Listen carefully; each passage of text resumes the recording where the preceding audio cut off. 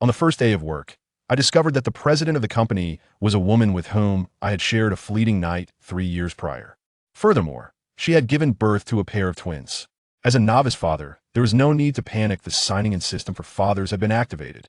Starting off, I received a staggering $100 million as a reward. At the children's toy car amusement park, I signed in and was rewarded with a Rolls-Royce Phantom Coupe valued at $170 million. At the children's racetrack, I acquired a racing skills buff, and at the children's restaurant, I obtained culinary expertise. Chapter 1. Activating the father signing in system. Don't move, or my knife won't spare you. A cold yet melodious voice suddenly echoed in the room. Following that, an alluring fragrance enveloped me as a beautiful woman swiftly pulled me into the room and pinned me against the door. I could distinctly feel the chilling touch of a metallic blade against my neck. This is a knife. A wave of dread washed over me. I had thought my misfortune peaked with my girlfriend breaking up with me tonight. Little did I know, upon returning to my hotel, an even graver fate awaited me, being threatened by a woman with a knife. My life was in the hands of another. Such an experience of being held hostage by a beautiful woman was likely something an ordinary person would never encounter. Yet, here I was truly unlucky. "Kiss me," she demanded. Huh? I was taken aback. What did she mean? This woman holding me at knife point wanted me to kiss her? Hurry up. Her warm body pressed against mine, urging me on. With no other choice and facing certain doom, I decided that at the very least, I should experience the warmth of a woman before the end. Thus, I leaned in for a kiss. Suddenly, a loud banging on the door interrupted us, accompanied by a man's low voice. "Open the door! Open the door!" I, irritated, flung the door open and shouted at the two men in black standing outside. "What the hell are you doing? Disturbing others at this hour? Get lost, or else I'll call the police," I added. One of the men in black, furious, raised his hand as if to strike, but the other restrained him. "Forget it, we need to find her first. Otherwise, we're both dead." With that, the two men descended the stairs to search for someone. Inside the room, I was still shaken from the encounter. As I slammed the door, I noticed the gleaming knife strapped to the waist of one of those men. The thought sent a shiver down my spine. Just then, the alluring figure beside me leaned closer again. The next morning, I awoke with a splitting headache. Rubbing my disheveled hair, I sat up, my memories from the previous night flooding back. I rushed to the mirror to check my reflection. Thank goodness I'm alive. There's a small cut on my neck. It seems last night's events were not a dream. After stripping down to check for injuries, I found no wounds, no organs missing. Wait, what's this? Turning my neck to glance at my back in the mirror, I noticed 3 letters inscribed with a blade. YBX. What could this mean? A code? A cipher? A secret message? 3 years later, as a senior about to graduate from university, I was on the brink of job hunting. Yesterday, I received a peculiar phone call stating that I had passed an interview with the extraordinary group valued at $1 trillion and could start work at 9 a.m. today. However, I had never even interviewed with this company. This corporation was far beyond my imagination, a colossal entity. I was merely a fresh graduate from a third-year university, entirely unqualified to be hired by such a prestigious group. What was going on? As I gazed around the lavishly decorated, high-ceiling lobby filled with bustling professionals, confusion washed over me. Nevertheless, I decided to ascend and investigate. Ding! Congratulations on activating the father signing-in system. The father signing-in system? What on earth? I was bewildered. I understood signing-in systems from popular online novels, where one could check in at various locations and receive generous rewards. But what did father signing-in entail? I wasn't even married. Where would I find a child? Host, the father signing-in system allows you to check in at the locations of your children to receive system rewards. I was taken aback. My children? I stroked my chin. Does this mean I need to create children? Host, you already have children. I have children. I was once again startled. System, can you please complete your thoughts without interruptions? No sooner had I spoken than the system efficiently flooded my mind with a stream of information. After absorbing it, I exclaimed, "What? Twins?" 3 years ago, my girlfriend Yang Shanshan broke up with me, claiming I was handsome but otherwise worthless. Frustrated, I drank too much. Then, in a hotel room, a beautiful woman threatened me with a knife, leading to a fateful encounter. That woman turned out to be the president of the trillion-dollar extraordinary group. And to make matters worse, she bore me twins. Whoa, Zuchen, what are you doing here? A sharp female voice pierced through my thoughts. I looked up to see my ex-girlfriend, Yang Shanshan, strutting toward me in high heels, clinging to the arm of a dapperly dressed man. The man, clearly intrigued, inquired, "Who is he, Shanshan?" Yang Shanshan grimaced. He's my ex-boyfriend. The one I told you about, the penniless loser. Zhang Hao, the man beside her, suddenly enlightened, regarded me with condescension. Oh, so it's him. Quite poor indeed, isn't he? I assume he's struggling to find work? Considering he's your ex, I could arrange a position for him at our company. Our janitorial department is in need of staff. I wonder if I'd be interested. Yang Shanshan burst into laughter. Janitorial? Isn't that just for cleaning toilets? Are you really short on help? I think Suchin would fit right in. A poor loser matched with a loser position, what a perfect pairing. Awakened by the system, Suchan found himself utterly preoccupied, oblivious to the chatter around him. The voice of the system resonated in his mind once more. Congratulations, host, on successfully checking in at the extraordinary group. You have been rewarded with a Patek Philippe watch, the exquisite and complex model 5002P in platinum, a staggering value of 17.6 million. Such a remarkable system. To achieve check-in success and immediately receive a watch worth 17.6 million. This was indeed the most luxurious timepiece by Patek Philippe. Even a supercar like Ferrari paled in comparison beside it. Indeed, for a successful man, the true measure of status lies not in automobiles, but in exquisite timepieces. Would the host like to wear this watch? Wear it. Now is not the time to hesitate. System, does this successful check-in imply that my twins have arrived at the extraordinary group? Indeed, host. Twins, haha, father has arrived. Ignoring the two, buzzing like flies before him, Suchan pushed aside Zhang Hao and strode forward. He had to meet his twins. And let us not forget, the twins' mother, Yin Bingxue, the president of the extraordinary group. Hey Suchan, how rude of you. Zhang Hao was kind enough to introduce you to a job, yet you dismiss him and even push him aside. Yang Shanshan exclaimed, gripping Suchan in indignation. You must apologize to Zhang Hao immediately. What's that on your wrist? It feels so rough. Her delicate hand had seemingly brushed against something gleaming with opulence. Suchan shrugged off Yang Shanshan's grip, scoffing, apologize? He blocked my path. What's wrong with me pushing him aside? If anyone should apologize, it's him to me. Arranging a job for me? Does he even deserve that? With that, Suchan stylishly tossed his hair back, revealing the understated yet luxurious Patek Philippe watch on his wrist, which sparkled magnificently under the crystal chandelier's light, dazzling the eyes of Yang Shanshan and Zhang Hao.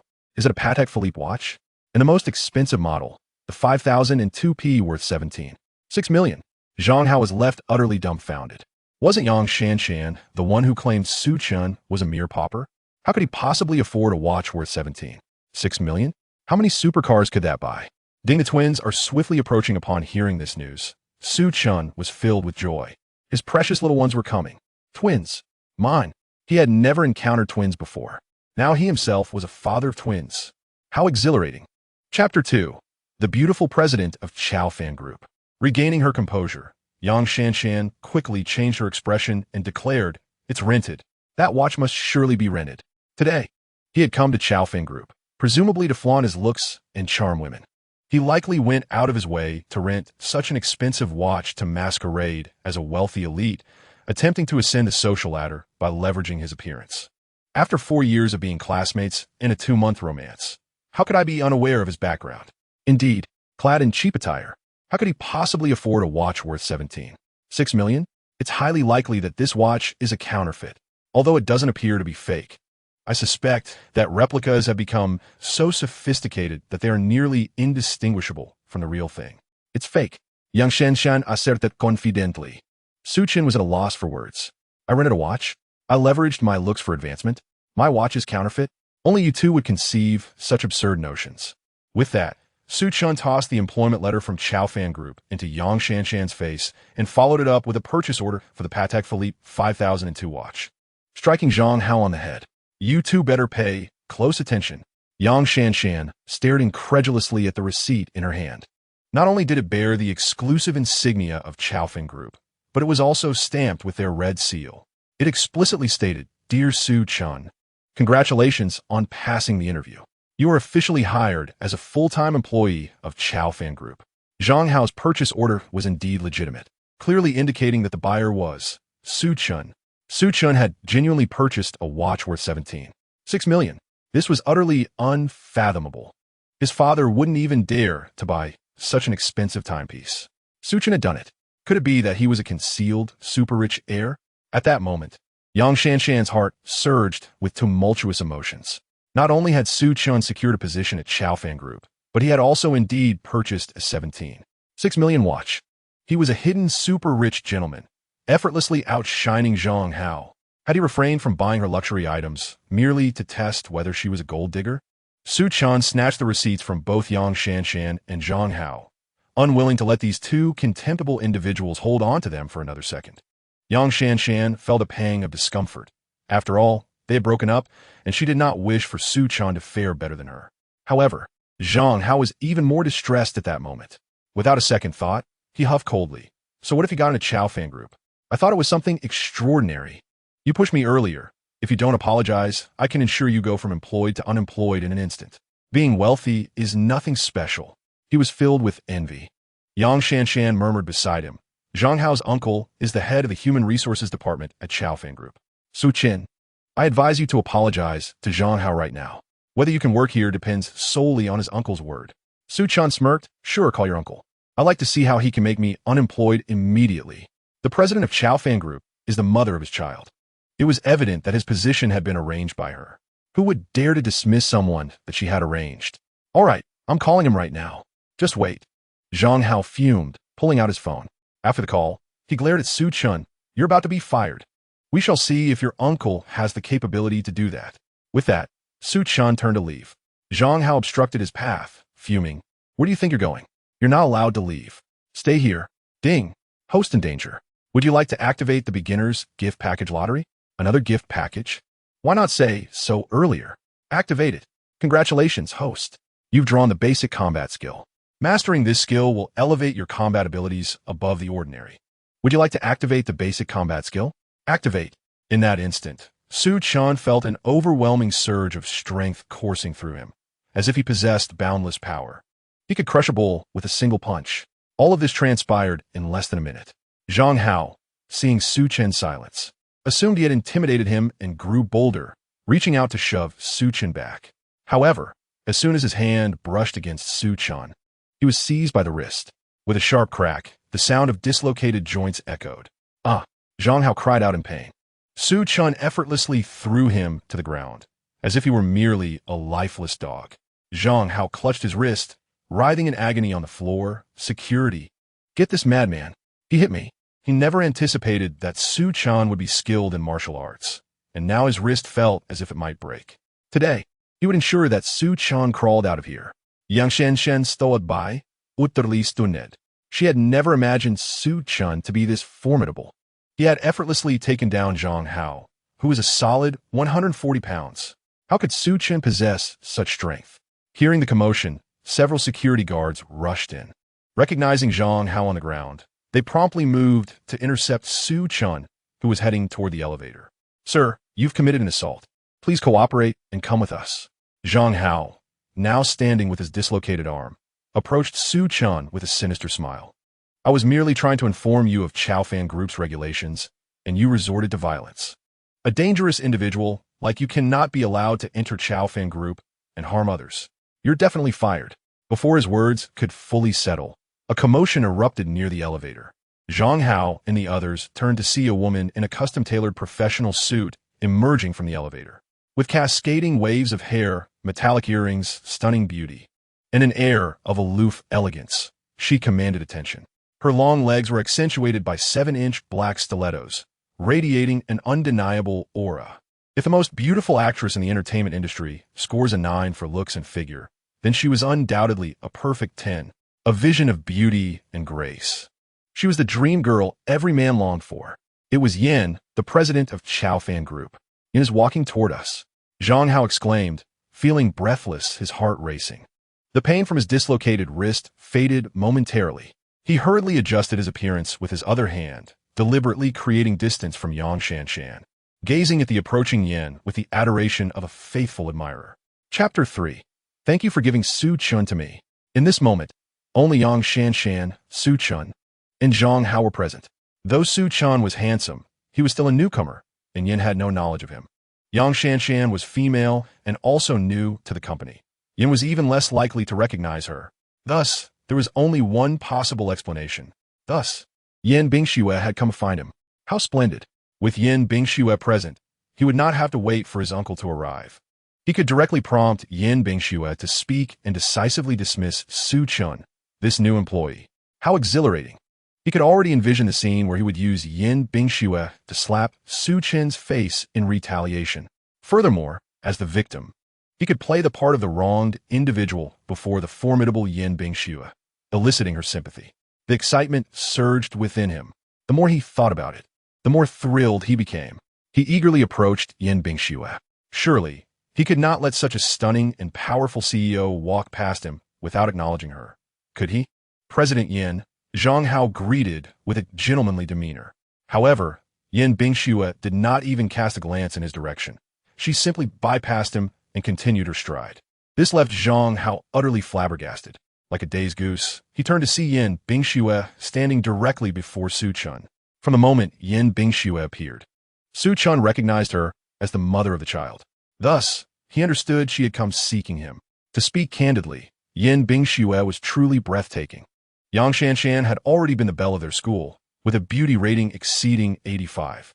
Yet, in the presence of Yin Bingxue, Yang Shanshan was utterly overshadowed and dimmed. The disparity between them was stark. Su Chun, you have arrived. Yes, indeed. After uttering that word, Yin Bingxue turned her gaze toward Zhang Hao, her eyes cold and piercing. You just claimed Su Chun assaulted someone? You intend to dismiss him? At that moment, Zhang Hao felt as if he were a mere clown. He never anticipated that Su Chun and Yin Bingxue were acquainted. Moreover, Su Chun had only just arrived at the extraordinary group, and Yin Bingxue had personally come to greet him. It was evident how much importance Yin Bingxue placed on Su Chun. Realizing the gravity of the situation and Yin Bingxue's regard for Su Chun, he dared not maintain his arrogance. He quickly concealed the dislocated hand that Su Chun had twisted behind his back. Yin Bingxue surveyed her surroundings, and soon, voices began to rise in defense of Su Chun. I witnessed Zhang Hao's threats towards Su Chun, demanding his dismissal. It was Zhang Hao who initiated the confrontation, and Su Chun was merely acting in self-defense. Yin Bingxue immediately addressed her secretary with a chilling tone. I do not wish to see Zhang Hao in the company tomorrow, and anyone who supports him. Understood, President Yin. The female secretary promptly acknowledged. Zhang Hao's expression shifted drastically. He had not anticipated that Yin Bingxue would not only seek to dismiss him, but also his uncle. President Yin, you cannot do this. My uncle and I have contributed significantly to the extraordinary group. To dismiss us so suddenly is exceedingly ungrateful. Yin Bingxue cast a frosty glance in his direction. Do I require your guidance in my affairs? The female secretary swiftly summoned security, who promptly escorted Zhang Hao out. Yang Shanshan, witnessing this scene, was utterly stunned. What was the relationship between Su Chun and Yin Bingxue? Yin Bingxue had directly dismissed Zhang Hao for Su Chun and even targeted Zhang Hao's uncle. Zhang Hao's uncle was the head of the Human Resources Department at the Extraordinary Group. Could it be that Su Chun was Yin Bingxue's cousin?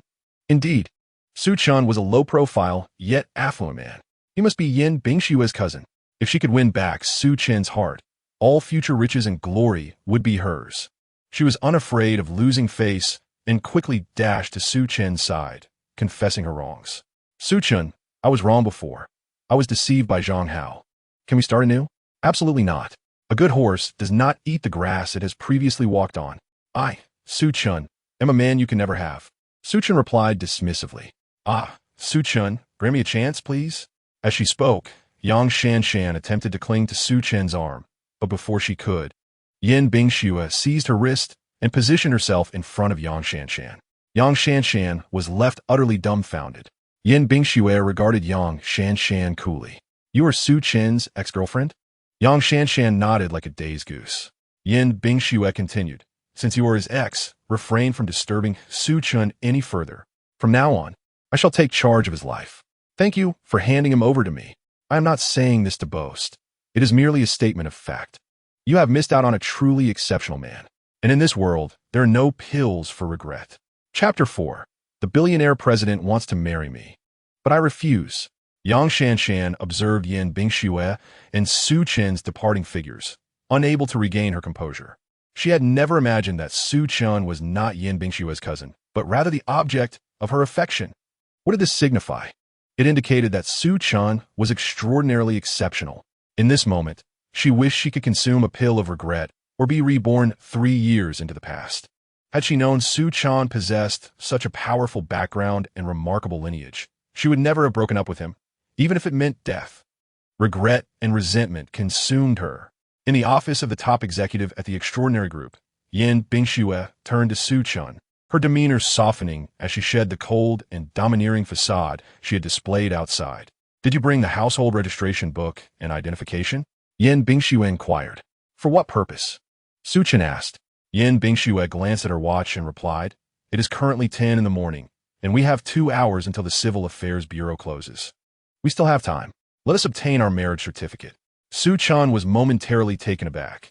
He had not yet met the children, and this woman was already eager to secure a marriage certificate without even offering an explanation. "President Yin, I apologize, but I am not ready to obtain a marriage certificate with you," Su Chan declined. "Moreover, I just arrived today and need to report to the Human Resources Department. I must take my leave." With that, Su Chan turned and approached the door, opening it. Su Chan, had a system at his disposal. He need not worry about earning a living in the future. He had no intention of living off others. If they were to get married, it should be he who proposed, not Yin Bingxue, the mother of the child.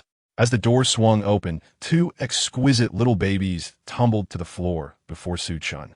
"Congratulations, host, your twins have arrived." "Ouch, that hurts." "Oh no, I've been discovered eavesdropping." "Mommy, is this handsome brother my daddy?" "Daddy, hug me. I want a hug." One of the children, a girl with a cute little top knot resembling a porcelain doll, scrambled to her feet and wrapped her chubby little arms around Su Chan's leg, attempting to climb up. The girl bore an uncanny resemblance to Yin Bingxue, with big, round eyes that sparkled with a lively innocence that melted his heart. The other child, a boy, bore an identical resemblance to Su Chan as a child. However, this little boy remained silent as he stood up, sporting an expression akin to a small adult, observing Su Chan with curiosity and a hint of wariness. Su Chan could empathize with that wariness. After all, he has suddenly become a father, a role that has never graced the lives of the little ones before. It is entirely natural for the baby boy to reject this unexpected father figure. With time, however, he will surely warm up to him. Perhaps a few playful scuffles will help. Both children are dearly cherished by Su Chan. Not only are they twins, but they're also a pair of a dragon and phoenix, a perfect blend of son and daughter. How delightful! With a heart full of joy, Su Chan bent down and lifted the little one clinging to his leg, cradling her in his arms. He pinched her soft, tender face, relishing the delightful sensation. With a smile, he asked, "Hello, Tuan Tuan. You're so clever, recognizing your father at first glance. Give me a kiss." As he spoke, Su Chan planted a gentle kiss on the little one's cheek. The little girl beamed with uncontainable happiness, exclaiming, "Yes, yes. Tuan Tuan is very clever. Daddy, where are you going?" "Tuan Tuan wants to go with you." "Let us go. Daddy will play with you." She chirped, her excitement palpable. "Wow, how wonderful. Daddy will accompany Tuan Tuan." The little girl was overjoyed. "Daddy, Tuan Tuan wants to drive the little car. I want to show you how I can drive." "All right. Daddy will watch you drive," Su Chan replied, carrying Tuan Tuan along as they departed, while the baby boy watched their retreating figures. He turned and glanced at his mother, Yin Bingxue, who was seated in an office chair. She waved at him, prompting him to trot after Su Chan. Now nearing 3 years old, the children walked steadily. The baby boy bore an uncanny resemblance to Su Chan, possessing striking good looks. Though he did not call out to Su Chan, he quietly followed in his father's footsteps. Su Chan, sensing his son trailing behind, intentionally slowed his pace to allow the little one to catch up. Yin Bingxue withdrew her gaze, her mind drifting to the moment when Su Chan had declined her proposal to register their marriage. However, witnessing Su Chan's affection for the children she bore, and his willingness to call himself their father, brought a slight sense of relief to her heart. A notification chimed on her phone. Upon checking, she discovered a message from her close friend, Gu Yusen. "So, are you on your way to get the marriage certificate? Congratulations." "I was turned down." "You were rejected?" The young and beautiful CEO of Extraordinary Group, Yin Bingxue, proposed marriage and was turned down? "No way." "I can't help but laugh. Tell me how it happened." "It seems you're eager to return and inherit your family fortune. I would mind informing your parents that you're not at work, but rather at home streaming games." "Don't take me seriously. I'm listening intently. I truly didn't expect that someone with $1 billion fortune and goddess-like beauty would be declined when proposing marriage. Chapter 5. The adorably protective daughter, Yin Bingshua's smooth. Cool fingers danced across the screen as she typed, flirting techniques with the male god. Send. Guarantee you the one who said you didn't need them before? Gu Yusin replied with a chuckle. Now I do. All right, I'll teach you a few tricks, guaranteed to win over your male god swiftly. Have you mentioned Tuan Tuan and Lele to him? No, but he seems to be aware. Lele looks just like him. When he referred to Tuan Tuan as his daughter, a smile involuntarily crept onto Yin Bingshua's usually frosty lips, recalling the warm image of Su Chun cradling Tuan Tuan, with Lele following behind. She typed, he rejected me. I think I was too hasty and frightened him. After all, we have only met once 3 years ago. Gu Yusin responded, if he likes children, that's a good start. This isn't like you. You're admitting fault now. In the past, it was always others' mistakes, never yours. It seems that when you encounter someone you like, everything you do wrong is your fault, but with someone you dislike, even their breathing is wrong. You're double standard. Yin Bingxue retorted, let us be serious. It's simple. Suppress your urge to marry him immediately. He is working at your company now, right? You can gradually integrate into his life. Understand him, get to know him, and warm his heart. You're bound to win him over. Yin Bingxue reviewed these 4 pieces of advice silently in her mind. Soon after, a faint smile of excitement graced her exquisite, aloof features. Let's give it a try. At this moment, Su Chan brought the children to a playground specially constructed for them at the company. It was filled with numerous toy cars and racing tracks designed for little ones. Ding! The host has brought the babies out for playtime and checked in at the toy car amusement park. The host is rewarded with the world's most luxurious top-tier vehicle, a Rolls-Royce Phantom worth $1.7 billion. Hearing this announcement, Su Chan chuckled. The baby daddy check-in system is truly remarkable. A reward of a $1.7 billion Rolls-Royce. Incredible. Even the priciest Bugatti Veyron pales in comparison. This amount could easily purchase 3 Bugatti Veyrons. The system is so thoughtful, knowing he has 2 little ones, thus awarding him a practical 5-seater sedan instead of a supercar. What a delight. His mind even conjured an image, him driving, with the children's mother, Yin Bingxue, in the passenger seat, and the 2 adorable babies seated in the back in their child seats. Just the thought of it filled him with warmth and joy. Daddy, this is Tuan Tuan's car. It's pink and beautiful. Isn't it? Tuan Tuan proudly presented her pink toy car to Su Chun, her face beaming with anticipation for praise. Su Chun lovingly ruffled her soft hair. It's lovely. Daddy, I'll show you how I play. My skills are amazing. With that, Tuan Tuan turned the toy car around, skillfully maneuvering it with the flair of a racing car, executing impressive drifts. Su Chen clapped in delight, exclaiming, amazing. My Tuan Tuan is incredible. Witnessing his daughter's talent filled Su Chun with an indescribable sense of pride and joy. This feeling, though novel, was utterly wonderful. So this is what it feels like to have children, truly ineffable. Suddenly, applause erupted from the side, accompanied by a stranger's voice.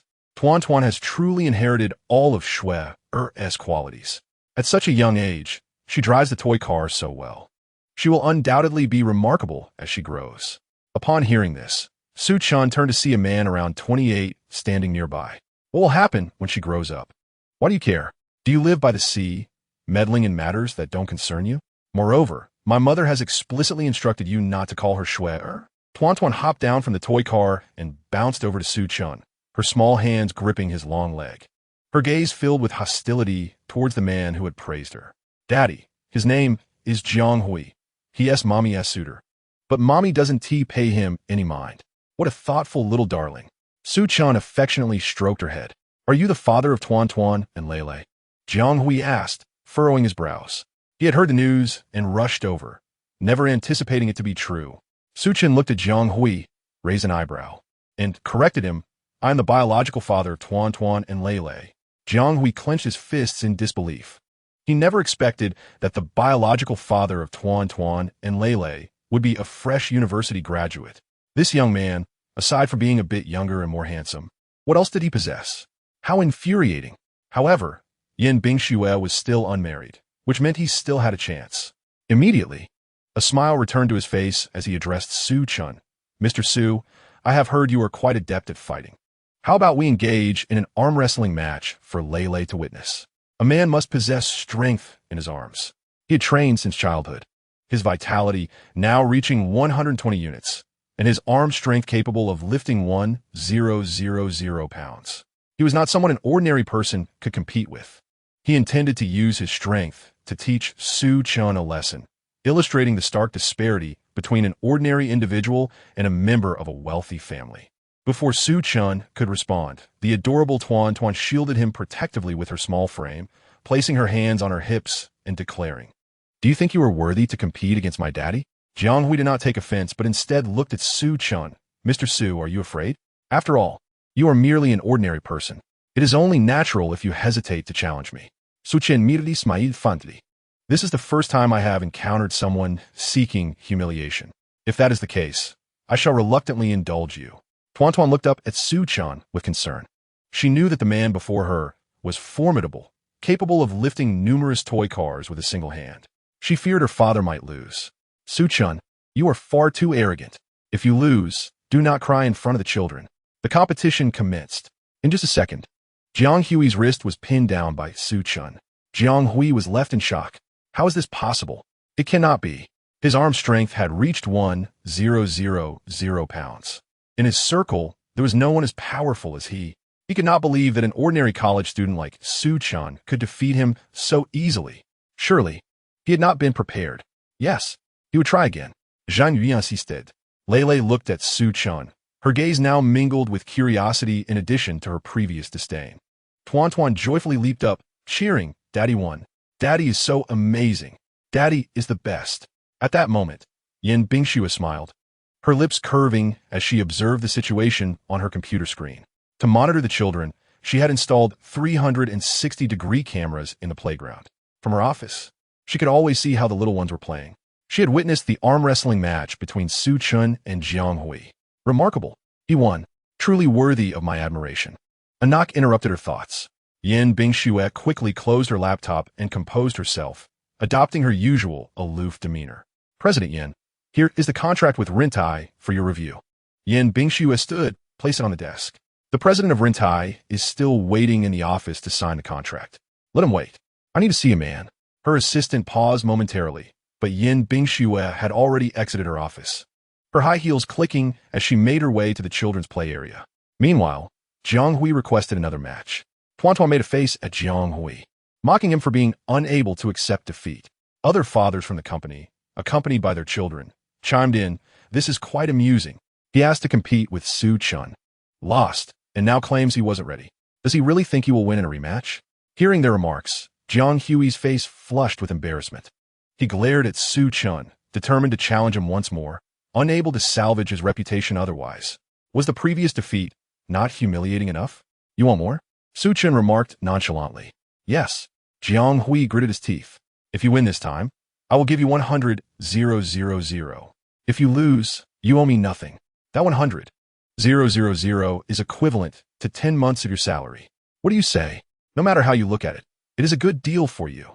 In front of Su Chun, who frequently gifted million-dollar watches and billion-dollar cars, that sum seemed trivial. "I'm not interested in money." Jiang Hui, filled with resentment, spat through clenched teeth. "If you win again, I will kneel and call you dad. Is that satisfactory?" "I have no such proclivity," Su Chun replied, his lips twitching. What kind of suitors does Yin Bingxue attract? They are either seeking humiliation or a paternal figure. Tuan Tuan giggled. "I have no such inclination either. I don't want a brother as big as you. It would be so embarrassing." Even Lei's lips quirked, an involuntary mirth surfacing on her usually serious face as she gazed at Su Chun with newfound admiration. Jiang Hui's face turned crimson with rage as he abruptly stood, glaring at Su Chun. "I see you are afraid to compete. Afraid of embarrassment that comes with losing to me. Su Chun rasta finger kamlistating. I shall indulge your desire for humiliation." "What do you mean?" Jean Yu question, bewildered. "I propose we compete using just one finger. Is that unclear?" With that, Su Chun wiggled his index finger. "You." Jiang Hui was infuriated, feeling utterly belittled. "Shall we proceed?" "Yes.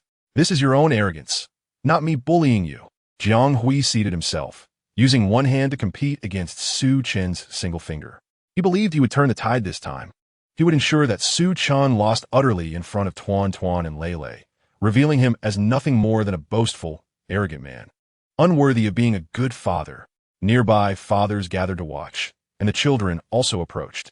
Upon seeing Su Chun and Jiang Hui in their starting positions without movement, a curious child inquired, hasn't the match started yet? An observant father replied, it has begun. They're exerting their strength. Wow, the handsome uncle is holding off the other man's entire hand with just one finger? That is incredible. Jiang Hui's expression darkened further. He exerted all his strength. He was using every ounce of energy he had, yet he could not budge Su Chen's finger even slightly. This was simply unbelievable. He felt a storm brewing within him. Su Chun spoke lightly. You are in a winning state now, I presume? What do you mean? It means I'm about to make my move. I cannot remain in this stalemate indefinitely. Are you ready? All right. He refused to believe that Su Chun could again overpower him with a mere finger. However, before he could finish his thought, his right arm was once again pinned down by Su Chen's single finger. Yin Bingxue clenched her small fist tightly, then immediately reverted to her high-cold demeanor. As she stood in the employee's office, gazing through the large glass at the situation involving Su Chun, she was compelled to maintain a serious demeanor befitting her position. President Yin, the young master and young lady have been playing for quite some time. They must be thirsty. Shall I call them over for some water? Assistant Zhang suggested, standing behind Yin Bingxue. Invite them to the office. Have the kitchen prepare lunch and add an extra portion. Yin Bingxue replied, a flicker of delight briefly illuminating her eyes. The assistant had made a fine choice, proving to be an excellent ally. Now she understood why her superior had abandoned a contract worth millions to come here, to see Su Chun. As a diligent assistant, it was her duty to support the president and alleviate her burdens. On Su Chen's side, the little darling was bouncing with exuberance, her tiny fists waving in excitement. Wow, Daddy won. Daddy is amazing. He has the best. Daddy is my idol. Yay. The surrounding children clapped in admiration. Tuan, your daddy is incredible. He defeated his opponent with just one finger. One child remarked, astonished.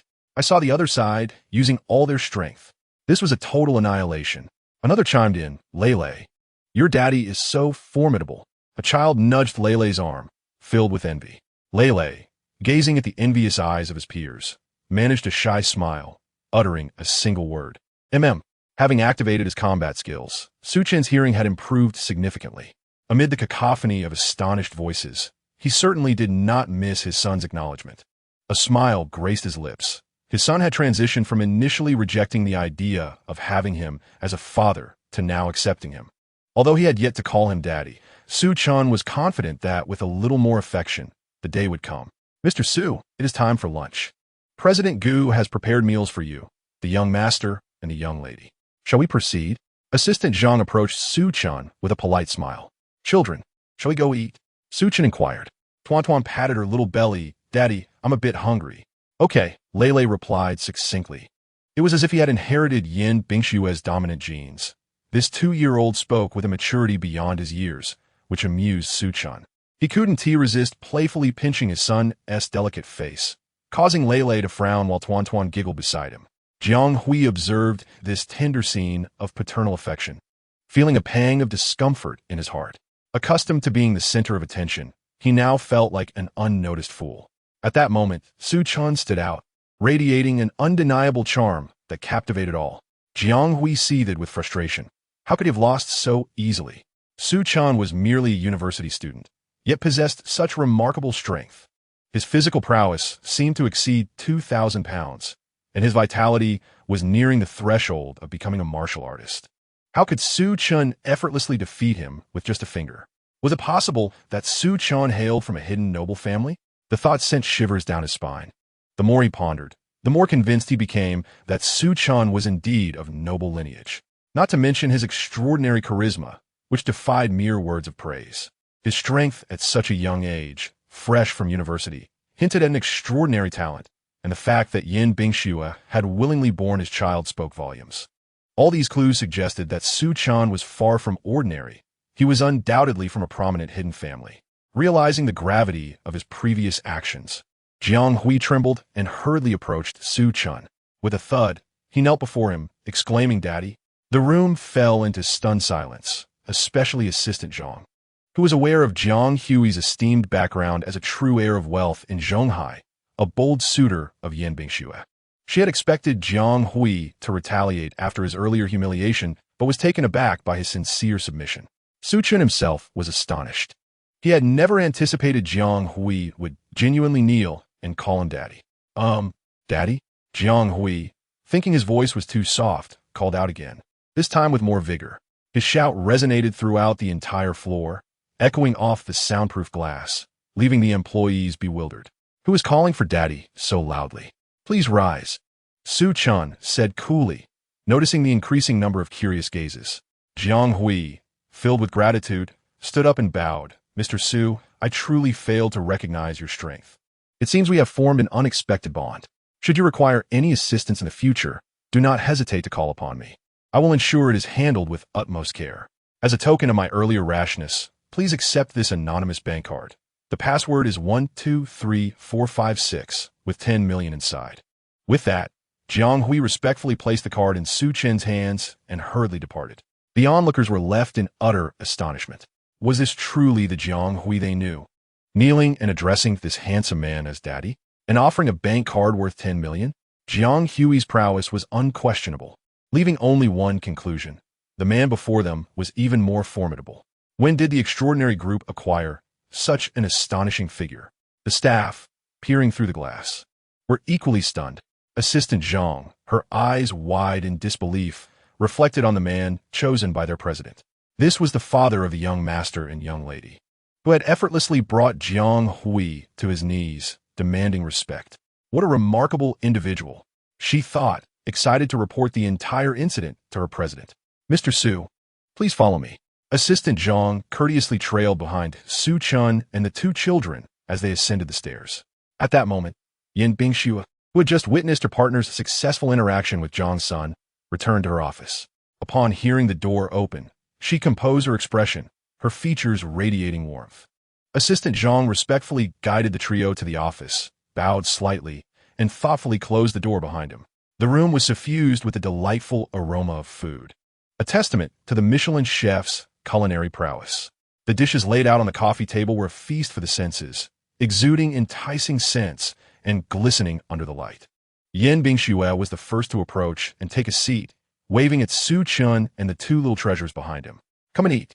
With a tiny belly, Tuan scampered over, not forgetting to call out to her father, Daddy, come and eat. Lele walked over obediently, shifting slightly to make room on the small sofa beside her mother. Su Chen cast a satisfied glance at his son before smiling and joining them. This is lunch prepared by our chef. Please let me know if it suits your taste. If not, I can arrange something else. Yan Bingxue gently pushed the utensils towards Su Chen. After doing so, she felt her heart race noticeably. It was her first time being so proactive with a man, and a twinge of nervousness washed over her. Su Chen nodded and settled beside Yan Bingxue, the faint scent of her perfume mingling alluringly with the aroma of the food. Daddy, eat the meat. Tuan, from a distance, struggled to use her learning chopsticks to offer a piece of pan-seared steak to Su Chen's bowl. Oh no, I can't reach it. My little hands are too short. Understanding her intentions, Su Chen swiftly lifted his bowl to catch her loving gesture. After taking a bite, the tender juices of the steak combined with a hint of black pepper danced on his palate. Delicious. Daddy, is it good? Tuan tilted her head, her eyes sparkling with innocence. Su Chen nodded vigorously, responding, absolutely delicious. My precious daughter has impeccable taste. Ecstatic, Tuan set down her utensils and spun around, pulling her brother's hand. Brother, Daddy loves the meat I gave him. Lele, with his adorable little mouth slightly twitching, feigned maturity, declaring Tuan, one should not speak while eating. After which, he glanced at the remaining piece of steak, contemplating whether to offer it to Su Chen. No, I won't let Daddy have any more. Su Chen observed his son's expressions with amusement, finding joy in the boy's stubbornness, realizing that beneath the tough exterior, he had a soft heart. It's fine, with a little more guidance, he will listen to his father. Yan Bingxue's gaze fell on Su Chen's profile as she placed some asparagus onto his plate, quickly retracting her chopsticks afterward. Her eyes sparkled, and her cheeks flushed with a rapidity that could rival a rising tide. It was her first time serving food to a man's bowl, a technique her friend had taught her, who also advised that one should express care while doing so.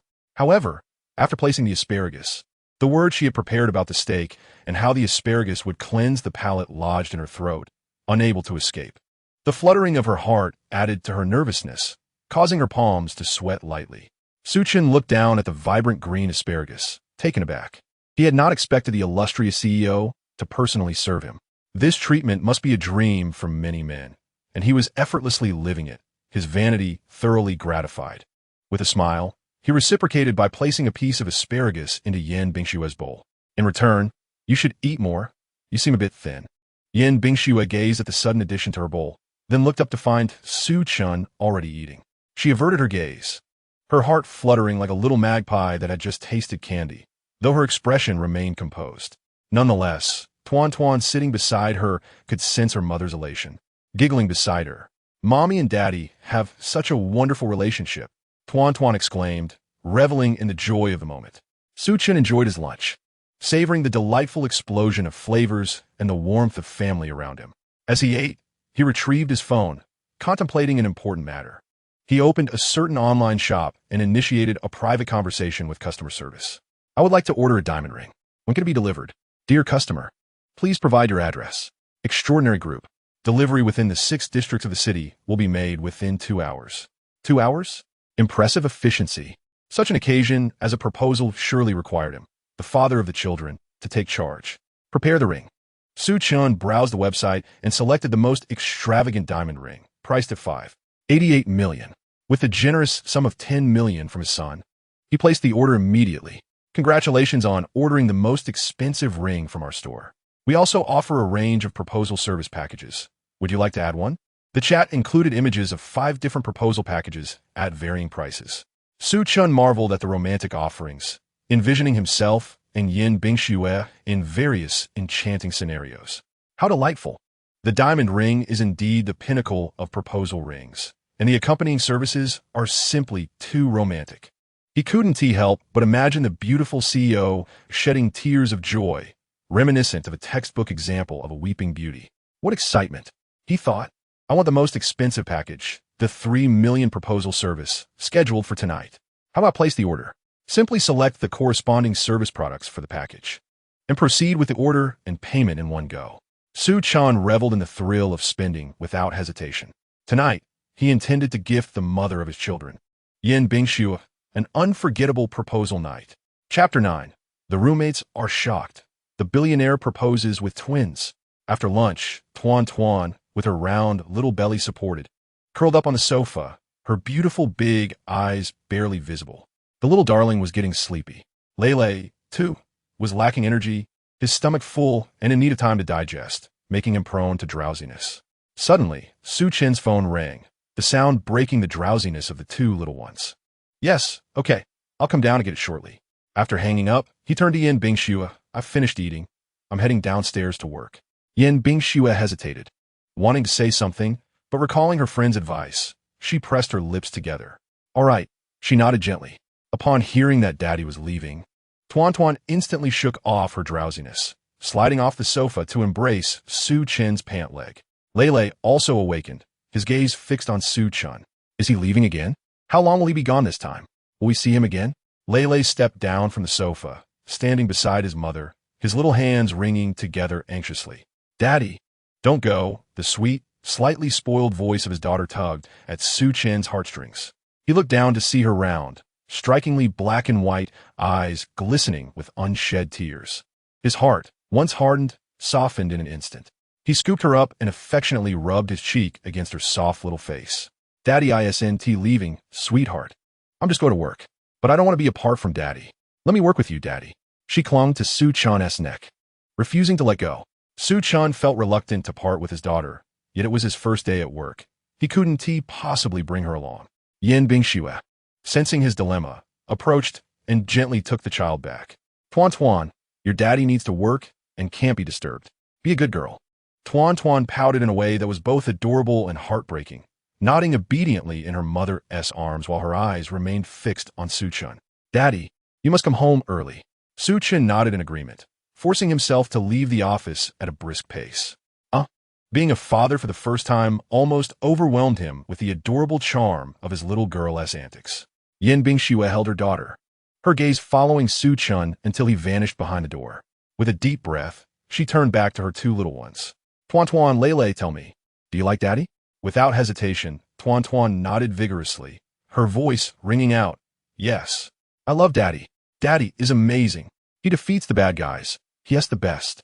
Yin Bingshue's eyes sparkled as she asked, do you want to live with Daddy? Tuan Tuan nodded fervently, yes, yes, yes. I want to live with Daddy, Mommy, and my brother forever. I want Daddy to stay at our home so I can see him every day. Yin Bingshue's eyes brightened further as she turned to her son, Lele. And what about you? What do you think of Daddy? Do you want to live with him and Mommy? Caught off guard by the question, Lele hesitated, his gaze shifting. After a moment, he quietly replied, I'll go with Mommy and sister. His response indicated that he had no objections. It seemed both her son and daughter adored Su Chun. Coincidentally, she felt the same way. Therefore, Yin Bingxue resolved that this man must be won over. Su Chun's name needed to be inscribed in their household register as the head of the family. After a quick trip downstairs to retrieve a diamond ring, Su Chun opened the box and was momentarily blinded by its brilliance. Larger than a pigeon's egg. The feeling of extravagance was indeed exhilarating. He tucked the ring box into his pocket and proceeded upstairs to his workstation. As soon as he sat down, his phone buzzed twice with messages from his roommates in their group chat. Chun Jiqiang. Su Ge, how did your interview at Super Extraordinary Group go? Fang Yubin. Su He. Are you coming back for lunch? The guys haven't eaten yet. Should we wait for your celebration feast? Hee. Guyu. Su Ge. If there's no celebration, let us go out for a meal and drinks. These three had lived with Su Chun for 3 to 4 years, and their camaraderie was strong, with their questions reflecting genuine concern. One was inquiring, another suggesting a celebration, and the last was smoothing things over, as if no matter how Su Chun responded, they would be his backup. However, Su Chun felt his answer would astonish his roommates beyond their imagination. Everything that had transpired today was beyond even his own expectations. Don't worry, brothers, I'm already working at Super Extraordinary Group. He typed back. And I have children now, twins. A boy and a girl. They're 3 years old. The mother is none other than Yin Bingxue, the president of Super Extraordinary Group. Upon meeting me, she immediately asked if I had my ID and household register, saying she wanted to take me to the Civil Affairs Bureau to get married. It was all so sudden, and I had to refuse. The group chat fell silent for a good half a minute before messages exploded like fireworks. Chun Jiqiang. Zhang Yubin shocked. In capital letters, shocked. Guyu, shocked beyond measure. Chun Jiqiang, oh my god. Su Ge, you're incredible. Not only have you become a formal employee at Super Extraordinary Group, but you've also been proposed to by a billionaire beauty. Oh my god. Super Extraordinary Group is a colossal enterprise worth trillions. Rumor has it that the boss, Yin Bingxue, is still unmarried and has 2 absolutely adorable twins. There must be a line of suitors long enough to circle the globe. And now I see you, Su Ge. Not only have you been proposed to by Yin Bingxue, but her lovely twins are your children. Oh my god. Even more explosive is that you actually turned down Yin Bingshue's proposal. I can only say I'm turning green with envy. Zhang Yubin. I'm about to explode with envy. Guyu. I'm so envious my teeth are aching, seeing the flurry of astonished messages from his roommates. Su Chun couldn't help but smile, typing back on his phone, you 3 calm down. Fang Yubin. Su He. You're so incredible. With all this explosive news, you're still so composed. I'm willing to revere you as a god. Chun Jiqiang just fell off his chair. Guyu Su Ge. Tell me, is your family super impressive? A billionaire beauty president actively gives you children and proposes to you. You previously said your family was poor. You must have been lying to us, right?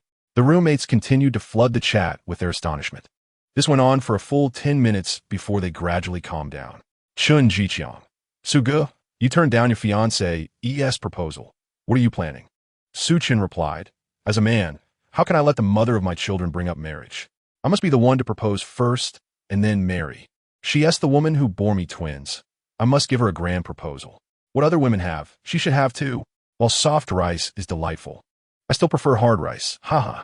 With the system in place, he had no need to rely on a woman's wealth. Zhang Yubin. Su Jie, so valiant. A true man.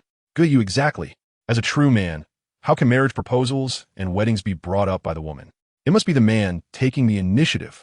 Well done, Su Ge. Chapter 10. Missing him already? Su Ge, today is such a wonderful day. Not only did you successfully secure your job, but you also found your fiancé, and your adorable niece and nephew. Hee hee, Suga, we must have a celebration feast. After sending that message, Guyu added a cheeky, silly emoji. Chen Jiqiang, in the dorm, smacked him on the head and immediately sent a message to the group. Suga, don't worry. I've already taken care of Guyu, this clueless one. Today is such a good day. We won't disturb you. Enjoy your time with your fiancé, and the 2 children. Chen Jiqiang, being extroverted and astute, understood immediately that Su Chen had plans for the evening. Su Chen smiled and quickly typed a response. Yes, brothers, I appreciate your understanding. I do have important arrangements tonight. Let us postpone the celebration feast for another day. Don't worry, we will definitely celebrate. I'll take you to a nice place for a feast. Zhang Yubin, Su Ge, take care of your personal matters first. They're more important than our celebration feast. We're more eager to drink your wedding wine. Haha. Ye eu, essuyez, I vais réaliser mes mistakes. I'll wait for your good news.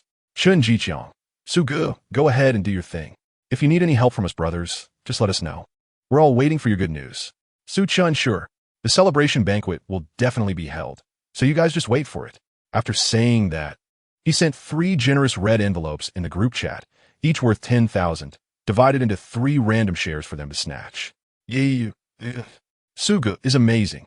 On his first day at work, he gave away 30,000 in red envelopes. Suga is truly extraordinary, a low-key, wealthy individual.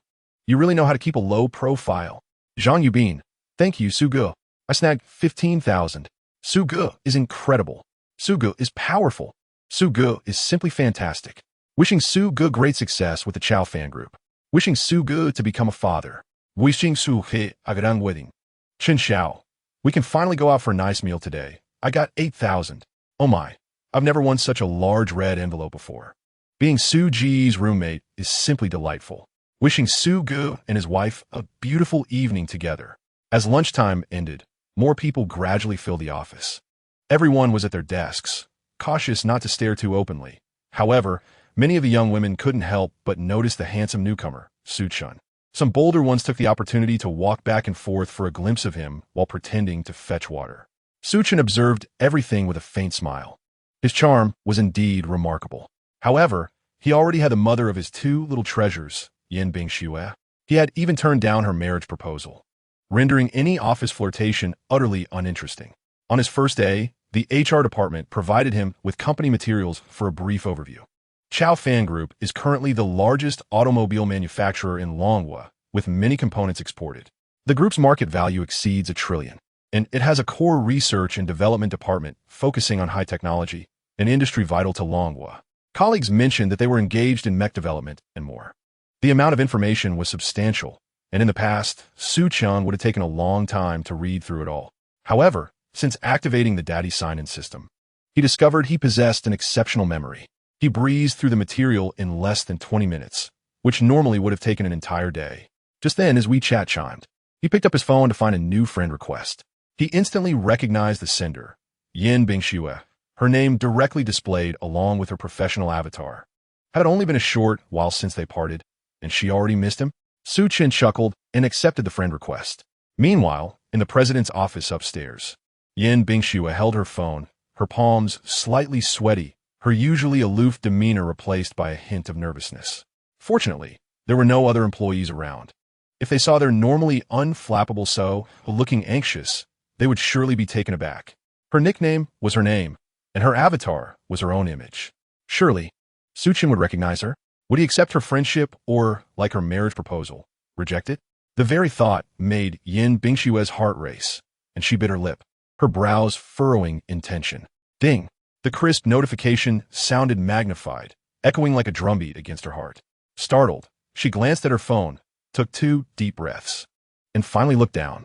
Congratulations! You and Su Chen are now friends, and you can start chatting. Yin Bingxue pinched her cheeks, feeling a rush of joy. But what should she say first? She pondered for a while, typing a message only to delete it repeatedly. Ultimately, she sent a message by accident. Originally intending to ask if he wanted to leave together tonight, since she wasn't working late, she hastily typed, "I'm not working late tonight." A simple 6-word message came off a bit too cold. Frustrated, she bit her lip, her delicate fingers hovering over the screen, debating whether to retract it.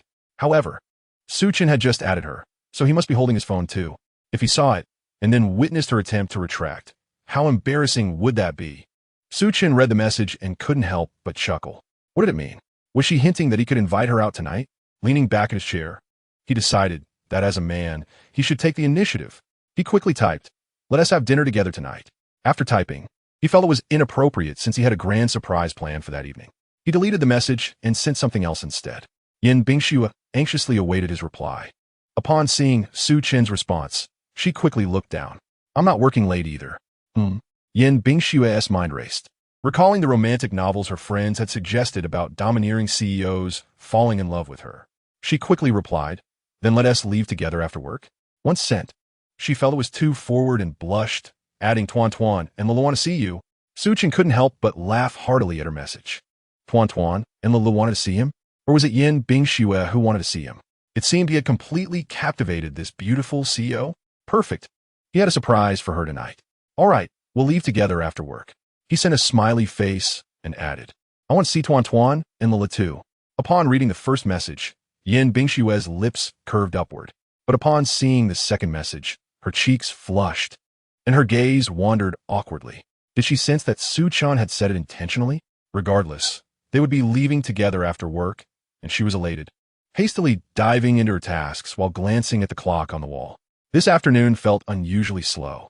Tuan Tuan and Lulu, having rested well in a lounge, emerged with their little pillows, their bare feet sinking into the plush carpet, looking utterly adorable. Yin Bingxue looked up at her children, asking Tuan Tuan, "Shall we leave with Daddy tonight?" Tuan Tuan's eyes sparkled as he clapped his hands, exclaiming, "Yes, yes, Mama. We'll bring Daddy home. And I want to sleep with Daddy and Mama." The little one unabashedly expressed his affection for both parents, causing Yin Bingxue to blush deeply. Cleared her throat, she softly replied, "Not so soon." Lulu remained silent, but suddenly turned to her sister while playing, asking, "Mama, when will you finish work?" Once work was over, she would finally see Suchin, right? Hearing her son's question, Yin Bingxue felt increasingly anxious. Was the afternoon dragging on too slowly? She longed to finish work quickly and take her two little treasures out for dinner with Suchin. Chapter 11. Astonishment. A grand proposal. Finally, the moment of liberation from work arrived.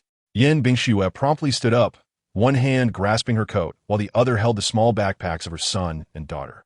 She called out cheerfully to Tuan Tuan and Lele, "Let's go." The two children, engrossed in their building blocks, looked up in confusion. Huh, why is Mama so eager today? Tuan Tuan pondered, recalling how usually it took several reminders from the assistant for her to leave. With a clever twist of his little mind, he whispered to his brother, "Brother, Mama must be hurrying to find Daddy. That's why she finished work so quickly." Lele pouted slightly, ready to argue. But upon seeing their mother's composed yet excited demeanor, he decided against it. Yin Bingxue announced, "See you in the underground parking." Suchin replied, "I'll head down now. See you soon." As he organized his belongings, Suchin slipped his hands into his pockets and made his way downstairs. On the way, he thought about the meeting point and the luxurious car promised by the system, which he had yet to lay eyes on.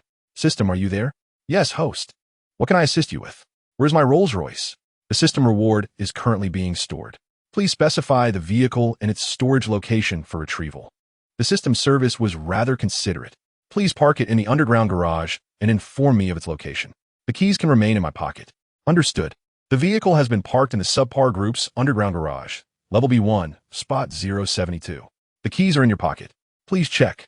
"Received." Suchin took out the keys from his pocket, their black exterior and silver inlays exuding understated luxury, with a dual emblem overlapping in the center. A 1.7 billion Rolls-Royce Phantom. Impressive indeed. As Suchin arrived at the parking lot, he bumped into Yin Bingxue just in time. Tuan Tuan, like a pink ball, dashed towards him with the sound of rushing wind. "Daddy!"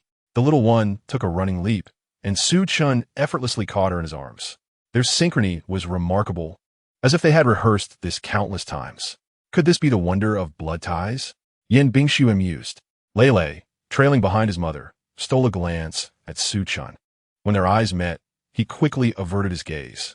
Suchin smiled gently and said to Yin Bingxue, "Shall we?" Following him, Yin Bingxue held Lele's hand.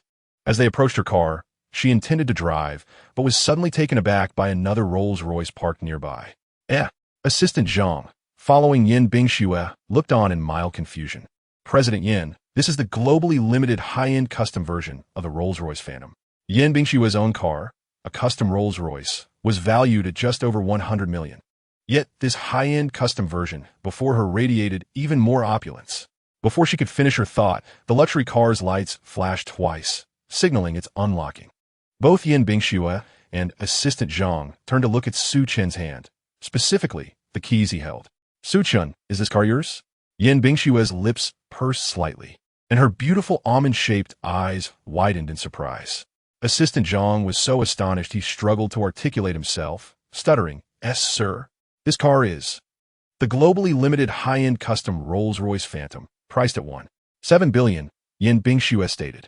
There are only 3 in the world, one with the president, another in a certain tycoon's garage, and the last one right here in the subpar group's underground garage. And it belongs to my children's father. The last thought lingered unvoiced in her throat. Upon hearing the price, Assistant Zhang gasped in disbelief. Mr. Su, this car is simply too extravagant. Suchendrova uno. 7 billion global limited edition. And he was so young, just graduated from university. Her own president had once acquired an 11 billion luxury car, leaving her speechless with anxiety every time she drove it, fearing any scratches. Yet, she never imagined Su Chen's car would be even more lavish. Incredible. Tuan. Unaware of the monetary significance, sensed the atmosphere and gleefully twirled around Su Chen, her little face beaming with excitement and pride. Daddy is the best. Lele, following behind, also gazed at Su Chen's car with delight. The little boy, now 3, was already smitten with automobiles. Let's go. We'll take my car for dinner. Su Chen opened the back door, discovering the system had thoughtfully provided 2 child seats. How splendid. Truly worthy of a doting father. He placed the children in the back seat and gallantly opened the passenger door for Yin Bingxue. Noticing this, Assistant Zhang discreetly excused himself. As they drove out of the underground garage, their luxurious vehicle drew numerous gazes, with some attempting to capture the moment on their phones, but alas, the car sped away before they could press the shutter. After Yin Bingxue entered the car, she rolled down a window, hoping to ease the tension of being in such close quarters with Su Chen. However, when she regained her composure, she realized the car had veered off the expected route, halting at the city's most opulent central square. This was a small park adjacent to the square, right in front of a large screen. Su Chen parked and glanced at his phone. The personnel were ready, awaiting his cue to commence tonight's performance. Satisfied with the images sent by customer service, he made a last-minute change to the content, which was promptly adjusted on their end. We've arrived. Let us get out. Upon alighting, Yin Bingxue looked up at the dimming sky, puzzled. Why did we come here? Before she could finish, Tuan suddenly exclaimed, Mama, look, there are so many little planes. Yin Bingxue raised her head to see a swarm of drones illuminating the night sky, gradually forming a shape that spelled out her initials, followed by a heart. After a brief moment, the drones shifted to create a complex English phrase. Su Chen? Yin Bingxue's eyes widened in astonishment as the large screen broadcasted this dazzling drone display live. The crowd in the square erupted in excitement. Oh my, look, someone is proposing. What is this? Drones? So beautiful and romantic. Quick, post this on social media. I can't believe I'm witnessing such a romantic proposal. In an instant, numerous people pulled out their phones to capture the spectacle on the big screen, while others found the drone launch site in the park, eager to film the airborne display. The internet was soon flooded with videos and news of the luxurious and romantic drone proposal at the central square, captivating countless netizens. Wow, is this the world of the wealthy? A 400 drone proposal broadcasted live in the central square. I wouldn't even dare dream of such a thing. Wealthy couples find their happiness, while we can only watch. The sense of immersion was strong. I was ready to reach out, though living it myself seemed impossible. This romantic proposal had just made it onto my bucket list. Did you think it was the 400 drones that moved me? No. What truly moved me was the immense strength demonstrated in spending 2 million on a proposal. This is what love looks like in the realm of the affluent. As the excitement escalated, the drones overhead rearranged into a new formation, revealing a stunning diamond ring suspended in the air, which soon appeared right before Yin Bingxue. The brilliance of the 5-carat diamond sparkled so intensely that it almost overshadowed the drones above. Mom, will you accept this ring from Dad? Su Chen Yinli inquired, gazing at Yin Bingxue with tenderness. Beside them, Tuan Tuan was so excited that she covered her mouth, her large eyes brimming with joy, while her other hand tightly gripped her brother's arm, causing Lele some discomfort. Well, in light of Su Chun's thoughtful preparations for their mother, he decided to endure it for the time being. As Su Chun produced the ring, the drones commenced the final act of their performance. Yin Bingxue fought back tears, her eyes reddening slightly. She looked at Su Chun, her right hand trembling as it slowly rose. The ring slipped onto her middle finger, and with the final words, Yin Bingxue came to a profound realization. Su Chun had not uttered the words "I love you," but the romantic proposal and the dazzling diamond were rooted in the fact that they were the parents of Tuan Tuan and Lele. Yet what did that matter? She would win Su Chen's heart. With her own strength, she would embark on a journey of romance that began with marriage and blossomed into love. "I accept," she exclaimed, grasping Su Chun's hand, and, amidst the romantic drone finale, they hurried towards their vehicle. Her heart raced with excitement. This matter could not be delayed any longer. Since the father of her children had proposed, they must marry immediately. Su Chun, being pulled along, chuckled helplessly, "Wait a moment, mom of the kids. The Civil Affairs Bureau is already closed." Yin Bingxue had turned back, her eyes sparkling and a confident smile gracing her lips. "Don't worry with me around. The Civil Affairs Bureau will never close." Su Chun was momentarily taken aback, then was ushered into the car by her, with their two excited little treasures in tow. And the family set off for the Civil Affairs Bureau. Chapter 12. Sign-in next to Ultraman. Reward for mecha manufacturing technique. On the way, Yin Bingxue made a phone call. Meanwhile, the director of the Civil Affairs Bureau had just arrived home and immediately instructed his driver to turn back. When Su Chun and Yin Bingxue arrived, the director personally came out to greet them. Once again, Su Chun witnessed the power of capital. There was no concept of closing time. The president of a trillion-dollar group was getting married. Even a closed Civil Affairs Bureau would swing open its doors for them. Yin Bingxue was indeed remarkable. After submitting their documents, they needed a photo for the marriage certificate. Yin Bingxue deemed this crucial and suggested they visit the nearby photography studio for a lovely picture. Thus, the family made a spontaneous trip to the neighboring studio. The girls took a while to get ready, but Su Chun merely needed a quick touch-up. Tuan Tuan and Lele also wanted to pose with their parents. Their delicate skin and large, adorable eyes, complemented by long, curled eyelashes, required no enhancement. They were already perfect. Soon, Su Chun found himself awaiting the completion of Yin Bingxue's makeup alongside his children. Lele, feeling somewhat awkward beside Su Chun, glanced around and suddenly spotted an Ultraman model in the display window. The little one couldn't help but walk over. Tuan Tuan, noticing her brother's departure, followed his gaze, and upon seeing Ultraman, joyfully tugged at Su Chun's hand, saying, "Daddy, there's Ultraman. Can we take a picture with him?" Being personally invited by his little princess, Su Chun could hardly refuse. He scooped her up and headed towards the display. Ding! Congratulations to the host for signing in next to Ultraman, rewarding the basic mecha manufacturing technique. Wow! Mecha manufacturing technique. The system is exceedingly generous. Incredible. This is not merely a luxury watch or car. This is a genuine skill. Moreover, mecha technology is the cutting-edge pursuit across the blue planet. And the extraordinary group is also striving to develop this field. Su Chun had done some research, and within seconds of grasping the skill, he realized that the foundational manufacturing technique had already surpassed the current progress of mecha research. Goodness, the system truly is remarkable. Tuan Tuan remained blissfully unaware of the extraordinary acquisition her father had just made, still eagerly pulling at Su Chun's sleeve, pointing towards Ultraman, exclaiming, "Daddy, look at Ultraman." Tuan Tuan adored Ultraman because it was so powerful, capable of transforming into a gigantic figure. Lele, captivated by her favorite thing, momentarily forgot her previous concerns with Su Chun and chimed in, "Mommy will create a real Ultraman in the future. I will work with Mommy, and I want to design an extraordinary superhero, even more powerful than Ultraman's mecha." Su Chun gazed at his son with approving eyes. Little Lele was impressive.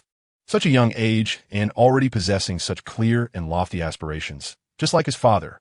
He, too, had harbored similar ambitions in his youth, perhaps to become a scientist or to obtain Ultraman's transformation key to become a world-saving hero. Lele was only 3 years old, yet his aspirations deeply resonated with Su Chun. Filled with pride, Su Chun remarked, Mecha manufacturing is a trivial matter for your father. Tuan beamed at him, her bright, contrasting eyes sparkling like a sky full of stars. Daddy, can you make a big mecha? Lele, equally astonished, stared at him for a moment before retorting, "Umph. Mommy hasn't done it yet, so I don't believe you." For a fleeting moment, Su-chan wanted to lift this precocious little one and give him a good shake to instill a sense of respect for his father's authority. Yet, seeing the way he gazed at Ultraman, Su-chan's heart softened. Ah, he was merely a 3-year-old child. What a father needed was to be more tolerant. After all, he was already a big baby, and there was no need to squabble with a child. Su-chan said nothing, but Tuan was not pleased, spreading her arms protectively around her father, pouting as she argued with her brother. "You're being mean, big brother. You must believe in Daddy. Daddy is super powerful. He can chase away the bad guys and make big mechas. Daddy is the best." Lele was momentarily rendered speechless by his little sister's enthusiastic defense. The expression on his face softened for a moment, but ultimately he conceded. "Mommy said I'm the big brother, and I have to pamper my little sister. So I want to argue with her." At that moment, as Su-chan engaged in conversation with his children, the wind chimes at the shop's entrance jingled, and a casually dressed man strolled in. He seemed to be searching for someone, his gaze scanning the room. With the internet flooded with news of the romantic proposal involving 400 drones, Chui Haoyu, bored at home and scrolling through Douyin, stumbled upon a series of posts about it. Initially indifferent, he eventually recognized a familiar silhouette in a park view, a dark figure he could never mistake for his goddess.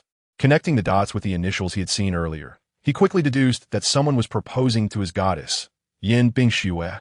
He rushed to the Civil Affairs Bureau to intervene, only to learn he was too late.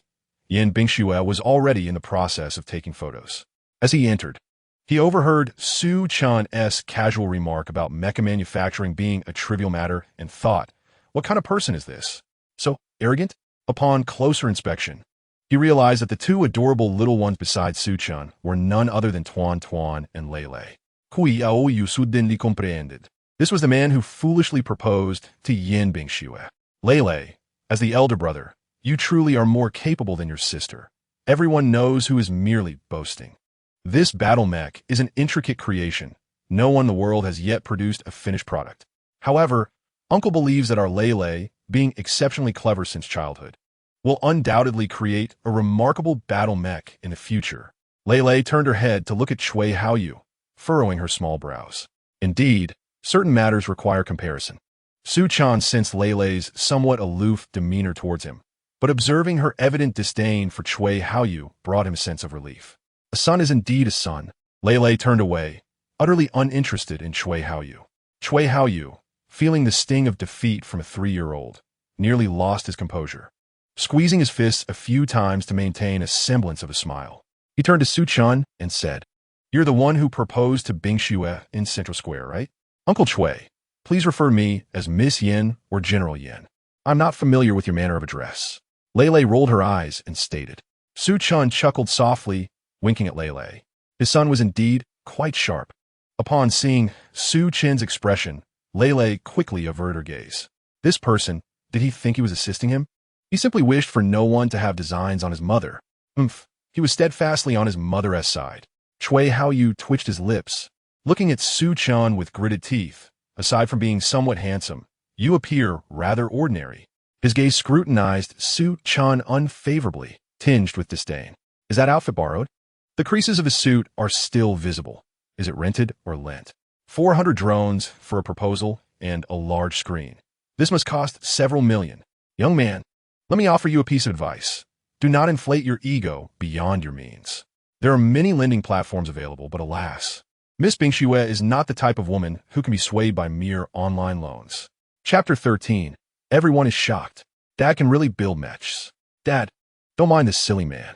Tuan gently tugged at Su-chan's sleeve, speaking in what she believed to be a soft voice. The assistant sister said he's not doing well because he watched too much Ultraman as a child. He's a bit delusional. She pointed at her little head, gazing at Chui Haoyu with sympathy. Delusional? More like a typical middle schooler. However, Su-chan observed that Chui Haoyu seemed rather normal, albeit possibly lacking in perception. He gently patted Tuan's head and whispered, Tuan, we shouldn't speak such words in front of Uncle. It's impolite. Let us discuss it at home. Chui Haoyu's face nearly turned red. He was not delusional. He was merely passionate about mech research. What he enjoyed watching were mech-themed animations. Others simply did not understand. Just as he was about to retort, he suddenly realized that Tuan Tuan had called this man Dad. What did Dad mean? Had he managed to win over Yin Bingxue? Even gaining Tuan Tuan and Leilei's approval? Chui Haoyu was taken aback. At that moment, a glint of light caught his eye. He focused and discovered that it was the diamond reflecting light from Su Chen's watch. Goodness, was that not the nearly 20 million by Li Feida 5002? Chui Haoyu, being a true young master, certainly could distinguish between fakes and genuine articles. This watch on Su Chen's wrist was authentic, a timepiece priced at nearly 20 million, and he could afford it. Did that not imply that those drones and the romantic proposal were indeed backed by substantial resources?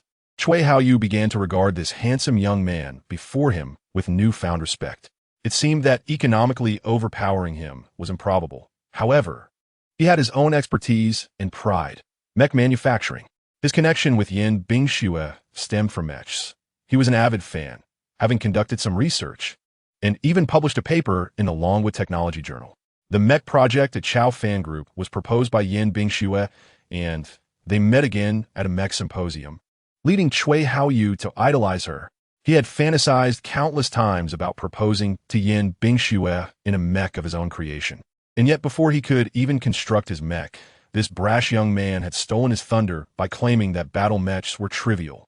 Very well. He would compete with him on mech knowledge. A man must rely on his abilities. Boasting carries consequences. You just claim that battle mechs are trivial for you? How about we quiz each other on mech-related questions? If anyone fails to answer, they lose. What do you say?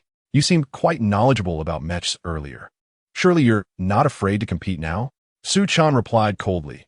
I had no intention of engaging with you. Yet it seems you are seeking punishment. Very well. Ask away. With both children present, it was the perfect opportunity to impart some mech knowledge to them. Let me start with the simplest question. What is the best material for the external armor of a mech? Currently, no one in the world had managed to create a single mech. They were still in the research phase, and the best material they had developed for mech armor was titanium alloy.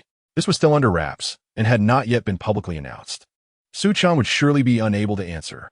Su Chan replied nonchalantly, currently, titanium alloy, which possesses exceptional bulletproof capabilities and moderate weight, is the best material for mech armor. Upon hearing this, Chui Haoyu was rendered speechless. What? Su Chan actually knew. Cursed be it. Yin Bingxue must have informed Su Chan. Otherwise, how could he, not being a mech researcher, possibly know that titanium alloy was not only the material to use, but also that it required superior bulletproof capabilities while maintaining a reasonable weight? Wow, Dad, you're amazing. You know this too, Tuan Tuan exclaimed, clapping her hands in cheer for her father as she beamed at Chui Haoyu's flustered expression. Though she understood little, it did not deter her from looking at her father with admiration. My turn to ask, Su Chan stated coolly. Ask. Chui Haoyu's expression soured. He had not anticipated that his attempt to intimidate Su Chan would backfire. However, he figured Su Chan would not be able to pose any advanced questions. The information Yin Bingxue could share with Su Chan was probably limited.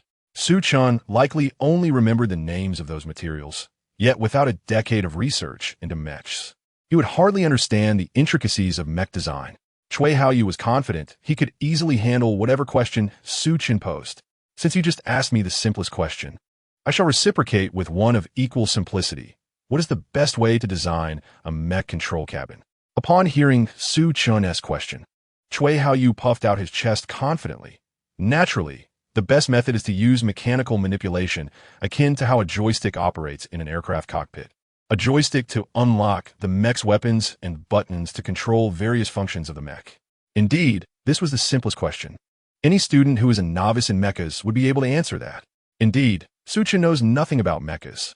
Just now, Su Chan's ability to answer that question was purely a stroke of luck. He merely remembered it because Yin Bingxue had mentioned it to him before. Now, he was prepared to pose a question of moderate difficulty, for such a question would certainly be beneath Yin Bingxue's notice. And thus Su Chan would be at a loss. Just as he was about to announce that he would begin his second question, to his surprise, Su Chan let out a light chuckle. What are you laughing at? Chui Haoyu frowned. Leilei also turned her gaze towards Su Chan. Chui Haoyu's previous answer had been without flaw. Everything he said was correct. The current control mode for mechas indeed involves a combination of joysticks and buttons, derived from aircraft cockpits. After his laughter subsided, Su Chan remarked, "It seems your understanding of mechas is still at a kindergarten level." "What do you mean?" Chui Haoyu was infuriated. This implied that Su Chan looked down upon his answer, suggesting he was wrong. Huh, could he possibly be wrong? This was clearly stated in the introductory mecha manual. Absolutely no mistake. Su Chan must be feigning profundity, showing off. Su Chan clarified, "What I mean is quite clear. The kind of simplistic operation you describe may suffice for flying an aircraft, but do you really think it's suitable for operating a mecha?" Chui Haoyu was seething with rage. How dare he label his method as simplistic? To suggest his understanding of mechas was at a kindergarten level was utterly outrageous. "Then what do you propose is the best method?" Chui Haoyu coldly retorted, throwing the question back to Su Chan. He was eager to see what insights this mecha novice could offer. At that moment, an elderly man seated in the corner, perusing a magazine, suddenly set it down and directed his gaze towards Su Chan, seemingly anticipating his response. Su Chan replied nonchalantly, "Of course, the best method is to use detection sensors, utilizing semi-transparent LCD glasses to transmit the mecha's visual feed and control the direction of the mecha's head camera. Additionally, hand-controlled strategic maps display various indicators and equipment statuses, while the fire control system is voice-activated. This allows the mecha to swiftly execute the maneuvers we desire. Naturally, the ultimate method is the helmet-type brainwave sensor, directly connecting the mecha to the brain's neurons, achieving a perfect integration of human and machine. This technique, imparted to me by the system, is the most advanced, far surpassing the limits of contemporary technology. Even if others were aware of it, they could not replicate such a helmet-type brainwave sensor. However, I, in the future, certainly will. For once I master intermediate mecha manufacturing techniques, I shall acquire this skill. At present, with my basic mecha manufacturing knowledge, I can only implement the detection sensor method I just described." Upon hearing Su Chen's words, the entire room was stunned into silence. Not only Chui Haoyu, but also Lele and the elderly man in the corner were astonished. After recovering from his shock, the elderly man immediately rose, his gaze towards Su Chan filled with fervor. He quickly used his phone to record Su Chen's explanation, fearing he might forget it. Looking at the recorded design scheme for the mecha control cabin on his phone, his face radiated astonishment. This design was simply explosively perfect. The previous mechanical operation-based scheme was utterly obliterated by this proposal. He never anticipated that while visiting his granddaughter, he would encounter such a talented young man. What a boon. He must ensure his granddaughter obtains this young man's contact information. Such a prodigy must be recruited into the top academy of Long Country. Lele also realized that Su Chan was not merely speaking casually. He genuinely possessed knowledge of a more innovative and superior control cabin design. Although she didn't fully comprehend the details, she felt an overwhelming sense of admiration. Su Chan was truly remarkable. It seemed he really could create colossal mechas. Tuan Tuan, a loyal fan of her father, clapped and cheered. Oblivious to the specifics, but fully supportive, Daddy is so amazing. What Daddy proposed is far superior to anything else. Daddy will certainly build a giant mecha. My daddy is a superhero. Chui Haoyu was completely taken aback by Su Chen's proposal for a control cabin design. Even the esteemed scientists in the top academy would struggle to conceive a design of such caliber. At this moment, he felt no embarrassment or anger. Only two words echoed in his mind: impressive. Although he pursued Yin Bingxue, he was also an avid enthusiast of mechas. Su Chen's revelations made him realize just how formidable Su Chen truly was in the realm of mechas. He entirely forgot about continuing his previous line of questioning, casting aside his arrogance like a student confronted with a daunting problem who suddenly encounters a master teacher, eager for guidance on all his quandaries. Su Chen, then what do you think about the external aspects of mechas? Chui Haoyu began. Have you finished asking? Are you here to cause trouble, or to pry into the commercial secrets of the extraordinary group's mecha research using provocation? Suddenly, a sharp female voice interjected.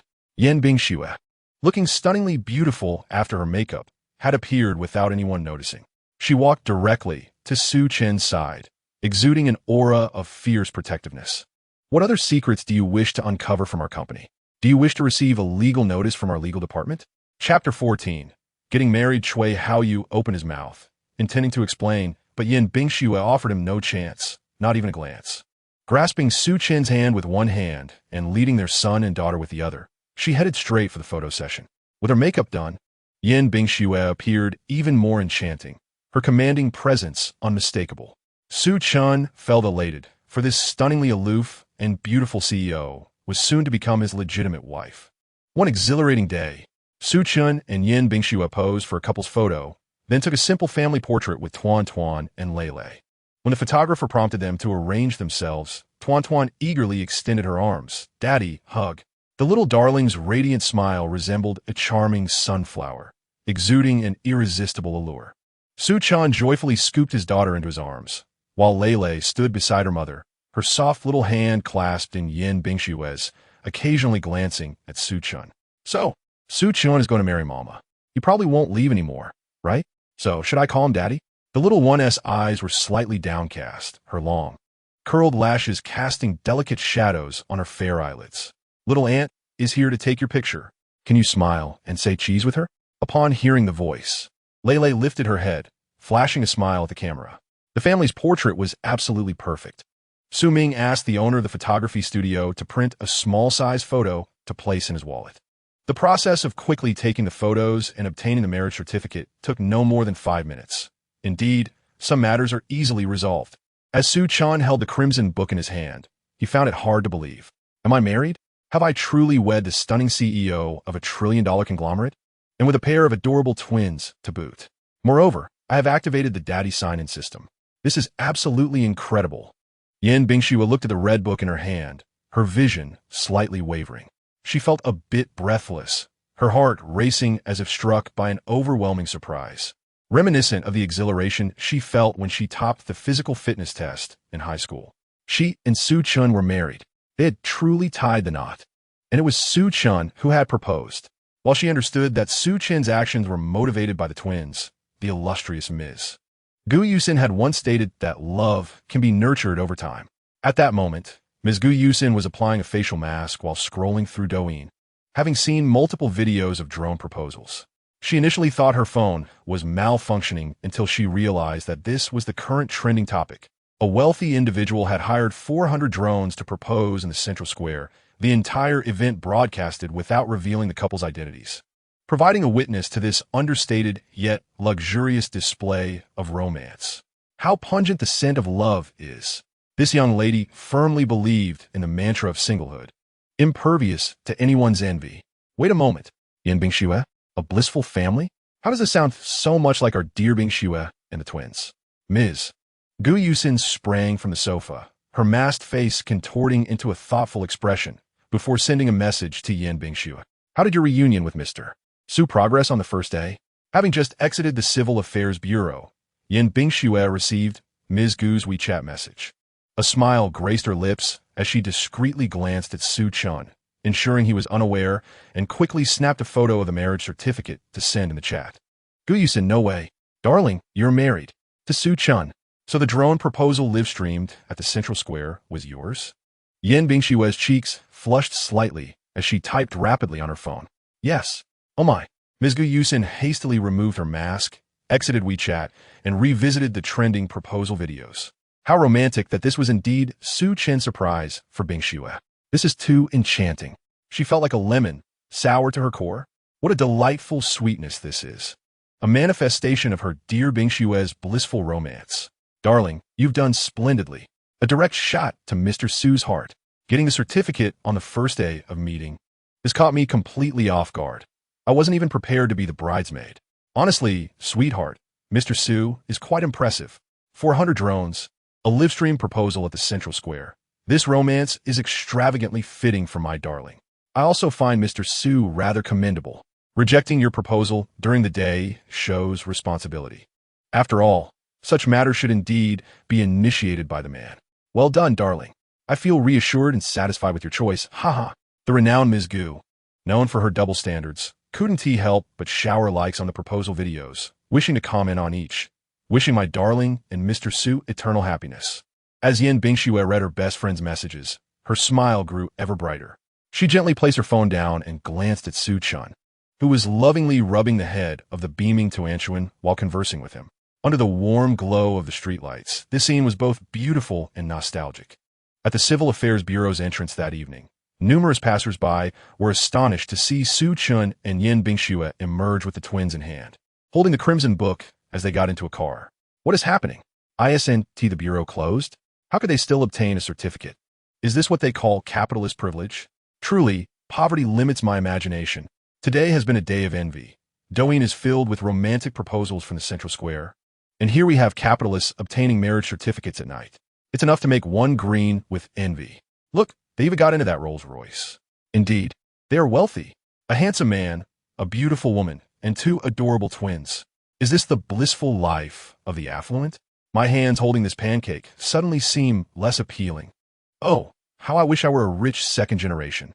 Luxury cars, beautiful people, twins. This lemon is left wondering where to begin in my jealousy. At this moment, Su Chun, filled with joy, drove his children's mother along with Tuanchuan and Lele down the path of happiness. But the pressing question remained, where to go from here? That evening, Su Chun and Yin Bingxue spoke almost in unison. Su Chun smiled and said, "You go first." Yin Bingxue bit her lip, insisting, "No, you go ahead." "All right, I was thinking we could go to my place." Just as Su Chin's words left his lips, Yin Bingxue's head snapped up, her large almond eyes reflecting a hint of embarrassment. What she had intended to say was precisely that. Chapter 15. Tonight at Dad's house. Upon noticing Yin Bingxue's expression, Su Chin immediately understood. Their marriage had come rather unexpectedly, and now the question of where to reside had become paramount. "How about we let the kids decide?" Yin Bingxue suggested. Su Chin nodded and turned to Tuanchuan and Lele, asking, "Tuanchuan, Lele, do you want to go to Daddy's house tonight or back to Mommy's house?" Without hesitation, Tuanchuan exclaimed, "I want to go to Daddy's house. I want to bring Mommy and brother along. I've never been to Daddy's house before." Lele remained silent, but his big eyes were fixed on Su Chun, subtly conveying curiosity and anticipation. It seemed he too was eager to see Daddy's home. Upon hearing this, Yin Bingxue quickly acquiesced, saying, "All right, let us go to your house then." "Yes." Su Chun agreed without hesitation. He had just been in the job-hunting phase, and since his academic commitments had concluded, he was about to move out of his dormitory. Therefore, he had rented a two-bedroom apartment with a total area of 90 square meters, which would comfortably accommodate Yin Bingxue and the twins. However, being a single man, his home was rather untidy. He had not anticipated such a whirlwind of events today, and naturally, he hadn't tidied up in advance. But this was the first visit for the children's mother and the twins, and Su Chun did not wish for them to see his home in disarray, with socks strewn about and clutter everywhere. After a moment's thought, Su Chun suggested, "It's too late today. Let us eat out first and then head home." Securing their agreement, he quickly sent a message to the cleaning lady he had previously hired, asking her to tidy up the place promptly. The cleaning lady happened to be Su Chin's dormitory supervisor and occasionally took on cleaning jobs. After he moved out, his roommates would sometimes throw parties, leaving the place in disarray, and rather than clean up themselves, they opted to pay the familiar supervisor to do the work. The supervisor, well acquainted with Su Ming, promptly replied to his message, "Little Su, in such a rush to clean? Planning to bring your girlfriend home tonight?" "Yes, Aunt, I leave the house in your care. We shall return in an hour. Rest assured, Aunt will certainly tidy everything up. Wishing you a delightful evening ahead." Ha ha. Upon reading this, Su Chun felt a surge of joy within him. Tonight marked the first occasion he was bringing the mother of his child and the children back home, and naturally, it was bound to be particularly joyful. Su Chin's residence was situated near the university, a locale with which he was well acquainted. Since he was already in the vicinity, he decided to take the initiative and chose a barbecue place renowned for its delectable flavors, driving over to it. Upon arriving at the bustling night market, Yin Bingxue seemed momentarily taken aback. Tuan and Lele leaned against the car window, appearing somewhat bewildered as well. Tuan, with her adorable curiosity, pressed her face against the window, exclaiming, "Daddy, where is this? This is the most famous street for snacks in the university town. There are countless delights here, and one particular barbecue place has an exceptional taste. Shall we go eat there? Barbecue? A roadside stall?" Yin Bingxue swallowed hard, not out of hunger, but because she had never dined in such a lively setting before. Tuan seemed utterly unconcerned about the evening's meal. As long as she was with Daddy, she was content. Yes, yes. Let's go eat barbecue. The little one eagerly attempted to unbuckle herself from her safety seat. Daddy, hold me. Tuan wants to eat meat. Lele, with a slight frown, cautioned, barbecue is unhealthy.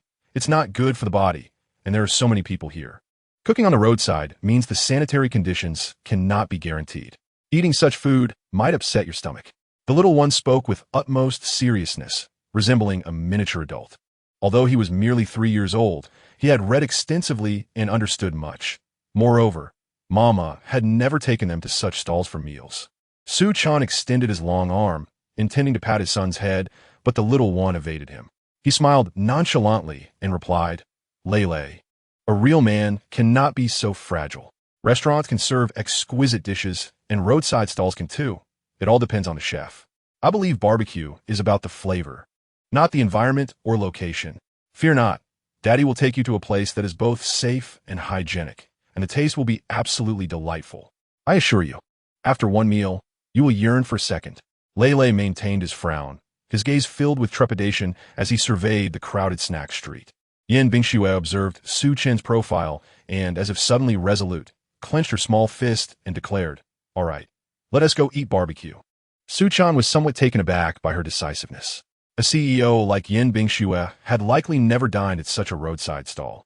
Yet he had faith in his own taste. The barbecue shop he selected was guaranteed to be as good as any upscale restaurant. Trust me, the flavors here will not disappoint.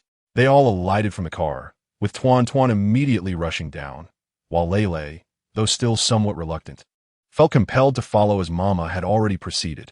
The lively eatery, with its vibrant barbecues sizzling on the grill and the tantalizing aroma wafting through the air, was nearly filled to capacity inside and out.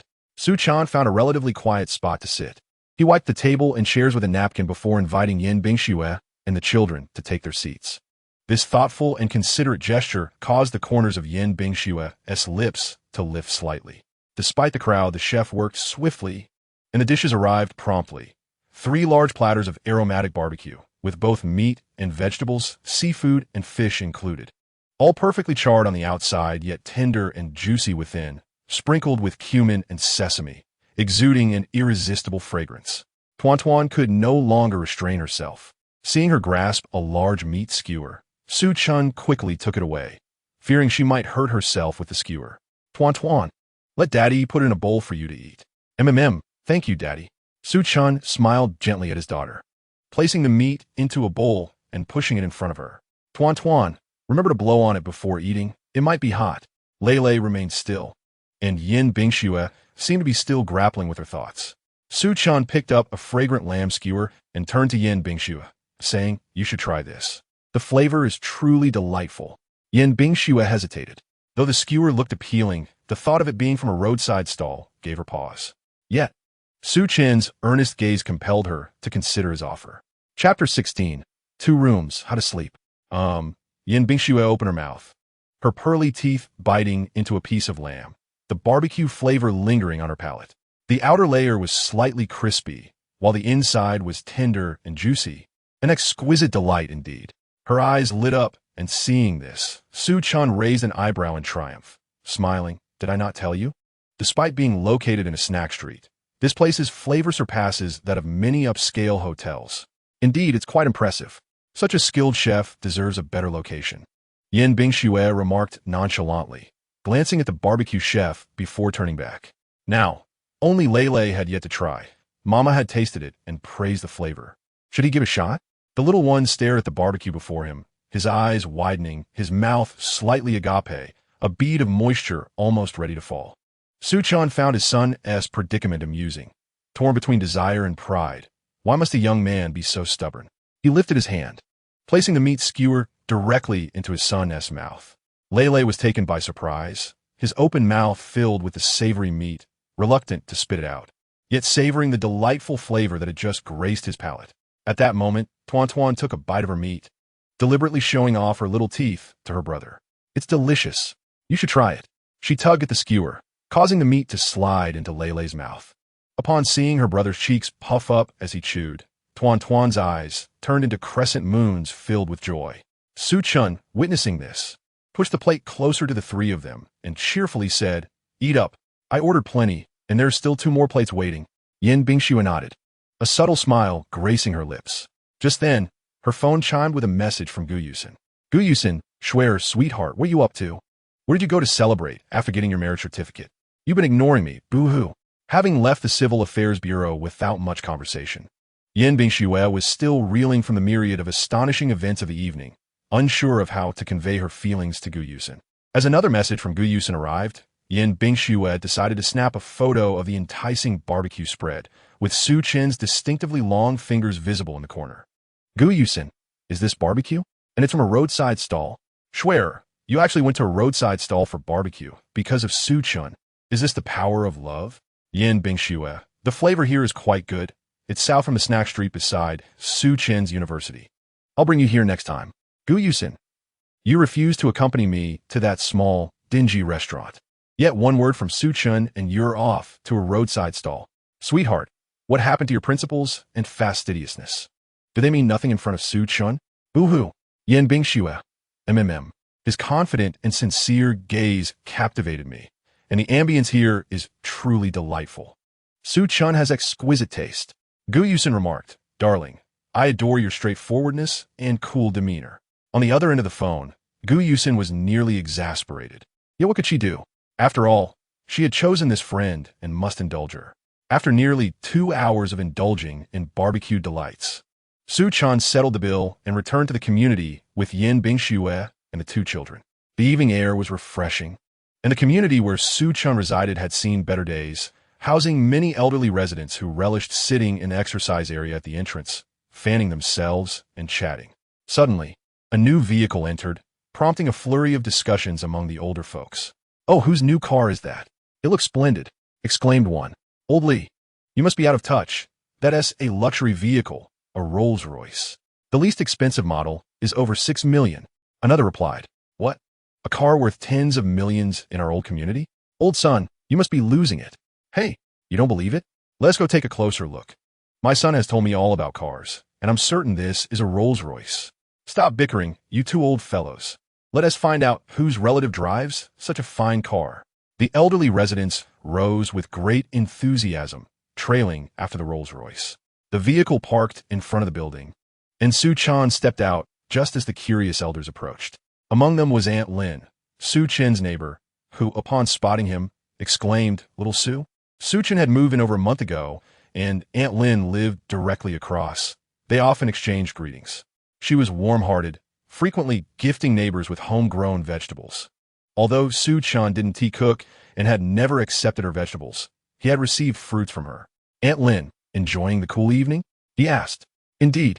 Little Su, is that your car? She inquired curiously. Yes, I just picked it up. This parking space seems to be mine, as no one else uses it, he replied. Really? I can't believe you, fresh out of university, have already bought a car. What kind is it? Old son mentioned something about a Rolls something, and it's quite expensive. It's a Rolls-Royce, acquired for 7 billion, Su Chen stated. The elders were left astounded, doubting their hearing. 7 billion for a car? That could buy our entire old community. They murmured, incredulous at the notion of a young person renting an old apartment while owning a luxury vehicle worth such a fortune. Little Su, you're remarkable. With such an expensive car, I feel our community's value has risen. One exclaimed, this car is magnificent. Far superior to what my son showed me. May I take a picture? I want to show my son. Of course, please wait a moment. He opened the front passenger door, allowing Yin Bingxue to exit, then lifted the twins, Tuan Tuan and Lei Lei, from the back seat. The elders gazed at the trio, their faces filled with curiosity. Little Su, who is this lovely young lady and these adorable children? Aunt Lin asked. This is my wife, Yin Bingxue, and these are my son and daughter, a pair of twins, Lei Lei and Tuan Tuan, Su Chen introduced.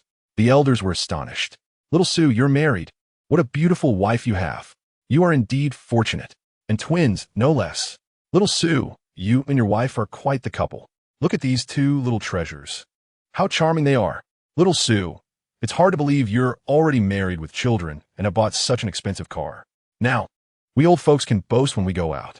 Hearing this, Su Chen glanced at Yin Bingxue, who was shyly biting her lip and couldn't help but smile broadly. Dear elders, it's getting late, and the children are tired. I'll take them upstairs now. I'll bring some sweets for everyone next time to celebrate. Today had been a whirlwind, and Su Chun hadn't prepared any treats. Moreover, during such a significant moment, he certainly wouldn't leave his wife and children to buy candies. Go on, hurry upstairs, the elders urged. Su Chun cradled Tuan Tuan in one arm, while holding Yin Bingshu's hand with the other, as Lei Lei trailed behind, and the family of four ascended the stairs together. Upon entering, Yin Bingshu glanced around the foyer. The place seems quite nice. Though modest in size, the interior was tidy, and the space was well kept, with a bouquet of fresh lilies in a vase by the door. She hadn't expected Su Chun to have such a flair for living. A small plush toy on the sofa immediately caught Tuan Tuan's attention. The little girl dashed over, clutching the pink bunny with glee. Daddy, I love this pink bunny so much. Really? I got it from the claw machine with my roommate last time. Since you like it, it's yours now. Su Chun replied. Yin Bingshu noticed the tags were still intact, suggesting it was freshly won. Yet, how surprising that Su Chun would engage in such activities. Surely, he had gone with other boys. If it were girls, he would have likely given it to one of them. Yes, it must have been boys, she mused, picturing Su Chun and a group of men anxiously trying to win toys from the machine, a smile creeping on her lips. Dear, my small apartment can't compare to yours. I have just 2 rooms, one master bedroom with a double bed and a guest room with bunk beds. It should be sufficient for our family. That's enough, but how should we sleep? Yin Bingshu pondered, her beautiful almond-shaped eyes blinking as she glanced at the 2 bedrooms. A hint of blush gracing her delicate features. Chapter 17. Yin Bingshu explores Su Chun's bedroom. Today marked the first day of her marriage to Su Chun. She longed to sleep in the master bedroom. Yin Bingshu understood well that Su Chun's proposal and marriage were largely influenced by Tuan Tuan and Lei Lei.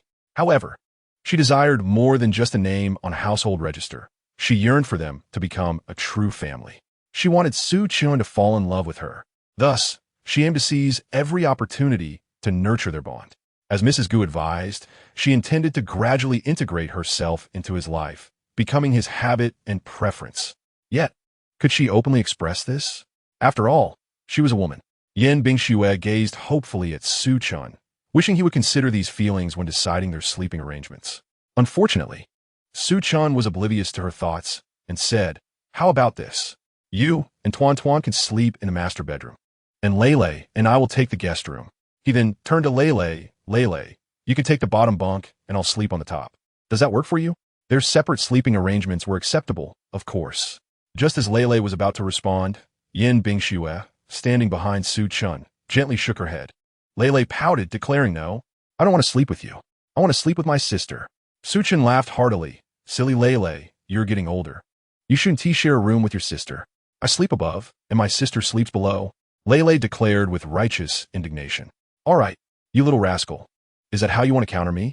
Fine, you 2 can stay in the guest room, while I share the master bedroom with your mother. There are 2 bathrooms in the house, and with 4 of us here, who wants to take a shower first? First come, first served, you know. Meh, meh, meh. Tuan Tuan wants to shower," she exclaimed, dashing towards Su Chun like a little cannonball, looking up at him with a sweet and adorable smile. Lei Lei, embodying the aloof elegance inherited from her mother, remained silent, taking out her change of clothes from her small backpack and making her way to the bathroom without a word.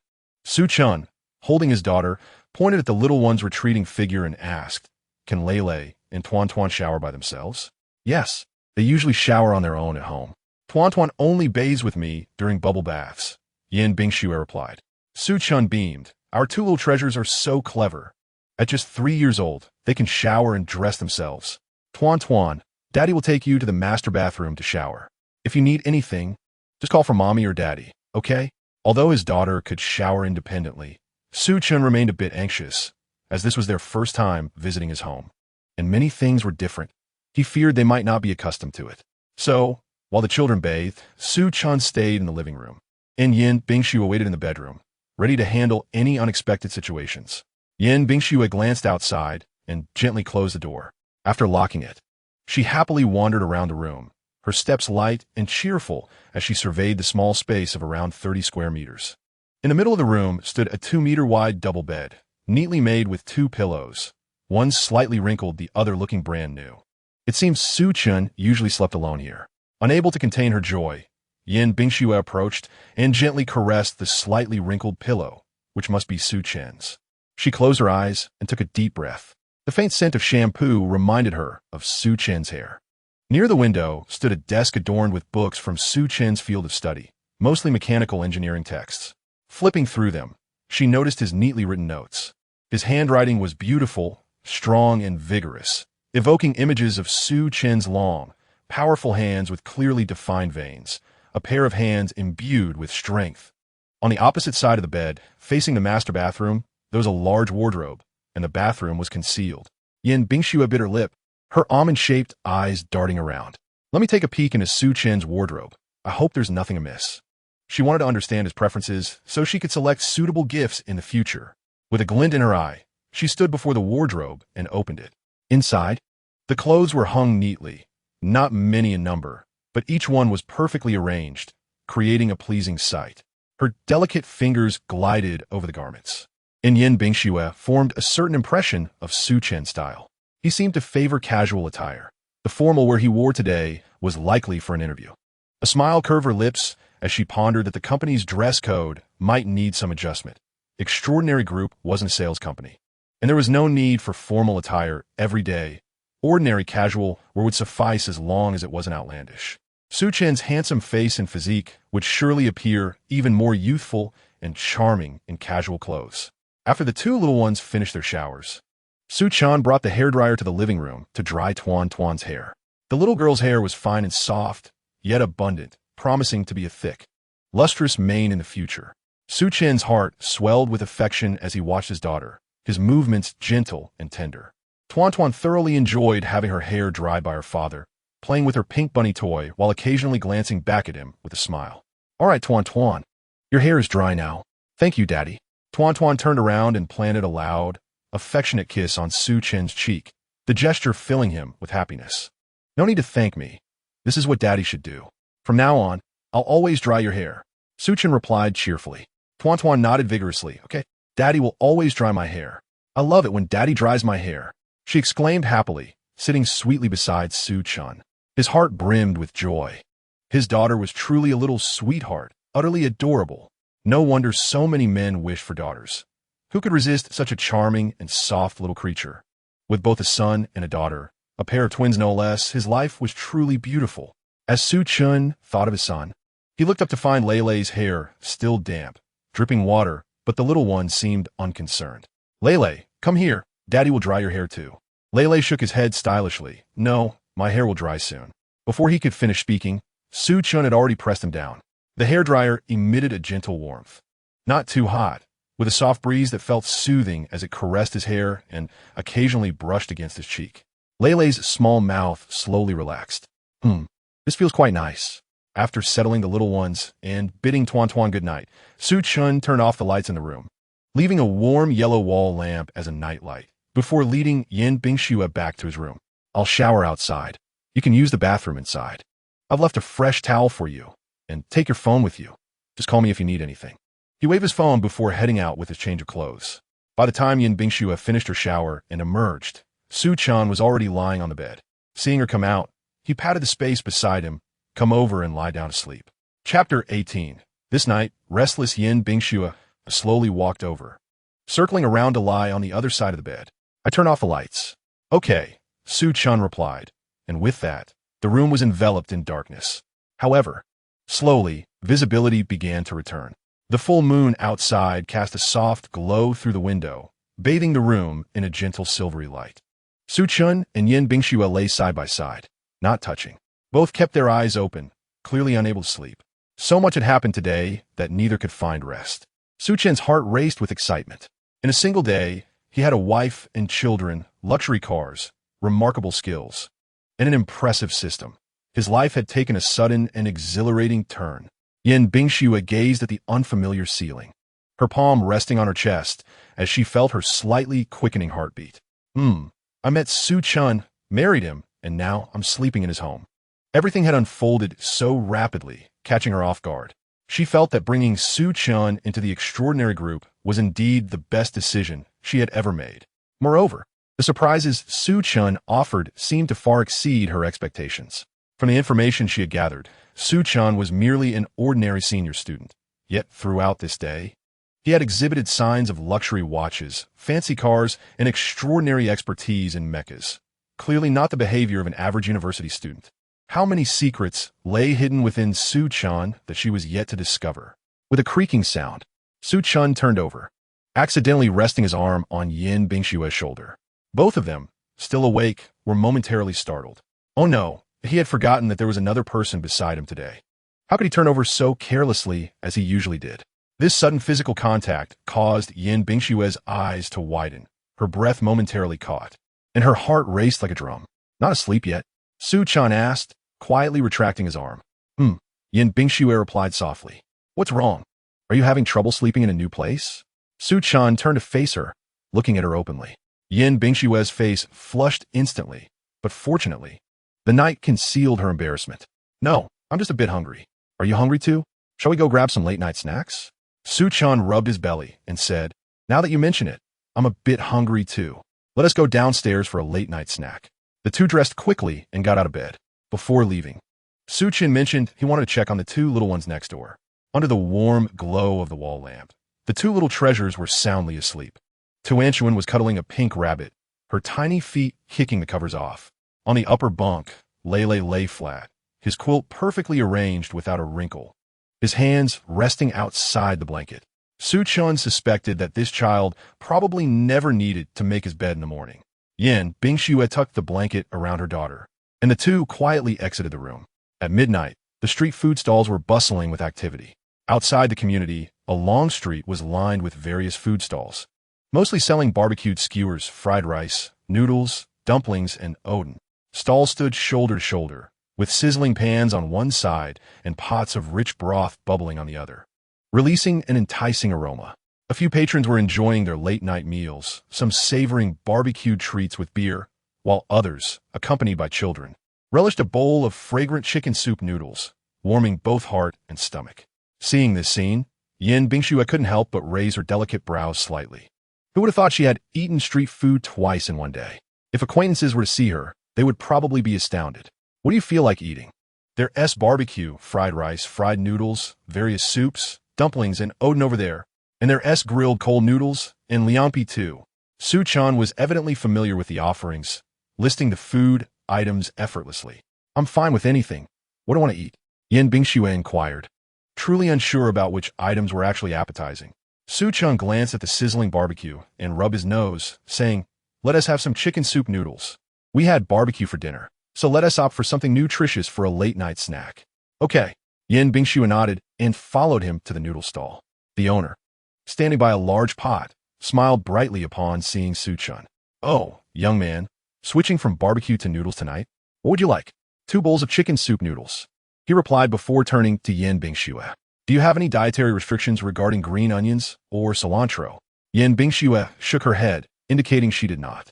Owner, please don't add any green onions or cilantro to my bowl. The owner chuckled. Got it. Bringing your girlfriend out for late-night snacks is indeed different. It's good to eat chicken soup noodles at night. It's nourishing for the body. With such a beautiful girlfriend, you better take good care of her. Su Chan replied with a smile, of course.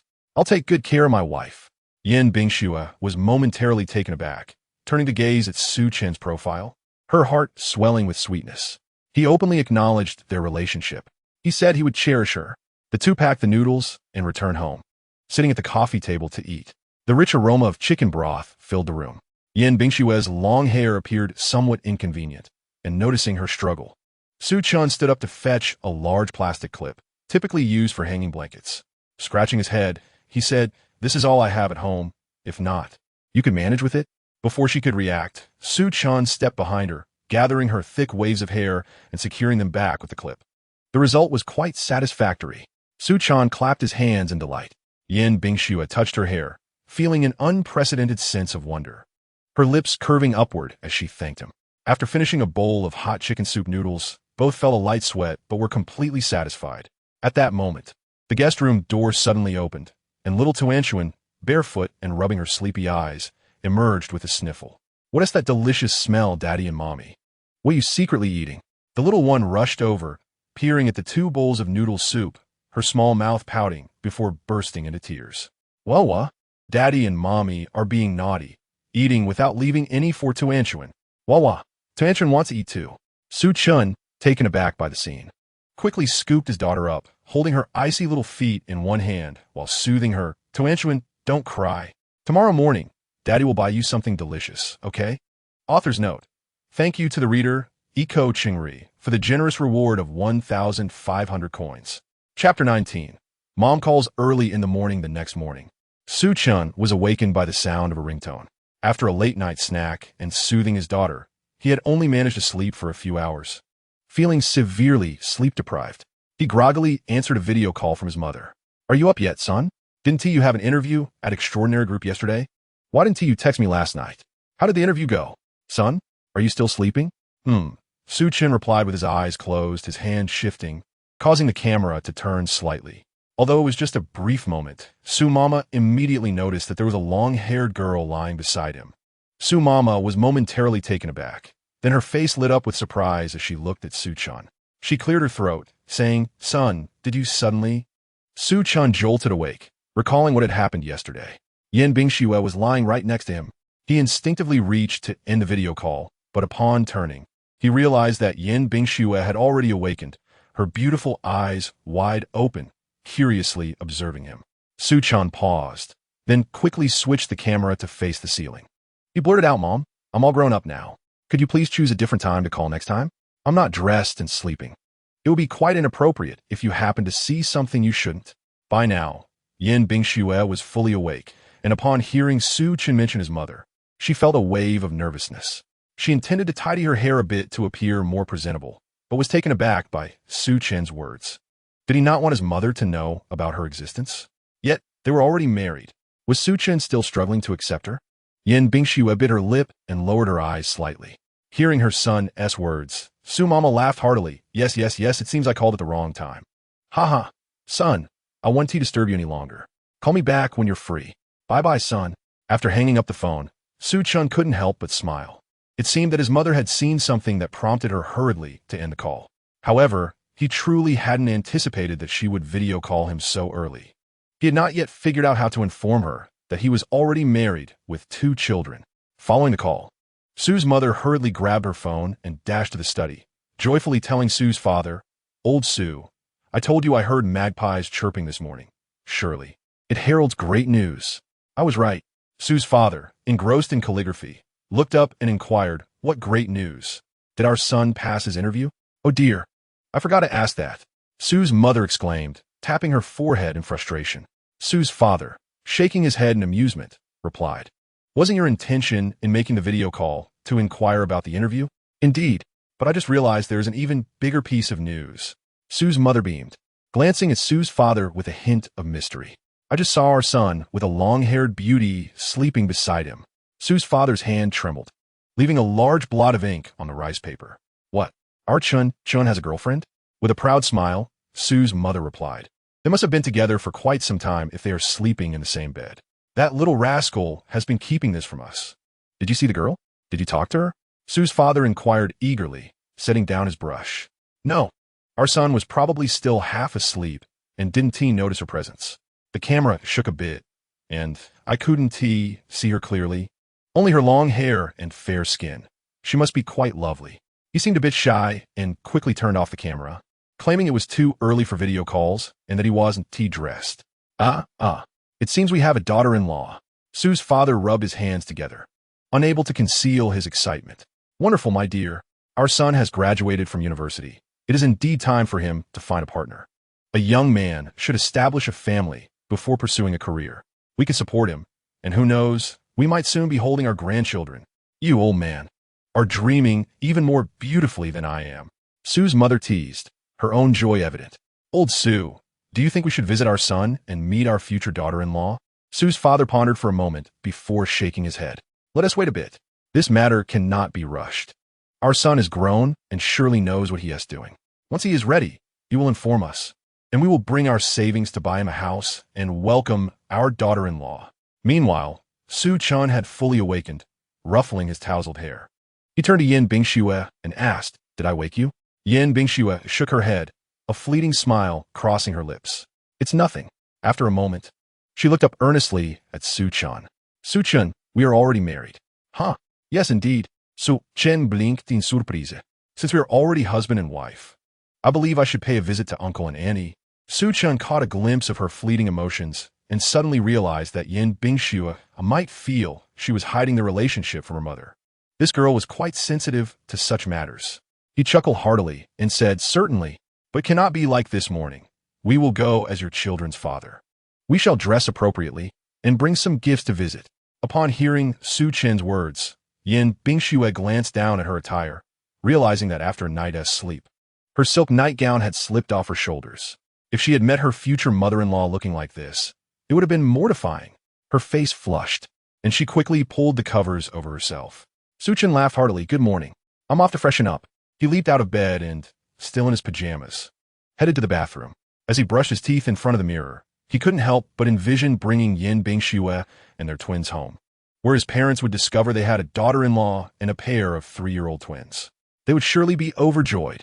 Given his mother's personality, she might even be so excited that she wouldn't know what to do with herself. Such a splendid scene was one he wished to witness firsthand. He was determined to share this delightful news with his parents. Chapter 20. Lonka Institute. Su-chun, a talent we must recruit. Once Yin Bingxue finished washing up, she found Su-chun and the twins already seated in the living room. Su-chun had ordered a sumptuous breakfast, including soy milk, fried dough sticks, chicken soup dumplings, soup buns, and vegetable congee, all in small portions, yet filling the table to the brim. "Good morning, Mama. Daddy bought us so much breakfast. Look, there are soup buns that Mama loves. Daddy really adores Mama." The little ones grinned, revealing their gleaming white baby teeth, exuding innocence and charm. Witnessing such a scene in the morning was truly refreshing, promising happiness for the entire day. The two little treasures sat opposite, while Yin Bingxue settled next to Su-chun. As soon as she sat down, Su-chun pushed the soup buns toward her and continued their earlier conversation. "I thought about it. Since my parents live on the outskirts of Zhonghai, it will take us 3 or 4 hours by car. Given that we both have work and the kids need to go to kindergarten, this isn't the right time. How about this? Once I finish my graduation matters, we can go back and invite my parents to my graduation ceremony. What do you think?" Yin Bingxue nodded. "Okay, I'll follow your lead." She reveled in the tone Su-chun had used, and it felt as if they were genuinely discussing plans as an ordinary couple. Life after marriage seemed rather delightful. "Make sure to eat more. I bought plenty, and we shouldn't waste it." Su-chun gestured toward the spread before them. Yin Bingxue nodded and pushed the soup buns to the center of the table, saying, "You eat too," as Tuan sipped chicken soup and nibbled on dumplings. He listened to his parents' conversation, stifling giggles behind his hand. Hee, Daddy and Mama have such a good relationship. They were indeed a happy family. With a bright smile, Tuan asked, "Daddy, will you take us to meet Grandpa and Grandma?" Lei had already comprehended the situation, but the first half of Su-chen's statement left him uncertain. Once the latter half unfolded, he felt compelled to inquire, but considering their current relationship, he hesitated. Now that his sister had asked, he ceased eating, perked up his ears, awaiting the answer. Su-chun reached across the table, ruffling Tuan's fluffy little head, and replied, "Yes. Once Daddy is done with work, we will take Mama, Tuan, and Lei to visit Grandpa and Grandma. They will surely adore Tuan and Lei. Yay! Tuan will absolutely love Grandpa and Grandma." Tuan is filled with joy, eagerly awaiting her father's prompt return, so that they can go home together with her mother and brother. Tuan wishes to buy gifts for her grandparents and treat them to delectable cakes. Despite her small stature, her heart is brimming with filial piety. Lei, who had been sitting stiffly, suddenly relaxes, lowering her head to hide her smiling lips, overwhelmed with happiness at the prospect of seeing her grandparents. Su-chun observes the emotions of his son and daughter, a swell of pride swelling within him as a father and the head of the family. This feeling is truly wonderful. Halfway through breakfast, his roommate, Gu Yu's call interrupts. "Su-gu, I hope I'm not disturbing you. Our class is having a gathering tonight, a farewell dinner. Don't forget." "Yes, I remember. Su-chen du place. Let us discuss it when you arrive. The guys are waiting for you." "All right, see you tonight." Su-chen hangs up and continues his breakfast. At Lonka Institute, in the office, an elderly gentleman, impeccably dressed, sits in a chair. He is the same elder Su-chun encountered at the photography studio yesterday. In his hand is Su-chen's personal information, which he scrutinizes with growing perplexity. Frowning, he queries his assistant, Xiao Su, Are you certain there are no discrepancies in this information? Yes, Yuan Lao. This data was retrieved from their university, along with his personal resume. There should be no issues. The elder inhales sharply. But how can a student from a third-tier automotive design program possess such extensive knowledge of mecha? Xiao Su, we must recruit this individual into Lonka Institute. The more he investigates, the more it indicates that this person possesses hidden depths. Xiao Su gazes at him in astonishment. What kind of talent could warrant such attention from Yuan Lao? Yuan Lao is a pioneer in the field of mecha research in Longhua, and for a senior student to capture his interest suggests remarkable capabilities. Yet, the data presents him as an ordinary university student, handsome and academically above average, but lacking any notable achievements or expertise in mecha. Why has he caught Yuan Lao's eye? Yuan Lao, I don't understand. This student named Su is studying automotive engineering, which has no relation to mecha. He hasn't participated in any competitions nor published any significant papers in the field. Why do you value him so highly? Yuan Lao recalls a scene from the previous night, and his eyes brighten. Xiao Su, you have not seen him in person. Had you witnessed his demeanor and heard his words, you would understand that he is a true genius. The mecha technology in Longhua has been researched for years without a breakthrough from theory to reality. Who knows how long it will take? However, I believe this young man embodies the hope for that leap. If we ever succeed in creating mecha, I am confident it will be at Su Chun's hands. Xiao Su is left speechless, eager to comprehend the magnitude of Su Chen's talents that have earned him such high praise from Yuan Lao. Could he truly be the first to manufacture a mecha? Yuan Lao, should we extend an olive branch to Su Chen? Our mecha department has never made exceptions for undergraduates from third-tier schools, especially non-specialized students. Yuan Lao waves his hand, resolutely stating, in the face of true expertise and genius, rules are meaningless. I shall handle the higher authorities. We cannot let a talent like Su Chen slip through our fingers. You contact him to convey our intentions. Or better yet, I will go speak with him personally. Xiao Su watches as Yuan Lao excitedly exits the office. His steps brisk, as though he has just made a significant breakthrough. She finds herself increasingly astonished and genuinely hopes Su Chen will come to Lonka Institute. Eager to witness the genius Yuan Lao speaks of. Having worked alongside Yuan Lao for many years, she has never seen him express such esteem for anyone before. Chapter 21. A beloved son after breakfast, the family of four sets out together. Upon reaching the ground floor, Assistant Zhang is already waiting by the car, alongside another Rolls-Royce. Mr. Su, good morning, President. Zhang greets with a smile, then begins briefing Yin Bingxue on the day's work agenda. President Yin at 8:30, you have a discussion with Boss Sheng regarding the 1.2 billion project in the southwest region. We should depart now. Yin Bingxue nods and turns to Su Chen. I'll head out first. Can you manage the children going to kindergarten? Su Chen waves his hand dismissively. No problem. Taking the children to school is a father's duty. You can leave it to me. All right, call me if you need anything. I'll send the kindergarten address to your WeChat shortly. As Yin Bingxue departs, she glances back repeatedly, taking what feels like an eternity to walk a few meters before settling into the car. Zhang can't help but chuckle at the sight. The president and Mr. Su have such a strong bond. They can't bear to part for even a moment. Once Yin Bingxue is gone, Lei begins to feel uneasy. He is not accustomed to being alone with Su Chen. Although Tuan is present, she is entirely devoted to her father, her thoughts consumed by him. Being here feels less preferable than not being here at all. Su Chen places his daughter into her safety seat in the back and reaches for his son. Lei recoils. Pouting, I can do it myself. Su Chen chuckles lightly and concedes. All right, suit yourself. Lei climbs into the car. It struggles to fasten the safety belt due to his short arms and legs.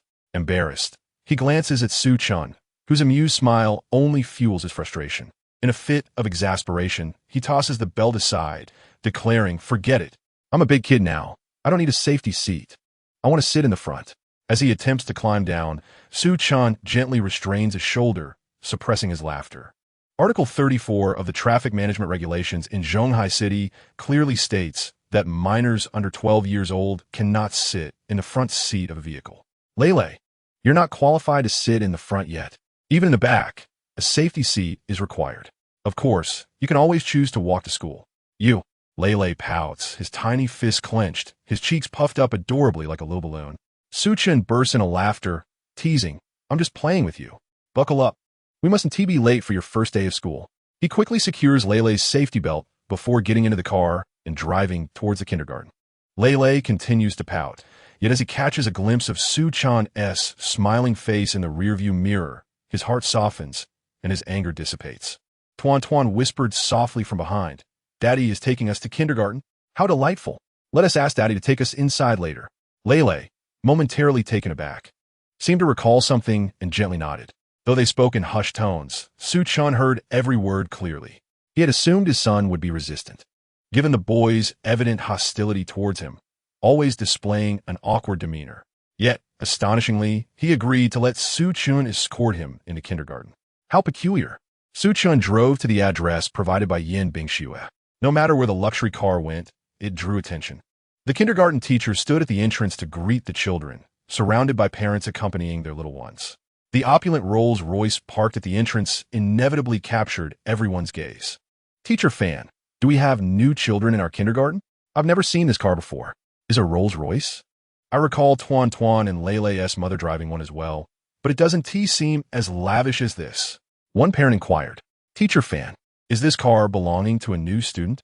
Which class are they in?" With such affluent parents, we must get to know them well.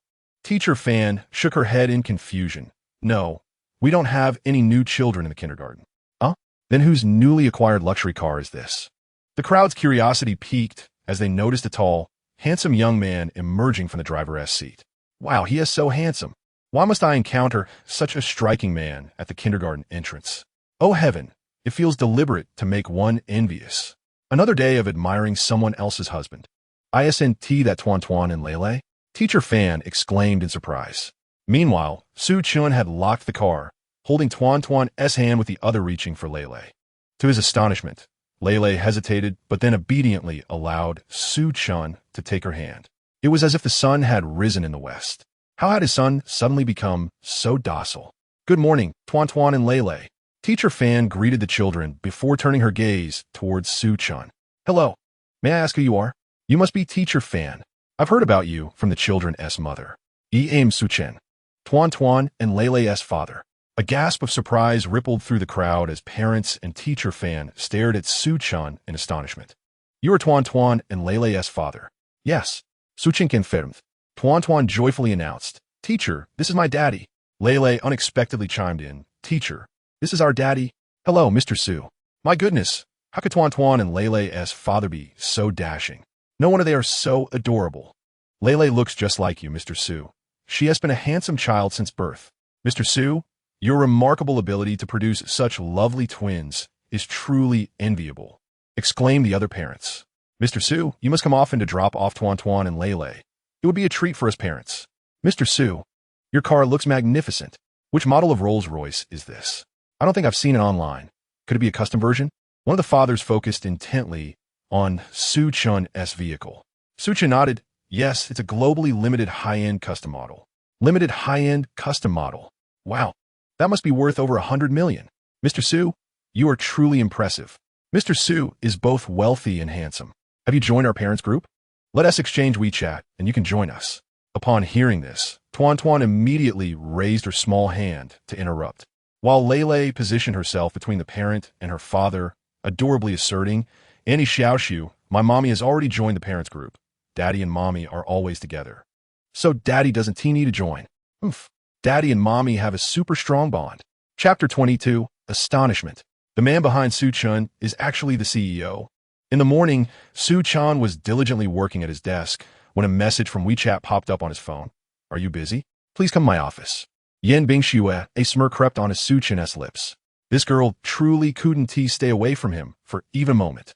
Having just returned from a meeting, she was already eager to summon him. With irresistible charm, he straightened his attire, preparing to leave when the manager, who had been watching him for quite some time, approached and rapped his knuckles on the desk. "Su-chan, please copy this document for me." Su-chan glanced down to see it was a company file. He happened to have a copy on his desk from the previous day and promptly handed it to the manager. "Manager, I have a copy right here." The somewhat portly 30-year-old manager became visibly displeased. He had been observing Su-chan all morning. This young man had joined the company without an interview and seemed to be just an ordinary graduate from a third-tier university. When did the design department of Superlative Group become a marketplace that welcomed anyone?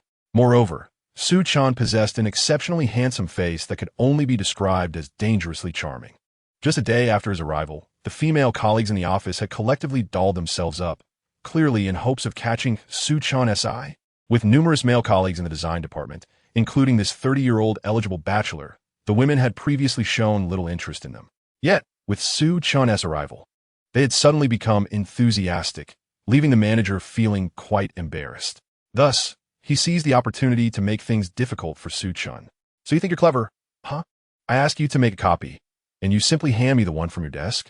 Do you believe you're set for life now that you've joined Superlative Group? Let me tell you, every new employee here has a 3-month probation period, and whether you stay or not is determined by me, the manager. It was evident to all that he was trying to create trouble. The female colleagues shot concerned glances at Su Chan, but the manager had a point. This office was indeed under his authority. The colleagues were reluctant to offend him to safeguard their jobs. Su Chan felt a surge of irritation. However, reflecting on the fact that this was Yin Bingshue's company, which now felt like his own, he decided it would be beneath his dignity to quarrel with such minor characters. He resolved to let the manager have his way. Once his relationship with Yin Bingshue became public knowledge, a single word from either of them could easily drown this manager in disdain. Placing the 2 documents on the desk, Su Chan calmly replied, "Manager, it's not that I'm trying to be clever or refuse to help you. It's just that the president has asked me to visit her office. Surely you wouldn't want her to wait while I copy these few hundred pages, would you? This document is a company introduction. Aside from newly hired employees, I doubt anyone else would need it urgently. If you insist, I can return." After the bald manager let out a boisterous laugh, his protruding belly swaying amusingly. "The president summoned you? Su Chan, you really know how to boast. Do you think watching a few romantic workplace dramas gives you the right to brag in Superlative Group? The president's tasks are handled by the president's office. It is unlikely that the president would seek assistance from someone as junior as a design assistant. If there were a need, it would be Assistant Zhang from the president's office who would call to inform me first, and then I would relay the message to you. However, I have not received any such call. Su Chan, I believe you are not only trying to take shortcuts, but also harboring ulterior motives." Just as the manager finished speaking, the sudden ringing of the telephone startled everyone in the office. All eyes turned toward the phone. The manager's neck stiffly turned, frowning at the ringing device on his desk. What on earth? Why is the phone ringing now? Could it genuinely be a call from the president's office? A slight smile graced Su Chen's face as he leaned against the desk, hands clasped comfortably before his chest, exuding an air of calm confidence.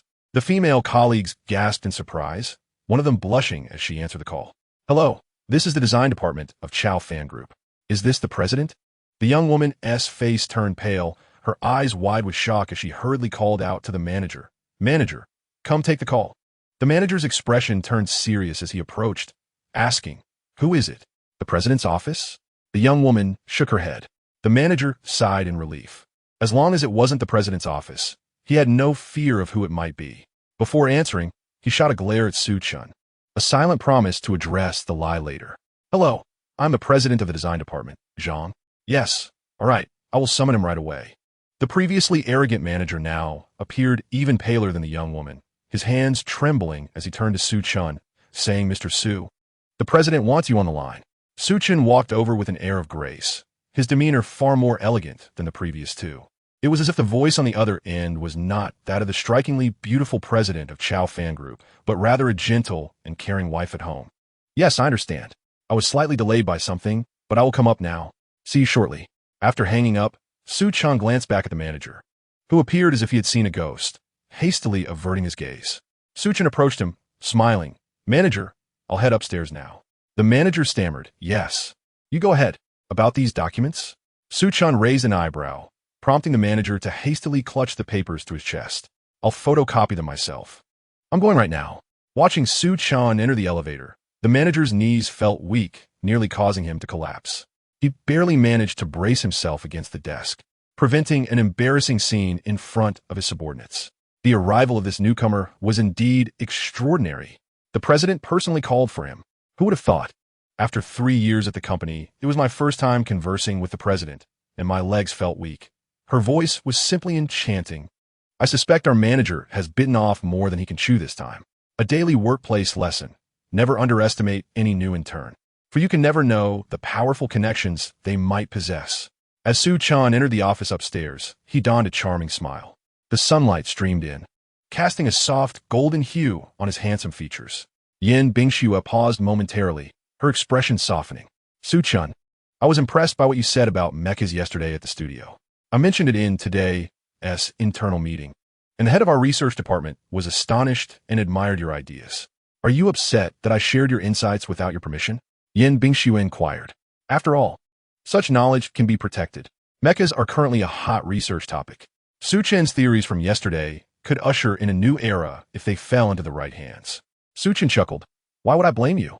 If you want to hear those ideas, I'm always willing to share. Feel free to tell anyone you wish. They're merely concepts. Even if I publicly disclose them now, it would take decades for anyone to transform them into actual mechas. The system's knowledge of mechas far surpasses the current research levels of this world. But merely having ideas is fruitless without the foundational skills provided by the system to turn those concepts into reality. Upon hearing Su-chan's confident words, Yin Bingxue felt a rush of excitement. The father of Tuan Tuan and Lulu is a remarkable man, undeniably charming. Yes, our research team agrees that your ideas are excellent, yet they are unable to implement them as many concepts exceed their current capabilities. Su-chan, would you be interested in researching mechas? The design department was assigned based on your university major, but I believe your expertise in mechas qualifies you to join the core mecha research group at Chao Fan Group. Would you like to pursue this path? Yin Bingxue added. I'm just seeking your opinion. If you prefer not to, that's perfectly fine. Your career path should align with your interests. Su-chan pondered for a moment, then smiled. The mecha research group sound quite cool. Besides, Tuan Tuan and Lulu are very interested in mechas. I haven't given them a proper gift yet. Perhaps I should create a mecha for them to play with. If anyone else had said such a thing, Yin Bingxue would likely have dismissed it without a second thought. The idea of making a mecha for children to play with would seem utterly absurd. Yet, coming from Su-chan, she believed wholeheartedly that he could achieve it. All right, I'll have Assistant Zhang make the arrangements. You go downstairs first, and we'll head to the research group shortly. Su-chan nodded, stood to leave, but suddenly paused at the door, turning back. Yin Bingxue, who had been watching his retreating figure, froze, her face slightly reddening. Their eyes met, and Su-chan flashed a smile, mouthing, the shade of lipstick you're wearing today suits you beautifully. Yin Bingxue was momentarily taken aback, her cheeks flaring with warmth, her earlobes turning nearly transparent. She glanced at the closed office door, then walked to the window for a breath of fresh air. How could Su-chan be so unabashed in broad daylight at the office? Yin Bingxue mused, yet her hand instinctively reached for her phone, opening the front camera to inspect her lips. Today she wore Saint Laurent's small gold bar in shade 21, and indeed, the color was exquisite. From now on, I must wear this shade more often. As Su-chan returned to the office, the bald manager approached, but before he could speak, Assistant Zhang arrived. Manager Zhang, do you need to speak with Mr. Su? He inquired. The manager immediately shook his head, a sheepish smile on his face. No, nothing at all. Oh, if there's nothing, please step aside. Mr. Su needs to pack his things. Starting today, he will be joining the mecha research department. Since he just arrived, he likely has no work to hand over, so I'll take him directly there. What? Su-chan is joining the mecha research department? The entire office was left in shock. Everyone knows that the extraordinary group possesses a remarkably enigmatic mecha research department, which occupies an entire adjacent building. Despite being part of the same corporate family and located right next door, the mecha research department is worlds apart from the automotive research department where they currently reside. Just from the security protocols alone, the mecha research department is extraordinarily distinct. Employees of the group can enter their building using their employee cards and access their respective floors via card swipes in the elevator. However, to gain entry to other floors, prior authorization is required. In contrast, the employees in the adjacent building cannot even enter through the main door with their employee cards. They must use palm prints for entry. And the first floor is entirely staffed with security personnel, making access more stringent than airport security. The Mecha Research Department is a hotbed of groundbreaking research that is currently being pursued globally, and the extraordinary group has invested considerable time and resources into this field. Consequently, the Mecha Research Department is the most sought-after division within the extraordinary group, with entry requirements that are simply unattainable for ordinary employees. Yet, astonishingly, on his second day at the company, Suchin managed to enter the mecha research department. Wow, who would have thought that our handsome intern was actually a talent in the realm of mecha? No wonder the president personally called for him. It turns out he is quite the expert. How cool is that? With such a striking visage and graceful hands, paired with a tall and handsome high-tech mecha, oh my goodness. He fits the archetype of a male lead in a science fiction blockbuster. Alas, it's disheartening. Just when we finally had a charming young man in the office. He is already being transferred, and soon will be left facing this mundane group again. But let us not be too disheartened. At least we can save some money on cosmetics. Who knows if we will ever see him again after he transitions into the mecha research department. I haven't even had the chance to speak with him yet. What a pity. Manager Zhang wore an expression akin to having swallowed a dead fly. His face pale and eyes wide with shock. His legs trembled, and he dared not look at Su Chun, who was leisurely packing his belongings. He quickly retreated stealthily. I'm invisible. I'm invisible. It was as if Su Chun had eyes in the back of his head.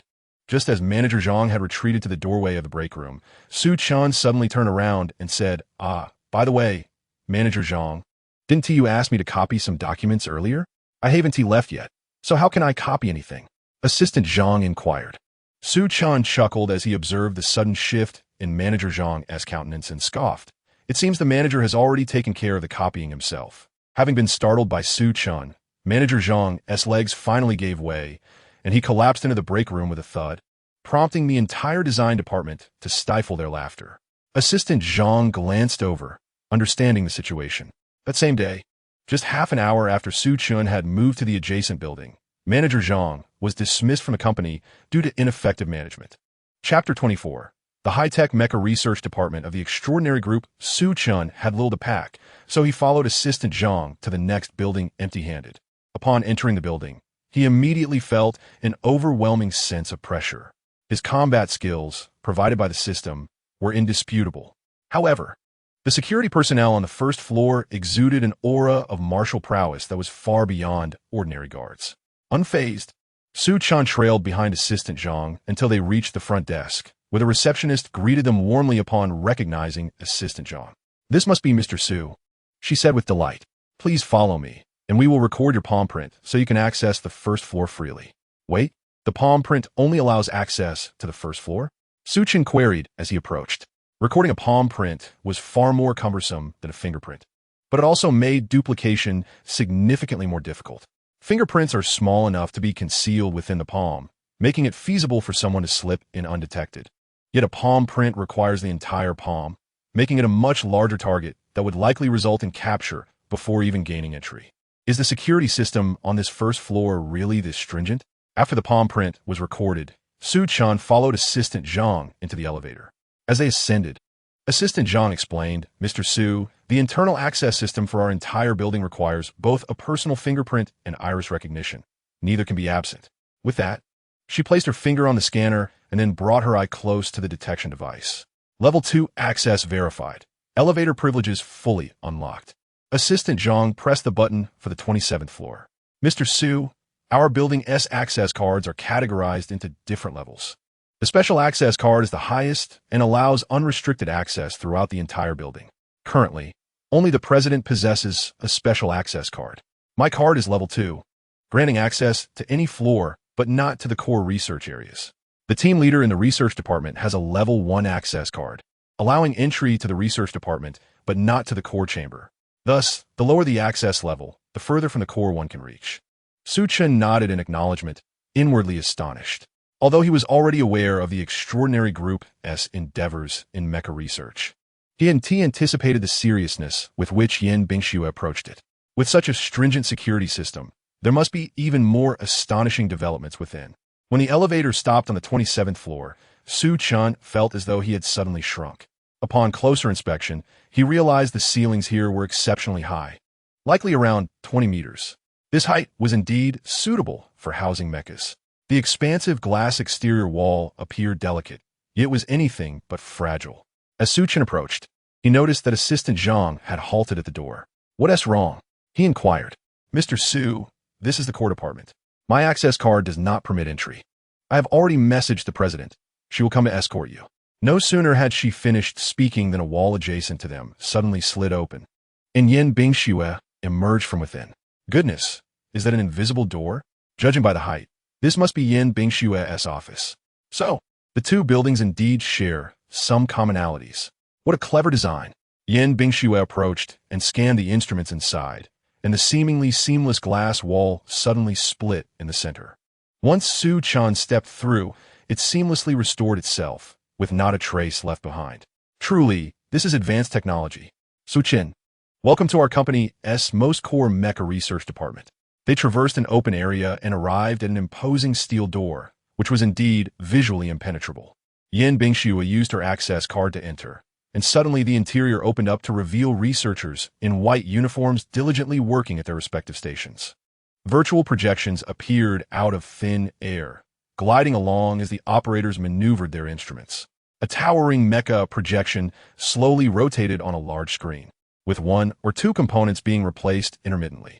It was clear that they were in the process of creating a mecha prototype, albeit merely a model established on the computer, not an actual mecha. Glass display cases along the walls showcased various high-tech robots and components, exuding the unique allure of modern technology. Entering this space felt akin to stepping onto the set of a science fiction film, with the advanced technology leaving one in awe.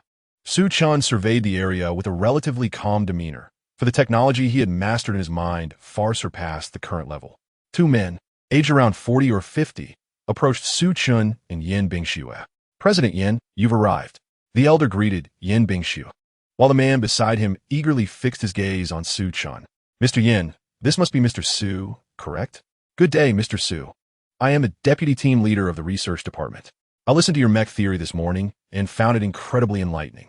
However, there are certain aspects that still elude my understanding, particularly regarding the detection sensors you mentioned. Xiao Chun, Mr.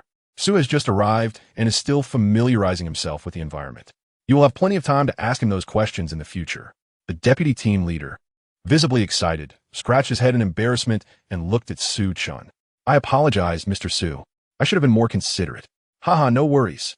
We will be colleagues from now on, and I have many queries I hope to discuss with you. I look forward to your guidance. The team leader smiled and addressed Su Chan. Mr. Su, it is a pleasure to finally meet you in person. I am Qiu Jin, the team leader of the research department. Your theories on mechs are truly astonishing, and I must admit, I did not expect you to be so young. Truly, heroes emerge from youth. With your addition to the research department, I believe we will achieve significant breakthroughs in mech development. Very well, mister. So we'll be working here from now on. I will take him to get his access pass. Yin Bingxue, in front of the other employees, maintained her stern demeanor, embodying the image of a formidable leader. Upon returning to Yin Bingxue's office, Su Chan followed her instructions and entered his fingerprint and iris data into her computer. Do you have any plans after work today? Yin Bingxue inquired, recalling the phone call Su Chan received during breakfast, which suggested he had plans for the evening. Yes, a farewell dinner with my university classmates. Oh, where will it be? Do you need me to have the driver take you there? There's no need for that trouble. I'll call a ride service later. I expect to stay out quite late. Besides, it's at the nearby Geik restaurant close to my home. Yin Bingxue nodded. All right, then I'll go pick up Tuan Tuan and Lulu. Please let the children know that Dad has a dinner engagement tonight, but I will be home early, Su Chan said with a smile, his tone so natural that it made Yin Bingxue's heart flutter slightly. The phrase home early made it sound as though they had been living together for a long time. Chapter 25, Class Reunion on his first day at the research department. Su Chan spent the afternoon in the materials room. The current research phase at the Extraordinary Group had already surpassed the mech technology publicly disclosed by the Dragon Kingdom, yet it still fell short of the concepts swirling in his mind. At the pace of the Extraordinary Group, it would likely take another century to develop a true combat mech. However, the equipment here was state-of-the-art, and with the skills bestowed by the system, combined with the robust financial backing of the Extraordinary Group, Su Chan was confident that this timeline could be significantly accelerated. Within 6 months, he could undoubtedly create a mech. As the workday came to a close, Su Chan gathered his belongings to leave. The verification of his special access pass was complete, and all functions had been unlocked. A special access pass. The deputy team leader exclaimed in astonishment. Good heavens, Mr. Su has the same level of access as the president. The team leader beside him shot him a glare, but his eyes also reflected shock as he regarded Su Chan. This Su Chun must possess remarkable abilities. The farewell dinner was set at Gaik Restaurant near the university, a well-known local chain in Zhonghai. The prices were steep, and while it was manageable for students to dine there once a year, returning for another visit would likely require tapping into family funds.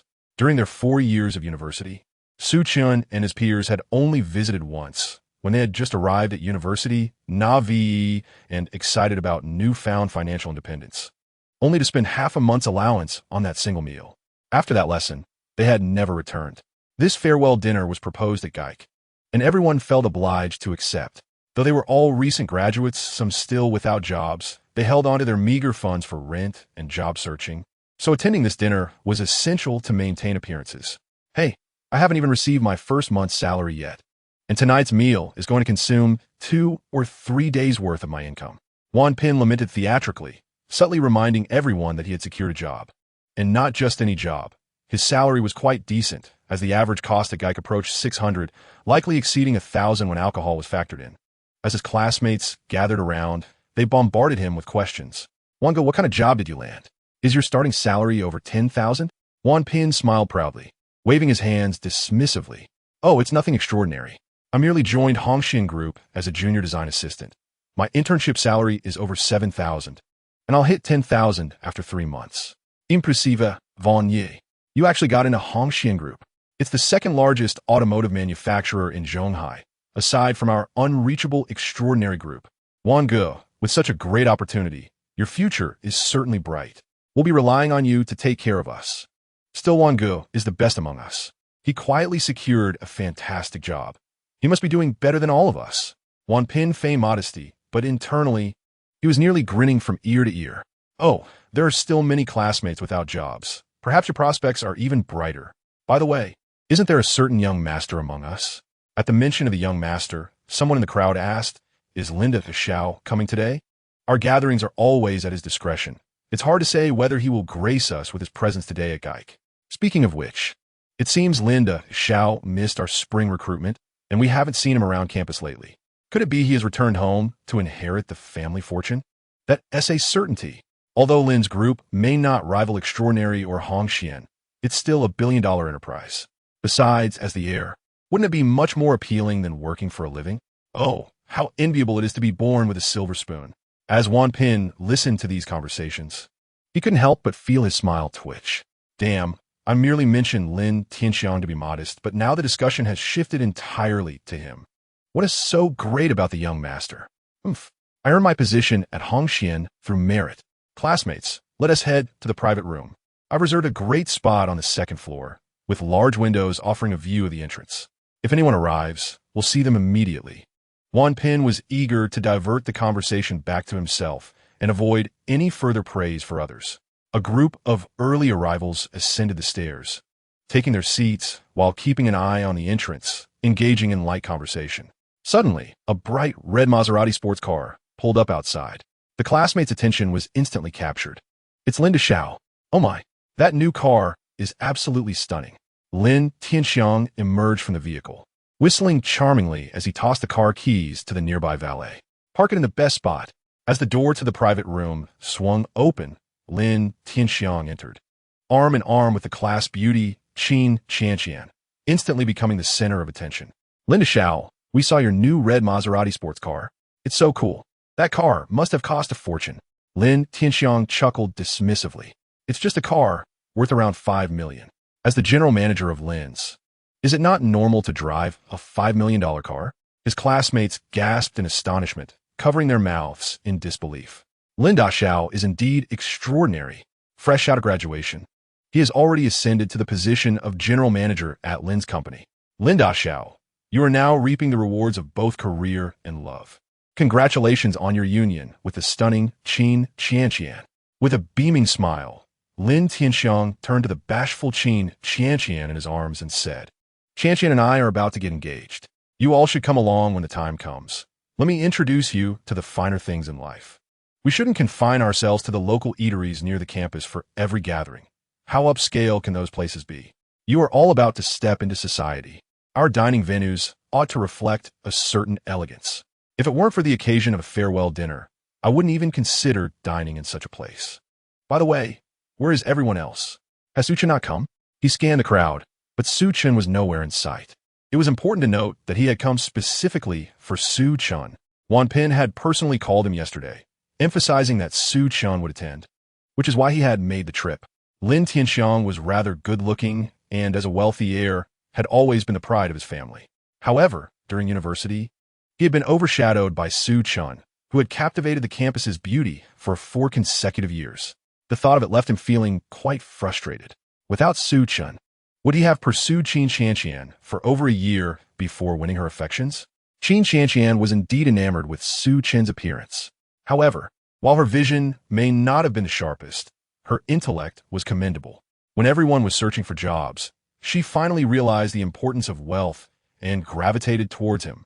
This time, he wanted Su Chen to see just how much he had surpassed him. "Look, what an impressive car!" a classmate exclaimed from the window.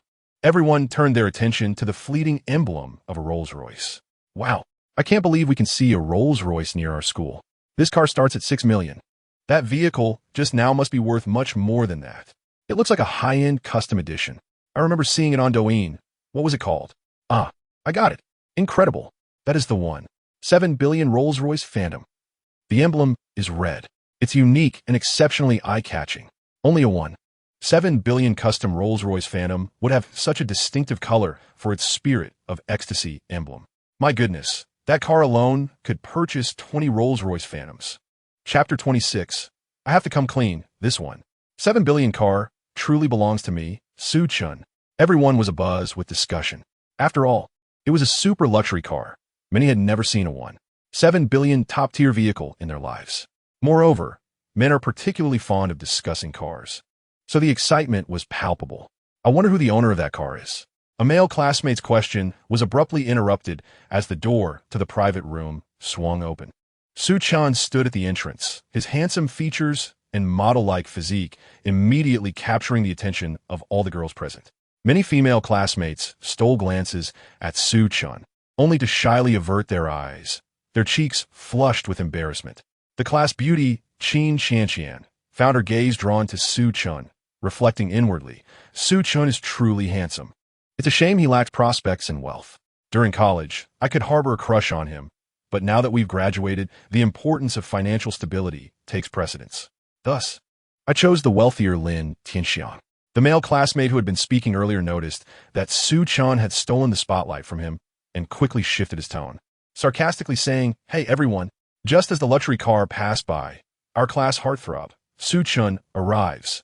Could it be that our class heartthrob has purchased that Rolls-Royce?" He feigned curiosity, yet his eyes held disdain, eagerly awaiting the spectacle.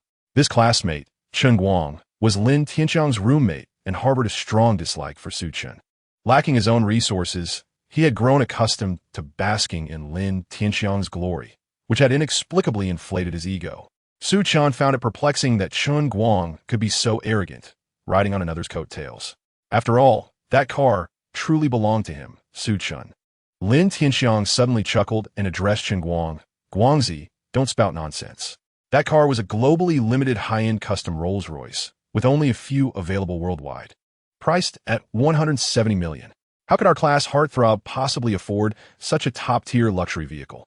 Wan Pin joined Lin Tianxiang, completely forgetting that Lin Tianxiang had overshadowed him earlier. Su Chen was his true target for today. As a wealthy heir, Lin Tianxiang was incomparable, but Su Chen was different. He had heard that Su Chen was still unemployed. This was his chance to take a jab at him. Wan Pin chimed in, "Exactly. Do you think everyone is like Linda Xiao? Su Chen could never buy a car worth over 100 million. Our Su heartthrob can only flaunt his looks, but beauty only holds weight in school. Once in the workforce, it's all about ability." As soon as Wan Pin finished speaking, the door to the private room swung open again, and a staff member approached Lin Tianxiang, respectfully presenting him with the key to his Maserati. Lin Tianxiang dramatically waved the car key in front of Su Chen, grinning. "Su Chen, since we're classmates, I am more than willing to lend you my new car for your interviews to make an impression. By the way, you do have a driver's license, right?" Having listened to their banter, Su Chen couldn't help but chuckle. "After all this talk, I thought you had bought something impressive. It's merely a few million Maserati, and you think you could flaunt it in front of me? A Maserati? Su Chen, are you living in a fantasy? Can you even afford that Maserati?" Lin Tianxiang retorted, his face turning pale at the insult. Su Chen shrugged.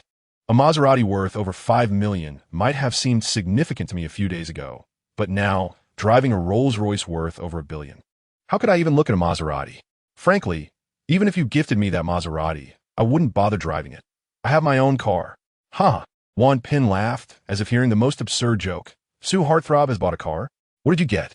It wouldn't happen to be that recently popular Wuling, would it? I hear it's quite trendy with its high aesthetics, perfectly suited for a pretty face like you. Haha. Chen Guang chimed in, Heartthrob. Did you really buy a Wuling? That is a good car. The high-end model is only 38,000. Haha. The male classmates erupted in laughter, but Su Chen remained unfazed, looking at them as though they were fools. These superficial individuals thought a Maserati was something to brag about. If they only knew he drove a 7 billion Rolls-Royce, they would likely faint. Several girls, unable to tolerate the mockery, interjected, Lin Tianxiang, Chen Guang, Wan Pin, you three are crossing the line. Su Chen is our classmate. As soon as he arrives, you all start mocking him. Are you jealous that he is more handsome than you? You think having money makes you special? Haven't you ever seen a rags to riches story or a wealthy family fall from grace? Your lack of class is truly appalling. Their words darkened the expressions of the three, who were about to retort when the door swung open once more. A female staff member rushed in, frantically addressing the valet who had just handed Lin Tianxiang the car keys. Why are you running so fast? I couldn't even call you back. The valet, taken aback, responded. Huh? What's wrong? I was delivering the keys to the guest. Delivering what? A Rolls-Royce just arrived downstairs. Hasten to move the guest's Maserati. The prime parking spot must be vacated for that Rolls-Royce worth 7 billion. We dare not risk damaging that vehicle. If it gets scratched, we could never afford the loss. The valet, startled, quickly turned and smiled apologetically at Lin Tianxiang, saying, Mr. Lin, I am afraid I need your car key to reposition your vehicle. Lin Tianxiang, feeling embarrassed but reminded of the 7 billion Rolls-Royce, reluctantly complied, tossing the key with an irritable warning. Be careful with it and park in a good spot. If anything happens, you won't be able to compensate. After issuing his caution, Lin Tianxiang stood by the window, his heart heavy as he watched his Maserati being driven out of the best parking space, only to see the magnificent Rolls-Royce take its place. His classmates gathered by the window, marveling at the luxury vehicle. This car is incredible. It truly deserves its 7 billion price tag. It's as if it was crafted from gold. Riding in the passenger seat of such a car would make my life worth living. Lin Tianxiang's expression darkened, and he dismissed the excitement, saying, what is so special about luxury cars? Let us eat. By the way, Su Chen, where did you park your car? Feeling disgruntled after being forced to change parking spots, Lin Tianxiang sought to belittle Su Chen to satisfy his vanity. Su Chen, aware of Lin Tianxiang's intentions, smirked and pointed towards the Rolls-Royce below, responding, isn't it obvious where my car is parked? His classmates were momentarily confused. Lin Tianxiang, realizing the implication, erupted in laughter. Ha ha ha. Su Chen, are you claiming that car is yours? Su Chen nadid, indeed. Laughter erupted among the boys, and the girls, unable to tolerate the mockery, chimed in, what are you all doing? Is it only permissible for Lin to own a car while Su, the school heartthrob, cannot? Exactly. We are all classmates. Is it so difficult to acknowledge someone else's excellence? Despite the support from several girls, they too doubted that the lavish vehicle belonged to Su Chen. Lin Tianxiang and Wan Pin exchanged glances, exasperated. You girls are truly bewitched by Su Chen's looks. That car down there is worth over 1 billion. Su Chen, who has been broke throughout university, could never afford a Rolls-Royce. Wan Pin added, if that car truly belongs to Su Chen, I will publicly call him grandfather and bow before him. I have no interest in picking up a grandson. Su Chen chuckled. But if you insist, I might just entertain everyone with a show. Just then, the valet returned, this time accompanied by a well-dressed man in a suit and tie. The head of the valet team approached Su Chen with respect, bowing slightly. Good day, sir. I am a lobby manager. Your Rolls-Royce has been parked in the best spot, and to ensure its safety, we have cordoned off the area. You are free to drive away, as we have personnel guarding your vehicle. There will be no issues here at our establishment. Here are your keys, esteemed guest. Enjoy your meal. The manager presented the Rolls-Royce keys with both hands, which Su Chen casually pocketed. At that moment, the valet handed Lin Tianxiang the Maserati keys, complimenting him. Sir, Your classmate is truly remarkable. Lin Tianxiang's face darkened further. Remarkable? Who is the tiger and who is the dragon? Su Chun is just a poor wretch. Meanwhile, his classmates remained awestruck by the luxurious vehicle. Su Chun, that Rolls-Royce is really yours. Good heavens, school heartthrob, you struck it rich. Brother Su, you are incredible. How much did that car cost? A super luxury car worth 1.7 billion. Limited to 3 worldwide. What a statement. Who would have thought? Su Chun is the real wealthy one. The excitement continued as they exclaimed, "Isn't it exhilarating to drive such a magnificent car?" We just saw it zoom by, looking absolutely stunning. Su Chun smiled and waved his hand dismissively. All cars are similar. A good car simply offers more comfort. If you're curious, come see for yourselves after dinner. Thank you, Brother Su. I never expected to see a 1.7 billion luxury car, let alone have the chance to explore it. The girls gazed at Su Chun with newfound admiration, their eyes sparkling with interest. However, the most astonished was Qin Xianxian. When did Su Chun become so wealthy? What had she missed? For the past 6 months, while her classmates were busy seeking jobs, Su Chun had not participated in campus recruitment or sought employment. She had assumed he had given up, yet here he was, owning a 1.7 billion luxury vehicle. This was infinitely more thrilling than Lin Tianxiang, the rich second-generation heir who bought a $5 million sports car with his father's money. Qin Xianxian felt a resurgence of hope and subtly distanced herself from Lin Tianxiang, shyly saying to Su Chun, "You are truly impressive. To have acquired such a fine car right after graduation is enviable." Su Chun glanced at her, offering a non-committal smile. The class beauty had harbored feelings for him during their university years, but he had little interest in her now. His child's mother was far more beautiful. Wang Pin, observing Su Chen's countenance, felt a surge of jealousy. How could Su Chen afford such an extravagant vehicle? Based on his spending habits throughout school, it was impossible for him to buy such an expensive car, even if it's not a 1.7 billion car. He couldn't even afford a single wheel of a 1 million car. Wang Pin thought, smirking as he approached Su Chun. "I never imagined you were this impressive. You bought a 1.7 billion Rolls-Royce before even graduating. Only one mysterious tycoon in our country owns this custom model. Now with you, it seems our nation has 2 owners of such an extraordinary vehicle. You truly bring honor to our country. Su Chin, I never expected the wealthiest among us would be you. It's my first time meeting such a low-key heir emerging from a prominent family. Your family must have assets exceeding 100 billion, right? No. Purchasing a car now costs at least 1.7 billion. A mere 100 billion won't suffice. It must be at least 1,000 billion.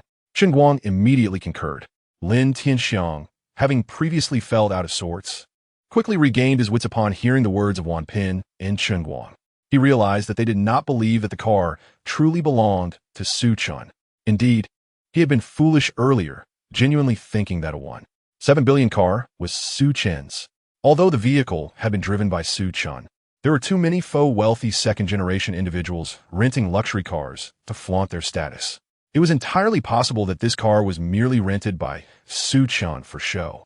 He might even be left in dire straits for months to repay the debt after today's rental. The thought of this scenario instantly lifted his spirits, and a smile broke out on his face as he joined Chen Guang in exclaiming, "Indeed, Su Chun, I never expected you to be so impressive. Truly admirable. No wonder everyone has been frantically searching for jobs this past 6 months while you seem so relaxed. It turns out your family possesses genuine wealth. My family is modest, with a small company, and my father insists that I return home to inherit it right after graduation. Your family is undoubtedly wealthier than mine, so you must also be free from job hunting, going straight to your family's company after graduation, right? Which major conglomerate does your company belong to? Is it the Extraordinary Group?" Upon hearing this, Wang Pin quickly chimed in, "It must be the Extraordinary Group. That is a $1 trillion conglomerate. Only such a grand entity is worthy of Su Xiao's status." Chen Guang, suppressing his amusement, added, "Yes, exactly.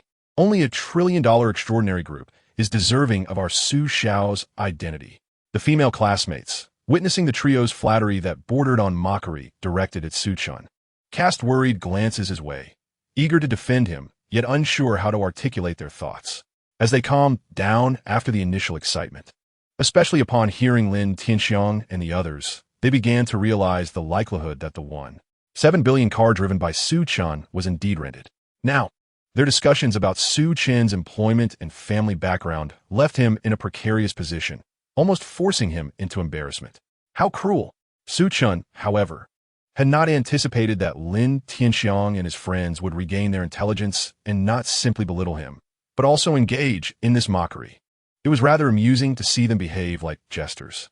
Indeed, gatherings such as farewell dinners and reunions possessed a unique charm. With a chuckle, Su Chun raised his hands in a gesture of surrender, saying, "You have accurately guessed. The extraordinary group is indeed my family's enterprise. I shall no longer feign modesty. I am genuinely employed at the extraordinary group." With that, he produced his employee ID and placed it on the table. The expressions of Lin Tianxiang and his companions shifted dramatically. They ceased their pretense. "Su Chun, I never expected you to be such a braggart. I truly underestimated you." Lin Tianxiang fumed, utterly disbelieving that Su Chun could have gained employment at the extraordinary group. He found it even harder to believe that Su Chun could claim that the extraordinary group belonged to his family. Why not assert that the universe was his home? The classmates were filled with skepticism. Qin Xianxian wished to trust Su Chun, yet she too felt that his claims regarding the extraordinary group were far-fetched. Unable to contain herself, she interjected, "Su Chun, not having found a job is not shameful. We just graduated, so take your time." Wan Pin, unable to maintain the facade, tore into Su Chun with renewed mockery. "Su Chun, your inability to secure a job has clearly caused you great stress, leading to this delusion. And you claim the extraordinary group is your family's. You work there. That car is obviously rented. Classmates, we've been together for 4 years. We know each other all too well. Even our Lin Xiao can only afford a 5 million Maserati. Do you truly believe that Su Chun could purchase a 17 billion luxury car?" He has merely a low-key, mysterious air, reveling in the flattery of others, as if he were genuinely wealthy. Su Chun regarded Wan Pin as though he were a simpleton. "Wan Pin, if you wish to play the fool and refuse to acknowledge your place, I have no intention of sparing you. I have no need for a dim-witted grandson like you. You claim my car is rented? There are only 3 of these cars in the world. One belongs to the president of the nation, another resides in the garage of a certain magnate in Longhua, and the last one is parked right downstairs. Who do you think would rent out such a vehicle? If you had merely conducted a bit of research, you wouldn't be so embarrassed. Your brain is meant for contemplation, not simply to accommodate your short stature." Just then, Chen Jiqiang, Zhang Yubin, and Guyu arrived, and upon hearing Su Chun's words, they exchanged knowing glances, quickly grasping the situation. Zhang Yubin motioned to the others and suddenly raised his voice. "Su Ge, you arrived quite early. We thought you'd be late coming from work." Guyu playfully tapped his head, laughing. "Zhang Yubin, are you foolish? The extraordinary group never requires overtime." Chen Jiqiang then took a seat beside Su Chun. "Su Ge, I just overheard Wan Pin saying he wanted to bow down and call you grandpa. I didn't expect our farewell dinner to turn into such a grand spectacle today. Wan Pin, I heard you join Hong Xian. Hong Xian can't possibly compare to the extraordinary group. Why not bow down a few more times to Su Ge so he can see if he can help you land a clerical position at the extraordinary group?" "Exactly. Our Su Ge wields considerable influence at the extraordinary group," Guyu said with a mysterious smile. Su Chun understood the implication regarding his relationship with Yan Bingxue, prompting a smile to spread across his face. Wan Pin's face darkened, teeth gritted, as he retorted, "Su Chen's influence at the extraordinary group is dubious. Guyu, how can you be so boastful?" Su Chun likely only got in as a janitor. Meanwhile, Lin Tianxiang was busy on the phone with his uncle, who had a friend working at the extraordinary group. "Hello, uncle, this is Tianxiang. I have a question. I have a classmate who claims to have secured a position at the extraordinary group, but isn't that notoriously difficult to enter?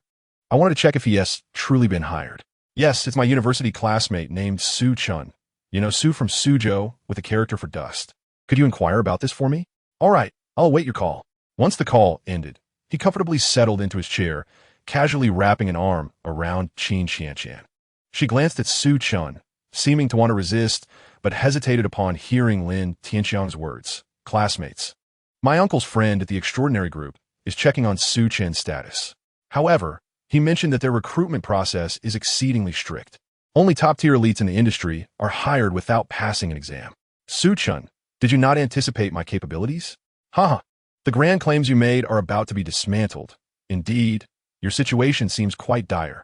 Yet, Su Chun remained unperturbed, rather optimistic about Lin Tianxiang's actions. Just as Wan Pin had accused him of boasting and renting a car, Lin Tianxiang promptly sought verification, as if fortune had smiled upon him. As the phone rang, all the classmates turned their attention, eagerly awaiting the outcome of this call. Lin Tianxiang was about to respond, still willing to believe what Su Chen's female classmates had said. Young Master Lin, why not put it on speaker? Is it true or false? Let us hear it for ourselves. Otherwise, who knows if you might be slandering Su Chun later.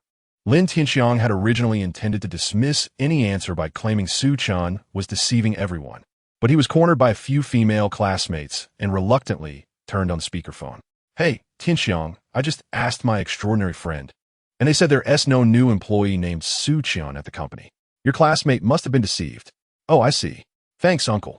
Lin Tianxiang hung up the phone with a smile plastered on his face. Su Chun, what do you have to say now? The extraordinary group has stated that there's no such person as you. Who would have thought, Su Chun, that you, a renowned campus heartthrob, would boast like this to your classmates? Do you really think we're all fools? How amusing! Wan Pin scoffed. The female classmates exchanged glances, and one bold girl quietly approached Su Chun and said, Su, why don't you just head home today? I feel like this meal isn't worth it. They're all targeting you. Hey, Lu, what do you mean by that? It's not us or young Master Lin who are boasting. Who is targeting Su Chun? Clearly, he's the one being shameless and loves to boast. Nonsense. Gu exploded. My brother Su is indeed working at the extraordinary group. Su Chun looked at Lin Tianxiang and said calmly, Lin, why don't you verify this? We're all classmates. I'd hate for you to embarrass yourself due to a misunderstanding. If the extraordinary group can't confirm it, then perhaps they should inquire with the mecha design department. Su Chun, you really won't cry until you see the coffin, will you? The Mecha Design Department of the Extraordinary Group is comparable to the national-level Mecha Research Institute. Lonka Institute, just because of you? Do you even know what a mecha is? Such high technology, I doubt you could even imagine it. Lin Tianxiang's nostrils flared in disdain, and the entire room of classmates regarded Su Chun with skepticism. At that moment, a melodious female voice interrupted the tension in the room. Hello, is this Mr. Su Chun? Everyone turned to see a beautiful woman in a professional suit standing at the door, accompanied by an elderly gentleman. The old man was dressed in traditional attire, exuding an extraordinary aura, with a pair of gold-rimmed glasses perched on his nose. Clearly, an academician.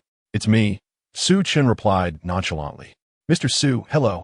I am the assistant to the president of Lonka Institute, and this is our president. He wishes to speak with you. May we take a few minutes of your time?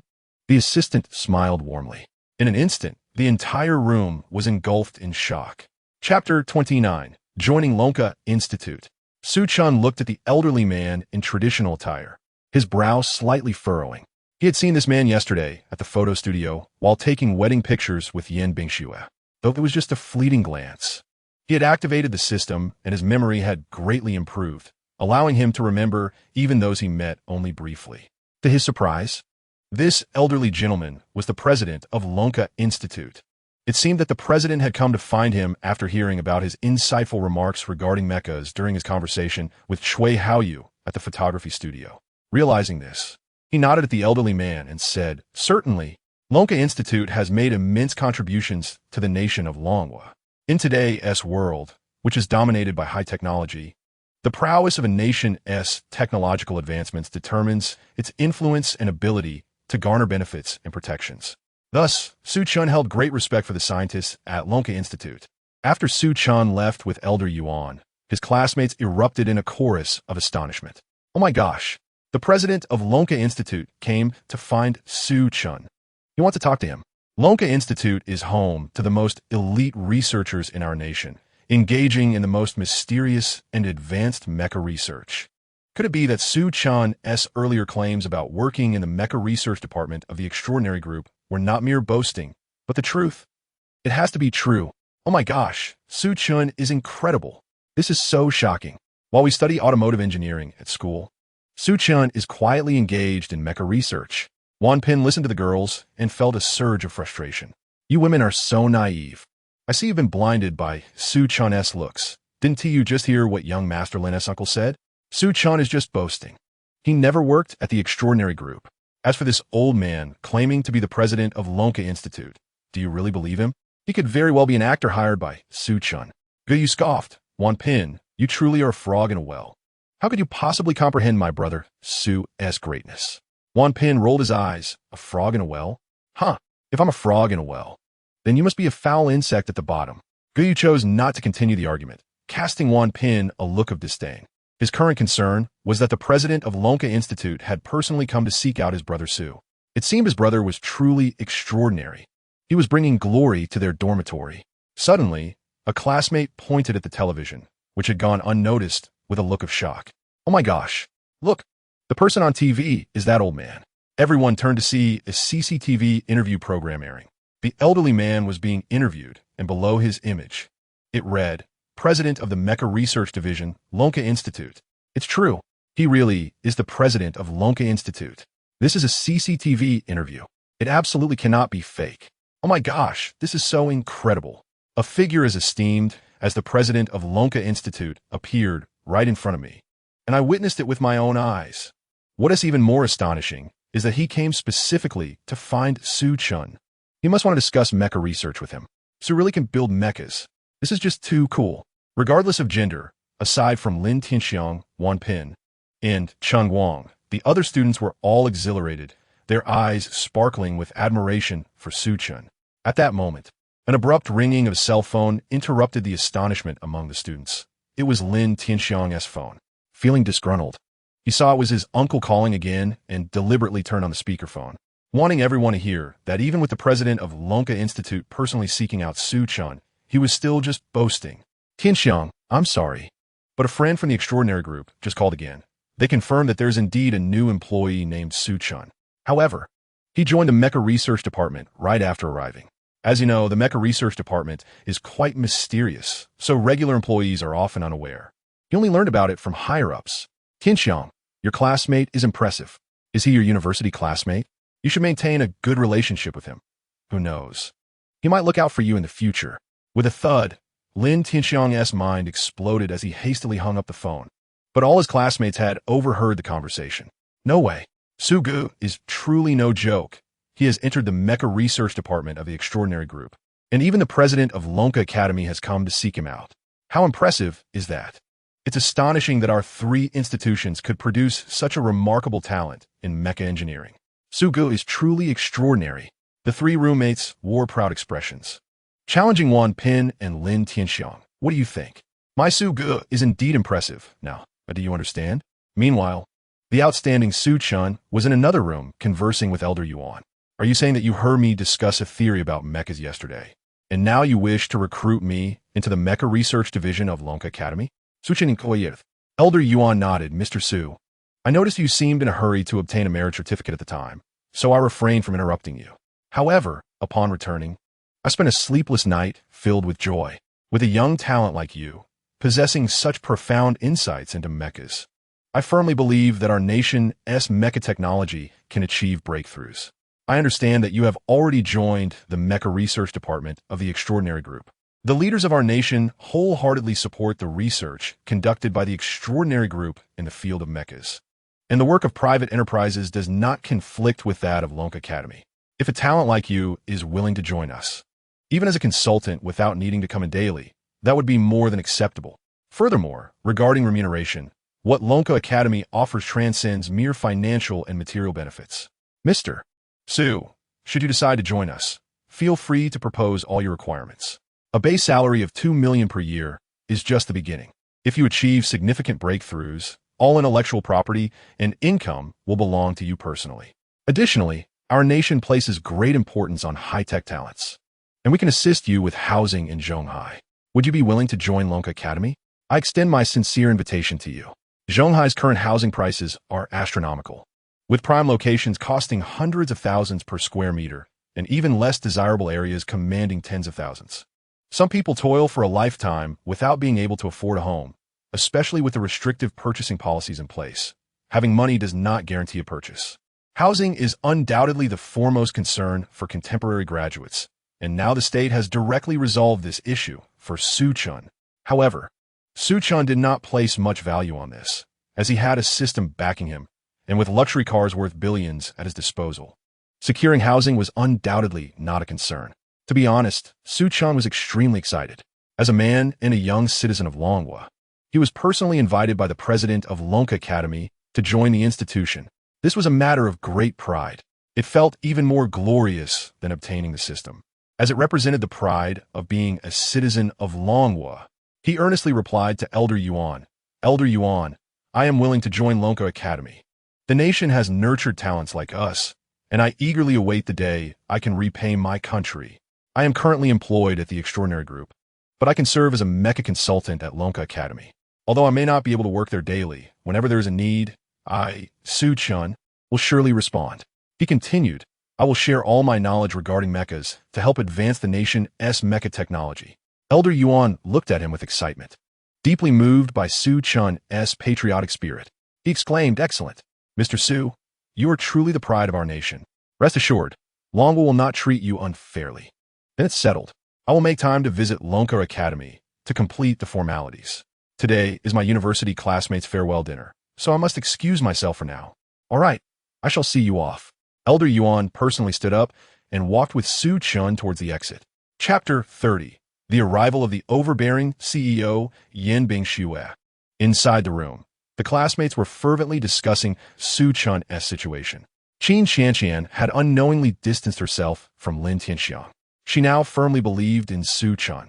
Her previous short-sightedness had been proven wrong. Su Chun was indeed the most formidable. Wan Pin, however, remained unconvinced and was arguing with a group of peers alone.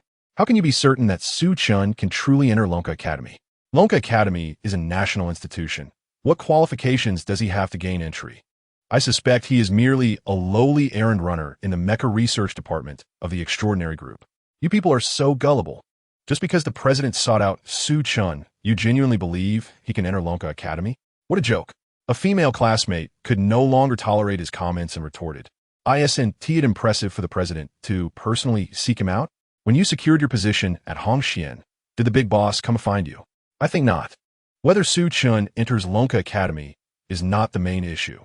The fact that such an esteemed scientist and academician sought him out indicates that Su Chun must possess genuine expertise in mecha research. I see you can't even admit Su Chun is superior to you." Wan Pin's frustration was evident. His teeth clenched in anger. Just then, the door to the room swung open, revealing Su Chun standing at the entrance. Elder Yuan had personally escorted him to the door and extended his hand to shake Su Chun's, politely saying, "Mr. Su, we have an agreement. Next Monday at 10 in the morning, I will send someone to the Extraordinary Group to bring you to Lonka Academy to complete your employment formalities. From now on, we shall be colleagues." Su Chun nodded. "Thank you, President. Please take care." As Su Chun entered, the room erupted in excitement.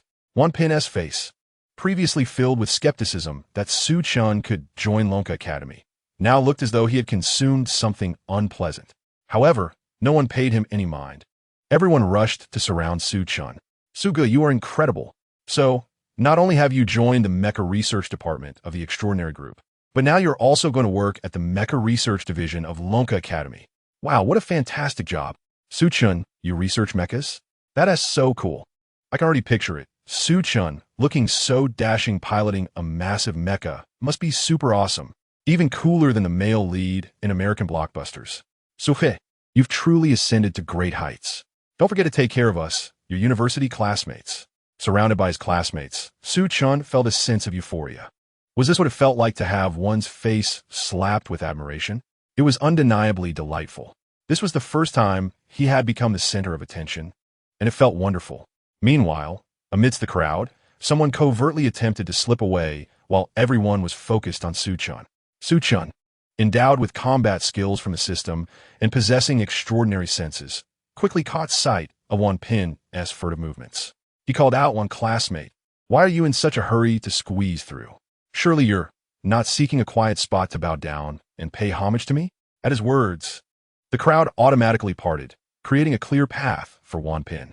Guyu, noticing Wan Pin's expression, chuckled and said, "Wan classmate, are you ready? I'll record this moment on my phone. It's quite the spectacle of Su Gu acknowledging you as his subordinate. Every time we have a class reunion, we must revisit this video for a good laugh."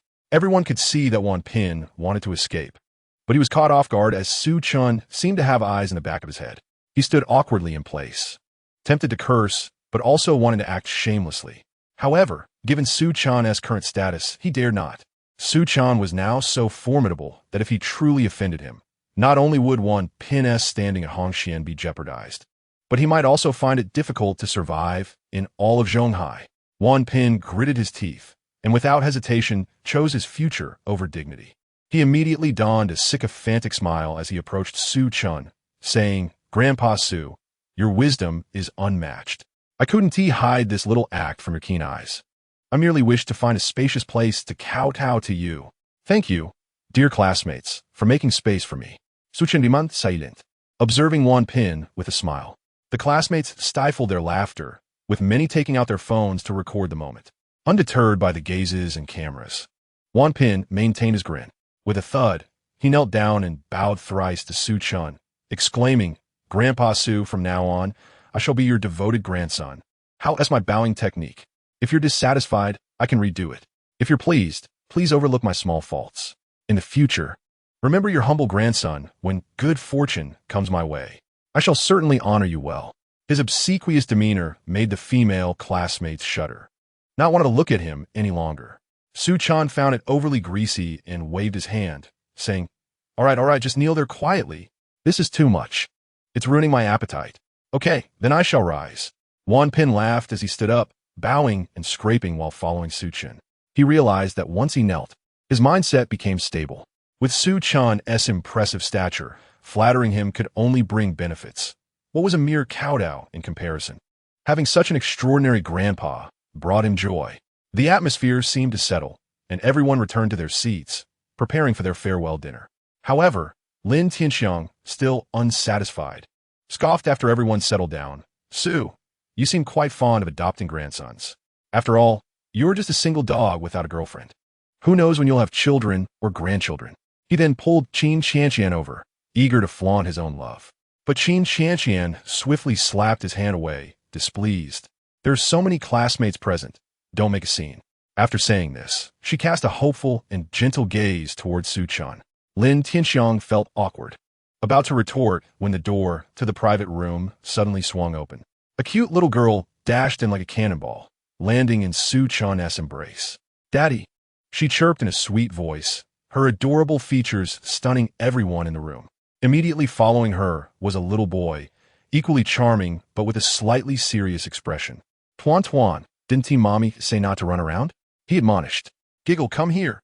Daddy is really here." The little girl exclaimed joyfully while perched on Su Chun's lap. "Wait, are these adorable children Su's?" Before anyone could inquire further, their attention was drawn to Yan Bingxue entering the room. Oh my, what beauty! Even top-tier celebrities pale in comparison. Moreover, she exuded a commanding aura. Who is this woman? The female classmates felt overshadowed by her presence, their allure diminished. Even Qin Qianqian felt eclipsed. Chapter 31. Brother Su, your wife is the president of a magnificent corporation. Yan Bingxue approached Su Chun and said, "I picked up Tuan and Lele.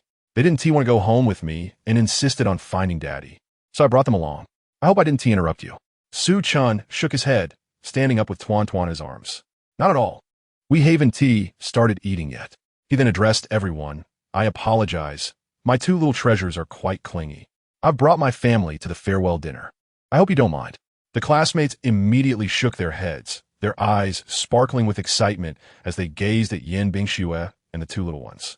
The boys looked on with envy, while the girls felt a twinge of disappointment, yet were charmed by the delightful family of four.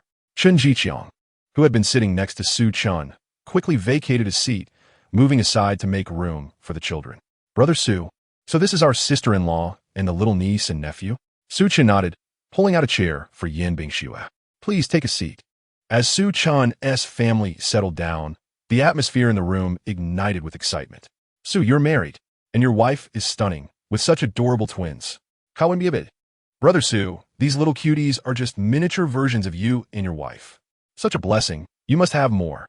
Everyone buzzed with excitement, greeting Yan Bingxue and the children, except for Lin Tianxiang and Qin Qianqian, who wore grim expressions. Lin Tianxiang was taken aback. realizing Su Chun had such a beautiful wife and a pair of twins. His earlier jabs at Su Chun transformed into a palpable slap to his own face.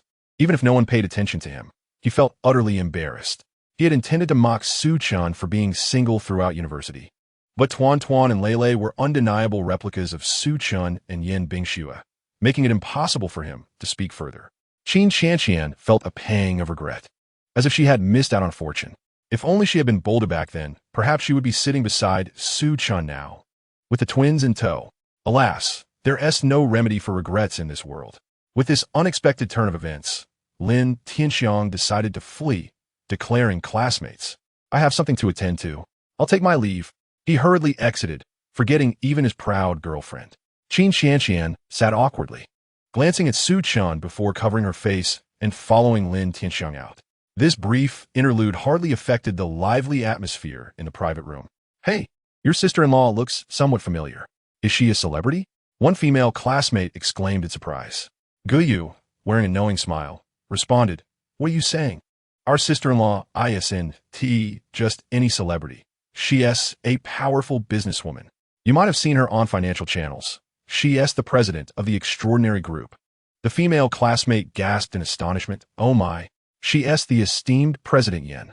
She is my idol." The room buzzed with shock. "Su, how many secrets have you kept from us? You've been married to President Yen all along and even had adorable twins. I finally understand why you've been so unhurried while we've been hustling for jobs. After all, the extraordinary group is your family's business." When Su Chun mentioned the extraordinary group as his family's, many classmates were skeptical. But now, upon seeing Yin Bingxue, their doubts vanished entirely. "Brother Su, please share your love story with us. This is the real-life version of a campus heartthrob and a beautiful president. It's thrilling just to think about." In the midst of jovial banter, Su Chun was urged by his peers to share a tale that could inspire their dreams for the night. Turning his gaze towards Yin Bingxue, who was equally captivated by him, their eyes met for a fleeting moment. A hint of shyness washed over Yin Bingxue as she lowered her gaze, her cheeks concealed in shadow, yet betraying a blush that colored her ears. Observant classmates, unable to contain their excitement, beckoned others to witness the scene. It was indeed a grand revelation. Rumors had long circulated that the enchanting president of the extraordinary group, Yin Bingxue, was a figure of aloof beauty, yet here she stood, displaying a delightful timidity in Su Chun's presence. The allure of Su Chun was undeniably potent. Noticing her embarrassment, he leaned closer, whispering softly in her ear, "They wish to hear a tale. Shall I share a little something?" Their proximity heightened the intimacy of the moment, his warm breath brushing against her profile, causing her heart to race with a flutter of excitement. It was not just the children longing for their father. She too wished to stay with Su Chun, reluctant to return home. However, as he dined with friends, she hesitated, uncertain if he would welcome her presence. After all, the matter of their marriage had yet to be publicly acknowledged. Yin Bingxue surmised that Su Chun's union with her was likely motivated by their children, and thus, she felt a twinge of anxiety about appearing as his wife among his friends. Yet, when he inquired if she would share, a flicker of joy ignited within her. Did his willingness to speak imply an acceptance of their relationship in his heart? Nodding eagerly, she gazed at him with anticipation, yearning to uncover the narrative of their bond as envisioned by Su Chun. Upon receiving her consent, he addressed their classmates. "The tale of my love with your sister-in-law is quite lengthy, especially since our children are already 3 years old. Allow me to recount a more recent event, the proposal I made to your sister-in-law just last night." In Central Square, Su Chun orchestrated a drone wedding, pouring significant effort into winning over Yin Bingxue. The moment he finished speaking, a wave of realization washed over the audience. The extravagant drone proposal from the previous night was, astonishingly, the handiwork of Su Chun for his beloved. "Oh my, since last night, my social media has been inundated with proposal videos. And I had no inkling this was the love story of our campus heartthrob and his lady," exclaimed one classmate, excitement palpable in their voice. His roommates were aware of Su Chun's intention to propose, but lacked details. However, upon hearing of the drone spectacle, vivid images filled their minds. Guyu discreetly gave Su Chun a thumbs up, marveling at the lavishness of his proposal. "Your sister-in-law must have been deeply touched. Honestly, as a man, Even I was moved by the proposal scene I saw online. Chimed in Chun Jiqiang with a grin. Yin Bingxue, her cheeks flushed with delight, nodded, expressing her surprise and gratitude. Indeed, it was unexpected and profoundly moving. It is rare to be swayed by mere wealth. Her words left her classmates utterly impressed, their expressions warm with admiration as they regarded the extraordinary couple. Yin Bingxue, the stunning president of the extraordinary group, commanded immense respect, and the opulence of 400 drones could be seen as a mere accumulation of wealth. Yet it was Su Qinshin's heartfelt intentions that truly captivated her. The power of love. In a lavish villa in Zhonghai, Yin Bingxue's mother, a stunning woman who appeared to be in her 30s thanks to her diligent self-care, was painting her nails while humming a tune. The phone rang, and upon glancing at the screen, she recognized a call from a close friend. With a smile, she answered the call. "Hello, Shuyun. What earth-shattering news do you have?" She inquired nonchalantly. "Well, it's not about your walls collapsing, but rather something concerning your own household. Yin Bingxue is getting married." "What?" Startled, she accidentally smeared nail polish across her fingers. Quickly, she grabbed a tissue to clean up and asked, "Did you just say my daughter is getting married? Are you sure?" "Absolutely. My husband, Lao Gu, just shared the news. He attended a meeting at the bureau and ran into old Zhang from the civil affairs office. Zhang mentioned that your daughter called him back home last night to obtain a marriage certificate with a man, taking the children with her." In disbelief, Yin Bingxue's mother was momentarily stunned, but within half a minute, joy erupted as she leaped on the sofa. "At last, I have awaited this day. Oh my." Overwhelmed with emotion, she spoke into the phone. "Shuyan, you must see how worked up I am. Compared to my daughter's resolute demeanor, I seem so fragile." "You're not being fragile. You've simply been anxious over this marriage. Indeed, for years, I have longed for her to find a partner and provide a father for those 2 children. I know. Isn't this a dream come true? By the way, do you wish to know who her husband is?" I could have Lao Gu inquire with old Zhang. He personally handled the marriage certificate and must know what he looks like. "No need. I will accept whoever he is, as long as he is a man." Yin Bingxue's mother placed a hand over her heart, her face aglow with happiness. "After all these years, other children have been dating or marrying, yet my daughter was solely focused on her studies. I thought she might find a boyfriend after graduation, but instead, she plunged into her career, as if romance were absent from her agenda. Just look at the executive floor. Every assistant is female, and even the office cat is a female. I worried if there was something amiss with her orientation. When she suddenly returned 3 years ago with 2 children, I even surreptitiously had a paternity test done. Although the results confirmed they were indeed her children, I suspected she was only trying to placate me and Lao Yen. Now that she is getting married, I can finally let go of my worries. As for what her husband is like, I could not care less. You are remarkable, with Yin Bingxue's beauty. How could there be any issues?" Her friend chuckled. "Is there anything else I should know?" Yin Bingxue's mother, now fully engaged, set aside her nail polish. "Do share. Don't keep me in suspense. I want to hear all the good news." "Well, after they registered their marriage, she and the children moved into your son-in-law's home and even dined at a local barbecue stall, one of those casual eateries. Can you believe it?" Yan's mother wore an expression of astonishment. "You say my daughter Bingxue went to a barbecue stall? Is this information reliable?" "Absolutely, Shuyun. For your sake. I had our Yusin squeeze quite a sum from her. I had to give her a few tens of thousands to pry the news from her. She even showed me the chat screenshots from Bingxue. There she was, feasting on barbecue." Yan's mother was filled with disbelief. "Are you certain you are speaking of my Bingxue? That child is a germaphobe and has never indulged in unhealthy or unsanitary foods. Her meals are exclusively prepared by Michelin-starred chefs. Can it be true that she would stoop to eating from a roadside stall? Haha, you clearly do not understand. The power of love is remarkable. And that's not all. Last night, Bingxue even accompanied her partner to the street vendor for chicken noodle soup." Yan's mother blinked and smiled helplessly. "Well, it seems Bingxue has genuinely grown up. She has even learned to apply double standards. She turns her nose up at the chicken noodle soup I make, but willingly eats the one from street stall. Truly, a daughter married is akin to water poured away. Oh dear, it appears my precious daughter will soon belong to someone else." Although she spoke these words, her tone was one of joy, and the smile on her face was uncontainable. The friend on the other end of the line could guess. "Shuyan, are you trying to play coy? Just moments ago, you were beside yourself with excitement over Bingxue's marriage. Are you trying to make me envious, flaunting it before me? Oh, your Bingxue has found her match. While my Yusin is still uncertain about when she will bring me peace of mind, Yan's mother replied, rest assured, it will come. Huh. As she spoke, her smile overflowed, grateful that her friend was genuinely happy for her. Shuyan, aren't you curious about your son-in-law? I certainly am.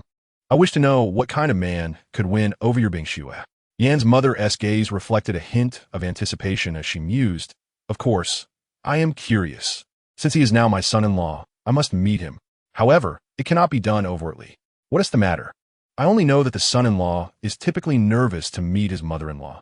I have yet to hear of a mother-in-law being nervous to meet her son-in-law. Haha, Shuyan, you truly are something. Would you like me to accompany you for courage? Stop joking, Lao Man. It's not that I'm nervous about meeting my son-in-law. I am concerned about Bingxue. You know how headstrong Bingxue is. She once brought home twins without a word, and now she has married without informing us. I fear if I surprise her, she might be displeased. I believe it is better to wait for her to tell me herself. Look at you. But honestly, as parents, we must now be attuned to our children's moods and expressions. When my Yusin is upset, I feel apprehensive, and with your Bingxue, it is even more so.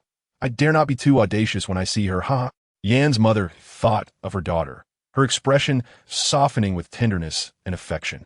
Indeed, Bingxue rarely smiled, always wearing a serious face, and her decisiveness in speech and action often made Yan's mother feel that she was more mature than herself. So, while she was curious about her son-in-law, since Bingxue had not brought it up, she could only observe her son-in-law in secret. At this moment, Yan's mother's eyes sparkled with enthusiasm. I plan to meet my son-in-law tomorrow. A man who can lead my Bingxue in a matrimony and is willing to eat at roadside stalls. What is he truly like? I'm exceedingly curious. Chapter 33. Sign in for crafting assignments, rewarding calligraphy master skills. After the farewell dinner, Su Chan led Yan Bingxue and their two little treasures back to their home. The hour was late, and as soon as Tuan Tuan and Lele stepped inside, they pulled out their backpacks. Brother, have you figured out how to complete your assignment? Tuan Tuan sat on the carpet, leaning her little head next to Lele. Lele nodded. Yes, I have already thought of it. Tuan Tuan gasped in surprise, her round little face puffing out as she pouted. Woo-woo, Tuan Tuan hasn't thought of anything. What is it you plan to do, brother? Tuan Tuan asked. Lele flashed her a mysterious smile and winked. I won't tell you yet. I will show you once I finish. Tuan Tuan pouted, her cheeks puffed up. You're keeping secrets from me. Quickly think of what you want to do, Lele urged. Tuan Tuan wrapped her little hands around her head, her soft fingers gently curling her hair, her cute face reflecting deep thought. But this is too hard, woo-woo. Daddy, Tuan Tuan exclaimed, looking up. What is wrong, Tuan Tuan? Su Chan immediately set his water cup down and hurried to his daughter. Ding! The host has signed in for the first time to assist the baby with their homework at the crafting assignment, rewarding the host with full marks in craftsmanship skills and calligraphy and painting master skills. The sign-in system has arrived again, and this time it's for craftsmanship and calligraphy skills. Excellent. To be a competent father, one must indeed be able to assist his children with their homework. Kindergarten assignments mostly revolve around crafts and simple writing and drawing, so the skills awarded by the system are truly timely. Would the host like to activate this reward skill now? Activate. In an instant, Su Chan felt a noticeable agility in his fingers, and as he looked around, the oil paintings hanging on the walls and the calligraphy in the dining room, which he had previously thought were merely average, now appeared painfully ordinary. He resolved to find time to create something beautiful to enhance the cultural atmosphere of their home. Tuan Tuan, what craft assignment do you need to complete? Bring it to Daddy, and we can finish it together. While Yan Bingxue was busy processing emails on her laptop, she occasionally glanced at Su Chan, and at that moment, seeing him engaging with Tuan Tuan and Lele over their craft assignments made her smile.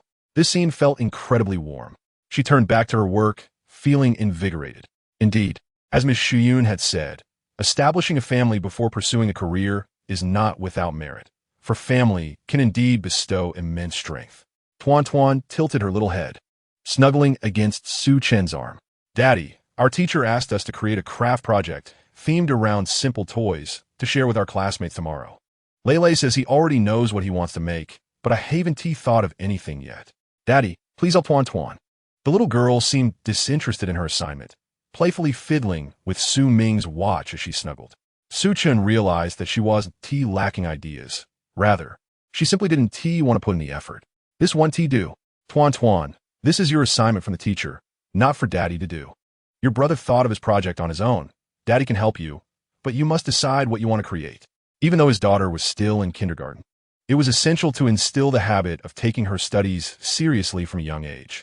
Otherwise, he would end up like those parents online who are driven mad by their children's homework every night. Tuan Tuan lifted her head, pouting a little reluctantly. But upon seeing her father's serious expression, she quickly adopted a serious demeanor. Then, Tuan Tuan wants to make a little bunny. Tuan Tuan loves bunnies so much. Daddy, will you help Tuan Tuan make a little bunny, please? Tuan Tuan raised her little face, revealing a set of white baby teeth.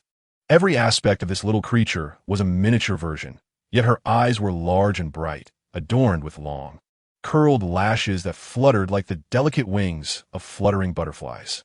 Such an adorable little darling. When she acted cute, even the toughest men could hardly resist. Suchin finally grasped the joy of being a devoted father. All right, my dear, let Daddy help you create a charming little bunny toy. Yay, Daddy is the best. The little one leaped up joyfully, dancing around Su-chun and Lulu in circles. Daddy, you must help me make a bunny toy. Now Tuan Tuan understood precisely what she wanted. Lulu, who had initially taken out paper to begin his own craft project, felt a wave of nervousness wash over him when he saw Su-chun approach. As Su-chun prepared to assist Tuan Tuan with her craft, Lulu suddenly felt his envisioned toy lose its allure. What was the point of making a toy alone? Lulu, what would you like to create? Asked Su-chun. Lulu stiffened, straightening his back, and replied, I can do it myself. With that, he began to work on his project. Su-chun chuckled softly, shaking his head, and started to assist Tuan Tuan. Tuan Tuan, Daddy will make you a bunny that can play hide and seek. Lulu interjected. What bunny can play hide and seek? That must be a trick.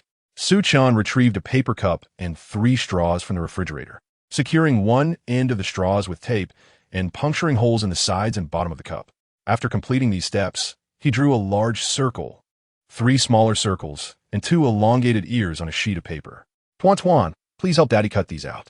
Tuan Tuan nodded eagerly, taking the small scissors and carefully cutting along the lines drawn by her father. Once she had cut out the shapes, Su-chun drew a pair of sparkling eyes and a small mouth on the large circle, adding rosy cheeks with a red pen and coloring the ears and smaller circles pink. Next, Su-chun affixed the ears to the large circle and attached it to the top of the 3 straws, trimming the sides and attaching them as the bunny's little hands. The lower straw was threaded through the hole beneath the cup, completing the charming craft. Holding up the finished toy, Su-chun smiled mysteriously. Tuan Tuan, watch closely. The little bunny is going to play hide and seek with you. As he gently tugged on the lower straw, the bunny's head disappeared beneath the blanket, its little hands raised. When he released it, the bunny's face peeked out again. Tuan Tuan watched intently and clapped her hands in delight. Wow, Daddy, you're amazing. You really made a bunny that can play hide and seek. Daddy, Tuan Tuan loves the toy you made. In a burst of affection, she jumped into Su-chun's arms, wrapping her little arms around his neck and planting a kiss on his cheek. Su-chun beamed with joy, handing the toy to his daughter. Tuan Tuan, why don't you try playing hide and seek with the bunny? She replied, happily engaging with the toy. Not satisfied with playing alone, she rushed over to Lulu, exclaiming, look, Daddy's bunny really can play hide and seek. Lulu had actually seen it earlier and was quite astonished. He never expected that Daddy could genuinely create a bunny that could play hide and seek. He was indeed impressive. However, Lulu would never voice this admiration. Turning his head away, he said haughtily, what is so fun about that? I don't like bunnies. I want to make a little cow that won't fall over. Tuan Tuan, feeling unsuccessful, darted over to Yin Bingxue, showing her the hide-and-seek bunny. Yin Bingxue gazed at the creation, a gentle smile gracing her lips as she glanced at Su-chun, saying, this bunny is very cute. I'm sure Tuan Tuan's friends will love it tomorrow. The crafts made by Daddy and Tuan Tuan are quite impressive. Upon hearing this, Lulu hurriedly focused on completing his own project. He couldn't let Su-chun overshadow him in front of Mommy. The little guy was determined to create a little cow that wouldn't fall over. A concept of his own, simple yet amusing. Using a bottle cap and some cut paper, he fashioned a little cow's shape, with a large circle for the head and smaller circles for the body, perfectly sized for the bottle cap. His cow, while not as lively as the bunny, was charming in its own right, showcasing the creativity of child. He attached the cow's belly to the bottle cap and placed a lump of clay inside, believing this would prevent the cap from tipping over. However, upon testing it, he found the cow toppled over immediately. Lulu frowned, muttering, "Why does it keep falling?" The little one was puzzled and tried several more times, only to achieve the same result. Su-chun, observing for a while, quickly pinpointed the problem. "Lulu, do you believe that if Daddy gives it a slight nudge, your cow will stand up?" Chapter 34. The children win first place. Su-chun posts on social media to show off his kids. Lulu turned to him, intrigued. "Really?" "Absolutely. Would you like Daddy to give it a try?" Su-chun asked with a smile. Lula hesitated, glancing at his painstakingly crafted little cow. He didn't want Su-chun's help, yet he was unsure he could manage it alone. Noticing Lu Li's silence, Su-chun feigned inaction, waiting for his son to seek assistance. After a moment of contemplation, Lulu pushed the little cow towards Su-chun and pouted, "Fine, you try it." Su-chun chuckled, removing the clay from the bottle cap, rolling it into a larger ball, and placing it at the bottom of the cap. He then set the cow atop it and gave it a gentle shake, causing it to sway side to side without falling over. Lulu's eyes widened in astonishment, a smile breaking across his face. "Daddy, you're so smart. With just a little adjustment, the cow really can stand." At that moment, Tuan clapped her hands, exclaiming, "Daddy is amazing. You saved the little cow. Daddy is really great." Lily's smile faltered slightly as he glanced at Su-chun, his eyes filled with surprise, yet he remained silent. The little guy pursed his lips tightly, as if afraid to express his admiration, his awkward demeanor utterly adorable. Unable to resist, Su-chun reached out to ruffle Lily's hair. The boy seemed taken aback, but did not shy away. Daddy's hand is so big and warm. This head pat feels quite nice." The following morning proceeded as usual, with Su-chun dropping the children off at kindergarten before heading to work. Both little ones were exceptionally cheerful, eager to showcase their crafts from the previous night as they entered the classroom. The other children had also laid out their projects on their desks. The female teacher stood at the front, smiling as she greeted everyone. "Good morning, students. A new day has begun. Last night, the teacher assigned a craft project for you to complete with your parents. Now, let's have everyone come up one by one to present." Tuan and Lulu sat at adjacent desks, and upon hearing this, Tuan gleefully turned to her brother. I'll go up first. I believe Daddy's bunny will surely win an award, and your little cow is also great." Lulu, with a slight smile, felt less awkward without Su-chun present. He gazed at his own wobbling cow and then at his sister's little rabbit, narrowing his eyes with a smile. His deskmate, intrigued by their conversation, leaned in and asked, "Lele, what have you and Tuan been up to?" Lele quickly concealed his little cow in his palm, saying, "You'll find out when I go on stage later." Lele was being quite mysterious. One by one, the children took the stage, presenting simple crafts such as little pinwheels, boats, and hearts made from paper. When it was Tuan's turn, her game of hide-and-seek with the little rabbit, though simple, was exceedingly delightful. The children below adored it. Next, Lele took the stage to showcase his wobbling cow, piquing the curiosity of boys. How can a bottle cap turn into a wobbling toy? It's so magical. After the teacher reviewed all the creations, she invited the children to vote for their favorite toy. Tuan and Lele's toys garnered the highest votes, prompting the teacher to announce. Therefore, today's first place goes to Tuan and Lele. Those who did not win should not feel disheartened, as there would be many more crafting assignments in the future. They could strive to do even better next time. Now, let us welcome Tuan and Lele to share how they made their little toys. "Do you want to learn?" the teacher asked. In unison, the children exclaimed yes. All eyes turned to Tuan and Lele.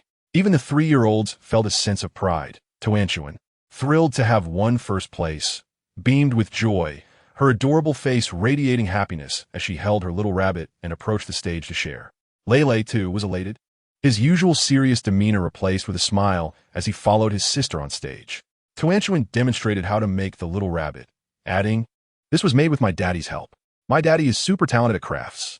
When it was Lele's turn, he briefly introduced his cow and reminded everyone, "The most important thing about making this wobbling cow is to place the clay at the bottom. I didn't do it right at first, and the cow wouldn't stand. But then my daddy adjusted it, and it worked perfectly." He naturally referred to his father, his lips pressing together with a hint of bashfulness. The children below applauded, expressing their amazement and envy. Tuan and Lele's dad is incredible. He can make such fun toys. One child remarked, "My mom says Tuan and Lele's dad is super handsome. I'm so envious. I hope my dad can be as talented as theirs." Hearing this, Leilei's smile widened, thinking, yes, my dad is truly amazing. None of your dads can compare. Afterward, the teacher presented the results of today's crafting assignment, along with the little red flowers and certificates awarded to Tuanshuan and Leilei. To Yin Bingxue. Upon seeing this, she immediately shared the news and pictures with Su Chun, adding a note, Tuanshuan and Leilei won first place. They must be so happy. Your craft assignment is fantastic. At work, Su Chun, upon receiving these messages, joyfully posted on his social media, sharing a picture of his children's certificates with the caption, My two little treasures awards, preserving this moment in my feed. After Yin Bingxue sent the message, she held her phone, awaiting a reply, but instead of a response, she saw Su Chen's post. Immediately, she liked it. Su Chen posted. He shared the children's awards on his social media, and he referred to them as his little treasures. Is this a form of public acknowledgement? A flicker of delight filled Yin Bingxue's heart. Previously, when Su Chun proposed to her and they registered their marriage, he had not posted about it. Even during video calls with his mother, he hadn't mentioned their marriage, leaving her a bit disappointed.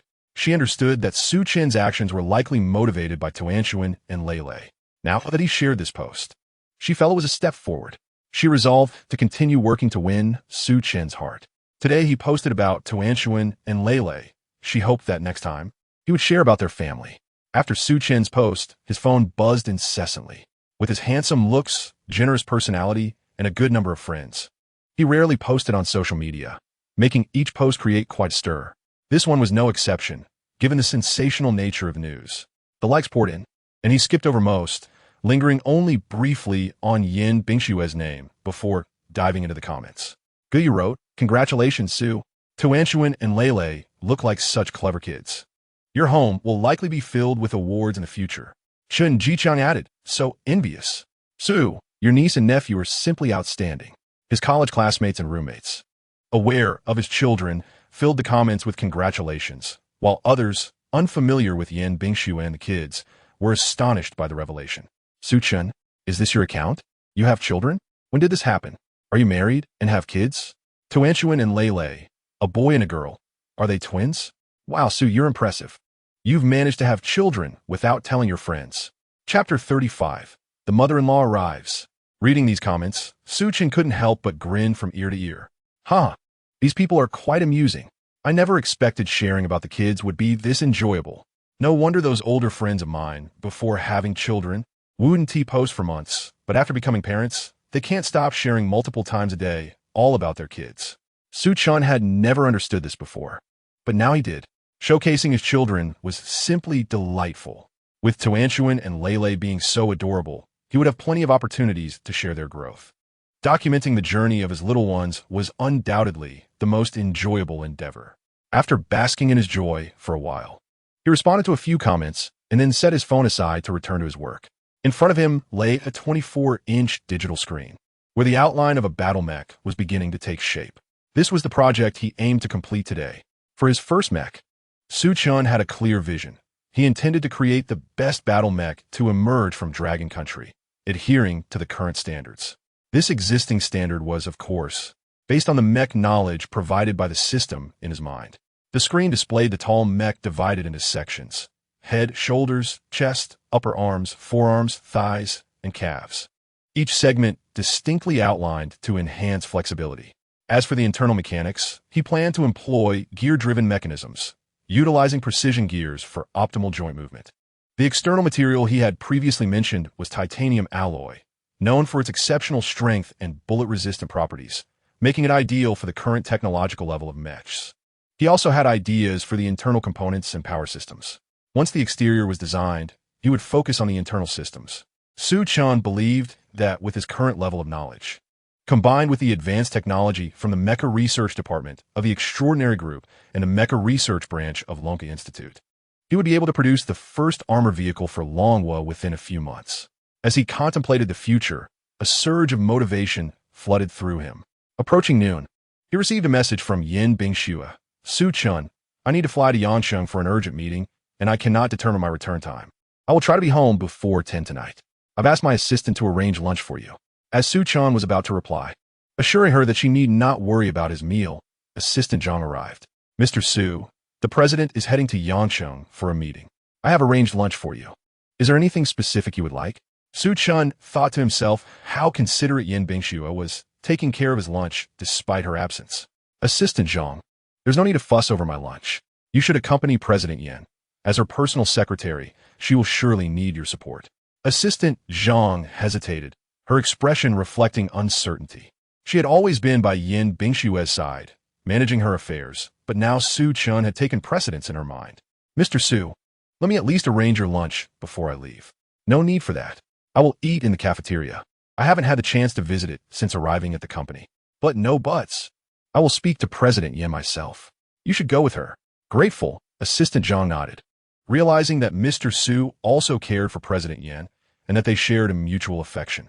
After informing Yin Bingxue, Su Chun decided to head to the cafeteria for his meal.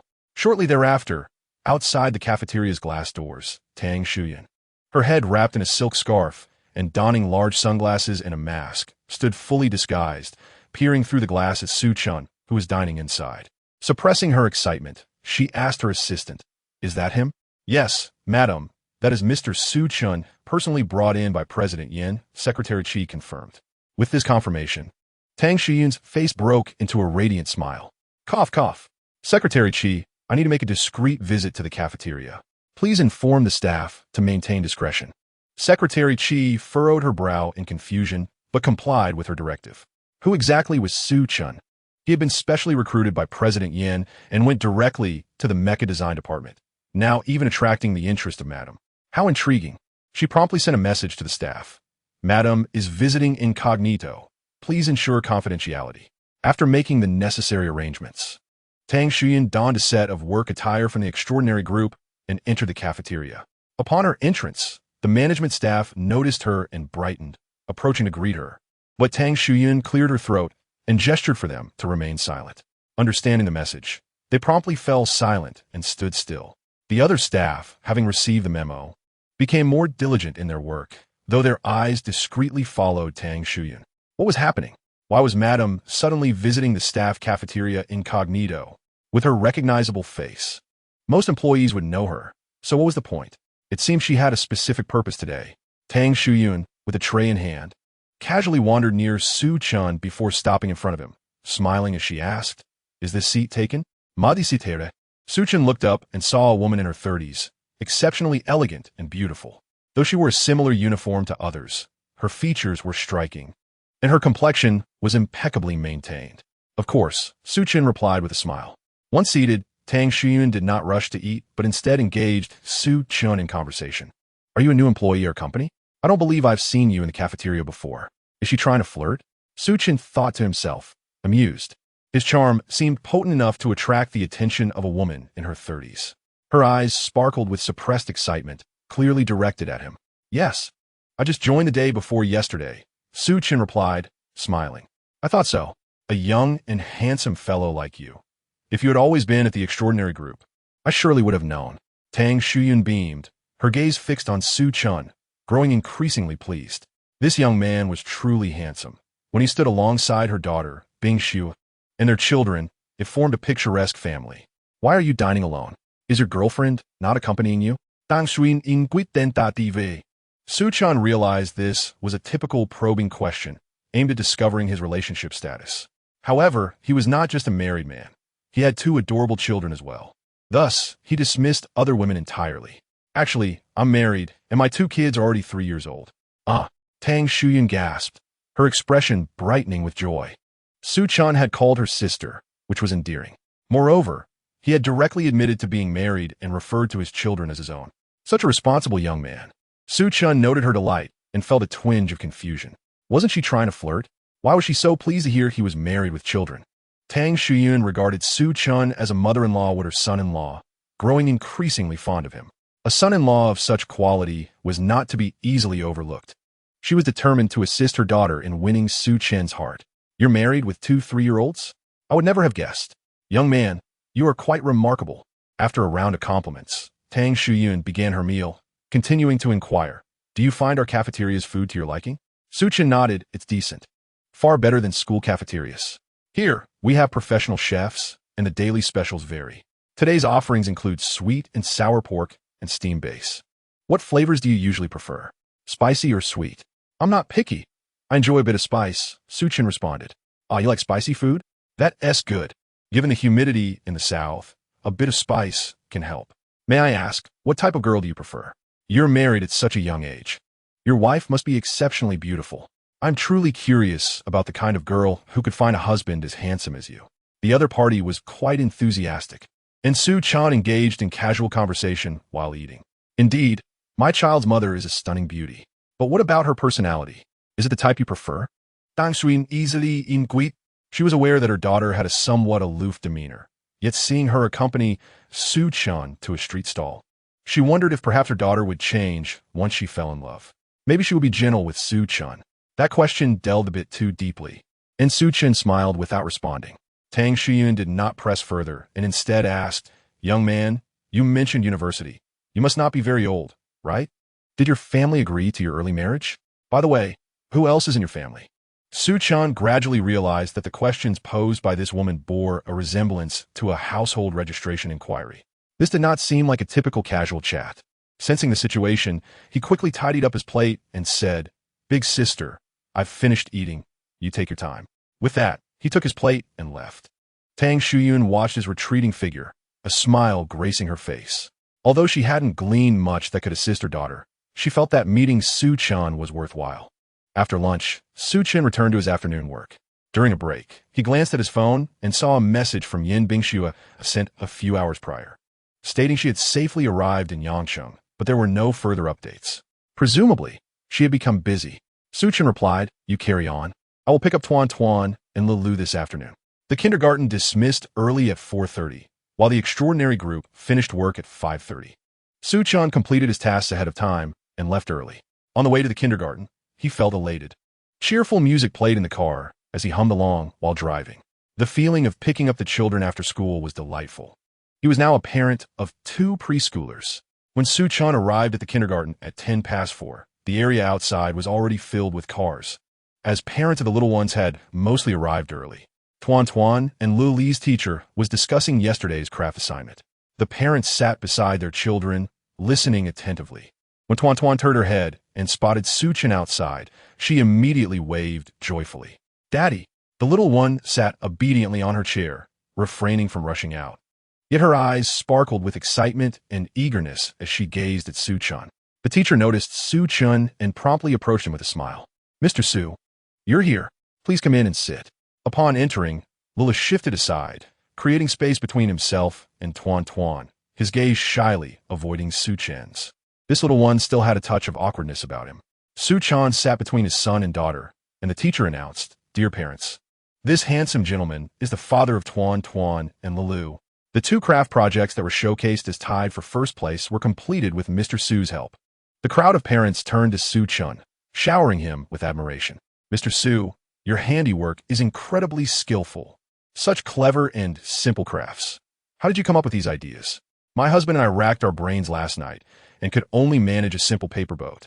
Tuan and Lulu, your father is truly remarkable. He is a role model for us all. I hope my little chubby can achieve first place as well. Tuan, brimming with happiness, grasped her father's hand and generously declared, If anyone has questions, you can ask my daddy. My daddy is super clever. Though Lulu remained silent, he beamed with joy at the praises and unconsciously edged closer to Su-chan, bridging the gap between them.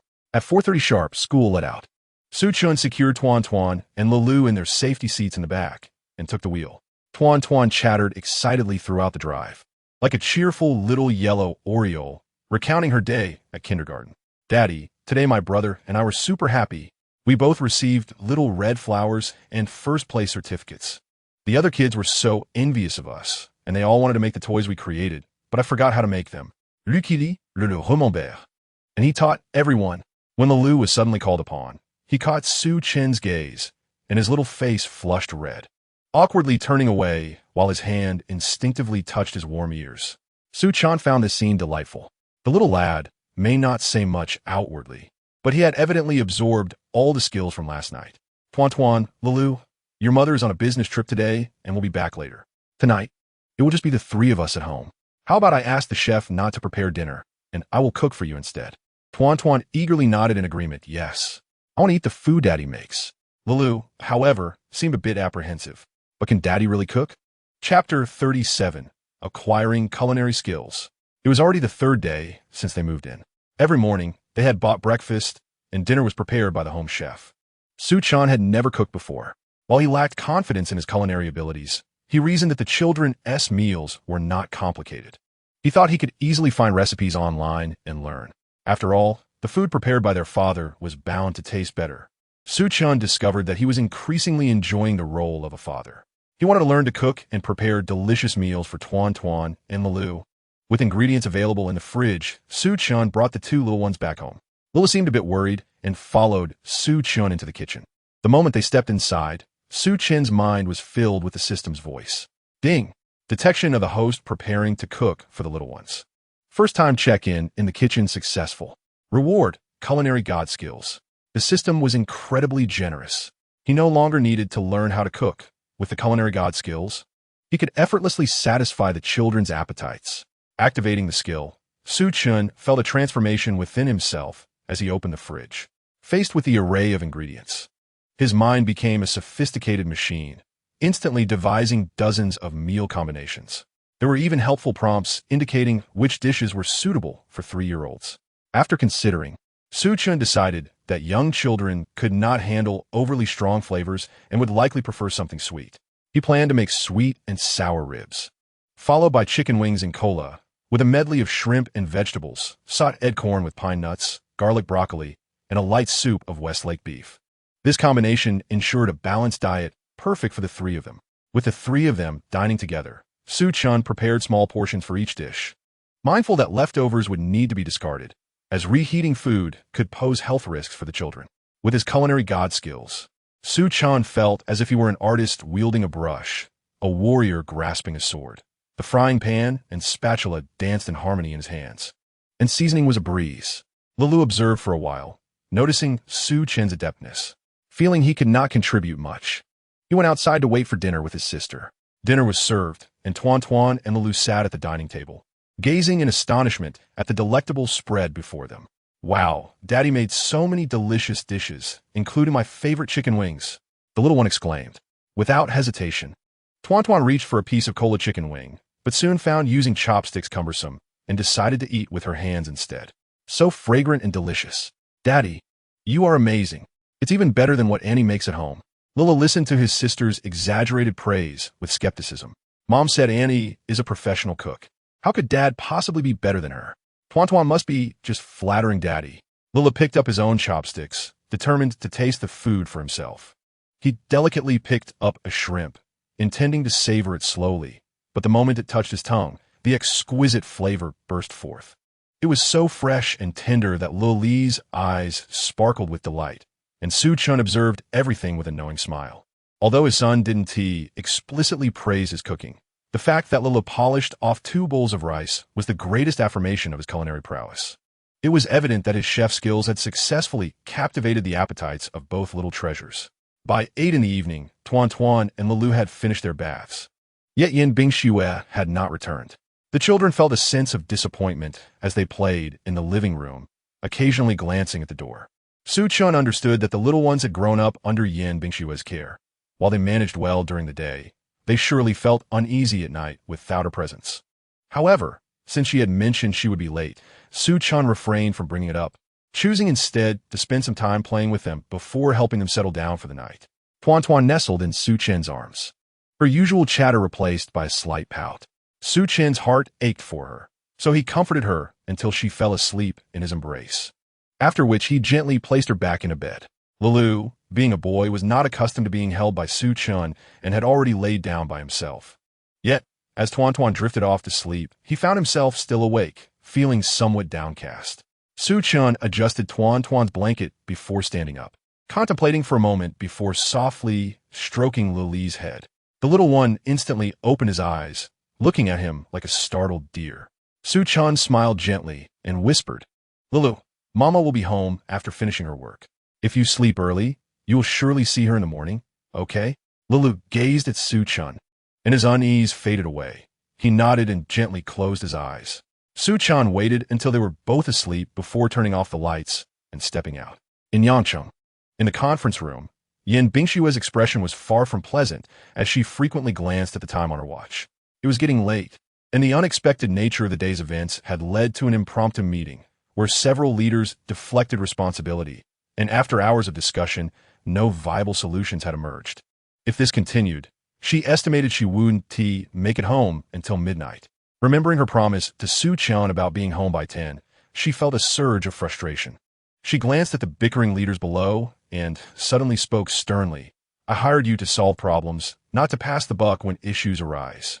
We will discuss whose fault this is later.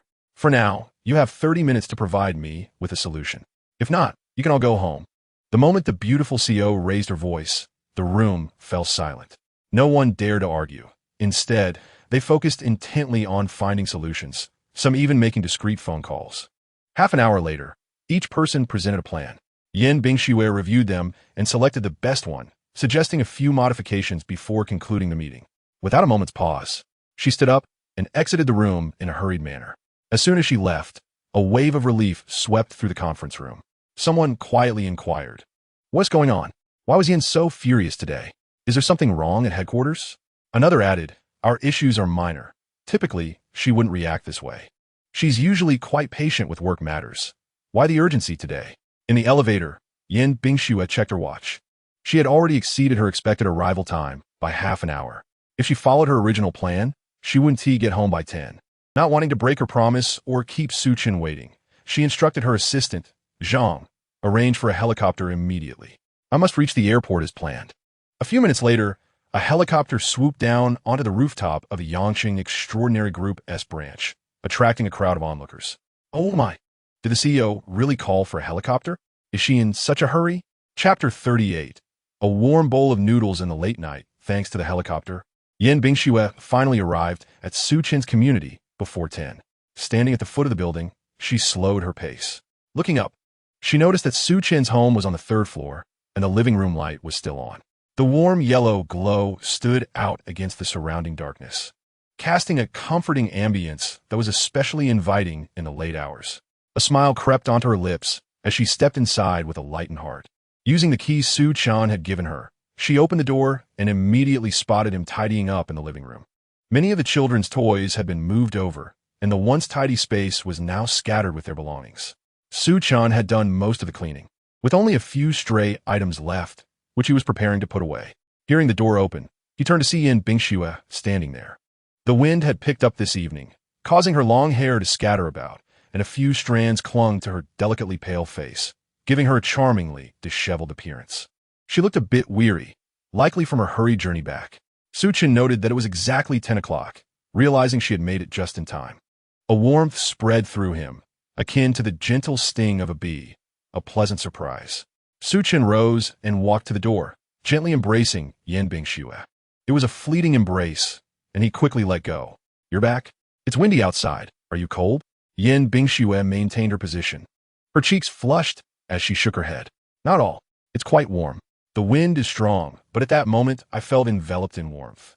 She anticipated Su Qian would hug her. Though it was merely a simple gesture, it marked a significant moment for both of them, a step forward for her. Suddenly, an unexpected sound broke the tranquility of the entrance. Yin Bingxue froze, her face turning crimson as she panicked and clutched her stomach. Oh no, she thought, her usual eloquence failing her in this moment. How embarrassing. Why did my stomach have to grumble now? Her stomach was certainly not cooperating. Su Qian chuckled softly, aware of her mortification, but careful not to laugh too loudly.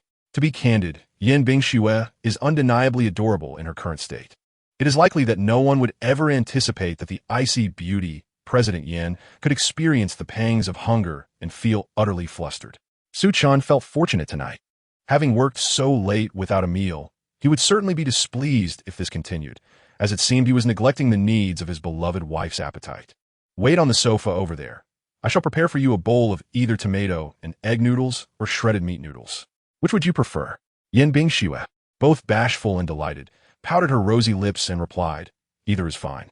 In the kitchen, Su Qian busied himself cooking, donned in a sky-blue apron, diligently slicing the meat with a focused demeanor, embodying the essence of domesticity.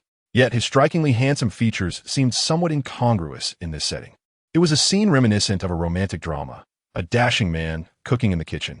Yin Bingxue leaned against the doorframe, her eyes sparkling with admiration and affection as she reached for her phone to capture this moment. Gu Yusin messaged, "What is Bingxue up to? Want to join me for a drink?"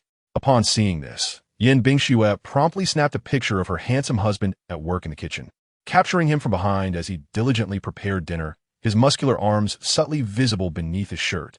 Yin Bingxue replied, "No time, not going." Gu Yusin responded, "Are you truly my best friend, Bingxue? Now that you're married, I can't even invite you out for a meal?" Yin Bingxue retorted, "There's food at home. I'll order you takeout." Gu Yusin's mouth twitched at this message. Food at home? How sweet. And offering takeout? It seems that it's the greatest act of kindness and affection Yin Bingxue can muster for me. Gu Yusin continued, "I'll treat you to crawfish hot pot or a seafood feast. Choose whatever you like. I'll bring the finest wine from my father's cellar." Jianbing Sweaty Blade. "No. Tonight, I only wish to enjoy shredded meat noodles." Gu Yusin exclaimed, "Bingxue, surely you're not prioritizing romance over friendship to this extent." Upon reading this, Yin Bingxue felt her ears flush slightly, responding with a playful sticking-out tongue emoji. This left Gu Yusin feeling a shiver of excitement. Gu Yusin remarked, "Love is truly terrifying. My beautiful Bingxue is sending such emojis. All right, I want to intrude on your marital bliss. By the way, it seems things are going well with Su Chun. He has cooking for you now. Please, tell me, how far have you two progressed? Have you managed to win him over?" Yin Bingxue's cheeks flushed at this, and she quickly diverted the topic. "I must go eat now. Don't indulge too much in late-night snacks, or you'll gain weight." Gu Yusin replied, "That is too much, darling. You can't curse your best friend like that." After reading this, Yin Bingxue put her phone away, focusing intently on the industrious Su Chun in the kitchen. He was already boiling the noodles, and the steam rising from the pot shrouded the kitchen in a soft mist. The warm yellow light from the range had cast a gentle glow over him, creating an inviting atmosphere. He moved with assurance, knowing precisely when to add the noodles, when to incorporate the meat, and how to adjust the heat, every step seemingly choreographed in his mind. As the kitchen grew warmer, Su Chin rolled up his shirt sleeves, revealing his strong arms, the visible veins hinting at the strength beneath. It seemed even while cooking, he exuded an effortless charm. "All right, dishes are done. It's time to eat," Su Chin called out, prompting Yin Bingxue to hurry into the kitchen to fetch clean bowls and chopsticks. The steaming noodles were laid out on the table, and even before taking a bite, Yin Bingxue felt a warmth spreading from her heart to her porcelain skin, her empty stomach clamoring for the delicious-looking shredded meat noodles before her. Yet, she hesitated, a surge of emotion bubbling within her. In the past, returning home late from work meant the housekeeper would already be asleep, and she would often go to bed on an empty stomach. On days like today, she might have even opted to spend the night in Yangcheng after a late meeting. She had never envisioned that upon returning home in the dead of night, the lights would be on for her, someone would be waiting, and a warm bowl of noodles would be ready. It was all so heartwarming. "Eat your noodles. Weren't you just hungry?" Staring at them one to satiate your appetite, Su Chin chuckled. Yin Bingxue nodded and picked up her chopsticks to begin eating. The moment she took a bite, her eyes brightened. Delicious. Su Chun's noodles were truly exquisite. Cooked to perfection, the noodles had just the right texture, while the shredded meat and scallions added a delightful aroma, creating a warmth that surged through her. Her empty stomach seemed to find a newfound source of energy, clamoring for more. "What do you think of the taste?" Su Chin inquired. Yin Bingxue nodded vigorously. "Delicious. Better than what the housekeeper makes." "Su Chin, your culinary skills are truly remarkable." Having already dined, Su Chun sat beside her, engaging her in conversation about their children, Tuan Tuan and Lei Lei, receiving accolades at school. Yin Bingxue listened intently, surprised by the pride in Su Chun's voice as he recounted the seemingly trivial details of their children's achievements. She knew Su Chun was skilled with his hands, yet she hadn't anticipated his enthusiasm for sharing such youthful experiences. It appeared he genuinely enjoyed participating in Tuan Tuan and Lei Lei's school activities. Initially, she worried that when Su Chun met the children, there might be some distance between them, as they had not spent much time together, similar to how Lei Lei often felt awkward around him. Yet, Su Chun seemed to have adapted to his role as a father seamlessly, even excelling beyond her expectations. And afterward, what fun things did you do after bringing Tuan Tuan and Lei Lei home? Yin Bingxue couldn't help but ask, feeling a twinge of regret for being so busy with work. Once a workaholic, she had always prioritized her career, but since having Tuan Tuan and Lele, she had endeavored to balance work and family. Yet today, hearing Su Chun speak about their children, she felt an unexpected pang of longing for moments she had missed. Afterward, I brought them home and prepared a feast.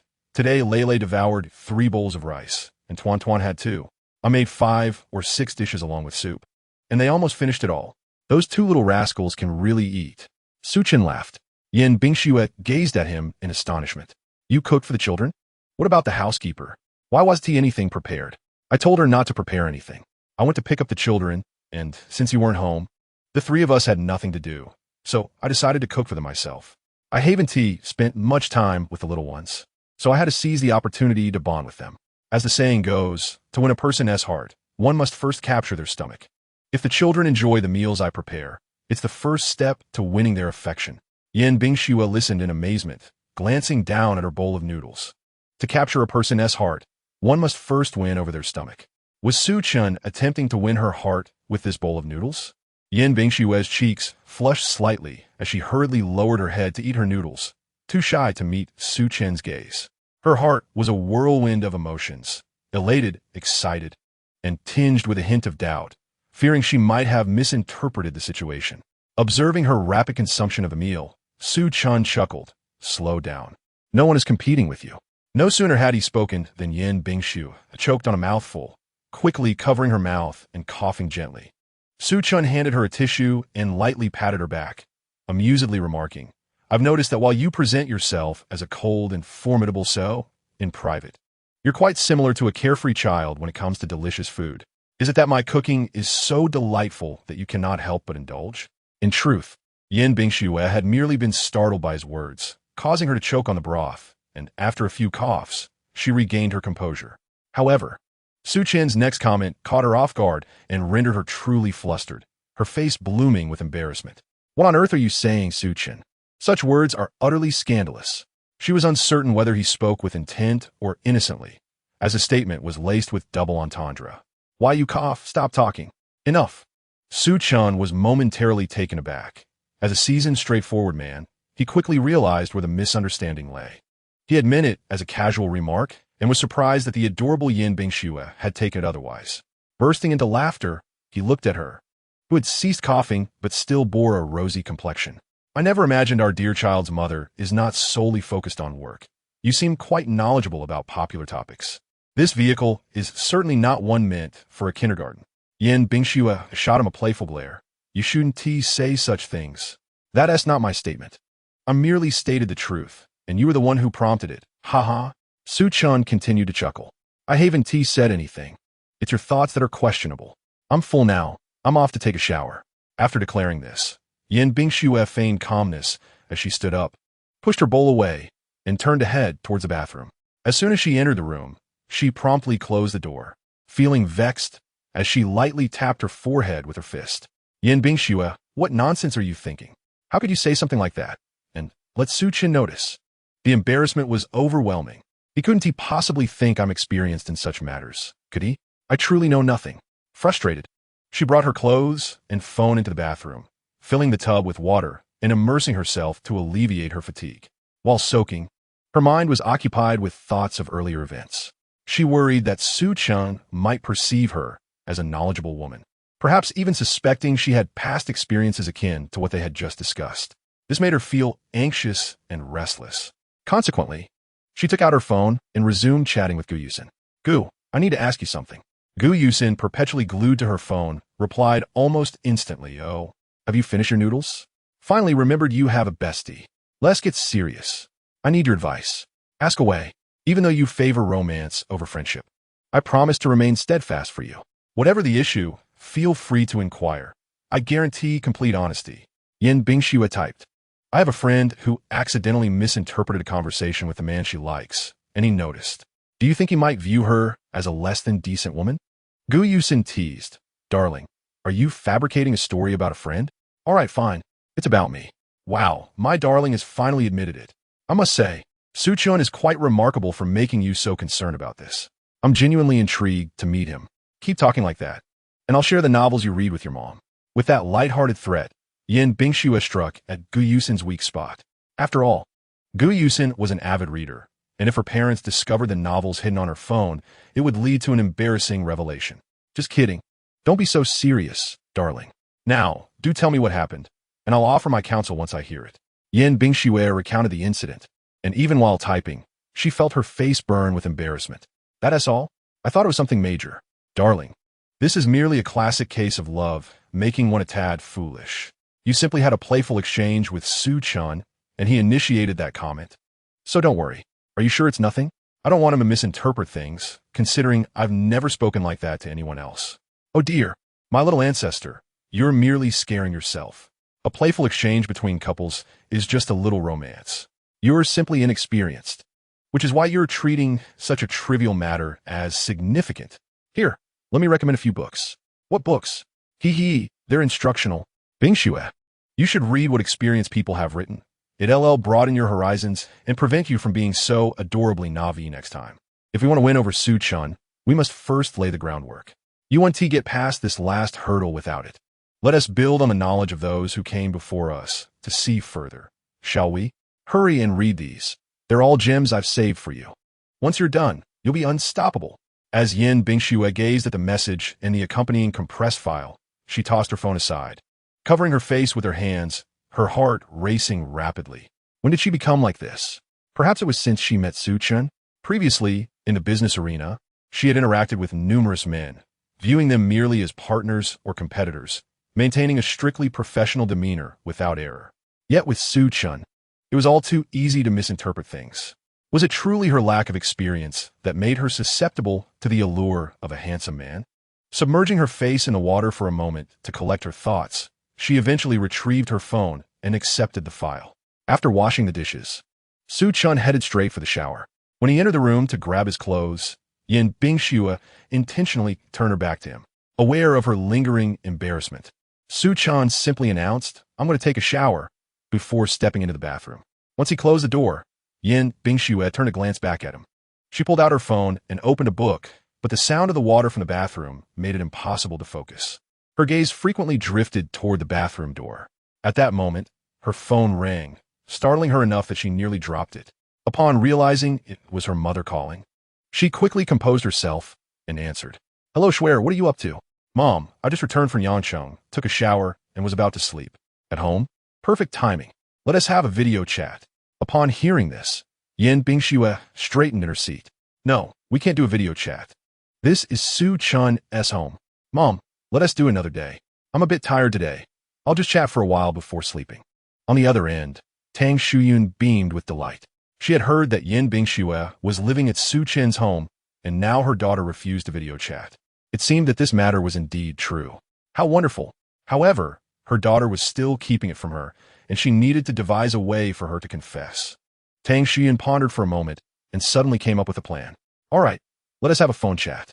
Schwer, the reason I called you today is that I want to discuss something. Are you free this weekend?" Yin Bingxue, not thinking much of it, replied, "The weekend is still uncertain, Mom. What do you need?" Of course, she didn't have any important work that weekend, but now that she was with Su-chan, she wanted to dedicate her free time to nurturing their family bond. If her mother truly had something significant to discuss, she would certainly go, but if it wasn't urgent, she would prioritize her love life. "It's nothing serious, just that the son of a friend of mine has returned from abroad. He is around your age, quite handsome, and a highly skilled professional. I thought it would be nice for you to come home for dinner and meet him." She had brought up matchmaking openly. She couldn't believe her daughter would still resist. Upon hearing this, Yin Bingxue immediately furrowed her brows. "Mom, didn't I say I'm not interested in these things? You promised me before." "Oh, come now, times have changed. Tuanchuan and Lele are already 3 years old, and you have reached the age where you should consider marriage. As a single woman, I can't help but worry about you, Schwer. Please understand my concern." With a gentle sigh, Yin Bingxue replied, "Mom, there is no need to fuss. I'm already married." "Married? Is that true? Schwer, you're not trying to deceive your mother to avoid matchmaking, are you?" Tang Shuyun feigned doubt. "No, I really am married. If you don't believe me, you can ask yourself. I got it done at the Civil Affairs Bureau with Uncle Zhang, and it's an officially recognized marriage." Tang Shuyun was overjoyed on the other end. Her daughter had confirmed her marriage. How soon could their family go home together? It wouldn't be long. Really? That is wonderful news, my daughter. Tang Shuyan made an effort to sound surprised. Swear, you're just too independent. Such a significant matter. And you didn't even tell your mother. What is your husband like? Her mother's words made Yin Bingxue glance toward the bathroom, her thoughts drifting to Su Chun. A slight smile graced her lips, her voice softening. He is quite good, very handsome, treats the children and me well, is intelligent and capable, and he can cook.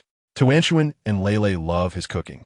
And so do I. Yin Bingxue felt a bit shy as she extolled her husband's virtues in front of her mother. Tang Shuyan grew increasingly delighted. She hadn't expected Su Chan to be such a great cook, a young man so handsome, yet also skilled in household tasks. What a treasure. Hearing you say this makes me eager to meet my son-in-law. He must be an exceptionally handsome young man. Otherwise, how could he possibly charm our Schwerer? Since you're married, why not bring him home for dinner this weekend? I'll prepare something delicious for you all. Chapter 41. Son, I am proud of you. Upon hearing this, Yin Bingshue's eyes suddenly dimmed and her lips pressed together. Her voice lacked the earlier warmth and excitement. Mom, let's talk about this later. Tang Shuyun's joy seemed to be abruptly extinguished as she realized something, clenching her fists in frustration. She had acted too hastily, allowing her excitement to lead to premature expressions. Schwer, are you worried about how your father might react? Actually, I think, Mom, it's fine. I went to Yangqing today, and I'm exhausted.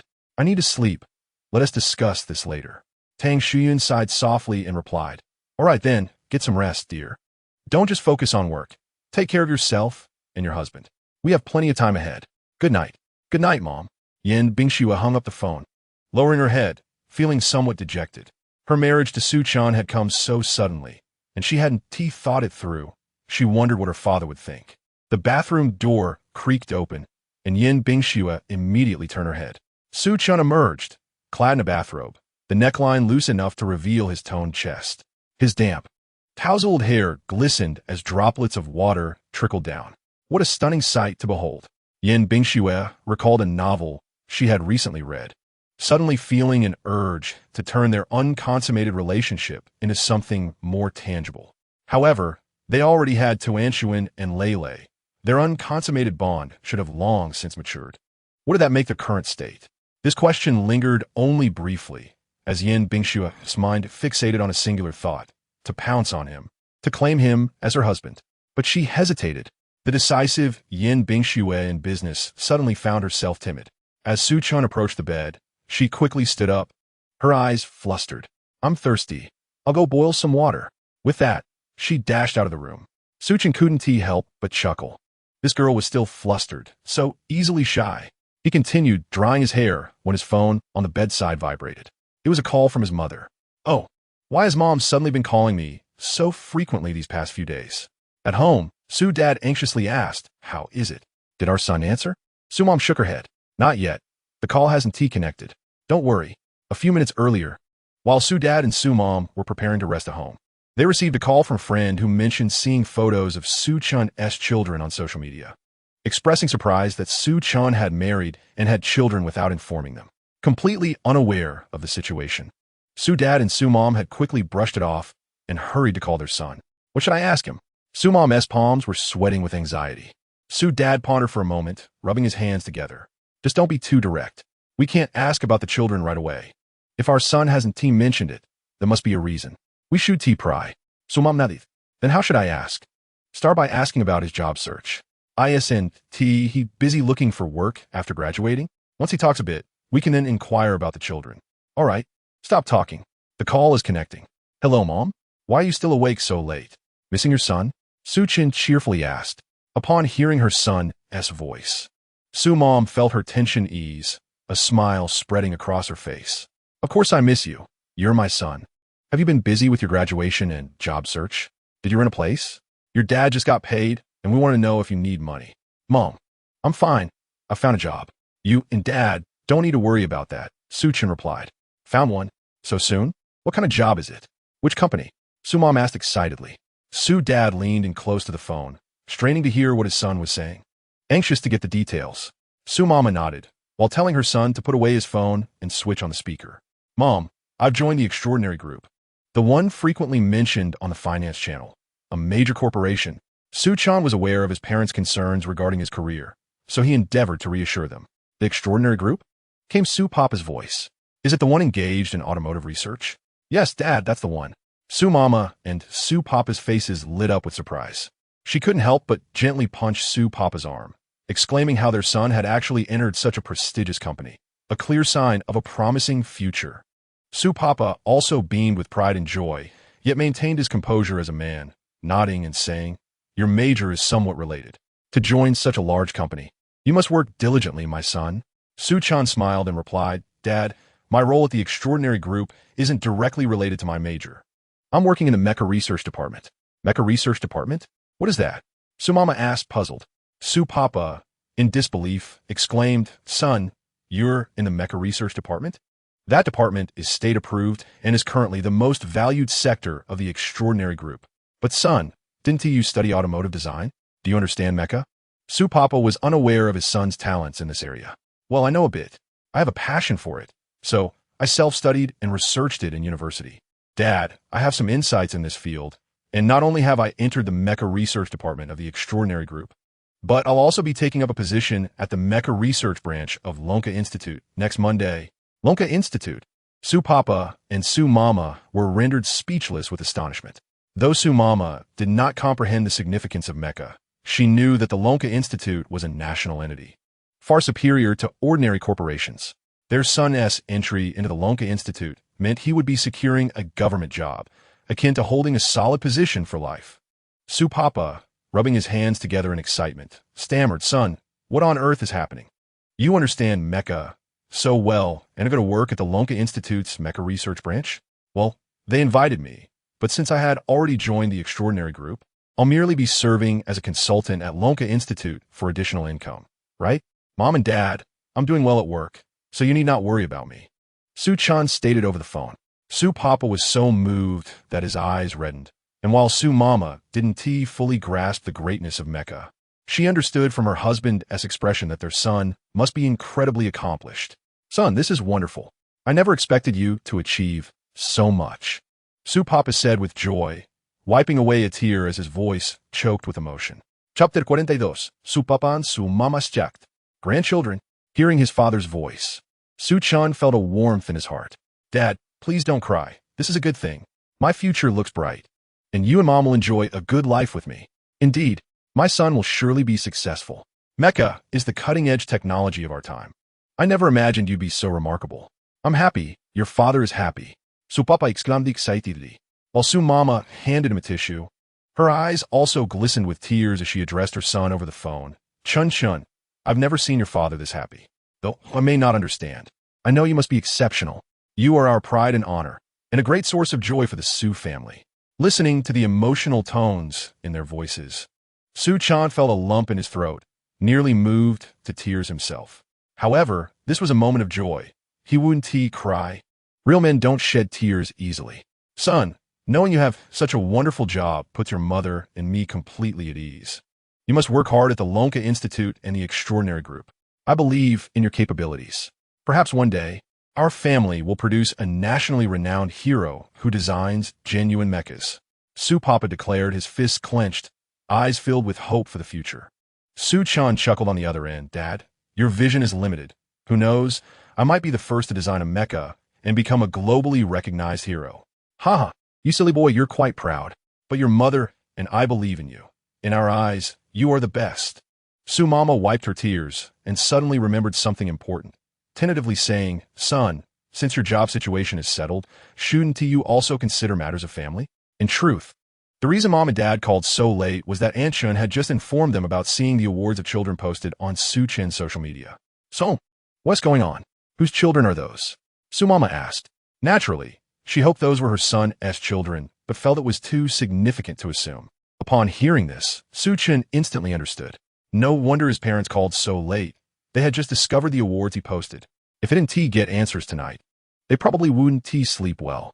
Originally, Su-chan planned to wait until after the graduation ceremony to surprise his parents by bringing Yin Bingxue and the children home.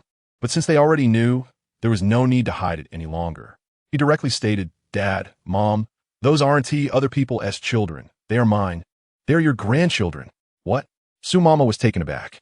Su Papa quickly grabbed the phone, asking, "Son, what is going on? When did you have children? Do you have a grandson and granddaughter, too?" His tone was laced with excitement, and Su Chun felt delighted. "Yes, I have children, one boy and one girl. They are fraternal twins." Su Papa and Su Mama were momentarily speechless, exchanging astonished glances, their eyes reflecting pure shock. "Dad? Mom? Yes, we're here. We're just too surprised to speak. Son, when did you have these grandchildren? How come you didn't tell us about such a big event? How old are the children now? Why do they have awards?" Su Mama thought if Su Chin truly had children, they would likely still be in his wife's womb. So when she learned about the awards, she hesitated to connect it to her own child. Su Chin explained, "Dad, Mom, this is quite a lengthy story, but the children are indeed mine. Both are 3 years old, and I only found out recently. It was a bit sudden, and I didn't know how to tell you. I plan to bring them home later to share the news in person."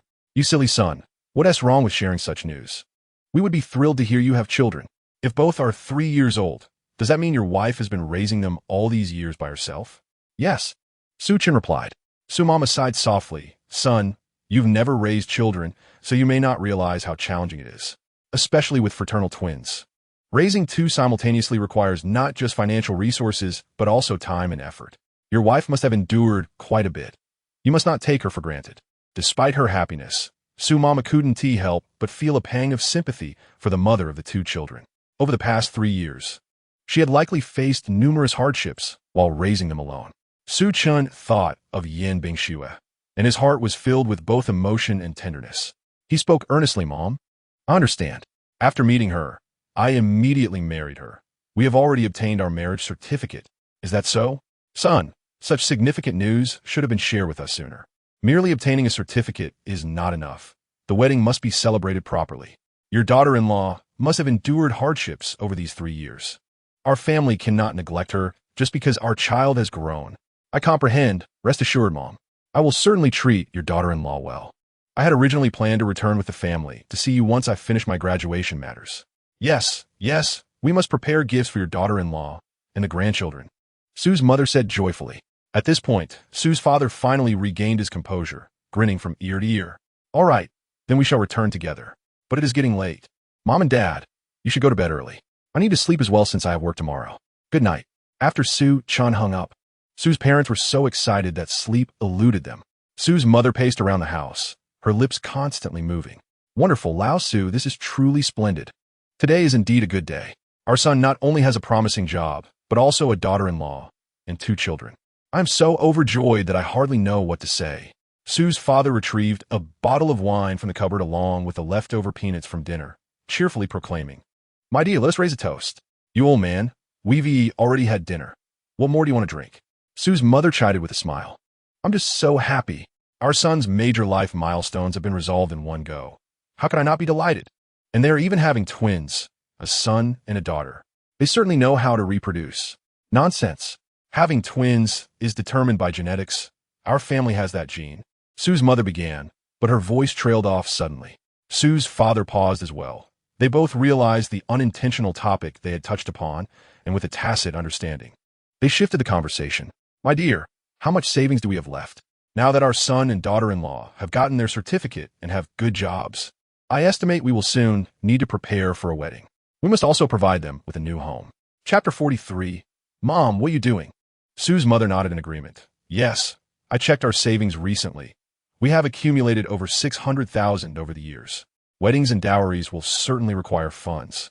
And the housing prices in Zhonghai are so steep that we might not even be able to afford the down payment." She sighed, glancing at Su's father, tentatively asking, "Actually, that other card with 1 million isn't completely off limits." "Not at all. My dear, we have endured for so many years. We must not throw it all away now. We will think of a way for our son to buy a house. If necessary, we can sell our current home as a down payment. After all, we are still able-bodied and could easily rent a place." Su's mother nodded, smiling. "You are right. We will leave that money untouched. Our son is so promising. He will surely lead a good life. We should do our utmost to prepare for him and his wife." However, he mentioned he would return with his wife and children only after he finishes his graduation matters, which could take more than half a month. "Lao Su, I cannot bear to wait that long. I want to see my daughter-in-law and the 2 children right now," Su's mother exclaimed excitedly. Su's father took a sip of wine. his eyes gleaming with enthusiasm. Half a month is rather too long. If we did not know, it would be one thing, but now that we do, how can we wait so long? Seeing the opportunity, Sue's mother quickly suggested, "Why don't we go directly tomorrow? Our son has given us such a delightful surprise. Let us return the favor." Sue's father smiled and pulled out his phone, saying, "All right, I will buy the tickets right now." When Yin Bingxue returned, Su Chun had already ended the call. He vacated the spot he had just lain in, patted the bed, and said, "Come over and sleep. The bed is already warm." Yin Bingxue paused for a moment, then smiled and walked over, lying down. The sheets were indeed warm, perfectly so, and there was a faint scent of mint from Su Chen's shampoo lingering on the pillow. Both were exhausted from the day and quickly fell into a deep slumber without dreams. The next morning, Yin Bingxue awoke to find herself nestled in Su Chen's embrace. Surprised, her beautiful almond-shaped eyes widened, and her body stiffened. "What happened? Last night, we clearly slept on opposite sides. How did I end up resting my head on his arm?" Su Chan's other hand rested on her waist, and they were face to face, the distance between them far too intimate. After her initial shock, Yin Bingxue was suddenly captivated by Su Chen's sleeping face. "He is so handsome." A smile crept onto her lips, and a faint blush dusted her cheeks. "What a wonderful morning. I hope to wake up in Su Chen's arms every day." With his eyes still closed, Su Chan sensed that Yin Bingxue was observing him. This little girl was usually shy during the day, but now, while he was asleep, she was rather bold, daring to gaze at him so intently. Yin Bingxue was even bolder than Su Chan had anticipated. She admired his thick eyebrows and long, lush eyelashes, which resembled two curled fans, possessing an inexplicable allure. Biting her soft pink lip, she cautiously moved beneath the covers. One of her arms was pinned beneath her weight, while the other was restrained by Su Chen's arm, making movement difficult. With her lower hand immobile, she could only maneuver her hand beneath Su Chen's arm. To avoid waking him, her movements were exceedingly slow and careful. Feeling the subtle shuffling beneath him, Su Chan found it amusing and curious, deciding to feign sleep to see what she intended to do. When Yin Bingxue finally withdrew her hand from the covers, she couldn't help but exhale softly. The warmth of her breath brushed against his face, carrying the delicate fragrance of a woman. What a captivating morning! Yin Bingxue, unaware of her own allure, was still cautiously attempting to touch Su Chen's eyelashes. Her eyelashes were lovely as well, but she was a girl. A man like Su Chen shouldn't he possess such beautiful lashes? She wondered if his lashes resembled her own. In truth, Yin Bingxue longed to caress his eyebrows, those dark and thick brows, resembling a sharp blade slashing through the temples, subtly exuding a sense of masculine strength. Yet, she dared not touch them, fearing that Su Chan might awaken. With such long eyelashes, a gentle stroke should pose no problem, right? Gathering her courage, Yin Bingxue cautiously lifted her hand, slowly approaching Su Chen's face. Inside, Su Chen was nearly calling out, "Goodness, what on earth is Yin Bingxue doing? If she desires something, why not be direct?" This cautious demeanor is truly tantalizing. With his eyes closed, he relied solely on his senses to decipher her intentions. Yet he remained utterly perplexed about her true purpose. Time ticked away, and despite their close proximity, Yin Bingxue's shyness and caution prevented any contact. Unable to endure any longer, Su Chan slightly furrowed his brow. Upon witnessing this, Yin Bingxue was startled, retracting her hand and inadvertently brushing against Su Chen's arm. She froze, resembling a frightened little rabbit, her big eyes tightly shut. Su Chan, feeling helpless, continued to feign sleep. Yin Bingxue cautiously opened her eyes a fraction, relieved to see that Su Chan remained asleep, and resumed her previous motion. Learning from his earlier experience, Su Chan dared not move an inch, hoping she would hasten her actions. Just then, a childish voice echoed from the doorway. "Mama, what are you doing?" Chapter 44. So embarrassing, Tuan Tuan burst in, immediately catching sight of her parents entwined in an embrace. It was a hot summer day, and despite the air conditioning, the thin blanket had slipped down to their waists overnight, leaving their intimate posture fully visible to the little one. Tuan Tuan quickly covered her eyes, giggling as she scurried away. Su Chan sighed internally and reluctantly opened his eyes. Yin Bingxue's cheeks flushed like a ripe crab, and she hurriedly exclaimed, "I'll get up first." With that, she dashed into the bathroom. Su Chan shook his head in resignation, lamenting how close he was to discovering what she intended to touch. After they finished washing up, Tuan and Lele were seated on the sofa, with Lele animatedly recounting the scene she had just witnessed. Just now, I saw Papa sleeping with Mama. Their faces were almost touching. How embarrassing. Upon hearing this, the two protagonists blushed profusely. Lele gently nudged her sister, Tuan. You shouldn't just walk into an adult's room or look at things you shouldn't. Suchin's son had spoken, and the moment he did, Yin Bingxue felt even more embarrassed, her face reddening as she hurried back to her room. As for Suchin, he retained his composure, smiling as he headed to the kitchen to prepare breakfast. It was Saturday, and Tuan and Lele did not have classes. While enjoying the heartfelt breakfast prepared by their father, Tuan piped up, Papa, Mama, today Lele and I don't have school. Can you take us out to play? Yin Bingxue, sipping her oatmeal, shook her head. Tuan, Mama has to work today. In a bustling commercial city like Shanghai, businesses typically only had one day off, making Saturday essentially a work day. Tuan's face fell, and she pouted. But my deskmate Pan is going out to play with her parents today. Seeing her daughter's expression, Yin Bingxue hesitated and suggested, how about I let Papa take you out to play? She turned to Suchin, looking somewhat troubled. I have 2 important video conferences today. I really can't be away. Suchin nodded in understanding. It's fine. I can take them out to play. It won't interfere with my work. I'll finish up what I need to do when I get back tonight. Yin Bingxue nodded, her spirits lifted. Tuan was overjoyed, happily shaking her little head. Yay, we can go play with Papa. Papa, let us go to the riverside. Pan said her parents often take her there for barbecues. You should take us too. Suchin readily agreed. After breakfast, Yin Bingxue left for the office. Suchin inquired about the exact location from Tuan and then searched for nearby recreational facilities, discovering that the area was a campsite for barbecues, perfect for a day of relaxation by the riverside. After finishing their meal, Suchin took the 2 children to a large supermarket nearby to gather supplies for the barbecue. The area was specifically designated for barbecuing and camping, where one could rent grills on site.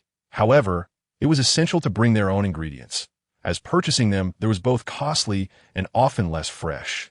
Upon entering the supermarket, Suchin pushed a small cart, and the moment Tuan spotted it, she clung to his pant leg, exclaiming, car. Papa, I want to ride in the little cart. All right, Daddy will lift Tuan into the cart.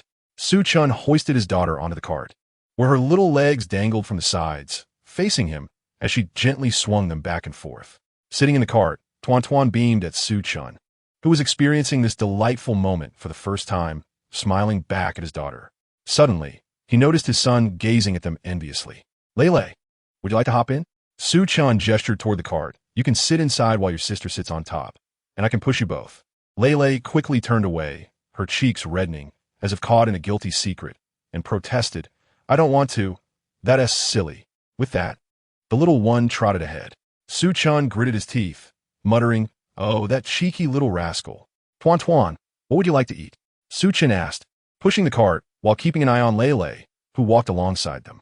The supermarket was bustling on Saturday, and Lele, being small, could easily get lost in the crowd. I want to eat all kinds of meat, lamb, beef, pork, everything. Why does it all have to be meat, my dear? Little darling needs a balanced diet. You can't be picky and must eat your vegetables too. Suchin replied, picking up various cuts of meat. Tuan pouted, but I don't like vegetables. They taste bad. Meat is delicious. Papa's grilled vegetables are very tasty too. Mushrooms and greens are delicious. Would you like to try some? Suchin tentatively asked. The little one hesitated. She wasn't fond of vegetables, yet she adored her father. If the vegetables were prepared by Papa, she couldn't bear to disappoint him. So she resolved to eat them. Okay, Tuan will eat the vegetables Papa makes. Indeed, his daughter was a sweet little treasure, so obedient and endearing that Suchin felt his heart swell with joy. After purchasing a variety of Tuan's favorite foods, he turned to Lele. Lele, what would you like? Lele, feeling shy, approached the refrigerated section, declaring, I can choose for myself. The little one grabbed a large container of yogurt and a bag of milk-flavored buns, then attempted to reach for the ham on the top shelf. But her small hands couldn't quite grasp it. Knowing that Suchin was watching, she grew increasingly anxious, as if trying to prove herself, repeatedly tiptoeing to reach it. After observing for a while, Suchin shook his head and approached, effortlessly retrieving the ham from the second shelf. Lele, is this what you wanted? Lele turned to him, placing the items in the cart, nodding silently.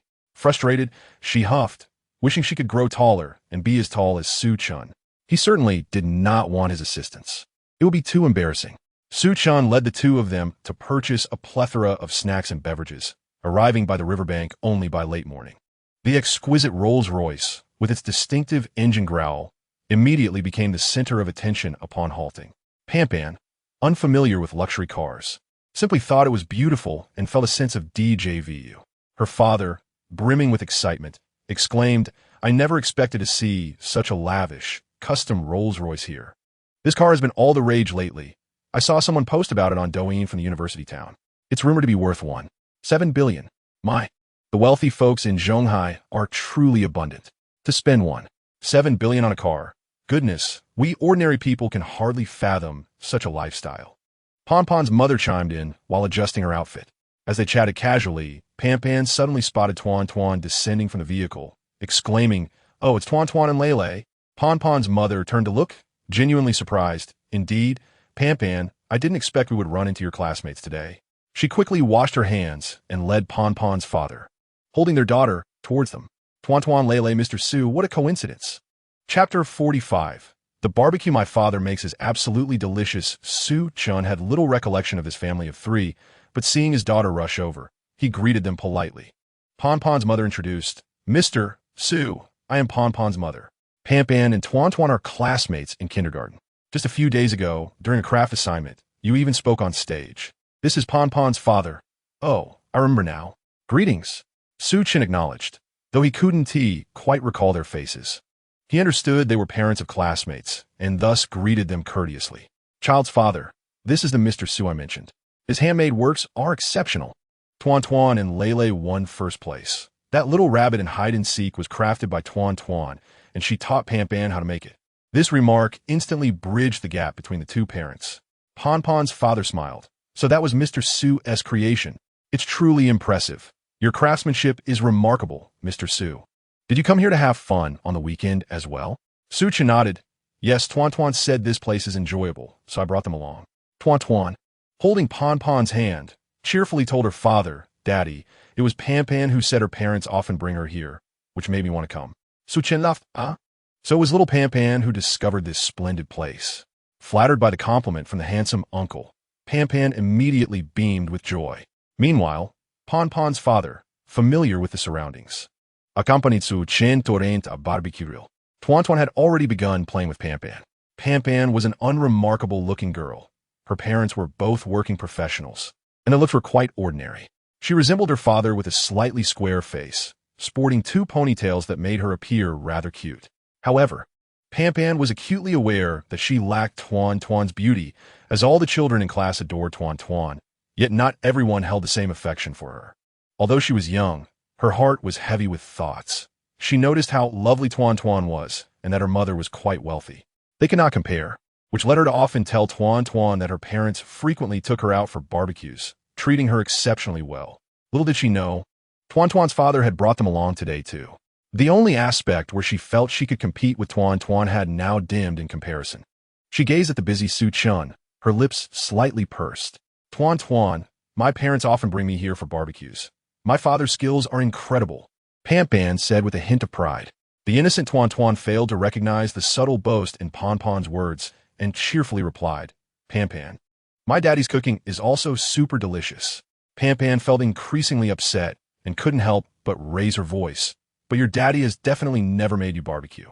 My daddy's is surely better than yours." Her voice grew louder, catching the attention of the three parents nearby. Ponpon's parents exchanged awkward glances with Su-chun, and Ponpon's mother attempted to pull her back. "Pampan, how can you speak to your classmates like that?" Pampan sulked, turning her head away in displeasure. Tuan Tuan noticed Ponpon's anger and looked slightly distressed. She approached Su-chun, gazing up at him, and softly said, "Daddy, Tuan Tuan didn't say anything." Su-chun gently patted his daughter's head, reassuringly replying, "Yes, Daddy knows. Our Tuan Tuan wouldn't bully her classmates." Upon hearing this, Ponpon's father felt embarrassed and quickly apologized. "Mr. Su, I'm sorry. My Pampan is a bit immature." Su-chun shook his head, his smile fading somewhat. He refrained from further conversation with Ponpon's parents and focused intently on preparing the barbecue. Tuan Tuan and Lele sat quietly beside him, ostensibly helping, though they were more of a distraction, turning the meat in their hands into makeshift toys, and soon they could no longer play with them. Su-chan set up the grill, and with his culinary prowess, delectable aromas soon wafted from it. The riverside was bustling with parents out enjoying the weekend with their children, interspersed with a few young couples. The enticing scent drew the children and girls alike. It smells so good. Why is everyone's barbecue so fragrant? Practically drooling. The children, acting on instinct, rushed to gather around Su-chan's grill, their little mouths watering with anticipation. After being scolded by her mother, Ponpon's eyes reddened. She was still a bit angry, but the irresistible aroma drew her gaze towards the grill. "Uncle, your barbecue smells amazing. Can I have a little taste?" a daring little girl asked, saliva pooling at the corners of her mouth. Su-chan smiled and nodded. "Of course. Just wait a moment. I'll set aside some for these two little friends, and the rest you can sample." "Wow, Uncle, you're so kind." Su-chan placed the freshly grilled skewers in front of Tuan and Lele, allowing them to choose a few before distributing the remaining skewers to the surrounding children. Once the children finished eating, they couldn't stop praising him. "Wow, Uncle, this is delicious. It's far better than what my daddy makes. Even better than what you'd find at a restaurant. It's truly fantastic." Hearing this, Tuan's face brightened with pride as she declared, "I told you. My daddy's cooking is super delicious." Lele remained silent, but eagerly took a hearty bite of the skewer in her hand. It's really fragrant." Pan watched the others enjoy their food, their faces smeared with grease, and suddenly burst into tears. "Mama, I want to eat too." Pon's mother handed her some of the barbecue her father had prepared, but Pan didn't even glance at it, pointing towards Su-chan's grill.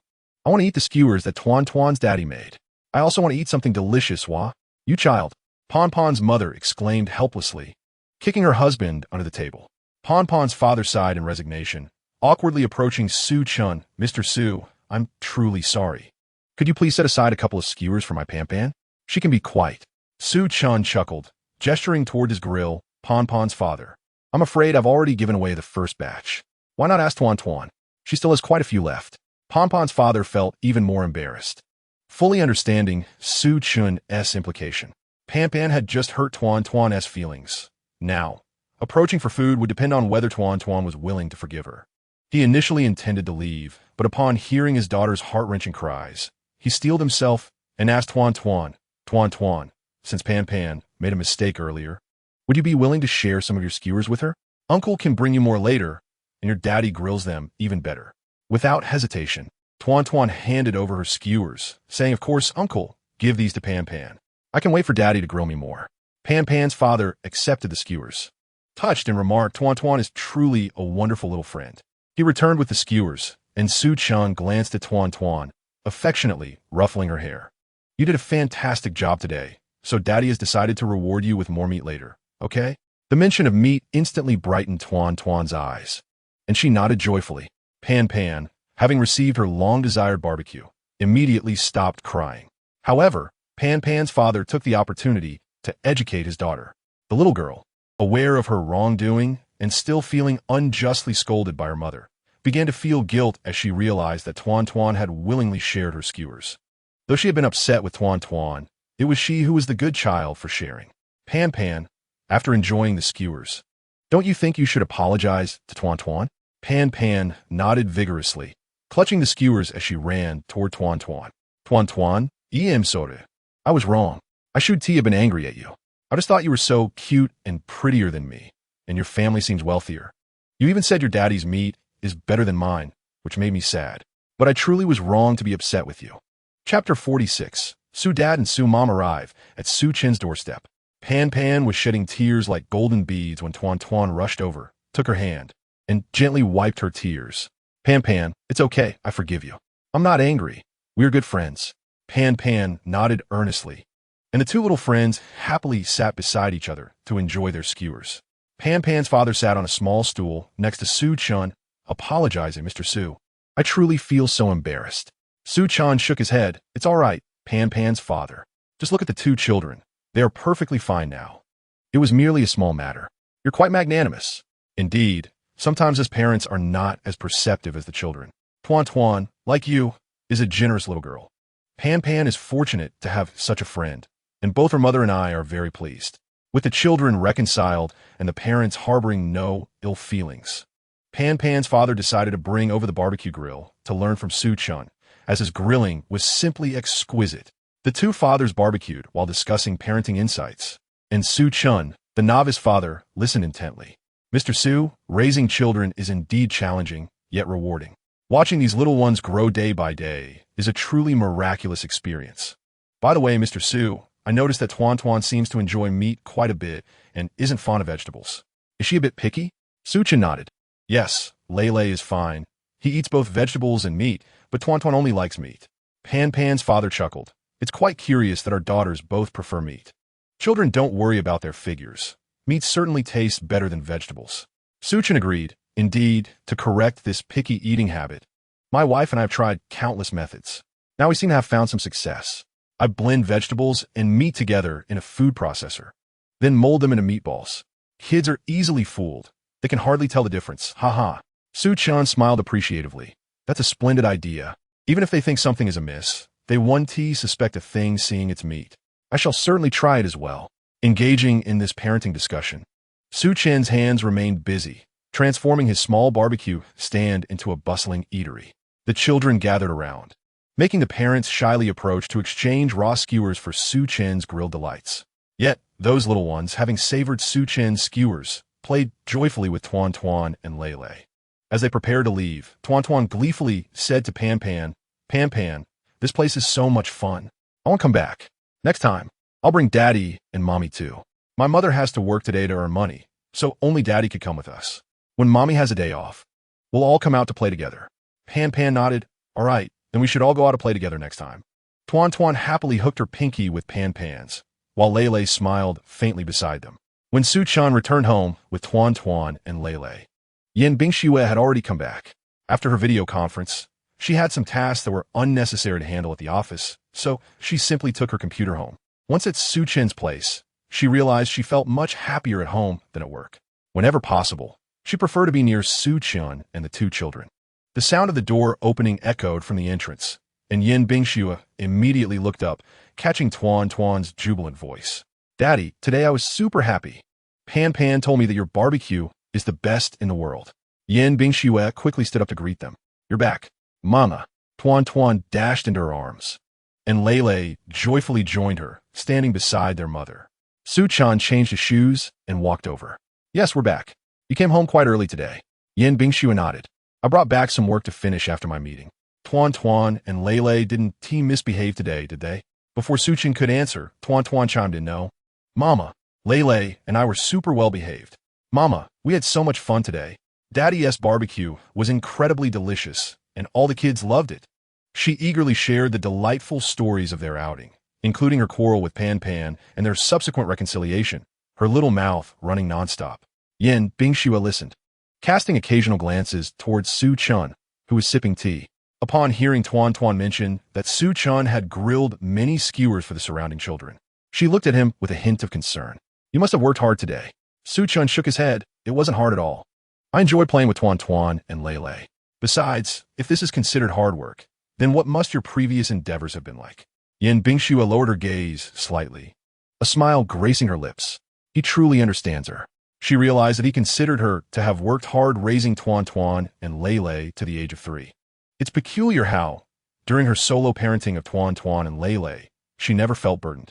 Yet, upon hearing Su Chun's words, a sense of grievance welled up within her, as if she longed for him to hold her tightly to alleviate her feelings. However, recalling Tuan Tuan's amused expression when she saw Su Chun and her cuddle together that morning, she quickly dismissed the thought. Turning to Tuan Tuan and Lele, she suddenly felt that they seemed to shine in this scene. Amused by her own thoughts, she looked up at Su Chun and said, I'm not struggling at all. Upon hearing those words, Su Chun paused for a moment, then burst into laughter. In their shared smiles, an unspoken understanding seemed to linger. After a brief respite, Su Chun glanced at the time and stood up, saying, Since you are back, my dear, why don't you stay at home with Tuan Tuan and Lulu? I shall go downstairs to buy some groceries and prepare a sumptuous dinner for the 3 of you this evening. I made a meal for Tuan Tuan and Lily yesterday, but have yet to cook for you properly. After yesterday and today, Su Chun now felt immensely confident in his culinary skills, convinced that his dishes could surpass even the household chefs, earning applause from Yan Bingxue. Yan Bingxue looked at him in surprise, not expecting that he was still mindful of her not having tasted his cooking. In truth, she had been quite satisfied with the noodles he made last night. However, the thought that Su Chan wanted to cook for her filled her with even more joy. Tuan clapped her hands excitedly, exclaiming, "Yay, Daddy's cooking is super delicious. We can eat Daddy's food again tonight. Hee hee. Do you want to eat Daddy's cooking, Lulu?" Tuan, brimming with happiness, turned to ask Lulu. Lulu's face turned slightly red. He had initially intended to decline, but recalling the delightful meal Su Chan had prepared the previous night, he couldn't help but swallow hard. He too wanted to partake. This gesture from their son spoke volumes, and Su Chan chuckled, saying, "Then you two wait at home for a moment. I will go buy groceries and cook for you." With a heart full of joy, Su Chan stepped outside. As he exited the community and headed towards the nearby market, his parents, Su Dad and Su Mom, arrived with bags in hand, just in time to miss him. Following the address on their phones, they found their son's home, standing at the doorstep. Su Mom nervously asked, "Old Su, we came unexpectedly without telling our son. He wouldn't be out, would he?" "I'm not certain. It's the weekend. Even if he and his wife are working, the children must be on break. Surely someone is home," Su Dad speculated. After hearing the news of their son's marriage and 2 children, they had come with excitement, having bought a plethora of groceries and gifts for their daughter-in-law, as well as toys for the children. Their arms were nearly laden to the point of exhaustion. "Should we call our son?" Su Dad suggested. After a moment of contemplation, Su Mom shook her head. "Let us not. If he is indeed at work, it would be inconvenient to call. Let us just knock and see if anyone is home." Su Dad nodded in agreement. "If he is at home, we want to need to call. If not, we can wait here after work. He and his wife will surely return." Just as Su Dad raised his hand to knock, Su Mom suddenly exclaimed, "Wait a moment, old Su. I'm feeling a bit anxious. What if our son and daughter-in-law, along with the children, are all home? Our sudden arrival could lead to an overwhelming encounter." Su Dad chuckled, looking at his wife. "We've come this far, and now you're getting nervous? Don't overthink it. If they're all home, that's a good thing. We're simply eager to see our daughter-in-law and grandchildren, aren't we? You would be overjoyed to see them." "Of course. I would be delighted.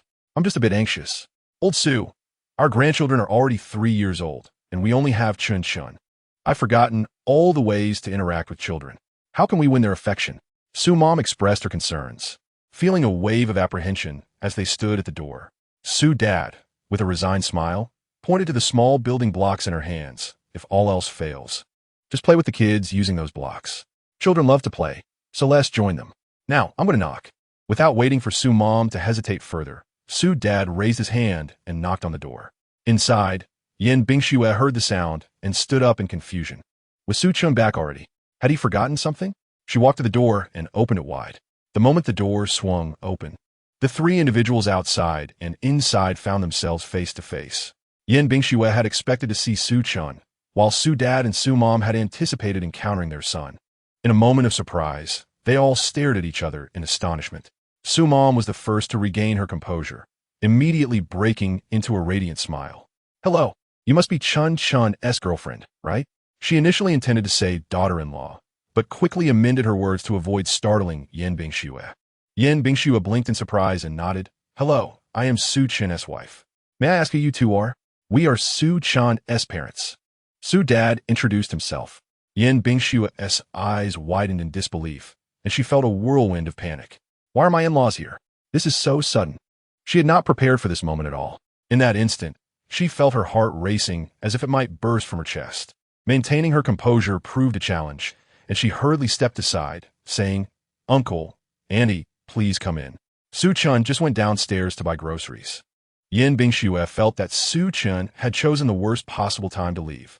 Had she known that her in-laws would be visiting, she would have stopped Su Chun from going downstairs. Now, what was she to do? They likely didn't know about Tuan and Lulu's existence yet. After all, during the last video call, Su Chun hadn't mentioned their marriage. Would his mother think they were merely dating? Would staying here give them a negative impression? Yan Bingxue's mind was a tumult of thoughts, and she even momentarily forgot about the 2 little treasures in her home. As Su Dad and Su Mom entered the house, they too felt a bit awkward. They had expected their son to be home, and to find their daughter-in-law alone made this first meeting feel rather rushed. "Uncle, Auntie, please make yourselves comfortable. I will prepare some tea for you. Yin Bingxue welcomed them, gesturing for them to sit on the sofa before swiftly heading to the kitchen to brew tea. Although she appeared calm, her hands trembled slightly as she prepared the tea. How nerve-wracking. What kind of tea did they have at home? It seemed to be what Su-chun had purchased. It smelled delightful. But she wondered if it would be suitable for her in-laws. If only she had asked her assistant to bring the tea from the car. Had the hot water been boiled long enough? Would it be too cool to brew a decent cup of tea? Yin Bingshue's mind raced, leaving her frazzled. After finally preparing 2 cups of tea, she carefully carried them to the living room. Uncle, Auntie, here is your tea. Su Mom gently nudged Su Dad and smiled, Our daughter-in-law. I'm Yin Bingxue. Yin is for color, and Bingxue refers to being bright and intelligent. She introduced herself. She had performed this introduction countless times before, usually without needing to state her name, as she was well known in Zhonghai. Yet this time felt like the most awkward, yet sincere introduction she had ever made. Mother Su smiled and nodded. Bingxue, what a lovely name. Since you are already married to our Chun-chun, there is no need to address us as uncle and aunt. Just call us mom and dad. Yin Bingshue's cheeks flushed slightly as she bit her lip and softly replied, Dad, Mom. Mother Su responded with a warm and affectionate smile. Seeing her mother-in-law's demeanor, Yin Bingxue felt a little more at ease. At that moment, the phone on the table rang unexpectedly, and Yin Bingshue's face quickly regained its seriousness. However, she soon remembered that her in-laws were present and felt a bit embarrassed as she turned back, saying, Dad, Mom, Father Su raised his hand to interrupt her, chuckling, Little Yin, you go ahead with your call. We can sit here for a while. Yin Bingxue nodded and took her phone to the balcony to answer the call. Mother Su glanced through the glass door and, feeling satisfied, remarked, Old Su, our daughter-in-law is truly beautiful. But where are our grandchildren? I was so nervous meeting her for the first time that I forgot to ask. Father Su looked around, puzzled. I wonder. Logically, the children should be home from school today, right? Tuan Tuan and Lei had gone out for a barbecue earlier, and Yin Bingxue had just told them they smelled and ordered them to take a bath. Lei was the first to finish bathing, emerging from the bathroom in adorable blue pajamas with his hair still damp. He was momentarily taken aback to see 2 new faces in the living room. At that moment, Tuan Tuan also finished her bath, flinging open the master bedroom door and rushing towards Lei like a pink little dumpling. How come you're faster than me again? She exclaimed. The little girl, dressed in pink pajamas with long bunny ears trailing from her hood, had just washed her hair, and her appearance was utterly charming with her pink towel rolled into little circles by her ears. Noticing her brother's expression, Tuan Tuan turned to look at the living room. Oh, we have guests. Seeing these 2 adorable children, Father and Mother Su could no longer stay seated. They immediately stood up, and Mother Su squatted down in front of Tuan Tuan and Lei, smiling kindly, Hello, little ones. Tuan Tuan and Lei responded in unison, Hello, Grandma and Grandpa. Mother Su's face lit up with surprise as she turned to Father Su and exclaimed, Old Su, our grandchildren are so clever. They already know we are their grandparents. Chapter 48. Son, you have a grand surprise? Father Su chuckled. Indeed, our grandchildren are quite smart. After saying this, he looked at Tuan Tuan and Lei and asked, Little friends, we are Su Chen's parents, your grandparents. What are your names? Tuan Tuan's eyes widened in delight, realizing that these 2 elderly people were indeed their grandparents. She sweetly replied, Su Chun is my daddy. I am Tuan Tuan, and this is my brother Lei. Lei seemed just as surprised by the reality of his grandparents, and his cute expression of bewilderment was endearing. He stood with his hands behind his back, feeling a bit shy. Hello, Grandma and Grandpa. Father Su nodded with a smile. Hello, Lei. Tuan Tuan, brimming with enthusiasm, climbed onto Mother Su's shoulder and affectionately asked, Grandma, why did you and Grandpa come? Did you come to see me and Lei? The little girl's playful nature and charm instantly endeared her to the elderly lady, causing Mother Su to beam with delight. When Yin Bingxue returned from her phone call, she was met with this heartwarming scene. She slightly furrowed her brows and gently said, Tuan Tuan, you shouldn't be so clingy with Grandma. You might knock her over. Upon hearing this, Tuan Tuan immediately stopped swaying, but her little hands remained wrapped around Mother Su's neck. Mother Su turned to Yin Bingxue and said, Bingxue, don't worry. I'm in good health. I can still lift Tuan Tuan. After speaking, she lifted the little girl, who giggled joyfully in her embrace. Lei, come here. Let Grandpa take you over there to play on the sofa, shall we? Mother Su said, still thinking about her grandson. Father Su quickly reached out to Lei. Lei hesitated for a moment, but then extended his little hand. Although he felt a bit awkward around Su Chun, he was obedient with Father Su. Mommy said we should respect our elders, he recalled. Seeing her children's reactions, Yin Bingxue couldn't help but smile. With the two little ones around, the atmosphere in the house became lively and cheerful. Su Chen returned home carrying a large bag of groceries and immediately noticed 2 extra pairs of shoes at the door. He heard the laughter of Mother Su coming from the living room, causing him to pause in surprise. Why did Mom and Dad come? Remembering the conversation he had with them the night before, he smiled knowingly. It seemed his parents had learned about his marriage and children and couldn't resist visiting. Yin Bingxue, working on her laptop at the dining table, spotted Su Chun and called out, Su Chun, you're back. Su Chun smiled and nodded, gesturing towards the living room. Yin Bingxue's cheeks flushed as she blinked, confirming his thoughts. The two of them walked into the living room together. Father and Mother Su were playing with Tuan Tuan and Lei, who had already constructed a rudimentary little house with the building blocks. The sight of the 4 of them sitting on the floor was heartwarming. Upon seeing Su Chun, Father Su immediately stood up, smiling, Son, you're back. Su Chen's face bore a mix of smiles, surprise, and a hint of helplessness. Dad, Mom, why didn't you give me a heads up before coming over? I could have come and pick you up. Father Su pointed at Mother Su, saying, you told us such big news last night. Your mother could hardly wait to come see our daughter-in-law and grandchildren. Mother Su looked up and added, Old Su, don't just blame me. You were eager to see our daughter-in-law and grandchildren too. Seeing the joyful expressions on his parents' faces warmed Su Chen's heart. Tuan Tuan, engrossed in play, merely called out to her father, Daddy, without rushing to him. Grandma and Grandpa brought us lots of gifts, with plenty of delicious food and toys. Lei and I love them. Lei, who had also been brought along, noticed Su Chun and set down his toy, sitting up straight in an adorable manner. Trying to hide, but failing miserably. Su Chun chuckled, You two play with Grandma and Grandpa. I'll put the groceries away first. I'll join you, Yin Bingxue said. Su Chun nodded, and the two of them headed into the kitchen. Once the door was closed, Su Chun immediately asked, When did Mom and Dad arrive? You just went down a little while ago, Yin Bingxue responded. Are you feeling a bit nervous? Su Chun inquired, noticing the blush on her face. Yin Bingxue's cheeks reddened further as she licked her pink lips. I just didn't expect the meeting to happen so suddenly. As Su Chun placed items in the refrigerator, he replied, I didn't expect them to come over directly either. Last night, my mom called after seeing my moments on social media and asked about the kids.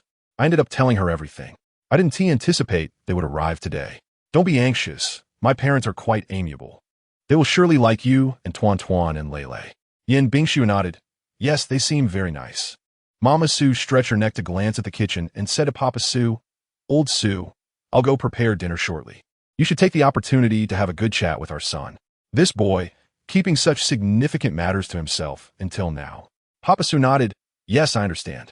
Hurry to the kitchen. Chun Chun can't cook, so don't let our daughter-in-law handle everything alone. Reluctantly, Mama Su stood up, gently patted the heads of her beloved grandson and granddaughter, saying, Tuan Tuan, Lei, Grandma will play with you later. First, I need to make you dinner. After speaking, she went to the kitchen and lightly knocked on the door. Chun Chun, take Bingxue outside to play with the children. I'll handle the cooking. I brought plenty of my homemade cured meat. You young ones wouldn't know how to prepare it. Su Chun opened the door and looked at his mother, saying, Mom, I can cook just fine. I've become quite good at it. Mama Su pushed him out with a hint of irritation, saying, What can you cook? You can't do it. Let me prepare something delicious for you, so Bingxue and the kids can taste my skills. Being pushed outside, Su Chun could only smile helplessly. All right, then today we'll let Mom show off her cooking. He winked at Yin Bingxue, adding, My mom's cooking is quite delightful too. Yin Bingxue smiled slightly, only to be gently nudged outside by Mama Su as well. Returning to the living room, Tuan Tuan immediately waved at him. Daddy, come help Tuan Tuan build a small house. Just as Su Chun approached, the system's voice suddenly echoed in his mind. Ding! Congratulations to the host for signing in at the baby house block area. The host is awarded a 500 square meter villa with 8 rooms, along with a 500 square meter garden. The property address, door lock code, and ownership information have been transmitted to the host's mind. Please designate a storage location for the property certificate. Author's note, Lao Yao is climbing the new book rankings. Dear brothers and friends, if you have recommendation votes, please cast them. Thank you. Chapter 49. Papa Su is shocked. Son, you bought a villa for 70 million. A 500 square meter villa? 8 rooms. The system is impressive. What a grand reward. Now that I have a wife and children, living in this small rental is indeed inappropriate. It's time to move into a bigger house. Please place the property certificate in the drawer of the bedside table in the bedroom. Stored. Please check promptly. Perfect. The smile on Su Chen's face grew even brighter as he sat on the carpet, helping Tuan stack blocks. Lele, seeing him come over, froze in place. But out of respect for Papa Su, remained quietly seated beside him. Once Su Chen and Tuan completed their little house, Papa Su finally spoke. Chun, your mother and I forgot to buy some wine. I also ran out of cigarettes, so I thought I'd go downstairs to buy some. Would you accompany me? I'm not familiar with the area. Upon hearing this, Su Chen realized that his father was intentionally looking for an excuse to go out together. He stood up and told Yanbing Shui, then followed Papa Su outside. Once downstairs, Papa Su patted his son's shoulder. You rascal, you're quite impressive. When you mentioned having 2 children yesterday, your mother and I were delighted, but it felt surreal. Seeing Lele today, he's just like you when you were young. He must certainly be a child of our Su family. Such significant news, yet you held it in so well. Su Chen smiled at his father. Dad, didn't I tell you? I only just found out myself not long ago. Papa Su smiled with satisfaction, saying, Chun, your mother and I came today not only to see our daughter-in-law and the 2 little ones, but also to discuss matters concerning your small family. This house you mentioned renting, right? Su Chen nodded. Previously, it was just you, and renting was no problem. Now that you have a family with Tuan and Lele, living in a rental house is surely inconvenient. Your mother and I discussed it and decided to pool our resources to help with a down payment for you to buy a house here, so your wife and the 2 children can live comfortably and feel secure. Your wife has raised 2 children on her own for 3 years, which must have been tough. Our Su family cannot neglect her. As for the wedding, you can set a date. You needn't worry about finances. Your mother and I will find a way to ensure everything is sorted. Listening to his father's words, Su Chen felt a wave of emotion. His parents had worked tirelessly their entire lives for him. He had thought they had come to celebrate, but he realized they had planned even more. They had come with the intention of ensuring that his little family was set on the right path. However, Su Chen was no longer the Su Chen of the past. He had a system now and need not rely on his parents' hardships. Looking at Papa Su, he said, Dad, you and Mom needn't worry about the house. I've already taken care of it. Papa Su looked at his son in confusion. Taken care of? What do you mean? Su Chen continued, I can manage living alone. But with Bing Shui and the children here, renting is indeed inconvenient. So, a few days ago, I went to look at houses and bought a villa, fully renovated and furnished, ready for immediate move-in. Papa Su stared at his son in shock. Chun, you mean you bought a villa? Child, I know you're considerate and don't want your mother and me to worry, but all parents are the same. We save money for you to get married and buy a house. You don't need to deceive your father about this. Papa Su suspected Su Chen was trying to reassure him with a lie. Su Chen laughed. Dad, do you really not trust your son? I really bought the house. The property certificate is already in hand, right upstairs. Would you like to see it? If you still don't believe me, since you and Mom are here, I'll take you to see it firsthand. Seeing the seriousness in his son's expression, Papa Su realized he wasn't joking. He swallowed hard, his voice dry. Son, properties in Zhonghai are quite expensive, and you bought a villa, so it must have cost a fortune, right? Did you take out a loan? Is the pressure too much? You see, your mother and I saved up for you. The interest rates on loans are so high, it would be better to borrow less and pay more upfront. Su Chen placed his hand on his father's shoulder, smiling. Dad, could you have a bit more faith in your son? I bought the house outright. No loans involved. Outright? Son, the villas in Zhonghai must cost a considerable sum. How much was yours? Su Chen could instantly recall the property information in his mind and replied. The total came to over 70 million. Is that true? Son, where did you get that much money? That villa must have cost a fortune. His parents had saved their entire lives, barely accumulating a few $100,000. How could their son buy a villa for 70 million in cash? Su Chen had already devised a response. You see, I'm quite capable. I earned it myself. Papa Su shot him a disapproving glance and chuckled. You little rascal. You're already a father. Can't you be a bit more serious? I'm being serious here. This sum is not trivial. Where did you get it from? Dad, I'm not joking. It really is my earnings. Back in college, I took on some design work from Mecha Toys Online and made a good amount of design fees. I saved some money. After Su Chen finished speaking, he playfully tousled his hair and, with a self-satisfied grin, remarked, I hadn't planned on telling you and Mom directly. I was worried that if you found out your son has earned so much money, you might be anxious and restless at night. Haha.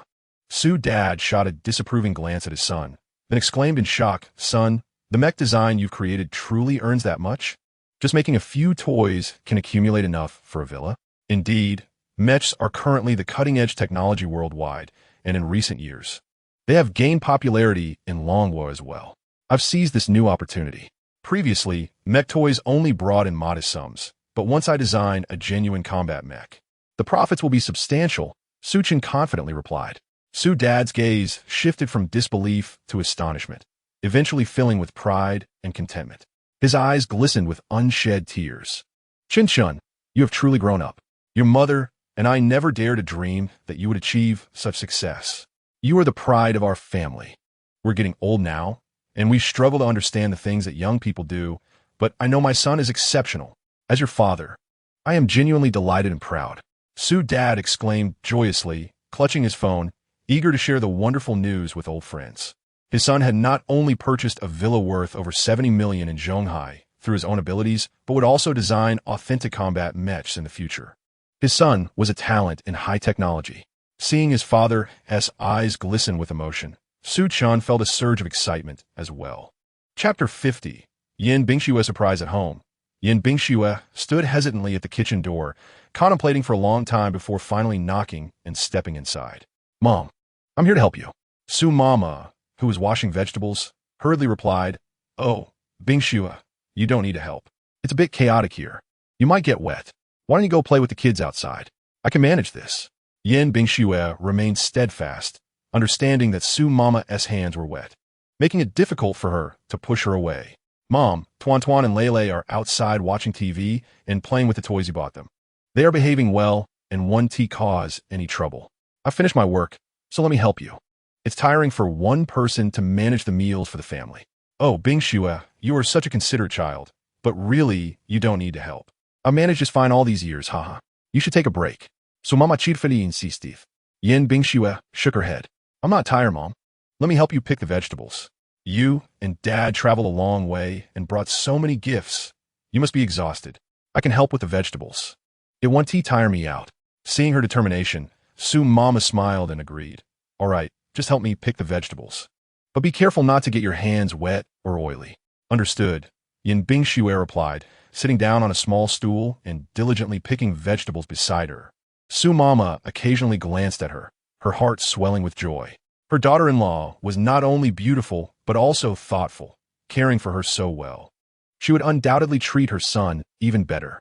Su Mama understood that this was the first time her daughter-in-law met her, and her excellent behavior stemmed from her love for her son. What a wonderful daughter-in-law. Tuan and Lele are wonderful too. My son's little family is truly so happy. Feeling elated, Su Mama's movements became lighter. "Bingxue, does my Chun-chin treat you well? He doesn't bully you, does he? If that little rascal gives you any trouble, just tell Mom, and I'll help you deal with him," Su Mama said while washing vegetables. Yin Bingxue felt a bit shy in this casual atmosphere. Her cheeks slightly flushed as she smiled and replied, "Mom, Chin-chin hasn't bullied me. He treats both me and the children very well." Just then, Su-chun and Su's dad returned with a bottle of wine. As soon as they entered, the savory aroma of soup wafted from the kitchen. He walked over to find Yin Bingxue and his mother in a harmonious scene of picking and washing vegetables. Su-chin couldn't help but smile. The moment was simply delightful. Having spent half her life cooking, Su Mama worked swiftly, preparing 6 dishes and a soup in just over an hour. The family gathered around the table, sharing a joyful meal. Su Mama continuously served dishes to Yin Bingxue, her satisfaction with her daughter-in-law evident. As they ate, Su Mama suddenly recalled their accommodation for the night and asked Su Dad, "Old Su, did you book a hotel nearby? It might be too late, and I fear there won't be any rooms available." Su Dad chuckled, his face beaming with pride as he replied, "No need for a hotel. We'll be staying at our son's place." Su Mama was taken aback and frowned. "Old Su, you're being foolish. There are only 2 rooms here, and the children are present. We'll have to sleep on the floor, and our daughter-in-law is here too. Don't be silly." "No, not here. He has his own house," Su Dad said, looking at Su Mama, who was now filled with astonishment, and continued, "Our son bought a house. A super large villa worth over 70 million. He paid in full. Dear, our son is truly impressive now. Su Mama was both shocked and delighted. Her eyes wide as she stared at Su Chun, momentarily speechless. Yin Bingxue was equally astonished. Su Chun bought a house. How was she unaware? And a villa worth 70 million? Could it be? Tuan Tuan blinked her bright eyes, clapping her hands joyfully. Yay! Daddy bought a new house. We can move to a new home. How exciting! Lele was equally surprised that Su Chun would buy them a new house. The little one couldn't help but sneak a glance at Su Chun, her expression reflecting a hint of excitement. Su Mama snapped back to reality, utterly astonished. Son, you bought a house? A villa worth over 70 million? Fully paid? Where did you get so much money? Before Su Chun could explain, Su Dad proudly interjected. Our son is amazing. He designs mechs, something we don't quite understand, a high-tech field, and he earned a fortune designing mech toys in college. The very person who had doubted just moments ago was now filled with pride as he explained to Su Mama. Overwhelmed with joy, Su Mama nodded vigorously. That's wonderful. Son, you are truly remarkable. Your father and I came to discuss the house with you. But we never expected our son to be so capable and have already purchased a grand villa. Son, from now on, your little family is officially established. You, your wife, Tuan Tuan, and Lele must live happily together. You are incredible, and your father and I are so proud of you. Su Chun handed his mother a tissue to wipe her tears, smiling. Mom, don't cry over such joyful news. All right, Mama won't cry. These are happy tears. Son, are we going to stay in the new house tonight? Su Chun nodded yes. Tuan Tuan cheered. Yay. We're going to see the big house Daddy bought. I'll take you to choose your room later, Su Chun promised. The family joyfully finished their dinner. Due to Su Chun's house purchase, Su Dad opened a bottle of wine, and they all raised their glasses, beaming with happiness. On the table lay a steaming array of dishes prepared by Su's mother, all tailored to the family's palate. Surrounded by his dearest ones, Su Chun felt that life could not be more delightful. After dinner, he encouraged his parents to spend some time playing with the two children while he took it upon himself to wash the dishes. Once he finished, he set off for the new house. Yin Bingxue also lent a hand in tidying up the utensils and followed him inside to assist. Su's mother intended to help with the washing, but Su's father gently detained her, whispering, "Let our son handle it. He and his wife are here. No need for you to join in." Su's mother understood immediately, nodding in agreement. Indeed, we should grant them some private space. Tuanshuan and Lele. Shall we play together with Grandpa and Grandma? Okay. In the kitchen, Su Ming was washing the dishes while Yin Bingxue rinsed them a second time. The sound of running water masked their conversation. Yin Bingxue looked at Su Chun and said, Su Chun, I have a villa nearby. How about we head over there tonight? Having perused Su Chun's background, she knew he had just graduated from university and likely lacked the funds to purchase a villa. She believed that, with his capabilities, he would surely acquire a grand villa in the future, but it seemed implausible at this moment. Su Chun turned to her with a smile, saying, Do you think I'm renting a villa just to impress my parents? Yin Bingxue remained silent, pressing her lips together in tacit agreement. Of course not. Everything I said is true. I genuinely own a house.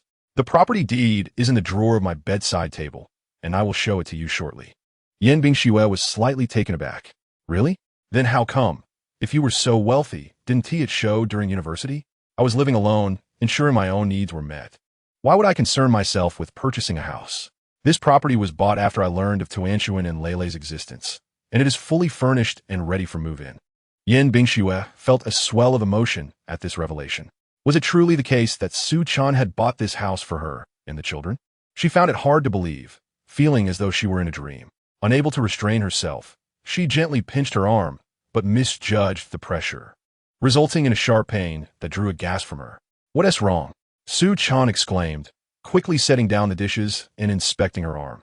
A bruise was already forming, unmistakably fresh from her pinch. Yin Bingxue had not anticipated such an embarrassing moment. She wished to vanish on the spot. With her wrist held by Su Chun, she found herself unable to escape or remain comfortably still, lowering her gaze in shyness. Ha ha ha! Su Chun initially suppressed his laughter, but the moment he began to speak, he could no longer contain himself. Upon hearing his amusement, Yin Bingxue shot him an annoyed glare. Child's mother, I've come to realize how adorably foolish you can be in daily life. If you had doubts, you could have simply asked me. If all else failed, you could have pinched me instead of inflicting such pain upon yourself. Now you have a bruise that will take days to heal. Glancing at the bruise again, he added seriously, hurry up and finish. Later, we'll head to the room, and I'll apply some medicinal alcohol to help it heal faster. Yin Bingshua's irritation was swiftly overshadowed by a wave of gratitude. Just as she was about to nod in agreement, Su Chun continued. I'll also show you the property deed, ensuring you know this isn't a mere figment of your imagination. Hey, why are you still teasing me? Yin Bingshua lamented, feeling both honored and wounded, her hand still captured by Su Chun. He quickly tidied up the kitchen and retrieved the property deed from the bedside table, presenting it before everyone. The authentic property deed was unmistakable, and Yin Bingshua could hardly conceal her astonishment, mixed with profound emotion. Su Chun had truly purchased a home. They were about to move into a new residence. Su's parents also beamed with joy, readying themselves to head to the new house.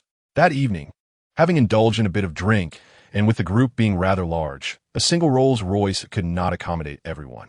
To maintain a sense of togetherness, Yin Bingshua called her assistant Zhang to arrange for a chauffeur-driven van, allowing them to travel together and engage in conversation. Upon reaching the entrance, Su's parents were delighted to see the luxurious van, believing it was a thoughtful gesture from their daughter-in-law. As the vehicle entered Longting Xiaoyuan, Yin Bingshua blinked in surprise. What a coincidence! Her villa was also situated in this neighborhood, specifically in a prime location. She had chosen this villa for its strategic position between the extraordinary group and the kindergarten, considering both work and family needs. Could it be that Su Chun had shared her sentiments? The mere thought brought a smile to her lips. Su Chun had indeed considered both her and the children when purchasing this home, filling her heart with joy. The van stopped in front of a villa, mere minutes away from her own. Upon disembarking, Su's parents could not help but marvel at their surroundings.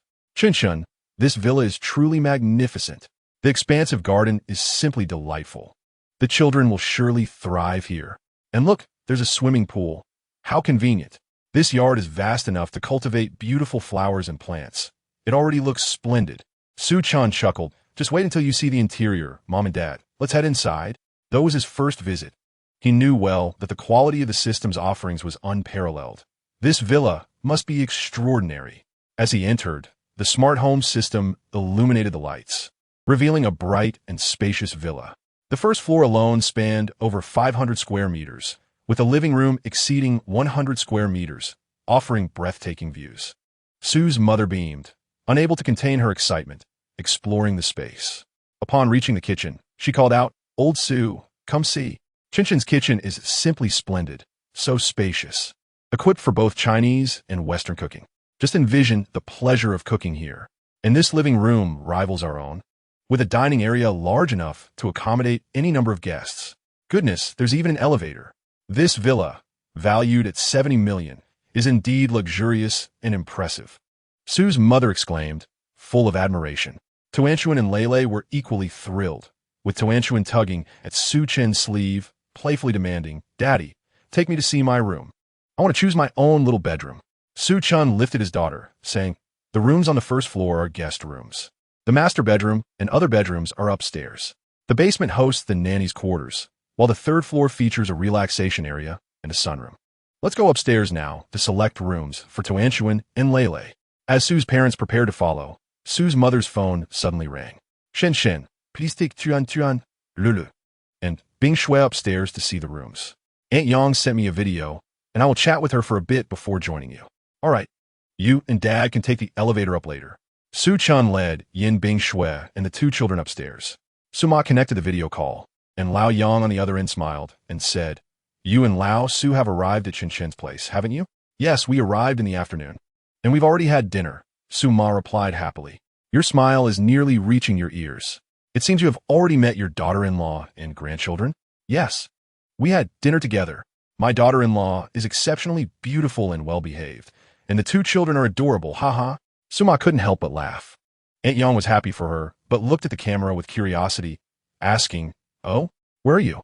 That kitchen behind you looks so spacious. Is Chun Chen's rental at Zhonghai this nice?" Suma chuckled. "This isn't the place Chun Chen rented. This is the house she bought." "What? Chun has already bought a house?" Aunt Yang exclaimed in surprise. Chapter 52 Mother of the Children. I find your thoughts quite perilous. Indeed, This rascal has made such a significant decision about marriage and purchasing a home without consulting his father and me. He handled it all himself and only brought us to see it tonight. Oh dear, you are oblivious to the blessings you possess. You have no idea how challenging it is for parents when children buy homes. Your Chin managed it all independently. You should rejoice in silence. Turn the camera around and let me see your Chin's new house. Suma cheerfully activated the rear camera and enthusiastically began the tour. Lao Yang, this is the kitchen. It looks quite nice, doesn't it? This is the dining room, the living room, and down here is the guest bedroom, complete with a separate bathroom. There is also a maid's room on the basement floor, and the second floor has 6 spacious bedrooms. Aunt Yang gasped in astonishment. My goodness! Your Chun bought such a large house with multiple levels. It must be a villa. Yes, it's a villa, Suma smiled. Impressive. Lao Su. Your Chin is remarkable. She bought a villa at Zhonghai right after graduating, without asking for a penny from home. This child is truly exceptional. Furthermore, you don't have to worry about her marriage and children. You are indeed fortunate. My son is a year older than Chin and is currently unemployed at home. If he had even a fraction of your Chin's accomplishments, I would be overjoyed. This villa is simply splendid. Upstairs, Tuan and Lulu quickly chose their rooms. Tuan selected the pink bedroom adjacent to the master suite, while Lulu opted for the blue-themed room next door. Each room boasted an en-suite bathroom and a walk-in closet. After making their selections, they remained in their rooms to continue exploring. Su Chun took in Bing Shui to view the master bedroom. Facing south, the master suite was the largest among the 8 rooms. Spacious with an expansive walk-in closet and a bathroom featuring a large round tub. The room had a wall of floor-to-ceiling windows, with a platform beside them adorned with a cashmere rug. At the center of the room lay a 3-meter round bed, which made Su Chin chuckle. This bed is fantastic. It's so large that no matter how much you roll around while sleeping, you won't fall off.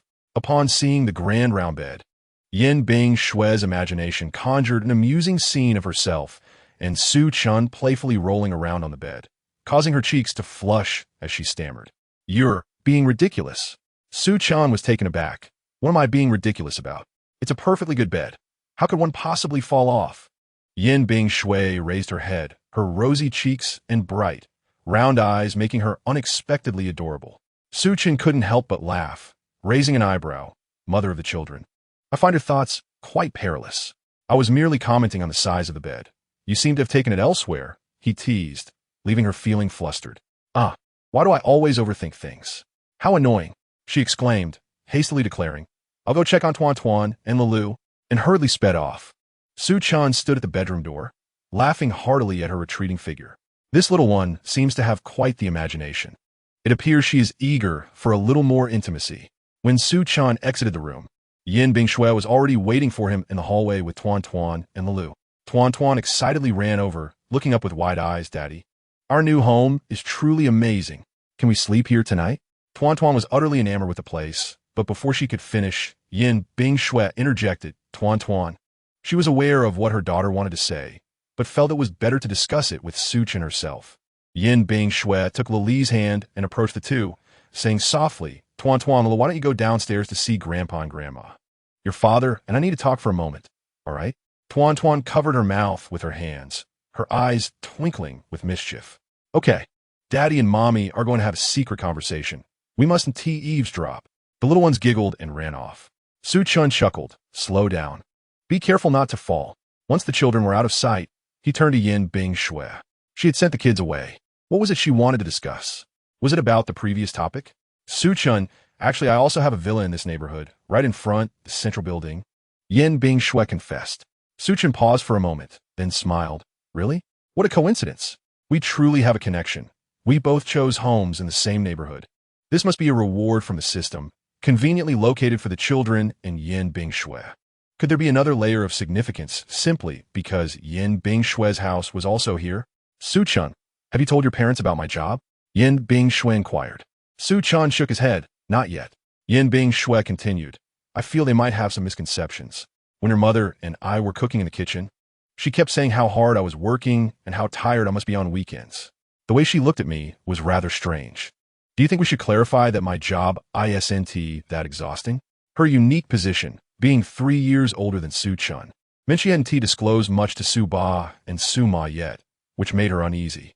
Su Chun considered the matter simply, recognizing the difference in male and female thinking. A young man naturally stands firm in front of his parents regarding his chosen partner, regardless of their opinions. He has made his choice, so nothing should become an issue. Yet women often ponder the intricate details, fearing parental acceptance. Su Chun, feeling relaxed, replied, "That sounds fine. I can talk to them later."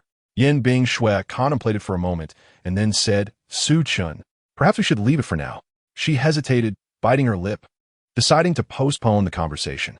The supernatural group has a vast foundation, and with Su Chun's career just beginning, she worried that revealing this might cause concern for his parents. It would be better to wait until he achieves more success with his mech creations. Su Chun, feeding permissive, replied, "That is all right. It's entirely up to you." Seeing his nonchalance made Yin Bing Shui feel conflicted. However, since the topic had been broached, they could only keep it under wraps for the time being. Downstairs, Su Ma had finished the video call and was quietly chatting with Su Ba. "Old Su, I never expected our dear Chun Chun to be so remarkable, not only designing mechas, but also joining the extraordinary group in a national-level Dragon Science Institute. With Chun Chun becoming so accomplished, I find myself a bit worried." Su Dad, puzzled, inquired, "Isn't it a good thing for our child to excel? We as parents should be delighted. So what is there to be concerned about?" Su Mom cast a worried glance at Su Dad and softly replied, "I fear that Chinchin's prominence may attract unwanted attention from certain individuals. We have concealed our identities for so many years, and I dread what they might do to Chinchin." Su Dad instantly grasped his partner's worries, shaking his head and saying, "Do not overthink it. These are matters from our generation and will not affect our son's future." Su Mom sighed lightly. "Let's hope so." The couple ceased their conversation, for their little grandson and granddaughter had already come downstairs, running towards them joyfully. Su Mom immediately donned a smile. The sight of her dragon and phoenix twins brought her immense happiness, dispelling all her concerns. That night, the Su family rested in their new home. Su Dad and Su Mom occupied the guest room on the ground floor, while Tuan Tuan and Lulu were in their own little rooms. In the master bedroom, Su Chun had taken his clothes to shower. Yin Bing Shui, feeling a bit anxious, exhaled and glanced at the large round bed beneath her, then toward the bathroom door. On her phone, Gu Yusin sent a friendly message. "Gu Yusin, what are you up to, Shui?" Yin Bing Shui, lying down, preparing to rest. "Gu Yusin, why are young people sleeping so early? Where's your Su Chun? Isn't he with you?" If Su Chun were present, Yin Bing Shui certainly wouldn't have replied so swiftly. Yin Bing Shui, "He-s in the shower." "Gu Yusin, he darling. How is it going? Are you two already?" Even through the screen, Yin Bing Shui could envision Gu Yusin's flushed face. She helplessly shook her head, touching her warm cheeks and pursing her lips. Yin Bing Shui, "Stop right there. Ms. Gu, your thoughts are too perilous. Su Chun and I are merely good friends sharing a blanket, purely sleeping." "Gu Yusin, what?" "Darling, you and Su Chun are already married. This isn't about developing a revolutionary friendship. It's been days. Is your relationship still this innocent? Is your Su Chun, the handsome lad, perhaps not in good health?" Yin Bing Shui, "You're the one not in good health." Yin Bing Shui, "Don't speak nonsense. Be careful that Tuan Tuan and Lulu don't beat you up." Gu Yusin, "True. Little Tuan Tuan and little Lulu are the best proof of your Su Chun's prowess. But your pace is too slow, don't you think? Xuya, aren't you making enough effort? Pursuing a male deity can be gradual, but pursuing the father of your children and your husband requires you to take the plunge."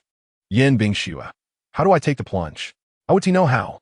She had already tried hard these past few days, having wandered into inappropriate thoughts several times. Yet Su Chun seemed uninterested. "Gu Yusin, did you not read the secret novel I sent you?" Yin Bing Shui, "I did, Ms. Gu. Your interests are indeed diverse. However, Su Chun is not like the men in those novels." Gu Yusin, "Oh please, your Su Chun is even more dashing than the male protagonist. Shui, your current mindset is problematic. Which man can truly remain indifferent? He is not a monk." Gu Yusin, "There are no unreachable male deities, only women who do not strive." Gu Yusin, "Listen to me, darling. If you wish to win over Su Chun, you must take this crucial step. Did you wear the silk nightgown I bought you for your birthday last year? Change into that and just sit on the bed waiting for him." 5 minutes later, after a tumultuous internal struggle, Yin Bing Shui secretly donned the silk nightgown. Although Ms. Gu's suggestion seemed somewhat unreliable, The dress was rather overt. Yet, with no other options to approach Su-chun, she decided to take a chance. She refused to believe she couldn't win over Su-chun tonight. Having changed, Yin Bingxue fidgeted on the bed, trying to find a comfortable position. The silk nightgown slipped slightly off her shoulder. She gently adjusted it, tilting her head as her long waves cascaded over her fair shoulders, her collarbone barely visible beneath her flowing hair. Su-chan emerged from the bathroom and was taken aback upon opening the door to such a scene. His movements halted momentarily. He quickly removed the large towel from his head and wrapped it around Yin Bingxue instead, encircling her like a giant rice dumpling. Yin Bingxue looked up in surprise, her watery eyes reflecting astonishment and a hint of grievance. Su-chan cleared his throat. It's chilly at night. Where's something warmer to sleep? Why were so many clothes to sleep? Yin Bingxue queried. Unable to find an answer, Su-chan simply adjusted the towel and stepped back. I'll sleep in the study. Yin Bingxue watched him leave, frustration knitting her brows. Ms. Gu, your terrible suggestion. Gu Yusin. What happened? Yin Bingxue. He has gone to sleep in the study. Gu Yusin.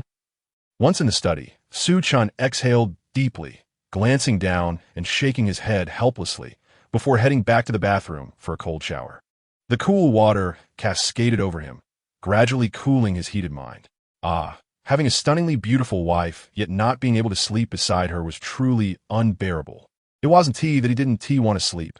After all, as a man, he had his needs. However, Yin Bingxue was the mother of his children. She was different from other women. He couldn't act recklessly.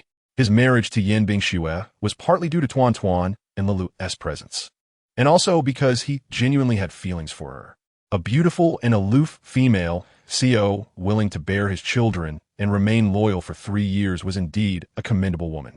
Yet, he wasn't deluded enough to think that Yin Bingxue had fallen hopelessly in love with him upon their first encounter 3 years ago. If she truly cherished him because of that night, she would have sought him out after discovering her pregnancy, not waited until the child was nearly 3. What had transpired during those nearly 4 years? Why had Yin Bingxue suddenly sought marriage? Was there another reason behind it? Until he comprehended these matters, he was reluctant to engage with her on that level. Though he had desires as a man, he held great respect for women and would only engage in intimate relations when the woman was genuinely willing. Only then could both parties find joy in the experience. With this understanding, he quickly regained focus, immersing himself wholeheartedly in the task of designing mecha drawings. Initially, as he began sketching, he felt an exhilarating rush. This represented the pinnacle of technology from the Dragon Kingdom. It was akin to a man's love for supercars. As a man himself, especially after acquiring the skills to create mechas, his passion for this endeavor intensified. Moreover, Yin Bingxue was correct. As the president of the extraordinary group, he needed to achieve something noteworthy as her partner, so he would not be perceived as merely living off her success. The quickest route to this was to create a genuine combat mecha that would astonish the world. Chapter 54. This tactic fails, let us try another. In the master bedroom, Yin Bingxue had already changed into cotton pajamas. Ms. Gu was becoming anxious on the other end of the phone. Gu Yusin, this shouldn't be happening. With the straightforwardness of the pajamas I gifted you, coupled with your inherent beauty, how could Su-chun possibly refuse? Gu Yusin remarked, if it weren't for the undeniable evidence provided by Tuan Tuan and Lei, I would genuinely suspect that your pseudo-handsome fellow has an unusual taste. Gu Yusin continued, is it possible that the pajamas are not enticing enough? If so, allow me to brainstorm other strategies, Schwerer. Don't worry, with my expertise in romance, I will undoubtedly assist you in winning over your heartthrob. Yin Bingxue replied, that tactic won't work on my man. I need different suggestions. She too felt that her friend's previous advice was rather unreliable. While many men might appreciate seductive allure, the average husband would hardly wish for such a portrayal of their own wife. Furthermore, she feared Su-chan might perceive her as a rather promiscuous woman. Regret washed over her as she recalled her earlier approach. Gu Yusin pondered, other suggestions? Let me think. You mentioned he went to the study, correct? Yin Bingxue affirmed yes. Gu Yusin said, then it's simple. Go prepare a late-night snack for him, show your concern, or sit beside him to keep him company while he works. A warm companionship. Upon hearing the suggestion, Yin Bingxue felt it was quite agreeable and aligned with her more conventional approach. However, the thought of preparing a late-night snack was daunting. She had never cooked a meal in her life. Yet, For the sake of winning over her man, there was nothing she wouldn't attempt. After all, it was just a bowl of late-night fare, something she could certainly manage. In her dictionary, the phrase "I can't do it" simply did not exist. With newfound determination, she exited her room with an unwavering spirit. As she passed the study, she caught sight of Su Chen engrossed in his work. She found herself momentarily mesmerized. Su Chen, absorbed in his tasks, wore a serious expression, his handsome face devoid of any superfluous emotion, his gaze fixated on the drawing board, slender fingers gripping the stylus. Indeed, the saying holds true, a man dedicated to his work is the most handsome. Though she hadn't yet managed to win him over, she was not disheartened. They had only just married, and their journey together had only just begun. She had all the time in the world to nurture their relationship and, eventually, capture his heart. The mere thought of that future made her giddy. Suddenly, a cough broke her reverie, and she focused her gaze to see Su Chen watching her. Caught in the act of peeking, her cheeks flushed crimson. She quickly blinked and stammered, "I was just passing by. You carry on with your work." With that, she hurried to the kitchen. Once inside the kitchen and realizing no one had followed her, she let her shoulders relax and exhaled heavily. Gazing at the pots and pans on the stove, she took out her phone, opened Douyin, and began selecting a dish to prepare. Meanwhile, Su Chen resumed his work after Yin Bingxiu had left the study. Yet, now and then, he could hear the clattering of pots and pans from the kitchen. What on earth was she up to? Setting down his pen, he stood and made his way towards the kitchen. Upon reaching the doorway, he spotted Yin Bingxiu, adorned in an apron, wielding a spatula while attempting to stir-fry from a distance. Her movements were somewhat convincing, though one detail was decidedly off. "What are you making?" he inquired as he approached. "Ah, why are you here?" Yin Bingxiu, wholly focused on her cooking, hadn't anticipated Su Chen's arrival. Remembering she was preparing a late-night snack for him, her face flushed anew. Bathed in the warm, golden light of the kitchen, she appeared especially adorable, akin to a ripe red apple, tempting enough to take a bite. "You still haven't told me what you're making," Su Chen prodded with a low chuckle. In the pot, she had placed water, 2 tomatoes, and 2 eggs, with the water bubbling away. "Are you boiling eggs?" he queried. "I'm making tomato and scrambled eggs," Yin Bingxiu asserted, puffing out her chest proudly. "Tomato and scrambled eggs?" Su Chen blinked in surprise, nearly bursting into laughter, but managed to contain himself. Truly, the wealthiest female CEO had a unique approach to cooking. It was evident she had never ventured into the kitchen before. "Yes, tomato and scrambled eggs. Absolutely." Yin Bingxiu felt a pang of embarrassment, wondering if she had misunderstood. But she had followed the Douyin video precisely. Scrambled eggs with tomatoes required chopping the tomatoes and whisking the eggs before cooking them together, as Su Chen explained. "Why are you making this so late? Are you hungry?" he asked, just as Yin Bingxiu was about to say it was for him. Su Chen's last question prompted her to rethink her response, realizing her method was incorrect. Her cheeks burned again as she stammered, I'm hungry, so I'm making it for myself. But I suddenly don't feel hungry anymore. I'm going to lose weight. You can handle this. I'm off to bed." With that, she hastily removed her apron, fearing Su Chen would mock her culinary skills, and dashed back to her room, locking the door behind her. Once in her room, she threw herself onto the bed, frustratedly pounding it. "Ah, Yin Bingxiu, you couldn't even manage to make a late-night snack for Su Chen." After venting her frustration for a while, she grabbed her phone and called her assistant. "Find me the best female chef immediately. I want to learn how to cook." Her assistant, taken aback, quickly regained her composure and replied, "Yes, President." On Sunday, the family awoke in their new home, and by the time Su Chen left, breakfast was already prepared. A delightful spread of both Chinese and Western dishes adorned the table. Steamed buns, soy milk, fried dough sticks, bread, coffee, and sandwiches, enough to make anyone think a grand feast was being hosted. Yin Bingxiu greeted him with a smile, holding a steaming cup of coffee. As if the awkwardness of the previous night had vanished into thin air, she decided that if neither of them mentioned last night, she could pretend it had never happened. She still hadn't mastered cooking, but she could prepare meals for the family. Once she learned how to cook, she would take over the kitchen herself. "Did you prepare all this?"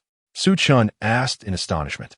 "Yes, I wasn't sure what Mom and Dad liked, so I had a little bit of everything prepared." "Is there anything missing?" she inquired. Su Chen glanced at the bountiful table, marveling at how a powerful CEO's concept of breakfast was truly extraordinary. "This is plenty. We couldn't fit more on the table, even if we wanted to," he chuckled. Seeing him smile made Yin Bingshua's lips curl upwards as well. This is a good start. Winning over Su Chan begins with maintaining a good relationship with my in-laws. And what about Tuan Tuan and Lele? Aren't they awake yet? They're up. Dad took them outside to swing. Su Chan sat down at the table, picking up a warm bun. Are you going to the company later? I'm not going today, Yin Bingshue replied without hesitation. She had previously been a workaholic, treating every day as a work day, weekends included. However, today was different. She had just married, and with her in-laws present, it was only natural to spend time with them. How about we take Mom and Dad out for some fun later? Yin Bingshue proposed. Su Chan glanced at her in surprise, not expecting Yin Bingshue to suggest taking their parents out. This was indeed a splendid opportunity to foster familial bonds. Sounds good, he replied. When Su Dad and Su Mom returned with the two children, they were astonished to see a table laden with breakfast. Oh my, how could you prepare so much? We can't possibly finish it all, they exclaimed. Tuanchuan and Lele had already washed their hands and begun their meal. Su Chan smiled as he handed his mother the utensils. Mom, this is all prepared by Bingshue. Not knowing your preferences, she bought a little of everything. Please enjoy. Upon hearing that it was their daughter-in-law who had prepared the meal, Su Mom swallowed her initial urge to waste food and sat down with a beaming smile.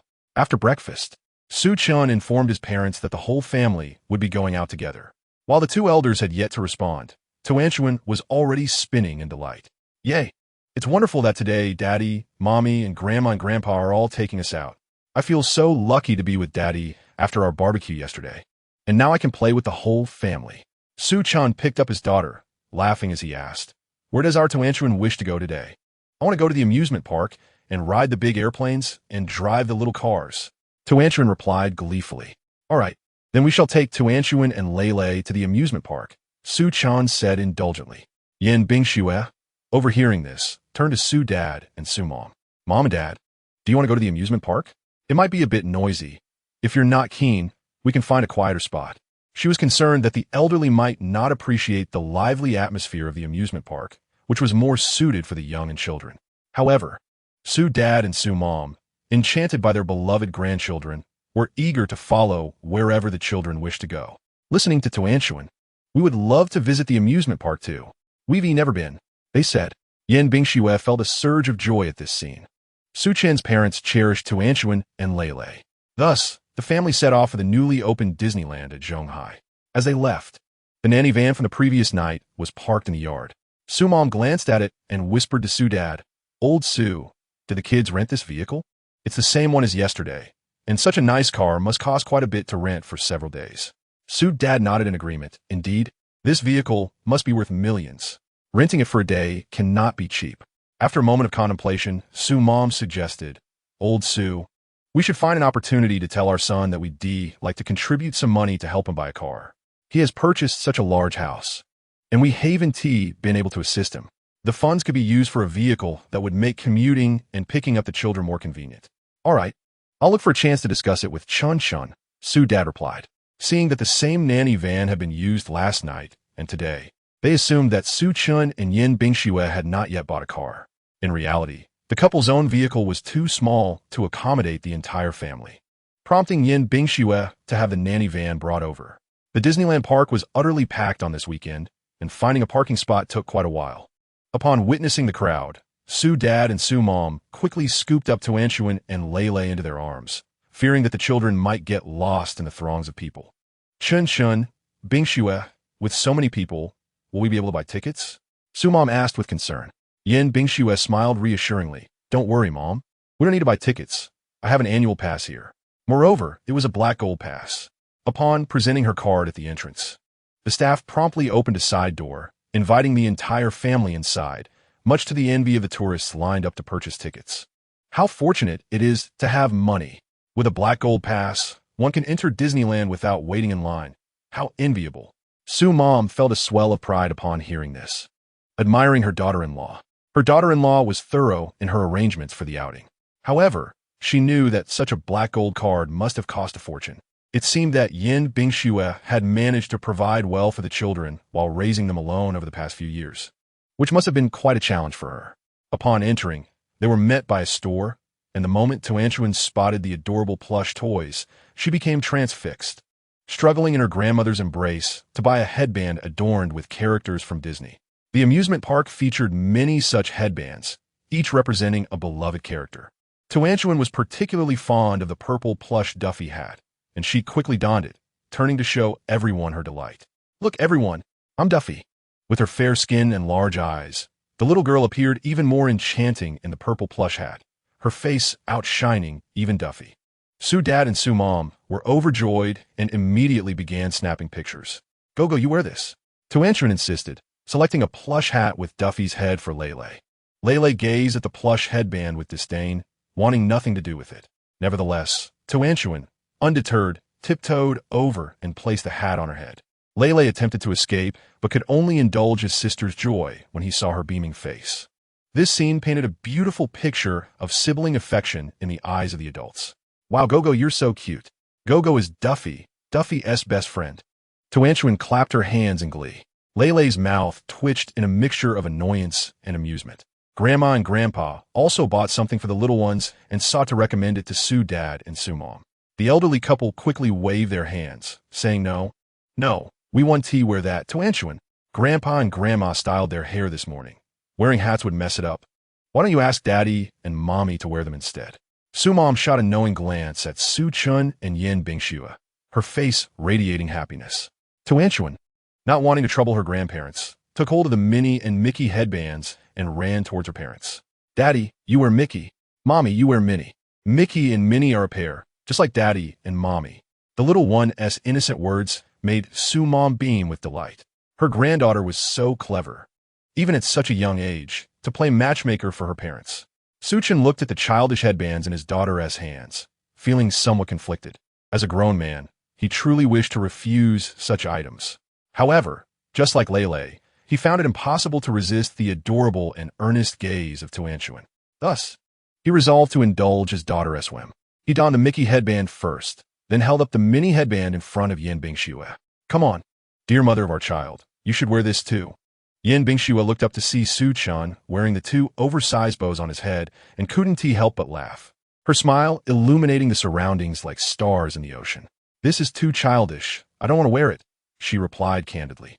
After all, she was the poised and dignified CEO. How could she wear such childlike accessories?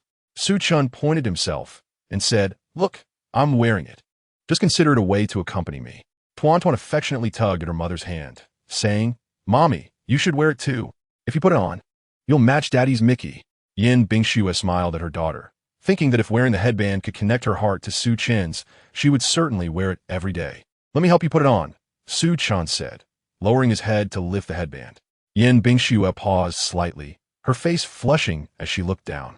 Su Chun gently placed the headband on her head, and when they both looked up, laughter escaped their lips. "Wow, Daddy and Mommy are wearing it too. Grandma and Grandpa, come take a picture of us," Tuan called, pulling Lele over to stand with Su Chun and Yin Bingxue, while Su Dad and Su Mom enthusiastically snapped photos with their phones. "Fantastic. This family portrait of us will become my phone's wallpaper." Disney was bustling with excitement, with nearly every attraction requiring a wait. However, this was hardly a concern for Yin Bingxue, holding a black gold card in her hand. The park staff made way for them. Each attraction had a separate entrance for card holders, allowing them to bypass the lines entirely. The tourists waiting in the sweltering summer heat could only watch with envy. They were left longing for just a few minutes of fun, while the affluent ones with black cards effortlessly skipped all the waiting. "How wonderful it must be to be wealthy," Su Mom remarked in amazement, as Su Dad and Su Chun took the two children to the bumper cars. Su Mom seized the opportunity to ask Yin Bingxue, "I know, this annual pass has such great privileges? All those people outside are waiting in line, but we don't have to." Yin Bingxue explained, "Mom, this is not an ordinary annual pass. The regular one merely saves on admission fees. This black gold card offers exclusive benefits." Su Mom nodded in understanding. "I see. So this card must be quite expensive." Yin Bingxue blinked, pondering how to explain to Su Mom that this card was exclusive to investors. There were only two such cards in the entire Dragon Country, one with the park manager and the other with her, the investor. Having just agreed with Su Chun to keep her identity a secret for now, she mustered the courage to say, "It's all right, it's for the kids, so it's not too expensive." Su Mom looked increasingly satisfied as she held Yin Bingxue's hand, saying, "I know from now on. You and Chun Chun will take care of Tuan Tuan and Lei Lei together. Financial matters can be left to Chun Chun. He is a man and should provide for the family. You should keep your money for yourself." Hearing her mother-in-law speak this way touched Yin Bingshua's heart. "Thank you, Mom. Chun Chun and I will work hard to give Tuan Tuan and Lei Lei the best life." Su Mom shook her head and smiled. "Silly child. You have worked so hard taking care of the children alone for over 3 years. Listen to me. Keep your own money for yourself. If you ever find yourself short, just call me, and I will send you some pocket money." She added, "There's no need to wait. Let's add each other on WeChat now." Su Mom took out her phone and immediately added Yin Bingxue on WeChat. As soon as Yin Bingxue accepted, she received a notification of a transfer. Su Mom had sent her 5,000 yuan. Since starting college, Yin Bingxue had been running her own business and earning a substantial income, typically sending her mother pocket money. She never expected to receive pocket money from her mother-in-law. This experience felt quite novel to her. "I Snow, keep this money, and don't tell Chun Chun," Su Mom said. "Mom, what should I not tell him?" Su Chun asked as he emerged with Lei Lei. Overhearing the last part of the conversation, Su Mom quickly pulled Yin Bingshue's hand and said, "Off you go. This is a secret between me and my daughter-in-law. Don't pry."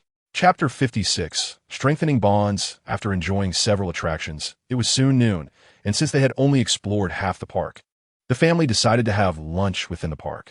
According to the brochure, there were 2 dining options, a public canteen with various affordable food options, though not comparable to outside eateries, and the Royal Banquet Hall, where guests could enjoy lunch in a fairy tale-like setting alongside their beloved Disney friends.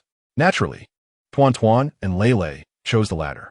However, there was a note indicating that reservations were required 3 days in advance, and it was evident they hadn't made such arrangements. Su Mom suggested they go to the regular restaurant, but Yin Bingxue insisted. "Let us go to the Royal Banquet Hall." "But we didn't make a reservation," Su Chun pointed out, instantly regretting his question.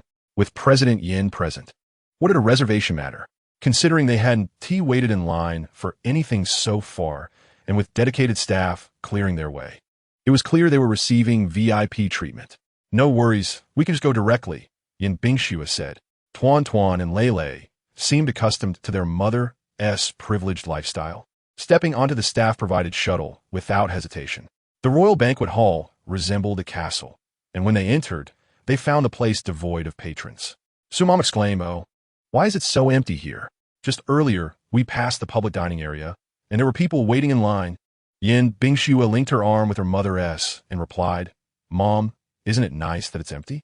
We can have a peaceful meal, just the 4 of us." Su Chun realized immediately that the staff had cleared the area for them and noticed them tidying up tables in the background. Su Dad and Su Mom remained oblivious. As a group of Disney characters approached, and the 2 children were already having fun, the family enjoyed a delightful and tranquil lunch before continuing their afternoon adventures. When they reached the 7 Dwarfs Mine train, Tuan Tuan eagerly shouted to go on the ride. Yin Bingxue hesitated slightly. Su Chun turned to her and asked, "What's wrong?" She shook her head, her complexion pale. This was a roller coaster, albeit of moderate height, suitable for families to enjoy together. They had already experienced several similar attractions that morning, but had avoided those with age and height restrictions for children. Tuan Tuan called out, "Grandma, take me," while Lei Lei gravitated towards Grandpa. Su Mom smiled and turned back. "All right, we'll go on this ride. I'll take Tuan Tuan, and Su will take Lei Lei. Chun Chun, you and I Snow can sit together." This ride also didn't require waiting in line, but to board, they had to ascend a platform about 7 or 8 meters high. Su Chun noticed Yin Bingshue's pace slowing, her expression still not quite right. "What's the matter? Are you scared?" he inquired. Yin Bingxue turned to him, her eyes wide like a frightened rabbit, appearing somewhat dazed. "I'm afraid of heights," she confessed, her fingers gripping the handrail tightly, turning pale. Su Chun glanced at her, realizing she was genuinely frightened. He slowed down and took her hand. Yin Bingxue seemed startled, her cool palm damp with sweat. "How about we let Mom and Dad take Tuan Tuan and Lei Lei while we wait for them down here?" Su Chun said yes, Steve. Just then, Tuan Tuan, who had reached the top, waved and called out, "Daddy, Mommy, stop whispering and hurry up to join us. The ride is about to start." Seeing her daughter's eager expression, Yin Bingxue gritted her teeth and said, "I'm fine. Let us go and enjoy the ride together." "Are you sure you can handle it?" Su Chun asked. Yin Bingxue nodded, her little face pale, yet her eyes held a mix of anxiety and determination. Su-chan held her hand tightly and softly reassured her, "All right, I'll be right there with you." The tourists had already boarded the vehicle, with Tuan and Lila being led by Su-dad and Su-mom to take their seats. They occupied the front, leaving only the first row and the last row available. Su-chan sat in the last row with Yin Bingxue. After securing his own seatbelt, he turned to assist Yin Bingxue. The safety measures were quite effective, alleviating any concerns, and the overall height of the ride was merely 10 meters, not particularly daunting. So there was no need for fear. Yin Bingxue nodded, her complexion pale. A voice from the staff echoed around them, announcing that the minecart was about to depart, urging everyone to prepare. In an instant, Yin Bingxue became tense, instinctively clutching Su-chan's hand tightly, causing him a twinge of pain. It seems she is genuinely frightened.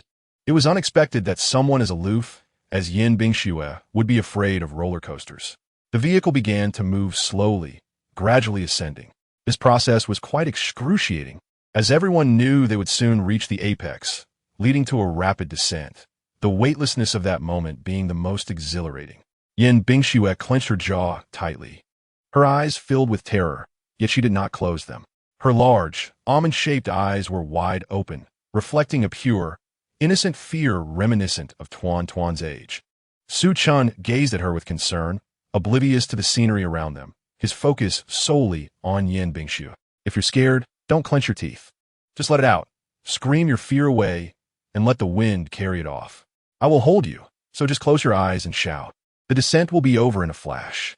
Yin Bingxue's voice trembled, the first syllable drawn out with a quivering tone. "It's coming. Don't be afraid. I'm here." Just as Su-chan finished speaking, the roller coaster plunged down swiftly, and he felt several nail marks appear on the back of his hand as Yin Bingxue clutched him fiercely, biting her lip to suppress her scream. The cart dipped low before rapidly climbing to another height, then proceeded along a twisting track, maintaining that exhilarating sensation of weightlessness. Amidst the dizzying speed, Su-chan shouted, "Let out!" His voice seemed to encourage Yin Bingxue, who finally opened her mouth and screamed, "Ah, ah, ah." After a thrilling 3 minutes on the roller coaster, Su-chan emerged drenched in sweat, not from fear, but from the tight grip of Yin Bingxue that caused him discomfort. When they disembarked, Yin Bingxue's cheeks were flushed from the wind, her lips pale, and she needed a moment to regain her composure. Su-chan continued to hold her hand, and unbeknownst to them, their fingers had intertwined. Tuan, enjoying himself immensely, ran over with a somewhat apprehensive Su-mom, exclaiming, "That was so much fun. I love roller coasters." The little one remained blissfully unaware of his mother's fear, grinning with squinted eyes. Su-mom's gaze fell on the hands of her son and daughter-in-law, a satisfied smile gracing her lips. In Chapter 57, Su-chan encountered the high school belle at Long-Ku Institute. The subsequent activities were predominantly leisurely, lacking in thrills. Yet Su-chan and Yin Bingxue remained hand in hand, neither willing to let go. Disney Park was alive with various performances, featuring Disney princesses in beautiful gowns and oversized plush mascots joyfully greeting the visitors. The path was lined with onlookers, and Yin Bingxue seemed lost in thought, her expression vacant. Just as they were about to collide with someone taking pictures, Su-chan gently pulled her protectively into his embrace. Yin Bingxue looked up, their faces mere inches apart, her cheeks flushing as she became acutely aware of the moment, feeling a twinge of something peculiar in her heart. Su-chan also realized that he had been holding Yin Bingxue's hand all along, experiencing a similar unusual sensation. Nevertheless, he did not release her. As Su-dad and Su-mom led the two children, with Su-chan holding Yin Bingxue's hand, and the family joyfully explored the entire Disneyland together. On Monday morning, Su-chan had arranged with the Chow fan group to handle his onboarding procedures at Long-Ku Institute. He parked his car in a temporary lot, intending to complete the formalities swiftly before returning to work. After parking, Su-chan approached the entrance of Long-Ku Institute. Just as he was about to enter, two figures emerged from within. One was a charming young woman in a white dress, while the other was a somewhat rotund man with thick glasses. Naturally, the beauty drew more attention. "Su-chan?" the woman called out in confusion. Upon seeing him look her way, she smiled brightly, confirming, "It really is you." Su-chan turned to the woman, and a youthful image of innocence flashed in his mind. "You Lily?" "Yes, it's me. I can't believe you still remember me," she exclaimed with a beaming smile. Su-chan returned her smile, responding, "Of course I remember. You were the belle of our high school class. You haven't changed much. You're still very beautiful." He stood there politely, his smile devoid of any ulterior motives, simply delighted to encounter an old classmate. Lily, however, was quite enthusiastic, excitedly rushing to his side. "Su-chan, you've changed quite a bit. You're even more handsome than in high school." Ahem. The man beside Lily cleared his throat, feeling neglected and trying to reclaim his presence. "Suda Xiao Xiao, only greeting our class bell and ignoring me, your old classmate?" The man raised his head slightly, looking down at Su-chan with an air of superiority. Su-chan regarded him for a moment, struggling to recall who he was. Lily interjected, "Su-chan, this is Qian Chung from our class. He always sat in the back row, wearing those oversized black glasses. Do you remember now?" Su-chan nodded, realization dawning, and he couldn't help but glance at the now transformed Qian Chung, chuckling, "I remember, but it seems you've been enjoying a good diet these past years." In high school, Qian Chung was short and thin, but now he had grown significantly taller, standing at over 170 centimeters, though he appeared to weigh at least 170 pounds. "Yes." Lily laughed. "Qian Chung has put on 30 to 40 pounds over the years. It's no surprise you didn't recognize him." Stung by the comment, Qian Cheng's expression soured as he adjusted his ill-fitting suit jacket, arrogantly gazing at Su-chan. "Su Xiao Xiao, your college experience doesn't seem too impressive. You look even skinnier than in high school. I hope you haven't been struggling with your living expenses." Su-chan shot a sidelong glance at Qian Chung, responding coolly, "Wealth is irrelevant. I prioritize maintaining my physique." As he spoke, he stood tall, the outline of his muscles subtly visible beneath his thin summer shirt. Lily felt herself blush, shyly attempting to mediate. "Su-chan, what brings you to Lanka Institute? Are you looking for someone? I could help you get in touch. My father is an academic here, and I'm quite familiar with the staff downstairs." Qian Chung immediately chimed in, "Yes, Su Xiao Xiao. My father and Lily's dad are both academics here. If you need any assistance, just let us know. We won't hesitate to help out an old classmate." His tone was filled with arrogance, as if it were he, rather than his father, who held sway at Lanka Institute. Su-chan suddenly recalled that both Qian Chung and Lily's fathers had worked at Lanka Institute, which explained why their high school teachers had always treated them kindly. Moreover, Lily was the class belle, and Qian Chung had harbored feelings for her, often whispering to classmates that their families were well-matched and destined to be together in the future. Now they stand together, but Qian Chung harbors such animosity towards Su-chan, clearly indicating that he has not yet given up. Although Lily stands beside him, there remains a slight distance, suggesting that Qian Chung is still pursuing her. Su-chan, perceiving this dynamic, chuckled and said, "Indeed, I am here to find someone and I have an appointment for today, so I can go straight in." "Huh, how casual you are, Su-chan.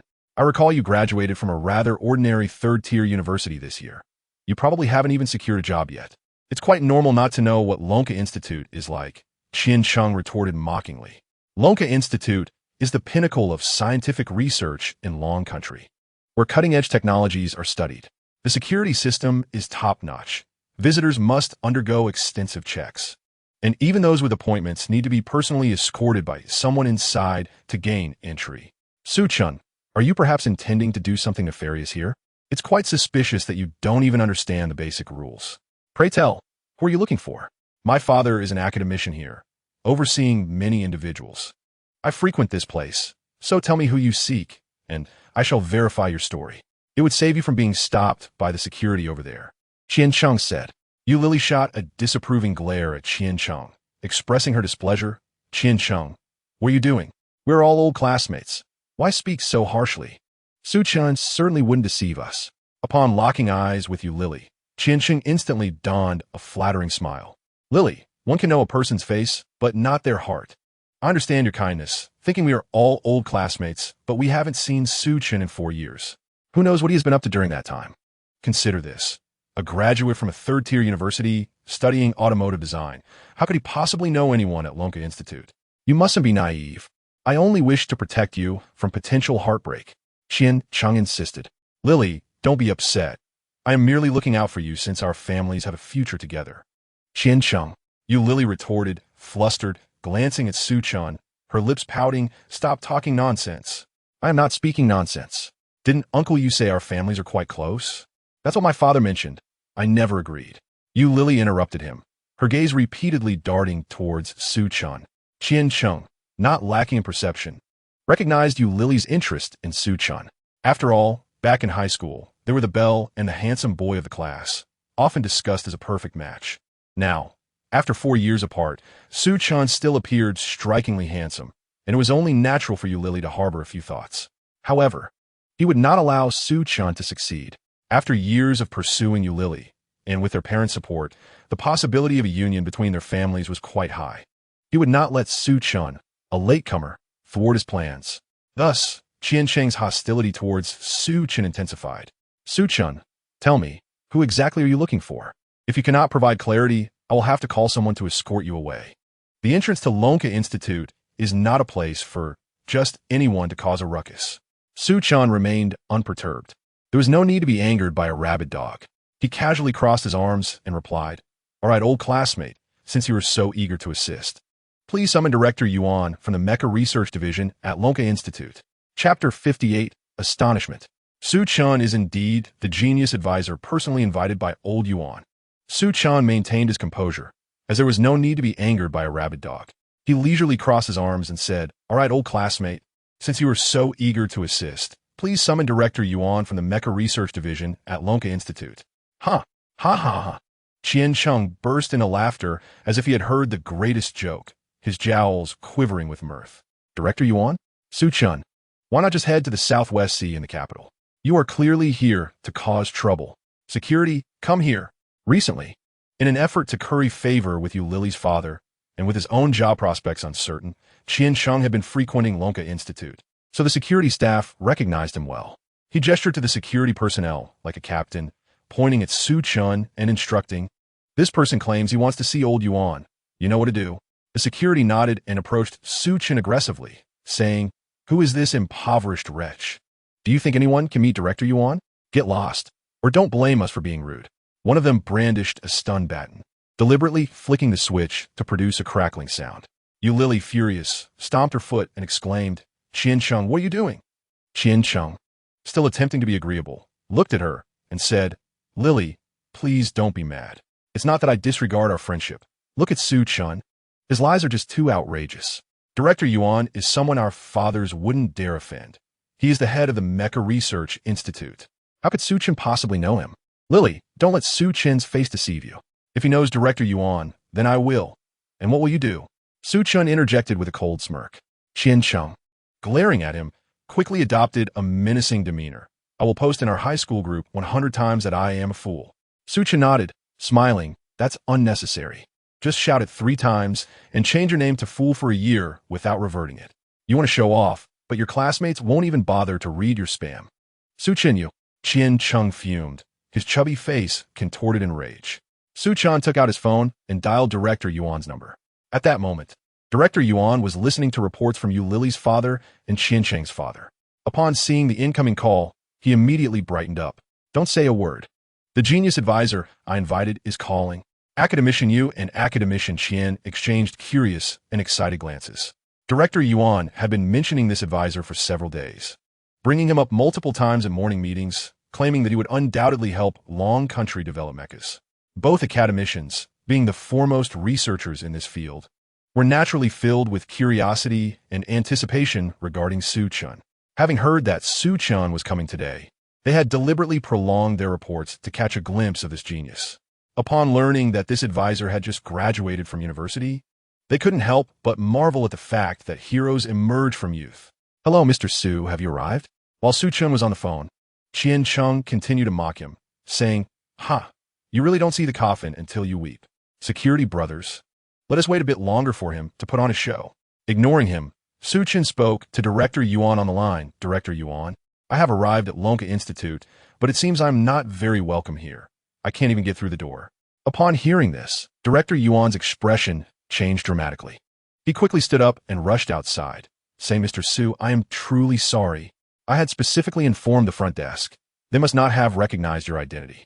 Please wait a moment. I will come down to escort you." He continued to explain, "Mr. Su, please understand, the security protocols at Lonka Institute are indeed stringent. You should know this from your work in the Mecha Research Department at Chao Fan Group. These matters are confidential, so access is tightly controlled. Director Yuan, I understand. I do not blame the staff. It merely delayed things a bit. You know I need to return to work at Chow Fan Group. Yes, yes, yes.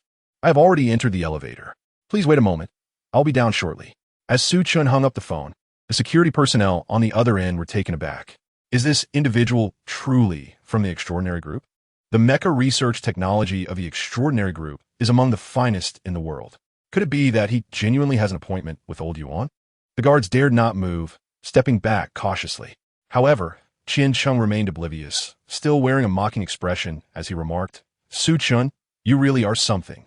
The Dragon Institute isn't enough for you to boast about, so you've gone and fabricated a connection to the Extraordinary Group. What business do you have there? Even as a cleaner, they probably wouldn't want you. Ha ha ha. Qian Chung, be quiet.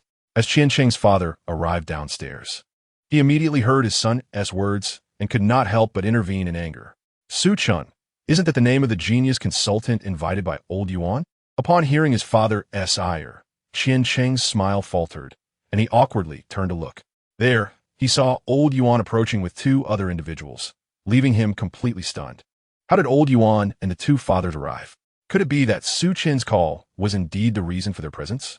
Yu Lily's face was filled with astonishment, followed by delight as she exclaimed, Su Chun, you really came to see the director. She lowered her voice, adding, how impressive that you know old Yuan. Su Chin offered a faint smile before quickly reverting to an expressionless demeanor. To old Yuan, this seemed to indicate some measure of irritation. Having overheard Qian Cheng's comments, old Yuan and the two academicians understood the situation at once. Old Yuan shot an annoyed glance at Qian academician and firmly stated, Old Qian, you're a senior in the institute. Surely you understand the rules? Irrelevant individuals should not be allowed to wander about the institute. Qian academician felt a pang of frustration. His son was disappointing, having graduated without securing a decent job. Moreover, he had been encouraging Qian Cheng to frequent the institute to learn something, hoping to facilitate a connection between their families. But who would have thought that this foolish child would offend the newly appointed consultant? Now, he was being publicly admonished by old Yuan, pushing him to the brink of exasperation. He nodded in acknowledgement of the director's words while secretly glaring at Qian Cheng. Qian Cheng, now thoroughly intimidated, remained motionless as old Yuan engaged in light-hearted conversation with Su Chun. Old Yuan's demeanor made it abundantly clear. Su Chun was no braggart. He was indeed formidable. Yu Lily was overjoyed as she approached her father, linking her arm with his. Dad, why did you all come down? What is the relationship between Su Chun and Director Yuan? I have never seen Director Yuan this enthusiastic before. This is the genius consultant invited by old Yuan, a top talent in the field of mecha. Qian academician replied. Realizing his daughter had addressed Su Chin directly, he inquired, Daughter, do you know Mr. Su? Yu Lily nodded. Yes, we are high school classmates. Qian academician's expression brightened as he glanced between his daughter and Su Chun. As someone who had experienced such matters, he could easily discern the admiration in his daughter's gaze directed at Su Chun. This was excellent news. He had been hesitant about Qian Cheng's suitability, but given his long-standing trust in old Qian, he had considered it. However, with Su Chin's emergence, Qian Cheng paled in comparison. He was a mere wastrel, utterly unworthy in contrast to Su Chun.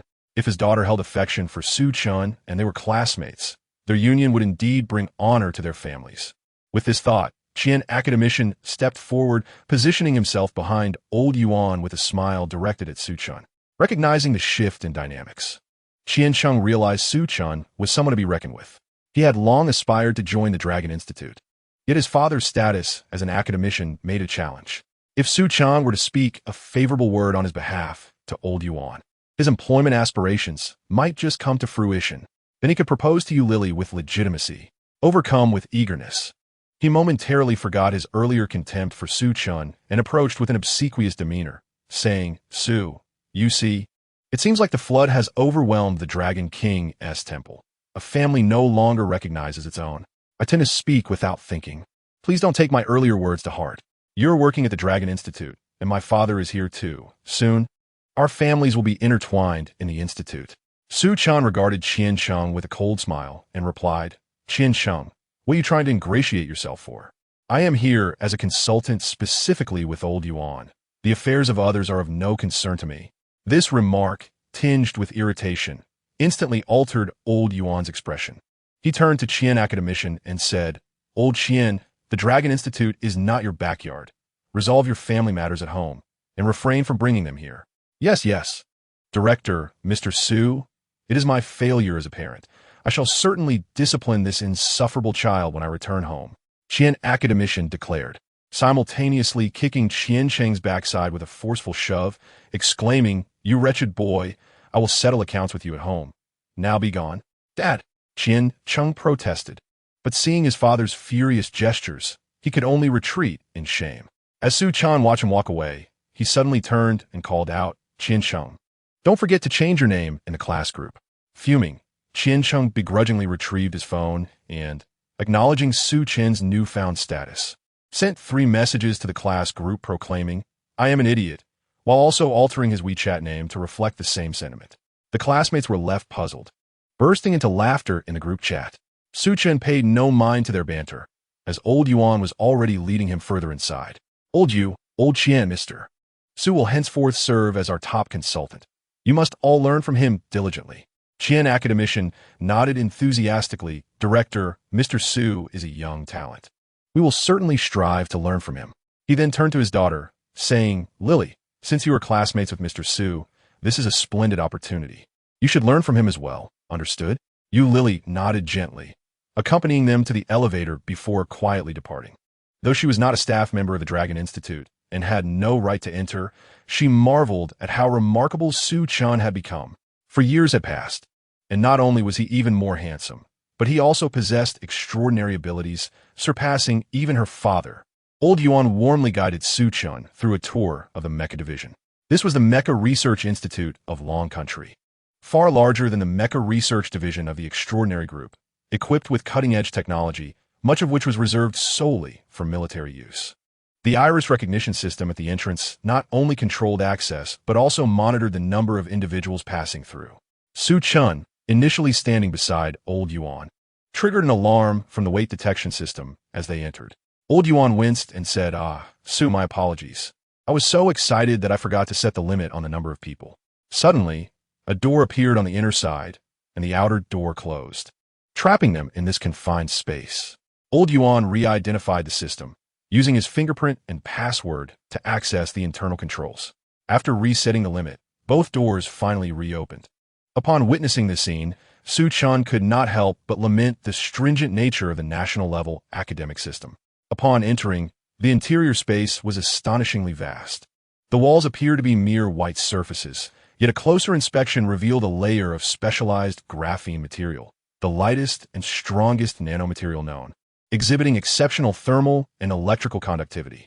This substance, often referred to as black gold, is hailed as the king of new materials, while not inherently expensive. Its intricate processing renders it invaluable. The use of such materials and craftsmanship for the exterior of the Dragon Institute is a testament to the technological prowess of the Dragon Kingdom. The functional division within the Mecha Research Institute was remarkably well-structured. The main hall seemed primarily to serve as a display area, surrounded by glass walls, suggesting that behind these single-pane structures lay distinct research zones. Each area represented different technological studies, collaborating while maintaining relative confidentiality. Thus, even in the event of issues arising, adversaries would only grasp a fragment of the technology involved. Judging by the functional areas, it was evident that the Professional Dragon Institute surpassed the capabilities of the Extraordinary Group. As Su Chun strolled through, he observed the surroundings, eventually reaching the center of the hall, where a colossal battle mech stood on a display pedestal, its broad treads occupying an entire square meter. Before the towering mech, Su Chun and his companions felt as if they were mere mortals intruding upon a land of giants. Circling the massive machine, Su Chun furrowed his brow and inquired, "Old Yuan, what purpose does such a large mech model serve here?" Just as his words faded, a light chuckle emerged from behind him. Turning around, he saw a group approaching, led by a man in his 30s clad in a white research coat and wearing rimless glasses, exuding an air of youthful brilliance. All individuals present were researchers from the Dragon Institute, with the minimum rank being that of an academician. Among them, the young man who had just chuckled was the youngest, while the others were all over 40, with several elderly figures among them. This young man was Yuan Lao's student, having gained entry at a mere 30 years of age. Clearly a favored prodigy. However, Upon Su Chen's arrival, Lin Fifan felt incredulous when the teacher proclaimed him a genuine genius capable of creating mechs. With the cutting-edge technology of the Dragon Kingdom, their research on mechs was still in the theoretical stage. How could an ordinary university student, lacking a background in biological engineering or mechanical studies, possibly comprehend the complexities of mechs? Lin Fifan felt a tinge of resentment towards Su Chen, especially upon hearing him refer to the mech as merely a model. Chapter 60. Securing the consultant position with strength. Lin Fifan stood beside Yuan Lao, who promptly introduced Fifan. You're here. This is Mr. Su, the esteemed consultant I mentioned to you. From now on, he will be our top advisor. Mr. Su, these are the academicians of our institute. This younger individual is my student Lin Fifan, who has only been here for a little over a year. Fifan, you must learn from consultant Su. Do you understand? Lin Fifan smiled, casting a scrutinizing glance at Su Chen. How could such a young fellow, seemingly fresh out of university, possess profound knowledge about mechs? He remained unconvinced. Hello, consultant. I am Lin Fifan. Hello, Su Chen replied nonchalantly. Consultant, did you just say this is a mech model? Lin Fifan said, a hint of amusement playing on his face as he pointed at the large mech beside them. Are you perhaps misunderstanding what a mech is? Su Chen glanced at the massive mech and replied with a smile, what does Mr. Lin believe this is? This is our Dragon Kingdom's #1 model. Surely, consultant, you haven't familiarized yourself with the current mechs of our country, have you? The work before you is our pride at the Dragon Institute. Su Chen chuckled softly, causing Lin Fifan's voice to falter. Yuan Lao, sensing the tension in the air, quickly interjected, Fifan, consultant Su, is someone I invited here. Lin Fifan, slightly defiant, retorted, teacher, you hear that? Our institute's pride is dismissed as a model by others. Is that my fault? He clearly knows nothing about mechs. Yuan Lao's expression darkened, poised to express his frustration. However, Su Chen's designation of the mech as a model indeed struck a nerve. After all, this was the culmination of years of research at the Dragon Institute. Although many technologies were indeed somewhat outdated, to label it merely as a model was to belittle the efforts of everyone involved. Noticing the skeptical gazes directed at him, Su Chen raised an eyebrow and circled the giant mech, stating, let us tentatively refer to this as a mech. Its exterior is composed of iron. What iron? It's an alloy. Lin Fifan interjected, viewing Su Chen with the incredulity reserved for an outsider. Su Chen smiled, then firmly stated, while alloys are certainly used in the armor, it is fundamentally still iron. Iron, when alloyed with other metals, enhances hardness and flexibility, yet remains iron. Yuan Lao nodded in agreement, recognizing the validity of Su Chen's statement. Initially, when titanium alloys had not yet been discovered, the outer shell of the #1 mech was indeed constructed from iron alloys.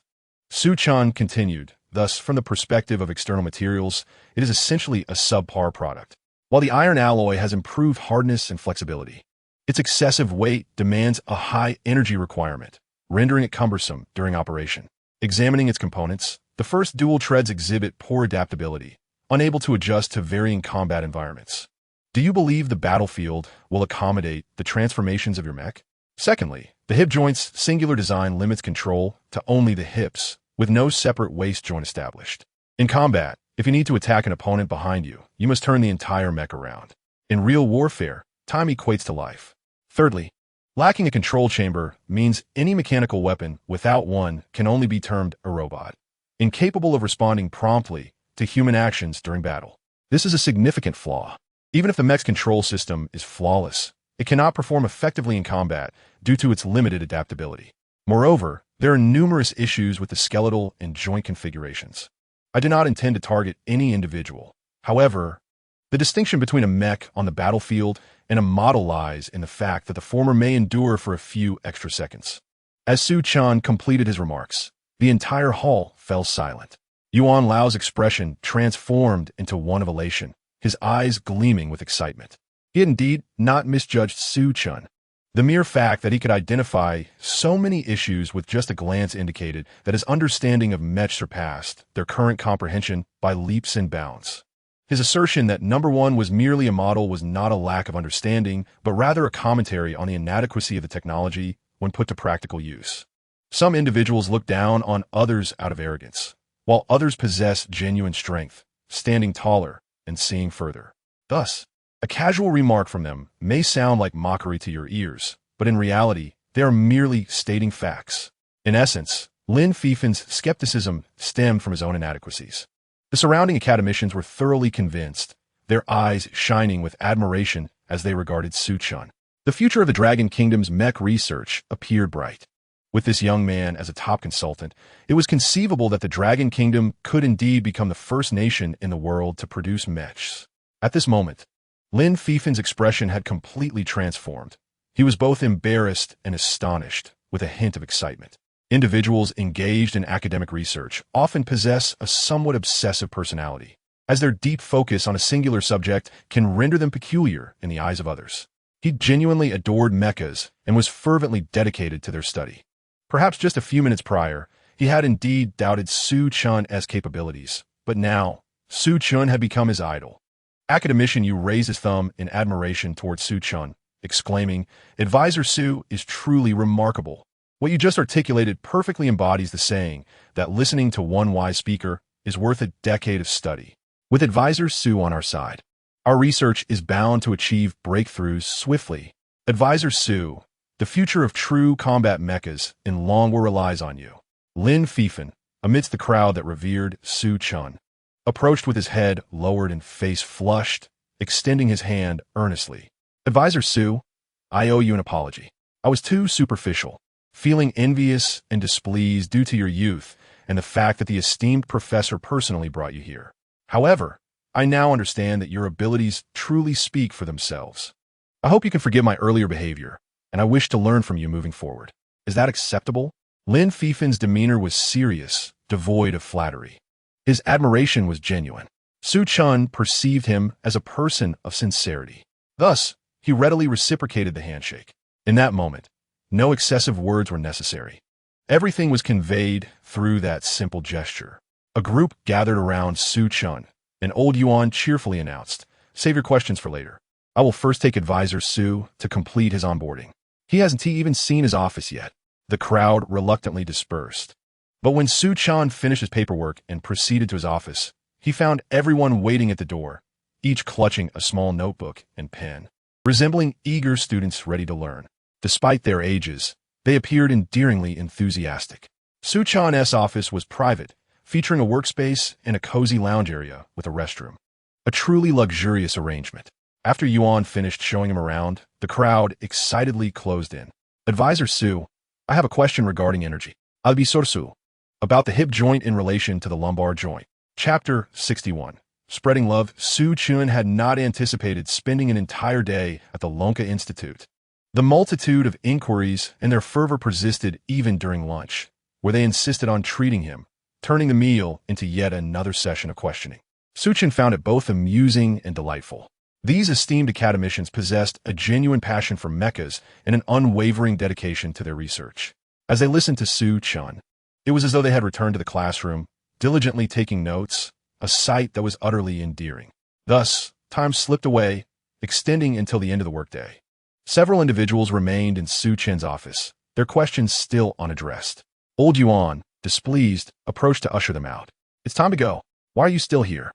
If you refuse to leave, Advisor Su won't be going home either. Hurry up, Advisor Su will be visiting once or twice a week. You can ask your questions then." The academicians sheepishly apologized to Su Chun before bidding him farewell, leaving reluctantly. Old Yuan sighed. "Advisor Su, I sincerely apologize for the inconvenience. On your first day, we nearly kept you here past hours." As Su Chun gathered his belongings, holding his phone, he smiled and replied, "No worries, Director. Everyone merely wishes to contribute to the development of mecha research in Longwa. However, I truly must leave now. My wife is here to pick me up." Half an hour earlier, Yin Bingxue had informed him that she was nearby and asked if he wanted to join her in picking up their 2 children from school. Naturally, he was eager to do so, and just moments ago, she had confirmed her arrival. Delighted at the prospect of his wife personally coming to fetch him, Su Chun descended the stairs with a cheerful whistle. In the lobby, he unexpectedly encountered Yu Lily, who had been sitting on the sofa, her gaze fixed on the elevator doors. Earlier that day, her father had called to inquire about her feelings towards Su Chun, encouraging her to seize the opportunity, as he was an exceptionally outstanding man. Consequently, Yu Lily had come over in the afternoon, waiting for several hours just to see Su-chun. Upon spotting him, she eagerly approached. Su-chun, you're off work. You Lily? What are you still doing here? Su-chun asked, puzzled. With a blush on her cheeks, Lily smiled. I came over this afternoon. It's been years since we last saw each other, and I wanted to invite you to dinner. I drove here. Let's go together. Su-chun was taken aback. She had intentionally come just to wait for him to have dinner, and her rosy demeanor suggested she had feelings for him. Being pursued by a former school beauty undoubtedly brought joy to any man. Alas, it was too late. Su-chun was already married, a devoted and loyal husband. Thus, he had to swiftly extinguish Lily's budding affection. With a gentle smile, Su-chun responded, Dear classmate, it's quite thrilling to reunite after so many years. But perhaps dinner is not suitable, as I am a married man, and it wouldn't be appropriate. He smacked his lips, though his expression conveyed happiness despite his words. Noticing Yin Bingshua's car arriving at the entrance, he cheerfully added, Thank you for your kind invitation, but my wife is here to pick me up. I must take my leave. Lily, still in shock, watched as Su-chun briskly made his way to the exit. The driver from the car received something from him before opening the back door. As Su-chun entered, the driver closed the door behind him. Though the encounter was brief, Lily caught a glimpse of a beautiful woman seated in the back, her fair profile and elegant neck hinting at her beauty, even if her features were obscured. Su-chun was married? Was that stunning girl his wife? Lily could hardly believe it. After 4 years apart, she had hoped for a serendipitous reunion, only to realize it was all too late. Su-chun's own words confirmed her suspicion. How unfortunate it was that she hadn't met him sooner. Yet, this world offers no second chances. Yin Bingshue had been waiting at the door for a while and had witnessed Su-chun conversing with Lily. Consequently, as soon as she got into the car, her mood soured, her lips forming a thin line, and she remained silent. Su-chun, in high spirits, settled into the car, while the driver went to retrieve his vehicle, with assistant Zhang driving ahead. He turned to Yin Bingshue and smiled, asking, What made you think of coming to pick me up? Yin Bingshue replied coolly, I happen to be here on business. Such a brief statement, delivered with an icy tone, left Su-chun feeling the unmistakable chill of her displeasure. Yet, just moments ago, during their WeChat conversation, she had seemed quite cheerful. What had transpired in such a short time? Su-chun couldn't help but recall his chat with Lily, and upon glancing at Yin Bingshue's expression, he felt a surge of amusement. Ah, the little lady is feeling jealous. Clearing his throat, he coughed a couple of times to draw her attention, then lamented, Oh dear, my child's mother, do you think my striking good looks pose a risk to my safety? Yin Bingshue had already been displeased upon seeing him with another girl, and hearing Su-chun's words made her pout slightly. Safety isn't determined by looks, but by the heart. Indeed, you are absolutely right, Su-chun replied. Today, at Lonka Academy, I encountered an old high school classmate who wanted to have dinner together. However, as a married man, I simply couldn't dine out and had to return home for dinner. Wouldn't you agree? I had to politely decline her kind offer. Furthermore, I mentioned that my wife was here to pick me up, and you should have seen how envious she was. I believe that old classmate will certainly be contemplating marriage now, given the joy of having someone to share both work and home with. Yin Bingshue's demeanor shifted upon hearing the term wife, and a smile crept onto her face. So, Su-chun had indeed said that to the girl? No wonder the girl had looked so surprised and dejected in the car. Moreover, he was just explaining himself to her, wasn't he? Hee. Yin Bingshue felt an immense joy welling up inside her, though she feigned indifference, saying, Since she's your high school classmate, it wouldn't be inappropriate to have dinner together after so many years. Seeing her contradictory expression, Su-chun couldn't contain his laughter. But that wouldn't do. Even if she is a high school classmate, as a married man, it wouldn't be proper for a single girl and me to dine together. Perhaps we can save it for a future reunion. After all, nothing is more important than picking up our child together. These words struck a chord with Yin Bingshue, and she couldn't help but chuckle, attempting to appear understated, her pursed lips adding to her charm. Chapter 62. Buying roses for a loved one. As their vehicle reached the nearest intersection, they found themselves halted at a red light for a minute and a half. A little girl selling flowers gently tapped on the car window. She seemed to have walked from further ahead, stopping at each vehicle to politely inquire, Hello, sir. Do you need any fresh flowers? Why not buy a bouquet of roses for your beautiful companion? Dressed in a faded little dress, the girl looked ordinary. Yet her hair was neatly styled, and her face was freshly washed. Clutching a bunch of vibrant red roses, her demeanor was polite and sweet. Suchin glanced at the roses and pulled out some money, saying, "How many do you have? I'll take them all. Thank you, big brother. You and your big sister are really good looking. Such a perfect match." As she handed over the roses, the little girl beamed, saying, "Wishing you both love and happiness. May you be together for 100 years. Counting the flowers, she had exactly 9 roses, an auspicious omen indeed. Su Chun purchased the flowers, and as the car continued on its way, he arranged the 9 roses into a bouquet and presented them to Yin Bingxue, saying, "A gift from your child's father." Upon seeing the roses, Yin Bingxue's eyes sparkled with surprise. She accepted the bouquet, glanced down, and couldn't help but laugh aloud. Su Chun, puzzled by her reaction, raised an eyebrow and asked, "Why so happy?" Yin Bingxue nodded, a mischievous glint in her eyes. "How coincidental. I also prepared a gift for you." With that, she turned around and retrieved a neatly arranged bouquet of roses, handing it to Su Chun, saying, "Here it is." Su Chun took the roses, comparing them with the ones Yin Bingxue held. Both bouquets were identically packaged. Even the bows appear to be crafted by the same hand. "Are they the same? Did you also purchase flowers from that little girl?" Yin Bingxue nodded with a smile, explaining, "While on my way to pick you up, I encountered the same little girl at the red light, and I bought 9 roses as well." "What a remarkable coincidence." Su Chin chuckled, gazing at their matching bouquets. This must be what they mean by a meeting of kindred spirits. At that moment, in Su Chin's villa, he and Yin Bingxue were heading off to work, while their 2 children were off to kindergarten. Su Dad and Su Mom, having nothing to do at home, busied themselves tidying up their son's spacious house. They worked from inside to the courtyard, enjoying their task with smiles, sweat glistening on their brows. Arriving at the garage, Su Mom said, "Old Su, let us clean up the garage as well. Once we buy our son a new car, it will have a nice place to park." Su Dad nodded in agreement. "All right. After our son returns tonight, I'll discuss the car with him." Having been too tired to discuss it the night before, he was eager to share the news. As they began to clean the garage, a car suddenly pulled in. Su Dad quickly pulled Su Mom aside, and, as the vehicle came to a stop, the couple was left in awe. What a stunning car! The sleek black and silver body gleamed, and the design of the front and sides made it appear as though it could transform into a robot at any moment. The engine's roar was melodious, and the striking red emblem on the front seemed to flash before the couple's eyes. Su Mom gasped, "Old Su, what kind of car is this?" "I didn't catch a glimpse." Su Dad, brimming with excitement, exclaimed, "This is a Rolls-Royce Phantom. No, it's even more stunning than that. It appears to be a custom version. Regardless of age, men seem to share a universal love for cars." Although the flashy emblem had just lowered, Su Dad still recognized it instantly. Su Mom, maintaining her composure, asked in astonishment, "Isn't a Rolls-Royce quite expensive? How could it possibly be in our son's garage?" No sooner had she spoken than the driver parked the car and looked up to see the elderly couple, momentarily taken aback. "Hello, are you the Su family?" The driver, acquainted with Yin Bingxue, knew Su Chun was her husband, but this was his first time at the newly purchased house. Seeing the couple, he hesitated to address them casually and instead asked politely. Su Dad quickly affirmed, "Yes, I am Su Chen's father. What about this car?" "Oh, this is Mr. Su's vehicle, and I was instructed to return it." "Good day, Mr. Su. May I hand you the keys?"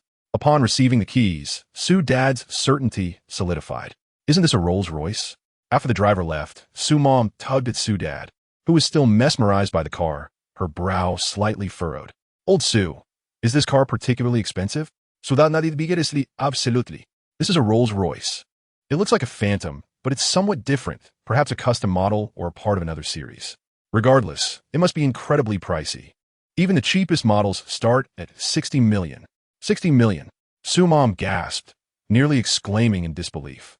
She hurriedly grasped Mr. Su's arm, swatting away his hand that was about to touch the car, and sternly said, "Old Su, don't touch such an expensive car carelessly. What if you break it?" "Mister." Su glanced at the vehicle and hesitated to withdraw his hand. His wife was right. Such an extravagant car was indeed beyond their son's means at the moment. The man had just claimed that this car belonged to their son. "Old Su, what do you think our son is doing? Could it possibly be a rented vehicle?" "Mister." Su, feeling agitated, lit a cigarette and stepped away to take a puff, pondering, "That seems unlikely. Our son is not that vain. After purchasing such an extravagant house, perhaps he has bought the car as well." Mrs. Su frowned, "But our son just graduated. even if he has been exceptionally successful and earned a lot of money in these past few years. How could he afford such a grand villa and still buy a car worth tens of millions? I find it hard to believe. He must have rented it, especially since he has a wife and child now. The thought of a 60 million yuan car made Mrs. Su feel uneasy, having lived a modest life for so many years. Mr. Su hesitated as well. Mrs. Su suggested, "Let us call our son and ask him. Renting such an expensive car must not be cheap. We shouldn't let him waste money. We can buy him a car worth several $100,000 ourselves." As she spoke, Mrs. Su reached for her phone, but Mr. Su hurriedly extinguished his cigarette and held her hand down. "Forget it, dear. Let us wait for our son to come back and ask him tonight. He might be with his wife right now. If we call and ask, how can he speak the truth?" Mrs. Su nodded. "Right, I was being foolish. We'll ask later. We mustn't let our son lose face in front of his wife." Chapter 63. Learning to cook for the man she loves at this moment. Su Chen had arrived at the kindergarten. Having called ahead, Tuan Tuan and Lei went to their life teacher after school and only bounced out when Su Chen and Yin Bingxue arrived. "Daddy, Mommy," Tuan Tuan dashed over, hugging Yin Bingxue before quickly running into Su Chen's embrace, seeking affection. The soft, glutinous little dumpling was irresistibly adorable. Noticing the flowers in her mother's hand, Tuan Tuan immediately stretched out her little hand, saying, "Mommy, flowers. Tuan Tuan likes flowers. Can you give them to Tuan Tuan?" Upon hearing her daughter's words, Yin Bingxue swiftly hid the rose behind her back. This was the first bouquet Su Chan had given her, and she intended to cherish it. She planned to preserve it as eternal flowers, allowing her to keep it forever. Thus, she firmly refused her daughter. Tuan Tuan pouted slightly, feeling a bit disappointed, but she did not press her mother further. Turning around, she spotted the rose in Su Chen's hand, and her eyes instantly sparkled with delight. However, since her mother had just denied her, the little one hesitated to ask her father, fearing he might refuse as well, and could only gaze at him with her big, round eyes. Noticing her gaze, Su Chen affectionately presented the rose to Tuan Tuan, saying, "Here, this flower is for you from Daddy." Yin Bingxue's expression changed, her mouth agape with excitement, only to feel slightly miffed as she pursed her lips. "Oof. This was my first gift to Su Chen. How could he so easily give it to Tuan Tuan? He doesn't cherish it at all." Tuan Tuan happily accepted the flower, joyfully inhaling its fragrance before planting a kiss on Su Chen's cheek. "Daddy is the best." Lei sat in the middle, while Tuan Tuan nestled on Su Chen's lap. At just 3 years old, their parents' embrace felt like the safest seat for them. After playing with the rose for a while, Tuan Tuan noticed that her mother seemed a bit unhappy. The clever little girl tilted her head, realizing that since the rose belonged to both her parents, it might not be right for her to take it. Suddenly, she had a brilliant idea and presented the rose to her mother, sweetly saying, "Mommy, this is for you. This is the rose that Daddy gave you. Tuan Tuan is just the little messenger." Yin Bingxue was momentarily taken aback, her heart swelling with joy. She fought to maintain her composure, yet her gaze inadvertently drifted towards Su Chen. That gaze held a blend of shyness, delight, and a subtle sweetness that was truly captivating. Su Chen, noticing this, immediately understood. Apparently, the little girl had been trying to make her mother jealous. How adorable. He couldn't help but chuckle at how she was competing for affection with Tuan Tuan. When they arrived home, Tuan Tuan and Lei dashed towards their grandparents. Mr. and Mrs. Su, initially troubled by the costly car in the garage, instantly brightened upon hearing the children's voices. Su Chen had brought groceries with the intention of cooking dinner himself that evening. Yin Bingxue washed her hands and joined in to help. Mrs. Su played with Tuan Tuan and Lei while stretching her neck to glance into the kitchen. Eventually, she set down what she was holding and said to Mr. Su, "Old Su, I think I should go check on the kitchen. Our Chinchin wouldn't know how to cook. I should go." Mr. Su grasped his wife's hand, chuckling, "Why the rush? If the kids want to cook, let them. Can't you just sit back and wait for the meal? Who is it that complained about cooking being a hassle? If someone could prepare a meal for you, you'd be happy regardless of the taste?" Mrs. Su laughed. "I was just venting a little. Besides, how can I truly let our son and daughter-in-law cook for me? I really should go check." "Don't." Mr. Su winked at her, gesturing towards the kitchen. "The young couple is busy in there. What would you do getting in their way?" Mrs. Su quickly caught on. The kitchen was indeed a wonderful place to nurture their bond, and it was beneficial for their son to try cooking. Mr. and Mrs. Su couldn't stay with them forever, and once they left, their son's family of 4 would still need to figure out meals. With a smile, Mrs. Sue decided to leave the kitchen matters alone and focused on watching cartoons with Tuan Tuan and Lei Lei. Tuan Tuan was engrossed in the show, only half listening to her grandparents' earlier conversation. Slowly, she tugged at her grandmother's hand and said, "Don't worry, Grandma. Daddy cooks really well." Mrs. Sue chuckled, gently patting her granddaughter's round little head, not taking her words too seriously. Tuan Tuan was her father's biggest fan. No matter how Su Chen's cooking turned out, she would likely declare it delicious, for the little girl was sweet-tongued and thoughtful. In the kitchen, Su Chen was cutting vegetables, each potato slice falling with precision. Perfectly uniform in thickness, his knife skills were truly remarkable. Yan Bingxue, washing the vegetables nearby, couldn't help but glance at Su Chen, feeling increasingly impressed by this man. "Daddy, your cooking skills are amazing. Your knife skills are so impressive. It looks like you've had training," Yan Bingxue praised. Su Chen chuckled. He had never learned culinary skills, but the system's rewarded chef skills were superior to any training. "Do you like it? Want to learn? If you're interested, I can teach you for free." Previously, Yan Bingxue had only been interested in making money and had never considered cooking. She had always eaten food prepared by Michelin-star chefs, with the freshest ingredients flown in, and the chef's skills were beyond reproach. Moreover, her appetite had never been particularly strong. However, after marrying Su Chen, she felt a shift in her priorities. What had once been her top focus, her career, now seemed to take a back seat to being with family, or rather, spending time with Su Chen and Tuan Tuan and Lei Lei had become the most significant aspect of her life. Regarding cooking, she had previously vowed to excel in preparing meals after making a rather unsatisfactory tomato and scrambled egg dish. Although Su Chen's culinary skills were exceptional, she yearned to contribute something to him. With Su Chen currently juggling 2 jobs at the Extraordinary Group and the Lonka Institute, and often working late in his study, she pondered how he would find the time to cook amidst his busy schedule.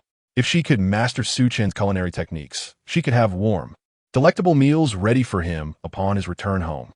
She reminisced about the warm, yellow light that greeted her when she returned to their small rented apartment, along with the sight of a table laden with steaming dishes that Su Chen had prepared. In that moment, she felt an overwhelming sense of happiness. She wished for Su Chen to experience that same joy. When Yan Bingxue entertained this thought, she was taken aback by her own feelings. Meeting Su Chen had sparked in her the desire to prepare meals for him, a truly remarkable sentiment. She looked up, her eyes sparkling with enthusiasm, and exclaimed, "All right, teach me. I'm quite clever and learn things rapidly." This was no mere boast. She had always been an intelligent girl, which was why she had been entrusted with the entire Extraordinary Group at such a young age. Chapter 64. Su Chen, there's a gathering tomorrow. Will you accompany me? Su Chen chuckled at her request, handing her a lightweight kitchen knife. "Sure, but chopping vegetables isn't a skill you can master in a day or two. Be careful. You might end up embarrassing yourself." Having just watched Su Chen skillfully chop for quite some time, she found it simple and effortless, and she was determined to prove that it would be easy for her too. "You'll soon see how clever I truly am," she confidently declared, taking a knife and positioning herself beside Su Chen. Though she was a striking beauty with long legs, standing at 1.7 meters tall, she appeared petite in comparison to Su Chen's towering figure. Standing side by side, she slightly tilted her head to observe his instruction, her delicate features reflecting her earnestness. "I've got it," Yan Bingxue proclaimed resolutely. With that, she tossed a potato into the air and caught it perfectly, confidently commencing her performance. To Julienne, first slice, she recalled, not anticipating that the first cut would prove to be more challenging than expected. "Huh, why is it so thick? It needs to be thinner. Oh no, if it's thinner, it won't even be a slice." Anxiety began to swell within her, and while Su Chen initially wanted to laugh, concern soon replaced his amusement. Just as she was about to cut herself, he swiftly took the knife from her grasp. Yan Bingxue looked startled, her wide eyes resembling those of a frightened rabbit. Su Chen gently patted her back, smiling in exasperation. "Don't rush. What if you hurt yourself? Your grip on the knife is fine, but your left hand needs adjusting. Come here, let me show you."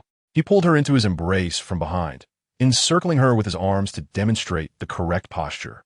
Their bodies were nearly touching, and Yan Bingxue felt a rush of warmth as her heart raced, the blood coursing through her veins heightening her senses. She could feel Su Chen's solid chest, the steady rhythm of his heartbeat, and the slight firmness of his pectorals. Thump, thump, thump. she thought, overwhelmed. Once he finished speaking, he noticed her cheeks were flushed and her fingers stiff. Leaning down, his cheek brushed against her hair as he asked, "Why is your heart racing? Are you nervous?" "It's just cutting a potato, and besides, it's just the two of us in the kitchen. If you mess up, I won't laugh at you." Though he claimed he wouldn't laugh, the corners of his mouth betrayed him, curving upwards in a smile filled with mirth. Yin Bingxue could hardly bear the atmosphere. Feeling both shy and irritated, she set the knife down and gently withdrew from his embrace. Caught off guard, Su Chun turned to look at her, realizing her face was beet red and her gaze evasive. "It's just chopping vegetables. There's no need to be so bashful." As he recalled their earlier position, he couldn't help but laugh even more. This little lady was adorably shy in everyday life. Seeing him chuckle only intensified her embarrassment, prompting her to turn back to washing the vegetables. "I'm done learning," she declared. Su Chun laughed. "So you're giving up just like that? Who was it that boasted about being clever?" "Being clever doesn't have to manifest in cooking," she retorted. Deep down, she knew her argument was flimsy, and a sheepish smile tugged at her lips. Su Chun shook his head. "All right, then I shall handle all the cooking from now on." "Oh dear, a big man like me can endure a bit of exhaustion. It won't kill me." He said this deliberately, stealing glances at Yin Bingxue to gauge her reaction. Upon hearing him, she immediately grew anxious, turning to him urgently. "I won't let you wear yourself out. We have a chef at home, and we can always dine out. Besides, I will learn to cook and share the burden." She spoke with utmost seriousness, as if making a promise to Su Chun. Su Chun suppressed his laughter, gently pinching her cute little nose. "Silly girl, I was just teasing. Cooking for you and the children isn't tiring at all. It's a pleasure." His words flowed into Yin Bingxue's heart like honey, and though she pressed her lips together, she couldn't hide her smile. The sweetness within her was nearly overwhelming. Continuing to wash the vegetables, she placed the freshly cleaned greens on the counter and turned to Su Chun. "I might not be home for dinner tomorrow night. Are you going on a business trip?" Su Chun asked while chopping vegetables. "Not exactly." She hesitated, biting her lip. "There's a commercial circle gathering tomorrow night that I need to attend." "All right, I'll pick up Tuan Tuan and Lulu. My parents will be there too, and the three of us can manage the two little ones without any trouble." Yin Bingxue felt a twinge of anxiety as Su Chun appeared unfazed by her plans. Taking a deep breath, she said, "Kid S dad." Su Chun turned to her. "That gathering is open for partners to accompany attendees. Everyone will be bringing their partners, and it would feel odd for me to show up with someone else or alone. So could you come with me?" She rushed through her explanation, her gaze fixed nervously on Su Chun. Would he agree to accompany her? She wished to seize this opportunity to introduce Su Chun to everyone, to make it known that Yin Bingxue was already taken. She wanted to dispel any lingering fantasies about her. Moreover, with so many people at the gathering, his willingness to join her would signify their relationship publicly. Su Chun, without hesitation, replied, "Of course. Tomorrow night, right? I'll leave work and go with you." Yin Bingxue's eyes sparkled with excitement, and she nodded vigorously. "Great." "Yeah," he agreed. Tomorrow, their relationship could finally be revealed to the world. Imagining the four of them attending together, she couldn't help but smile dreamily. So handsome. Su Chun couldn't help but chuckle at her joy as she washed the vegetables. Chapter 65. Su Dad and Su Mom are stunned. "Son, you are our pride." Dinner was ready in just over an hour, featuring 5 dishes and a soup for the 4 adults and 2 children. Spicy and sour shredded potatoes, braised pork ribs, vegetable shoots with vermicelli, garlic stir-fried pork, pine nut corn, and a bowl of Westlake beef soup form a delightful feast, a harmonious blend of flavors. Upon entering the dining room, Su Ma found herself irresistibly drawn by the tantalizing aroma, unable to suppress her salivation. While Tuan Tuan and Lulu were accustomed to this, Su Ba and Su Ma were taken aback, their mouths agape in astonishment. Su Ma exclaimed in disbelief, "Son, did you prepare all of this?" "Indeed," replied Su Chen, removing his apron as Yin Bingxue deftly took it back to the kitchen. Su Ba, equally astonished, inquired, "When did you acquire such culinary skills?"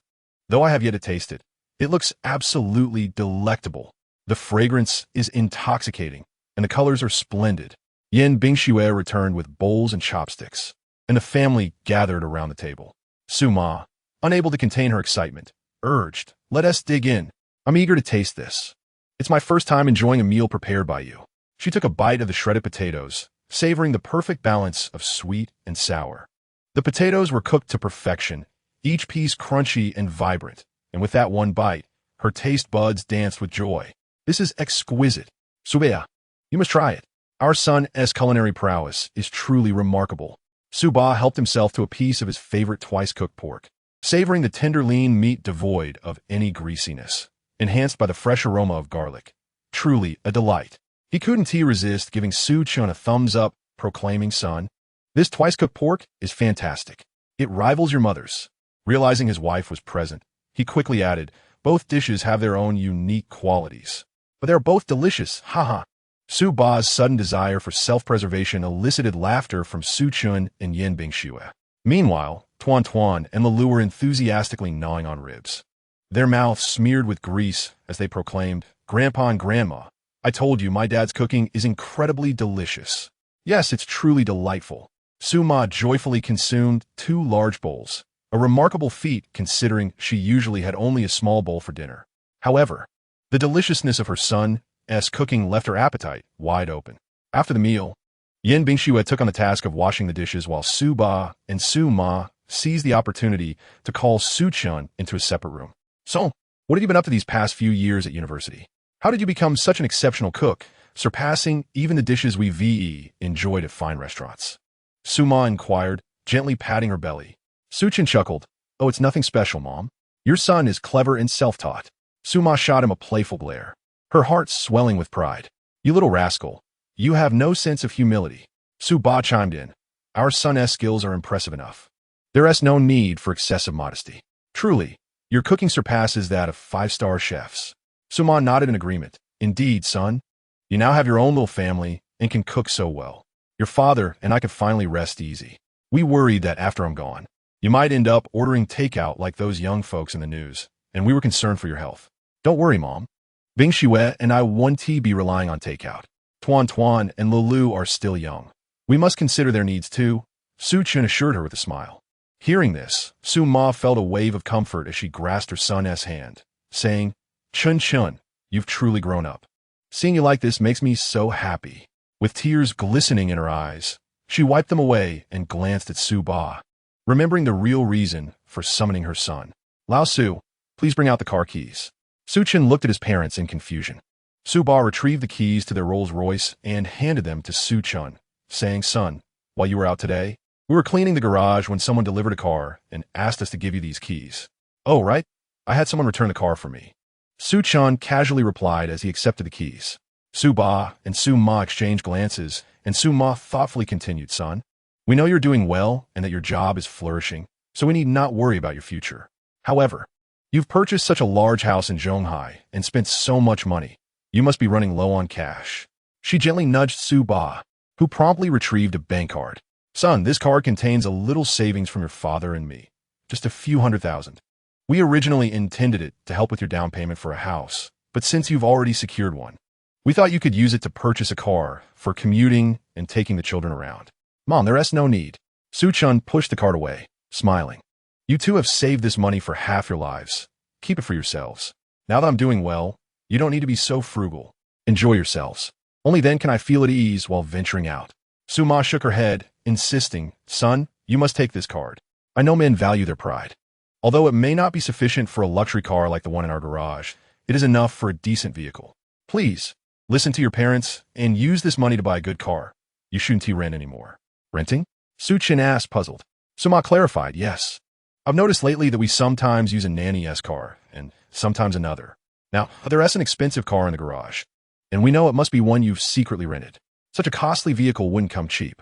Chun Chun, as the head of your family now, you must prioritize your finances." Mom, Su Chun sighed, trying to steer the conversation. Su Ba quickly added, "Chun Chun, your mother and I are on the same page. We know you're capable now, but you've just graduated and your career is just beginning. If you want a car, let us use this money to buy one. You can always upgrade later when you earn more." "Dad, Mom," Su Chun chuckled, shaking his head. "Who told you I was renting? That car in the garage is mine. I drove it today, and when I returned, Bingxue had her driver bring it back for me. Not a rental." "What? It's yours?" Su Ba and Su Ma exchanged astonished glances. Su Ba remained skeptical, shaking his head. "Son, please don't lie," to reassure us. That SA Rolls-Royce.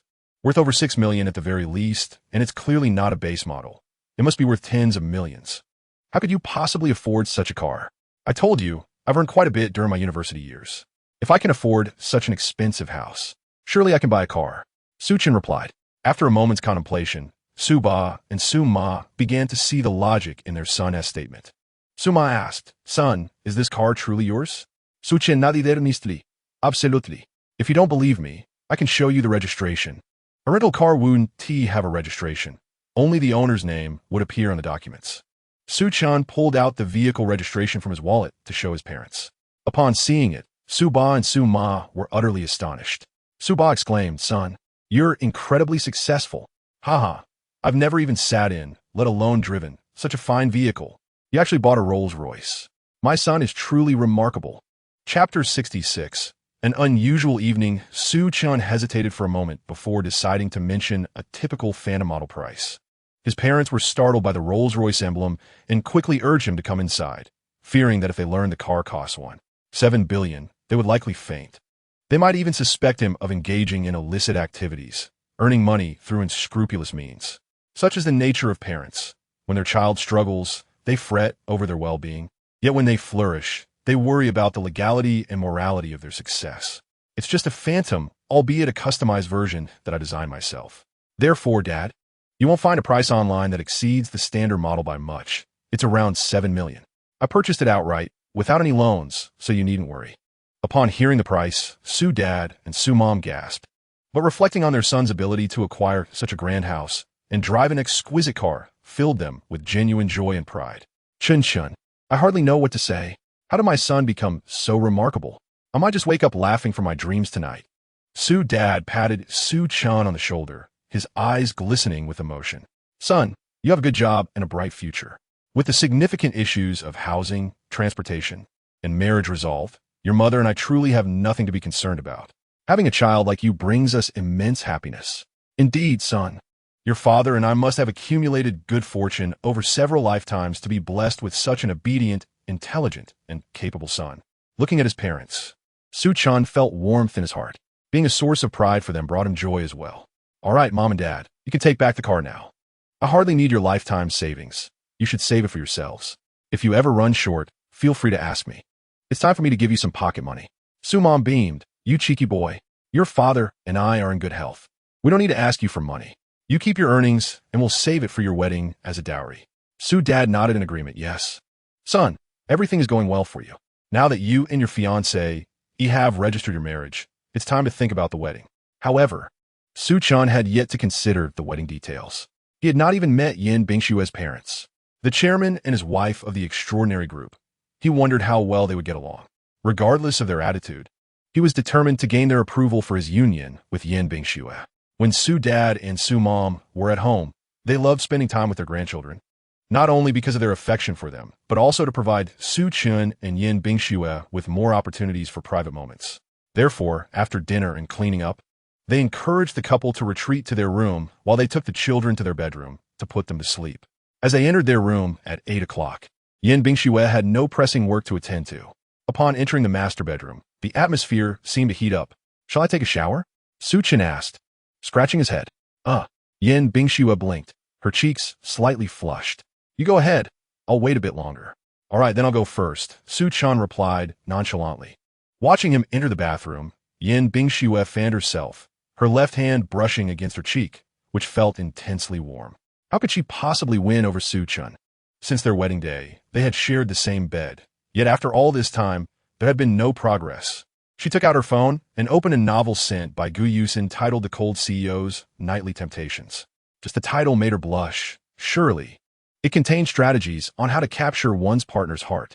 Engrossed in the story, she didn't even notice Su Chan had emerged from the bathroom. Bingshue? Bingshue? Su Chan called out, raising his voice. Startled, Yin Bingshue quickly tossed her phone aside. Her face flushed as she looked up at him, panic in her eyes. Why, you're out already? Su Chan, drying his hair, chuckled slightly. I finished my shower. What's wrong? What were you looking at? I called you several times. Yin Bingshue hurriedly retrieved her phone, quickly clearing the screen, then grabbed her nightgown and dashed into the bathroom. Just going to take a shower. She called out as the door closed behind her. Inside the bathroom, She looked at her reflection, her complexion radiant, eyes sparkling, and lips glistening. Oh dear, this is all Gu Yusin's fault. What kind of novels is she sending me? Taking a few deep breaths, she quickly turned on the cold water to cool down. After several minutes of freezing water, her teeth chattered, and her mind finally cleared. She promptly switched to warm water. It was too cold to risk catching a cold. Meanwhile, Su Chan was half drying his hair when he picked up his notebook to review the information he obtained from Lonka Institute. The current research level of the extraordinary group was already quite advanced, but to create the mech he envisioned, many programs and materials were inadequate. Lonka Institute was a prestigious research institution in Long Country, and much of its resources were exclusively for military and research purposes, with even many of its academicians lacking the clearance to know. However, Old Yuan had been completely open with Su Chun.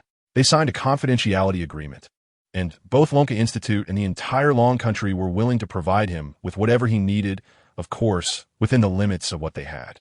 Thus, all the confidential information from Lonka Institute was accessible to Su Chun without restrictions. After reviewing the technological level at Lonka Institute, Su Chun felt reassured. From internal systems, it was evident that the military systems of Long Country were far more advanced, although there was still a gap from his expectations. He was confident that with Lonka Institute's resources, he would soon resolve the system issues. Are you busy? Yin Bingshue's voice interrupted his thoughts. Su Chan immediately set aside his notebook and smiled. Not at all, I was just browsing. Now that you're done, shall we go to bed? Yin Bingshue nodded, warmth blossoming in her heart. Su Chan was waiting for her to finish her shower before going to bed together. But why was he waiting? Was it possible that tonight, as she approached the vanity to apply skincare products, a glimmer of determination sparked in her eyes? She poured herself a solid aroma candle. The gentle scent of jasmine promised to enhance the atmosphere. Once prepared, she slowly made her way to the bedside. They lay on either side of the expansive round bed, which could comfortably accommodate two more. Su Chan turned to her. Since we're finally resting early today, shall I turn off the lights? Yin Bingshue nodded, gently clutching the quilt. Turning off the lights, the room was instantly enveloped in darkness. Yin Bingshue closed her eyes for a moment before reopening them, gradually acclimating to the dimness. Why wasn't Su Chan moving? Was he truly going to sleep this early? Frustrated, she pouted and clenched her fists. Fine. Then she would take the initiative. I'll shift, she declared, pretending to roll over and inch closer to Su Chan. Yet, he remained unresponsive. Gritting her teeth, she continued to move, narrowing the gap between them further. Still, he did not budge. Yin Bingshue pressed on, inching even closer. In the darkness, a person's senses are heightened. Su Chan could clearly hear Yin Bingshue tossing and turning, and the distance between them was becoming increasingly smaller. This little girl could simply express her desire to sleep closer instead of engaging in such elaborate antics. As Yin Bingshue was about to roll over one last time, Su Chan suddenly pulled her into his embrace. What are you doing? Yin Bingshue exclaimed, startled, and immediately regretted her outburst. Oh dear, Yin Bingshue, what are you thinking? Didn't you want him to take the initiative? Why do you say such things when he does? She worried that Su Chan might think she was rejecting him. In truth, she desperately wished to throw herself at him. Unbeknownst to her, Su Chan was entirely unaware of the turmoil within this young lady. He held her close, gently patting her back as if soothing a child to sleep. All right, go to sleep now. Good night. Is that all? This wasn't just a matter of going straight to sleep. Yin Bingshue was at a loss, but then she reconsidered. They were already in each other's arms.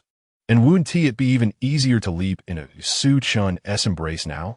However, she was frightened and needed to devise a plan to tackle him. Simply pouncing on him felt too audacious.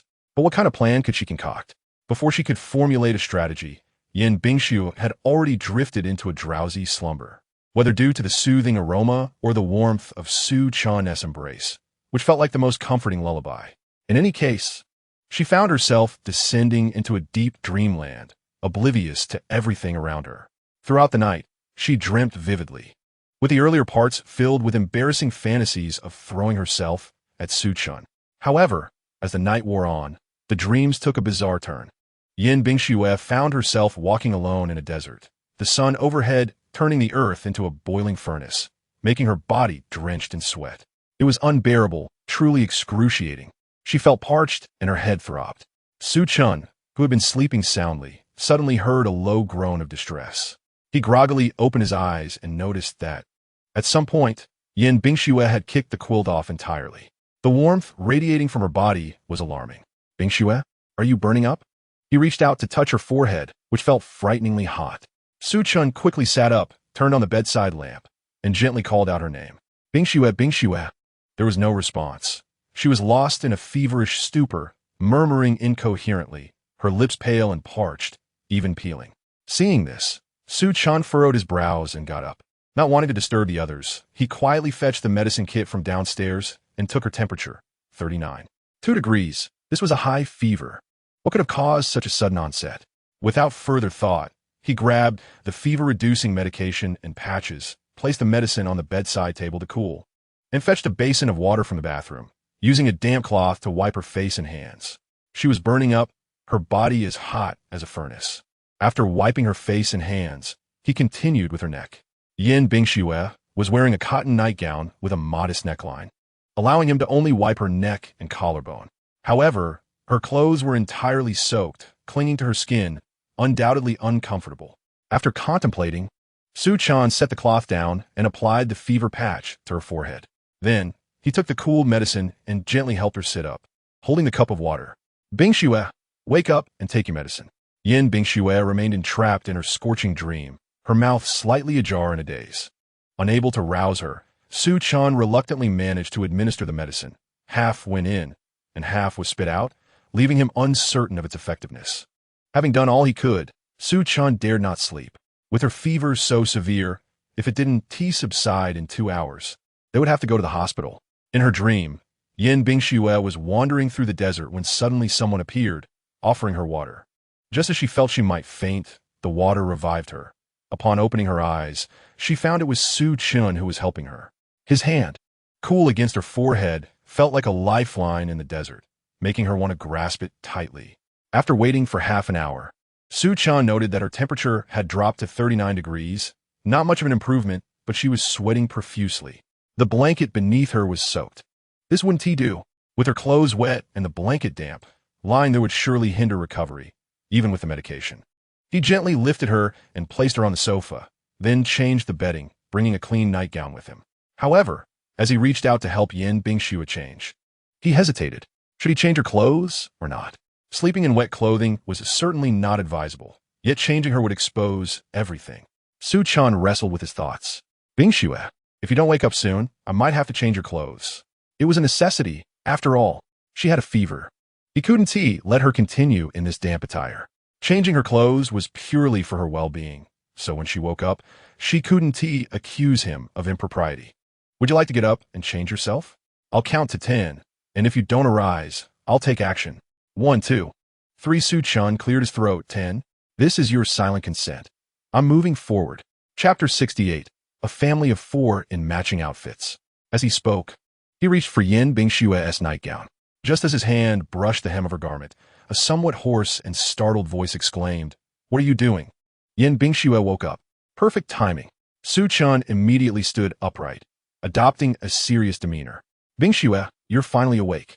This is wonderful. You can change your nightgown yourself. Yin Bingxue, one hand clutching her chest, looked at Su Chun with a mix of shock and shyness. Why am I on the sofa? What happened to the sheets? Did they get dirty? Her eyes widened in disbelief. Could it be that with such commotion, she slept through it all? Su Chun, notijin her sipirelink, tots. Quickly tapped her on the head and chuckled. You developed a fever in the middle of the night, soaking the bed. I simply changed the sheets and helped you into a clean outfit to prevent you from fluctuating between hot and cold. Yin Bingxue blinked, reaching up to touch her forehead, where a fever patch was still applied. Her face flushed as she lowered her head and quickly snatched the nightgown from Su Chun's hand, rushing into the bathroom. After changing and washing her face, Yin Bingxue felt significantly better. Gazing at her pale reflection in the mirror, she couldn't help but smile slightly. In the realm of dreams, everything felt so genuine. She had a fever, and indeed it was Su Chun who rescued her, attending to her with remarkable care.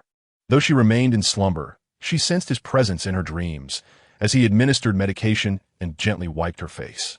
While her body felt sticky, her face and neck were refreshingly cool, undoubtedly the result of Su Chun's tender ministrations. Yet, why did he only wipe her neck? She was burning with fever, unable to awaken. Even if Su Chun had done something, she would have remained oblivious. Yin Bingxue lowered her gaze to her own form, pouting her rosy lips and whispering, "Could it be that I lack charm?" Oomph. After refreshing herself in the bathroom with warm water and donning a clean, crisp nightgown, she hurried back to bed. Su Chun patted the space beside him. Yin Bingxue walked over and lay down, gazing up at Su Chun, who was leaning against the bed's edge. "Thank you," she said. "What?" Su Chun was preoccupied with arranging the blanket snugly. "Thank you for taking care of me. Did I wake you up, keeping you from sleeping?" she asked, a hint of embarrassment in her voice. Su Chun chuckled lightly. "Playfully pinching her nose. What are you saying? I'm your child's father. You were burning up like this. If I didn't look after you, would I be able to sleep soundly beside you? Silly girl." He then took a thermometer and measured her temperature by her ear. Upon seeing the reading, he sighed in relief. 373. Although you're still slightly feverish, it's much better than before.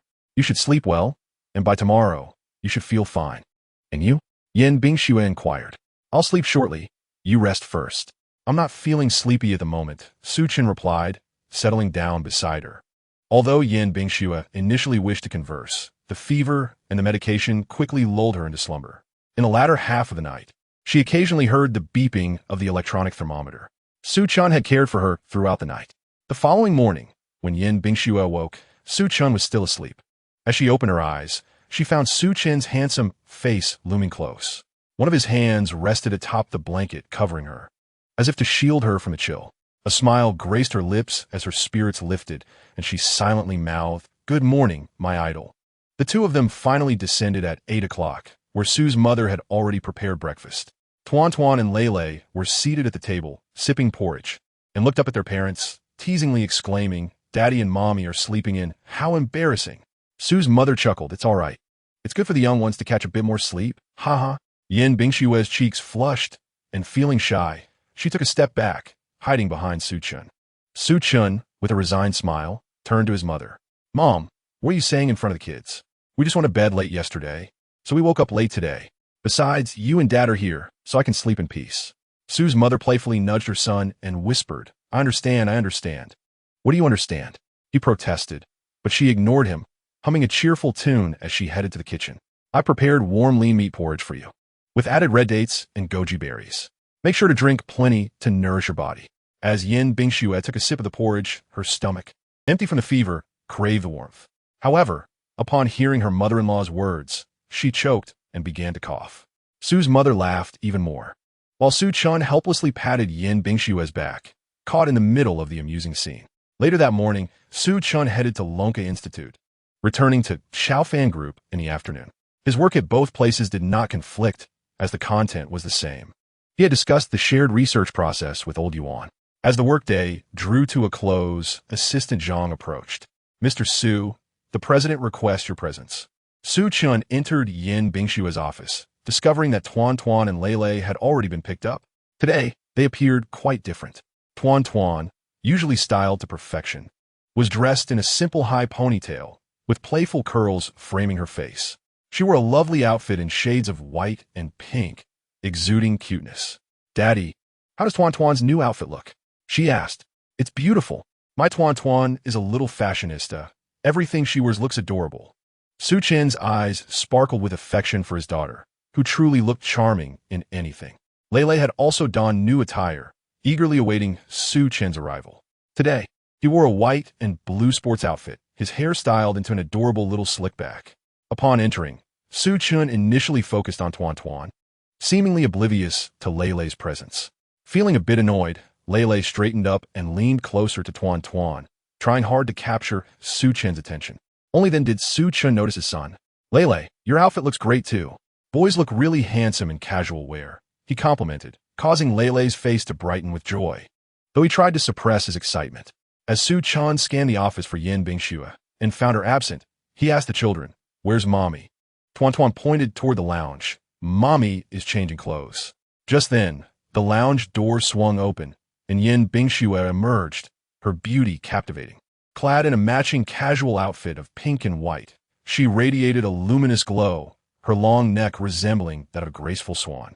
Strangely, despite the casual attire, she appeared even taller, exuding a fresh and pure beauty. Noticing Su Chen's gaze, she slightly pursed her lips, her eyes shimmering with a hint of shyness. Why the sudden change in style today? Su Chun inquired, admiring the beauty of both Yin Bingxue and the children. We'll go to a leisure entertainment venue, so casual attire is more convenient. We have a matching outfit for you too. Would you like to change? She suggested, presenting him with a fresh set of clothes. Clearly in the same style, but in blue and white for him. Su Chan found the idea delightful. It must be wonderful for the whole family to wear matching outfits. Tuan Tuan exclaimed, tugging at Su Chin's hand toward her mother. Su Chin took a couple of steps forward, accepting the clothes. Looking at Yin Bingxue, then at Tuan Tuan and Lei Lei, he noticed their eager expressions. With a charming smile, he declared, "All right, I'll go change." He entered the lounge, holding clothes, while Tuan Tuan outside stifled laughter behind her hand. Mommy and Daddy will surely look incredibly handsome in these outfits. Mommy looks beautiful today, too. Lei Lei took out Yin Bingshue's phone and gently reminded, "Mommy, you can take pictures." Upon hearing this, Yin Bingxue immediately praised her son. "Lei Lei, you are amazing. Let's wait for Daddy to come out and take a family photo." She picked up the phone, opened the camera, and her gaze remained fixed on the lounge door. When Su Chun emerged after changing, she intended to press the shutter instantly, but was momentarily entranced. So handsome, her man was undeniably striking. The casual outfit accentuated Su Chin's tall figure, showcasing the clean and crisp charm of a young man. With his handsome features, he looked as though he had just stepped off a runway. "Wow, Daddy is so handsome." "Mommy, did you take the picture?" Tuan Tuan's exclamation jolted Yin Bingxue back to reality, and she quickly pressed the shutter multiple times, saving the images in haste. Those photos would be cherished for her to view secretly later. Noticing the joyful smiles of the three women, Su Chin couldn't help but wink charmingly and said, "How about we just take a picture of me? This is our family's first time wearing matching outfits. We must capture a family portrait." With that, he took out his phone, sat on the sofa, and embraced Yin Bingxue with one arm while holding Tuan Tuan and Lei Lei with the other, capturing a delightful family photo. At 6 in the evening, a Rolls-Royce pulled up to the club entrance. Su Chun was the first to exit, walking to the passenger side to open the door for Yin Bingxue, while assistant Zhang helped Tuan Tuan and Lei Lei out as well. This leisure club was a vast estate with various zones. Glancing inside, Su Chan noted the presence of a racing arena, shooting gallery, climbing wall, golf course, snooker hall, and various other sports facilities. It was indeed a venue for the affluent, equipped with everything imaginable. Their destination was the restaurant, where dinner was arranged before they indulged in some activities. The restaurant was already bustling with guests. At a large round table sat mostly young scions from wealthy families in Zhonghai, all of similar age and enjoying each other's company. If Su Chan were present, he would recognize two familiar faces among them, Jiang Hui and Cui Haoyu. Unlike the animated discussions of the others, the two of them sat in a corner, deliberately attempting to remain inconspicuous and avoid drawing attention to themselves. The topic of conversation was currently centered around Yin Bingxue. "Gentlemen, the Yin family's young lady will be joining us tonight. Are you all prepared?" spoke the young master of the Qi family, his almond-shaped eyes revealing his roguish charm. "Prepared for what? Who doesn't know that the Yin family's daughter has no plans for marriage? Are you suggesting that Qi Xiao is aiming for the impossible?" Another young man teased with a laugh. Qi chuckled, playfully kicking the chair of the previous speaker. "Come on, Zheng Ping, don't be coy. Who would fancy a woman as beautiful and capable as the Yin family's young lady? You dare claim you aren't interested? Besides, the Yin family's daughter has yet to marry, and the old man is getting anxious. I recently heard he's planning a marriage alliance, so we might all have a chance." A scoff interrupted the conversation. Qi turned to the man, lounging with his legs crossed, holding a tablet. "You Xiao, what's your point?" Yu Jinyu looked up and replied with a smile. "Nothing, Qi Xiao. I just think what you said is amusing. Who doesn't know that your family has recently allied with a prominent political figure's daughter, and your business is thriving? It's no surprise you have feelings for Miss Yin. After all, the Qi family has a penchant for prospering through women. Yu Jinyu, don't overstep. Don't think we're unaware that you have a crush on Miss Yin. Yet, after 8 years, has she even looked your way? Don't sour grapes because you can't have what you want." Qi retorted with a cold smile. Yu Jinyu, feeling the sting of the words, tightened his lips and shot back. "Whether I'm bitter or not isn't for you to judge. At least I have 8 years of acquaintance with Miss Yin, while you, a mere nobody, probably aren't even qualified to speak to her. Miss Yin started her own business at 18, launched her brand at 20, and took over Chow Fan Group at 24. She is a woman of substance. Chi. You should assess whether a second-generation heir who relies on his family's wealth is worthy of her. Eugenia, you are too much. Jia Iknimit. Rising in agitation as tensions threatened to escalate into a confrontation. Chui Hao Yu glanced at the two of them and pulled Chi back. Knowing their families had a long-standing friendship, it would be inappropriate for him to stand idly by as a conflict brewed. Chi Xiao, don't get angry. What is the point of this argument? Miss Yin is already taken. Chui Hao Yu recalled how he had been thoroughly bested the other night, and he couldn't suppress a vexed sigh. The table fell silent, except for Jiang Hui, who looked visibly confused. What? Chui Xiao, what are you saying? Everyone knows that although Miss Yin has twins, she isn't married. The old man is worried about this. Chui Hao Yu shot him an exasperated glance. You know she has twins, yet you think she had them alone? Of course, the children have a father. What father? Miss Yin has always been single. Chi remained unconvinced. Chui Hao Yu, tired of the conversation, simply stated, well, Miss Yin is already married. He had encountered her at the Civil Affairs Bureau, so he was certain of it. His revelation stunned not only Chi Yi, but also Yu Jinyu, who burst into laughter. Hui Shao. Spreading such rumors could lead to legal repercussions. Believe it or not, Chui Hao Yu replied irritably, shaking his head. His demeanor made everyone question the validity of his claim. Could it be true that Yin Bingxue had indeed married? Yet, how could they be unaware of such news? Chui Hao Yu must have some insider information. After all, the old man had recently been eager to arrange a marriage for her. If Yin Bingxue were married, why would he divulge such information? As the group pondered, a commotion at the main hall entrance caught their attention. Yin Bingxue and her family entered, instantly drawing a crowd, most of whom greeted her while casting curious glances at Su Chun. Everyone was eager to uncover the identity of the gentleman accompanying Yin Bingxue. Chapter 70. Yin Bingxue's Bold Declaration. Upon seeing Yin Bingxue's arrival, everyone at the table stood up immediately. The seating was prearranged, with the young ones seated together, so Yin Bingxue was expected to join them. Everyone awaited her approach. After exchanging pleasantries, Yin Bingxue finally broke free from the crowd and walked over with Su Chun, Tuan and Lei, Chi Yi, and Yu Jinyu. Observing the strikingly handsome man beside, Yin Bingxue, along with the two adorable children, exchanged glances of disbelief. Similarly, Chui Hao Yu and Jiang Hui were taken aback. Jiang Hui instinctively bent his waist, unable to suppress the urge to bow his head upon seeing Su Chun. While everyone remained standing, Yin Bingxue only turned her profile to Su Chun, saying, "Our seats are here. Let us sit down." As they settled in, Tuan and Lei positioned themselves between their parents, creating a harmonious family tableau. Yu Jinyu's heart raced. Lei bore an uncanny resemblance to Su Chun. Could this man truly be the father of Tuan and Lei? Is there truly no hope left for him and Yin Bingxue? Jie, Sita Biside Suchen, have been scrutinizing him ever since he took his place. This man bore an uncanny resemblance to Lei. Could he possibly be the child's father? Jie, unwilling to accept this notion, craned his neck towards Yin Bingxue and inquired, "Miss Yin, won't you introduce us to your companion?" Yin Bingxue was preoccupied, tending to Tuan's disheveled hair, and did not respond immediately. Chi then turned to Su Chun and directly asked, "Sir, I am Chi. May I know who you are?" Su Chun nodded slightly and introduced himself. "I am Su Chun, the father of Tuan and Lei." Chi's expression shifted dramatically, almost igniting with anger. The father of Tuan and Lei. Could it be that Su Chun was indeed Yin Bingxue's husband? Seated across from Su Chun, Yu Jinyu observed him closely, placing his tablet aside, his fists clenched tightly. "Mr. Su is the father of Tuan and Lei?" Yu Jinyu queried. Su Chun affirmed with a nod. "In that case, where was Mr. Su a few years ago? It seems I have not heard of your name before." It appears there is no mention of the Su family in Zhonghai, Yu Jinyu reasoned clearly. He believed that while Su Chun resembled Lei, it did not necessarily confirm his paternity. After all, if they were truly a family of four now, what had transpired in the past 3 years? Where was Su Chun when Yin Bingxue was pregnant? What about during Tuan and Lei's upbringing?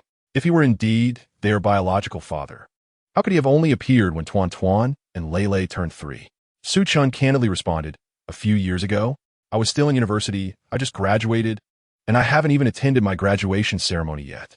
The room fell silent as everyone processed this revelation. Yin Bingxue had chosen a university student. Qi finally grasped the situation and exchanged a knowing glance with Eugenio. Although they had nearly clashed moments ago, they could now unite against a common adversary, Su Chun. Seated next to Su Chun, Qi was convinced that he could not possibly be the father of the two children, as it was implausible for Yin Bingxue to have had a baby with a university student. May I inquire what Mr. Su's family does? Qi asked with a smile. Please don't find it intrusive. We are all acquaintances here, and it is common to understand each other's backgrounds, especially as we may engage in future business endeavors. Su Chun comprehended their intent to probe into his family background. He replied, My parents are both educators, currently working in the Education Bureau compiling textbooks. Oh, Qi responded with a knowing tone, a smirk blossoming on his lips. While the profession of teachers was respectable, it was a far cry from the wealth that surrounded them, as they were all entrepreneurs with immense fortunes. Su Chun's parents were merely low-ranking officials. How much wealth could they possibly possess? Yu Jinyu laughed boisterously, addressing Su Chun. Mr. Su, this must be your first experience in such a setting. You must feel quite out of place. Not at all. I find it quite enjoyable, Su Chun replied calmly. Yu Jinyu scoffed, his tone laced with provocation. Really? I thought Mr. Su might feel a tad uncomfortable, considering this is a milieu he has likely never encountered before. He then turned to Yin Bingxue, grinning. Bingxue, I know you dislike your father's matchmaking attempts, but surely you need not bring someone to placate him and us. Having finished fixing Tuan Tuan's hair, Yin Bingxue abruptly lifted her head, her expression icy as she glared at them. Have you all finished your inquiries? My man does not require your judgment. Confronted by her fierce demeanor, Yu Jinyu's face flushed with embarrassment. Qi interjected, Miss Yin, we understand your feelings regarding the matchmaking, but you cannot simply present a mere student to appease us. His disdain for Su Chun was palpable in his words. Just as Su Chun was about to speak, Yin Bingxue slammed her palm on the table. The force was gentle, yet silenced the room. All eyes turned to her as she raised her head, her striking features exuding an icy elegance. Deceive you? You overestimate yourselves. Even if there are no mirrors at home, surely you can see your reflection in a glass of water. Look at your own faces and question whether you are worthy to speak of my man. Do you even deserve to utter Su Chen's name? She continued. Let me make this clear. I brought him here today to demonstrate that I, Yin Bingxue, am already taken. Should anyone dare to mention matchmaking in my presence again, be prepared for a stern response from the legal team of our extraordinary group. Moreover, anyone who dares to slander Su Chun will soon realize how formidable the Yin family's son-in-law can be. Yu Jinyu, flustered by her defense of Su Chun, exclaimed, Bingxue, what has come over you? What qualities does this Su Chun possess? He is merely an ordinary young man. Perhaps he is only after your wealth. Be quiet. Yin Bingxue retorted sharply. Yu Jinyu, it seems you did not quite grasp my earlier words. Speak another word, and you will be receiving a legal notice from extraordinary. Her declaration rendered the room silent. Yin Bingxue's fierce demeanor had subdued the crowd, and she turned to Su Chun, a gentle smile gracing her lips, contrasting sharply with her earlier ferocity. Su Chun felt a surge of joy. Witnessing the passionate defense from the mother of his children was a delightful revelation. Yin Bingxue regarded him, her tone softening as she spoke. Su Chun is no ordinary man. He saved my life. I willingly bore Tuan Tuan and Lei Lei for him. This proclamation left everyone, including Su Chun, in stunned silence. He had saved her life? Could it be related to that incident 4 years ago? Since Miss Yin has long had someone she cares for, why have you not married him all these years? Jia Yin waited. Yin Bingxue shot him a cold glance. When I gave birth to Tuan Tuan and Lei Lei, Su Chun was still in university. I did not wish to disrupt his studies or hinder his idyllic college experience.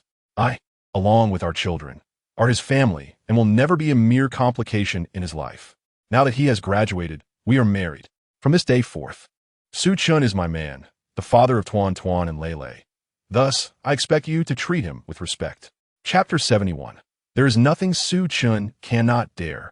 Hand in hand, Tuan Tuan and Lei Lei listened to their mother's heartfelt declaration to their father, the little girl blushing with joy. Su Chun tilted his head, gazing at Yin Bingxue's earnest profile. She was shy, though her face remained composed. Her ears had turned crimson. Su Chen's heart swelled with excitement. So it was. The mother of his children had merely been waiting for his graduation. She had not sought him out because she did not care. Rather, it was because she cared too much that she waited nearly 4 years. Su Chen's lingering doubts were dispelled, and his spirits soared. Yu Jinyu and Qi Yi wore grim expressions as Yan Bingxue spoke up, leaving them with no choice but to remain silent. Their hearts were filled with profound resentment towards Su Chen, especially Yu Jinyu, who had long cherished Yan Bingxue, his childhood sweetheart and ideal. After pursuing her for so many years, it was unfathomable that she would choose someone as seemingly inept as Su Chen. Today, he vowed to humiliate Su Chen publicly, to make him the laughingstock of the wealthy elite. A pauper thinking he could infiltrate their circle with nothing but a pretty face. How naive. As dinner commenced, the table was filled with men, all of whom found the food tasteless, save for Su Chen. They had come primarily for Yan Bingxue, only to be taken aback by her arrival with her child's father, who openly declared his feelings. Su Chen, in contrast, was in high spirits, dressed in matching family attire, even serving Yan Bingxue some dishes. When Yan Bingxue glanced at the crystal shrimp in her bowl, she paused, lifting her gaze to Su Chen, a smile creeping onto her lips, revealing an uncontainable joy. Their eyes met, and it was as if they both sensed a shift in their relationship. With unspoken words that seemed to break the barrier between them, the atmosphere transformed into one of warmth and openness. After dinner, the main event of the evening commenced. Gatherings among the affluent typically featured enticing entertainment, blending competition with mutual interests. What appeared as mere games were, in truth, contests for superiority, where the adept basked in the spotlight. Qi stood up, proclaiming, "Since we've all finished eating, why not step outside for some exhilarating go-kart racing?" Known as a playboy of Zhonghai, Qi relished in the thrill of racing and gambling. He had even participated in Formula One racing in Longhua, returning with a third-place trophy. Hence, at such gatherings, he always suggested racing, eager to assert his dominance. With Su Chen as his rival today, his excitement surged. Upon arriving at the racetrack, Qi immediately called out to Su Chen, "Mr. Su, since it's your first time here, how about joining us for a race?" Before Su Chen could respond, his daughter Tuan Tuan rushed over, clutching a pink cartoon helmet, pulling at Su Chen's hand and pleading, "Daddy, this helmet is so pretty. Help me wear it. I want to drive the go-kart." The go-kart track also featured a play area for children, which was Tuan Tuan's favorite. Su Chen, filled with affection for his daughter, carefully placed the helmet on her head. Simultaneously, a voice echoed in his mind, congratulating him on checking in at the go-kart venue and bestowing upon him the racing god skill, ready to activate at the press of a button. A smile spread across Su Chen's face. Tuan Tuan was indeed a little angel. The system was certainly helpful, activating the skill. He swiftly grasped the intricacies of the go-karts, their construction, engines, chassis, and tires, simply by glancing at them. He felt a surge of eagerness as he surveyed the racetrack. Noticing Su Chen's silence, Qi smugly assumed that Su Chen was intimidated by such an elite sport. "Mr. Su, why are you not responding? Could it be that you can't even drive?" He taunted. "I suppose you haven't even graduated yet. Have you ever even touched a car? Do you have a driver's license?" As Qi's words drew laughter from the surrounding wealthy heirs, Yan Bingxue's face flushed with indignation. Just as she was about to defend Su Chen, he gently raised a hand to stop her, smiling confidently down at her. "Don't be upset, dear. Leave this to me." With that, he straightened up, a resolute expression replacing his earlier warmth. "You wish to race, do you?" Su Chen inquired. Qi raised his chin, affirming indeed. "Are you ready to accept the challenge?" "But what?" Su Chen pressed. "If you're afraid, just admit it. No need to babble." Qi retorted. Su Chen chuckled. "Rest assured, since you wish to compete, I shall grant you the opportunity. However, since this is a contest, we must set a wager. Otherwise, winning would lack significance, wouldn't it?" Qi scrutinized Su Chen with suspicion. "A wager is acceptable, but don't even think about pulling any tricks. Everyone is watching." It's merely a race. Do you really think I need to resort to tricks to win against you?" Su Chen responded confidently, instantly overshadowing Qi's bravado. "Enough talk. Let us see who prevails on the track. What is your wager?" "Simple. If I win, you'll have to let my daughter Tuan Tuan be your racing girl." Su Chen proposed with a grin. The crowd erupted in laughter, while Qi's expression darkened. Although being a racing girl posed no issue, having a man fulfill that role for a child was a humiliating and demeaning request. Through clenched teeth, Qi replied, "Fine, but if you lose, you must run 3 laps around the track, shouting that you're an idiot. Chi, don't be so unreasonable. Yin Bingxue interjected angrily. Su Qin turned to her, reassuringly patting her back. Dear, don't be upset over something that won't happen. Just wait and see my performance. With a radiant smile, he headed to the back to change into his racing attire and helmet. That smile utterly captivated Yin Bingxue, despite her usual aloof demeanor. Couldn't help but display a bashful smile reminiscent of a young girl. Tuan clapped excitedly, cheering, Daddy, go for it. You must win first place. Before the race even began, the surrounding young masters were already seething with jealousy. Why does Su Qin deserve such support and affection from Yin Bingxue? They thought, urging Qi Yi to win and not let Su Qin steal the limelight. Go, Qi Yi! Yu Jinyu shouted from the crowd. Meanwhile, Su Qin and Qi Yi had donned their professional helmets and racing suits. Su Qin shook his head and wrist to warm up, despite the helmet and professional attire. Next to Qi Yi, he appeared undoubtedly more striking and imposing. Daddy is so handsome. Go, Daddy. You have to win first place. Tuan exclaimed. Her cheeks flushed with excitement as she raised her fists in encouragement. The wealthy heirs, momentarily distracted by Su Qin's charm, quickly averted their gazes, joining Yu Jinyu in chanting. Go, Qi Yi. You're the professional. Win first place. We can't wait to see the spectacle. Chapter 72, Daddy Go. Feeling outnumbered, Tuan stomped her foot in frustration as she noticed many cheering for Qi Yi. She tugged at her brother's hand, saying, They are so mean. Help me cheer for Daddy. We must be louder than them. Lei, who had been watching Su Qin, suddenly startled at Tuan's words, blushing and looking flustered. What is there to compare? Racing is about skill, not who can cheer the loudest, Lei insisted.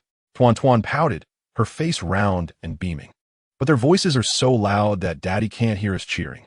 We must cheer for him while he races. The little girl wore a serious expression. Lei gazed at his sister, unable to counter her earnestness. Nearby, voices shouted encouragement for Qi Yi, igniting a fire of frustration within Lei. He recalled that troublesome uncle on the track, a formidable racer who had seemingly won awards. Could Su Qin truly triumph over him? Su Qin appeared to excel at everything, consistently defeating those peculiar uncles around their mother. Surely, he could do so again this time. Anxious, Lei felt the incessant chatter of Tuan beside him and resignedly exclaimed, All right, I'll cheer with you. Instantly, Tuan's face lit up, tugging at her brother's hand. Let us cheer for Daddy together. I'll count to 3, and then we shout, Daddy Go. 1, 2, 3. Daddy Go. Daddy Go. Lei's voice was nearly drowned out by his sister's exuberance. Tuan turned back, looking at Lei with dismay. Lei, your voice is too soft. Daddy can't hear you. Lei blinked, feeling guilty, and pressed his lips together. He was embarrassed to shout too loudly, fearing that Su Qin might overhear. Oh dear, Tuan, Daddy is getting into the car. Hurry. Tuan coaxed playfully. Once more. Lei glanced towards the racetrack. Su Qin had selected a car, unlike Qi's indecisiveness. Su Qin scanned the entire field and directly chose the one with the best performance. Under his gaze, the cars appeared as alluring as divas. Each curve and contour lay bare. As Tuan watched, both racers had already boarded their vehicles, positioned just outside the starting line. The race was about to commence, and the crowd's cheers began to fade. At that moment, Tuan cupped her hands around her mouth and shouted, 1, 2, 3, Daddy Go, Daddy Go.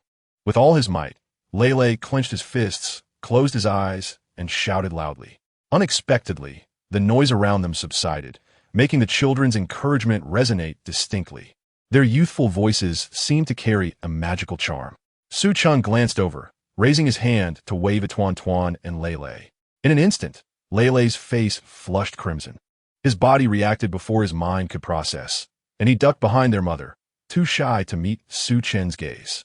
Yin Bingxue gently patted her son's head, holding Tuan's hand while silently cheering for Su Qin with her eyes, filled with confidence.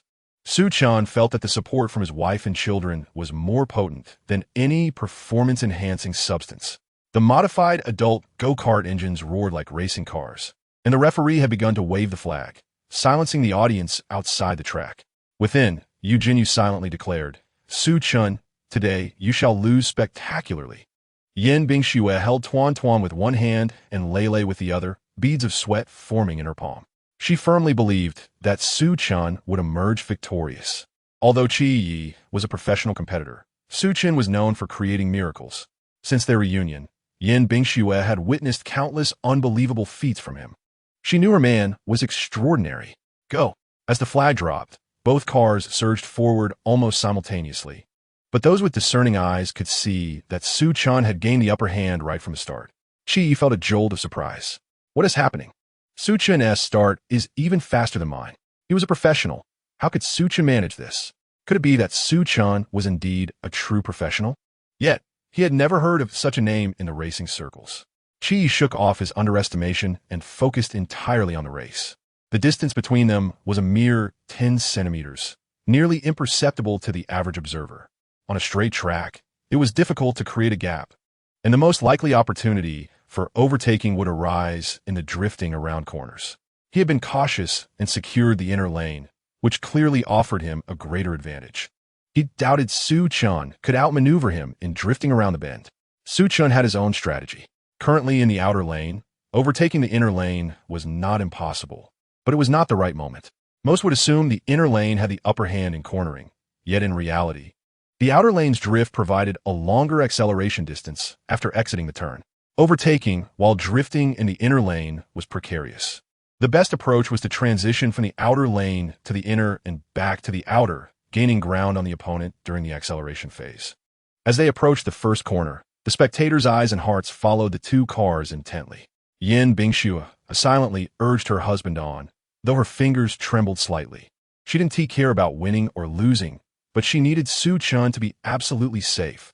Suddenly, the screech of brakes echoed as the two cars drifted, the friction sending a shiver of excitement through the crowd. Qi Yi's lips curled into a smile. Everything was unfolding as he had anticipated. The inner lane's drift was more direct, and he had overtaken Su Chen in the corner. Yet in the next moment, an unexpected turn of events occurred. In the drift after the corner, he found himself at a disadvantage. Su Chen's car shot forward like an arrow, maintaining its speed and swiftly positioning itself ahead in the inner lane, forcing Qi Yi to brake and change direction immediately. Damn it! I can't believe I was outpaced in the first corner. Su Chen tilted his head slightly, a smile playing at the corners of his mouth. Creating distance was merely the first step. In the upcoming 3 corners, he intended to demonstrate the true disparity between a novice racer and a professional champion. Qi Yi recognized the advantage of the outer lane's cornering. He had a solid understanding of racing techniques. Having grasped the essentials, he vowed not to let this opportunity slip away again. Thus, as they approached the second corner, he aimed to emulate Su Chen. But Su Chen was not one to grant him such an opportunity. Just as they were about to enter the bend, Su Chen, who had been in the inner lane, suddenly swerved to the outer lane, executing a drift that sent his car's tail swinging out. Qi Yi instinctively slammed on the brakes, but this deceleration rendered his drift impossible. Oh yeah, Daddy is so cool. Tuan cheered loudly. On the racetrack, Su Chen had already widened the gap between himself and Qi Yi. Qi Yi gripped the steering wheel tightly, his mood surprisingly steady. He quickly accelerated to catch up. Yet, the distance had already grown. To close the gap, he could only pursue extreme speed. Turbocharging was now his only option. The go-karts here were modified to rival racing cars, which was not particularly difficult. However, the flaw was that each race lasted only 30 seconds, and he needed to overtake Su Chen within that time frame. Moreover, extreme speed was fraught with risks. The track was not long enough, and if he couldn't overtake before the bend, he risked flying off the track at high speed. While the protective barriers surrounding the go-karts ensured he wouldn't be harmed, going off the track would mean the end of the race. Qi didn't linger in despair. Time was running out. He had to win. This was a battle for his dignity. Onlookers noticed Qi Yi's car suddenly accelerating. Su Chen observed this with a furrowed brow. It wasn't nervousness. He merely thought it desperate for Qi Yi to resort to turbocharging in a go-kart race. If that was the case, he would ensure Qi Yi lost even more dramatically. Su Chen shifted his gear, increasing his speed, but despite his efforts, the distance between them continued to close. At this speed, with 20 seconds remaining before the curve, there was ample time. A faint smile graced Su Chen's lips, reminiscent of a fisherman biding his time. As Qi sought to close the gap, he accelerated, leaving Qi Yi behind, only to slow down again. As if waiting for his opponent, Qi Yi, drenched in sweat, could not fathom Su Chen's strategy, yet he understood perfectly well. His intent was to force Qi Yi into maintaining high speed. Unless he chose to concede, the only outcome would be a catastrophic crash. Damn it! Su Chen dared to humiliate him in such a manner. Qi Yi, fueled by frustration, decided that he had nothing to lose. He abruptly swerved, positioning his car on the inner track, barreling straight towards Su Chen's vehicle.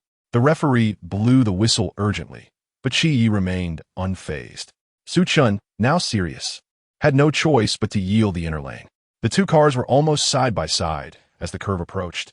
At this speed, Qi Yi was certain to veer off, yet Su Chen, closely following, would inevitably collide with him. This Qi Yi was insufferable. Unable to win, he sought mutual destruction.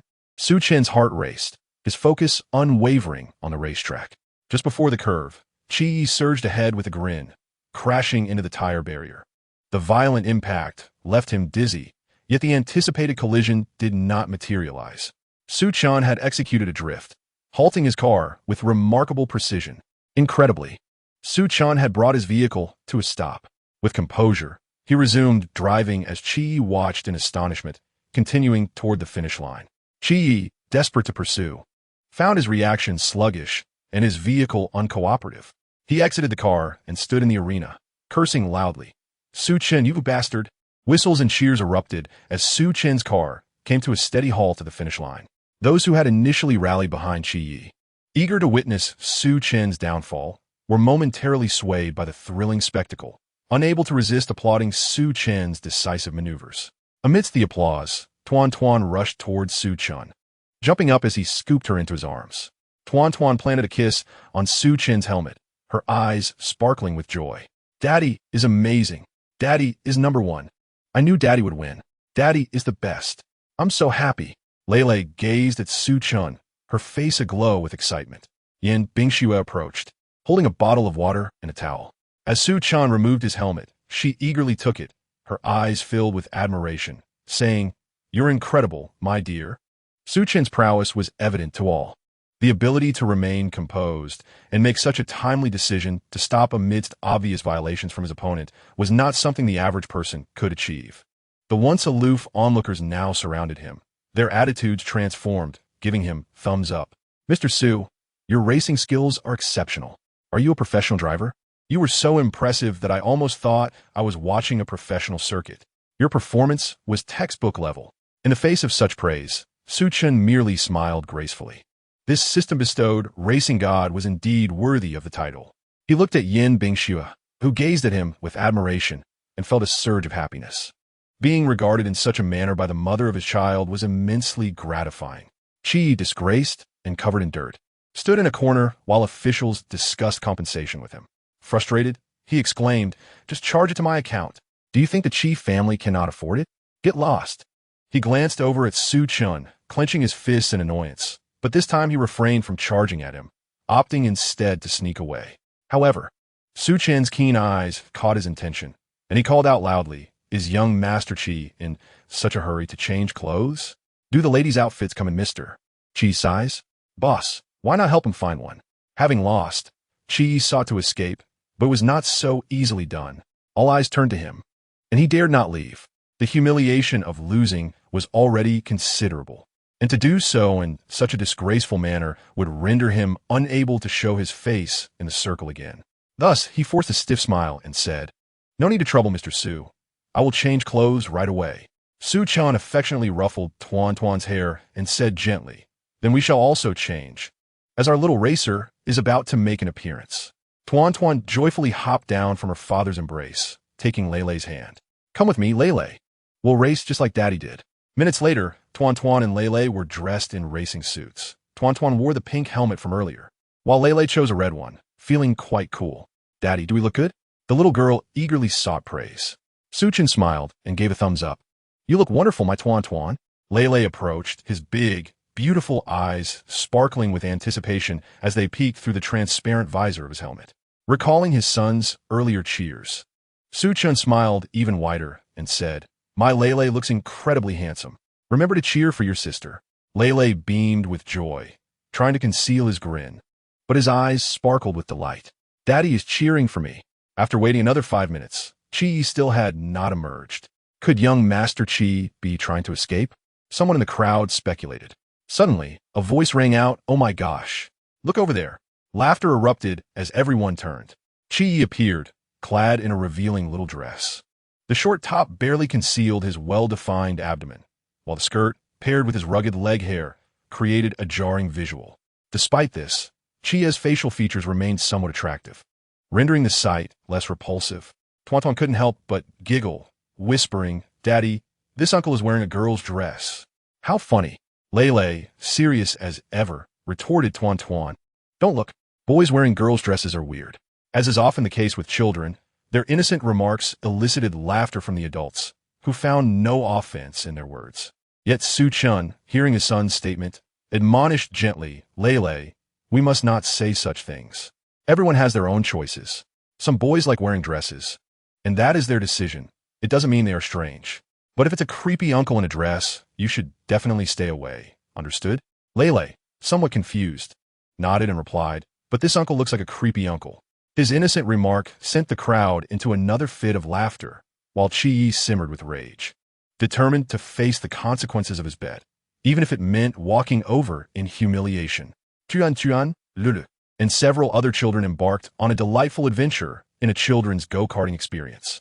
This was not a competition, but purely for amusement, creating an atmosphere of harmonious joy among the little ones, except for Chi, who awkwardly twisted in her skirt.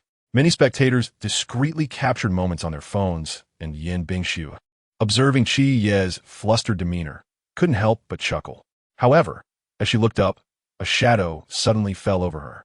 Su Chen's hand blocked her view, and a voice, playful yet slightly domineering, whispered in her ear, "Dear mother of the child, you mustn't gaze upon such inappropriate scenes. Her attire is rather revealing. So let us avert our eyes." A spark ignited within Yin Bingxiu's heart, as if fireworks had exploded in her mind. Could it be that Su Chun was feeling jealous? Did he wish to shield her from the sight of another man dressed so scantily? It must be so. Therefore, he must like her too, right? Turning to him, her eyes sparkled like stars, and with a gentle smile, she declared, "All right then, I shall only look at you." This little miss was indeed quite the charmer. Su Chun felt a sweetness bloom within him. After hearing Yin Bingxiu's public confession during dinner earlier, all his uncertainties had dissipated. Since they had a child together and mutual affection was evident, what was there to hesitate about? Tonight, he would seize the opportunity to embrace the mother of his child. Previously, he had held back due to certain reservations, but recalling the scene from over 3 years ago when he was pushed down, he felt a sense of loss. This time, he would take the initiative. The way Yin Bingxiu had treated him back then would be returned in kind. Step 1, an impeccably suave wall slam. Step 2, to embrace her. The go-karting session concluded splendidly, and the proprietor approached with the helmets chosen by Tuan and Lulu. "Sir, your race was truly spectacular. As this is an informal gathering, we have no formal rewards, but I noticed your children admire these helmets. Consider them a small token of victory." "Thank you, kind sir," Su Chen replied with a smile. Tuan and Lulu, thrilled with the helmets won by their father, danced with joy. A group of onlookers soon gathered around Su Chun, eager to glean racing tips. Young master, who doesn't enjoy the thrill of a stylish racing game? In the crowd, Yu Jinyu clenched his fists in frustration, witnessing Su Chun bask in admiration. He felt a profound sense of discontent. How could Chi Yi, a mere incompetent, have ever secured third place?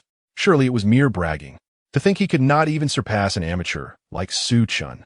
It was evident that to expose Su Chen's inadequacies, he must take matters into his own hands. Unlike Chi Yi, who was but a decorative pillow, Yu Jinyu thrived in his domain, a true man. As the group exited the racing area, Yu Jinyu intentionally led them to the shooting range. Upon entering, the familiar voice of the system echoed in Su Chen's mind. "Ding! Congratulations to the host for checking into the shooting range with your son and daughter. Reward, God of Guns skill, activated with a 5-second key." The system was indeed generous, and Su Chun felt an exhilarating rush. Activating the skill, he reveled in the thought of the surprises Tuan and Lulu would bring him as the god of cooking, god of racing, and now, god of guns. Once inside the shooting range, Yu Jinyu strutted about, as if he had stepped onto his home turf. Noticing everyone still discussing the recent karting event, he sneered, "Gentlemen, racing is merely a superficial display for attention. What is there to be proud of? A true man speaks with his gun. Since Mr. Su is so skilled, I assume his marksmanship is commendable. How about a friendly competition? Chi had changed back in her clothes, looking disheveled and trailing behind, the crowd keeping their distance due to Su Chen's presence. He yearned to see Su Chen humiliated, to have him share in his disgrace. Thus, he quickly chimed in, Mr. Su just triumphed over me, so surely he wouldn't shy away from a challenge now? He refused to believe that Su Chen, a jack of all trades, could truly match his skills. Yu Jinyu's uncle was a retired Special Forces soldier, and he had grown up under his tutelage, mastering the art of marksmanship. Competing against him would only bring shame upon Su Chen. Yin Bingxue, aware of Yu Jinyu's background, frowned and said, Yu Jinyu, Chi Yi, have you two had enough of this nonsense? Yu Jinyu raised an eyebrow and replied with a smirk, Bingxue, don't be upset. I merely wish for everyone to know more about Mr. Su. You are a goddess in our circle, and for Mr. Su to win your heart, you must first pass our test. Yin Bingxue gazed at him with indifference, as if he were a bothersome pest. The man I choose does not need to pass your test. Yu Jinyu was momentarily speechless, then turned to Su Chen. If you are a man, stop hiding behind women. Do you dare compete in marksmanship? Su Chen chuckled, his tongue playfully resting against his cheek. So, you're Mr. Yu? If you envy my wife's support for me, just say so. There is no need for jealousy. We are not fools here. Fine, if you wish to compete in shooting, I will say this. A contest is acceptable, but the stakes must be high. If they wished to see him falter, he would show them who the real fool was. Chi had already met his downfall, and if Yu Jinyu dared to challenge him, he would likewise become a laughingstock in their circle. Chapter 75. Loser wears women's clothing. Yu Jinyu hesitated at the thought of Chi's earlier embarrassment. Nevertheless, he remained skeptical that Su Chen could truly outmatch him, trained by a retired Special Forces soldier. Furthermore, this was his sole opportunity to regain some dignity in front of Yin Bingxue. He would demonstrate to her who the real man was, who had the strength to protect her and their two children. All right, what are the stakes? Su Chen regarded Yu Jinyu thoughtfully before responding, as the crowd began to murmur excitedly. Wear women's clothing. How about that? Wearing women's clothing is dull. It would be far more thrilling for the loser to kneel and call the winner daddy. I have a brilliant idea. The loser must publicly admit their incompetence at the venue, and we'll record it for posterity. These were all petty tricks, and the suggestions only fueled Yu Jinyu's ire. He glared at Su Chen. Speak up. What do you want as stakes? Surely you don't expect me to wear women's clothing? Su Chen smiled, lifting his gaze with determination. I'm not interested in seeing you in women's attire.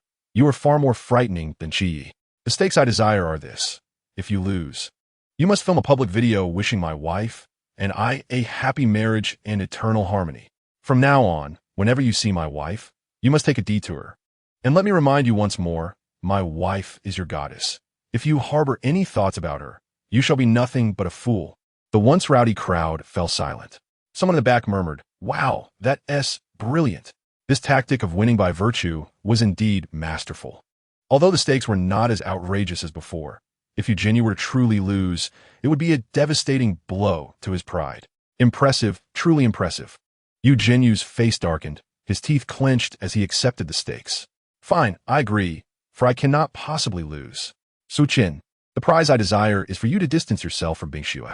I demand that you divorce her and cease all harassment towards her and the two children. Su Chen's expression shifted, and he cast a cold, piercing gaze towards Yu Jinyu, declaring, No more comparisons. What do you mean, Su Chen?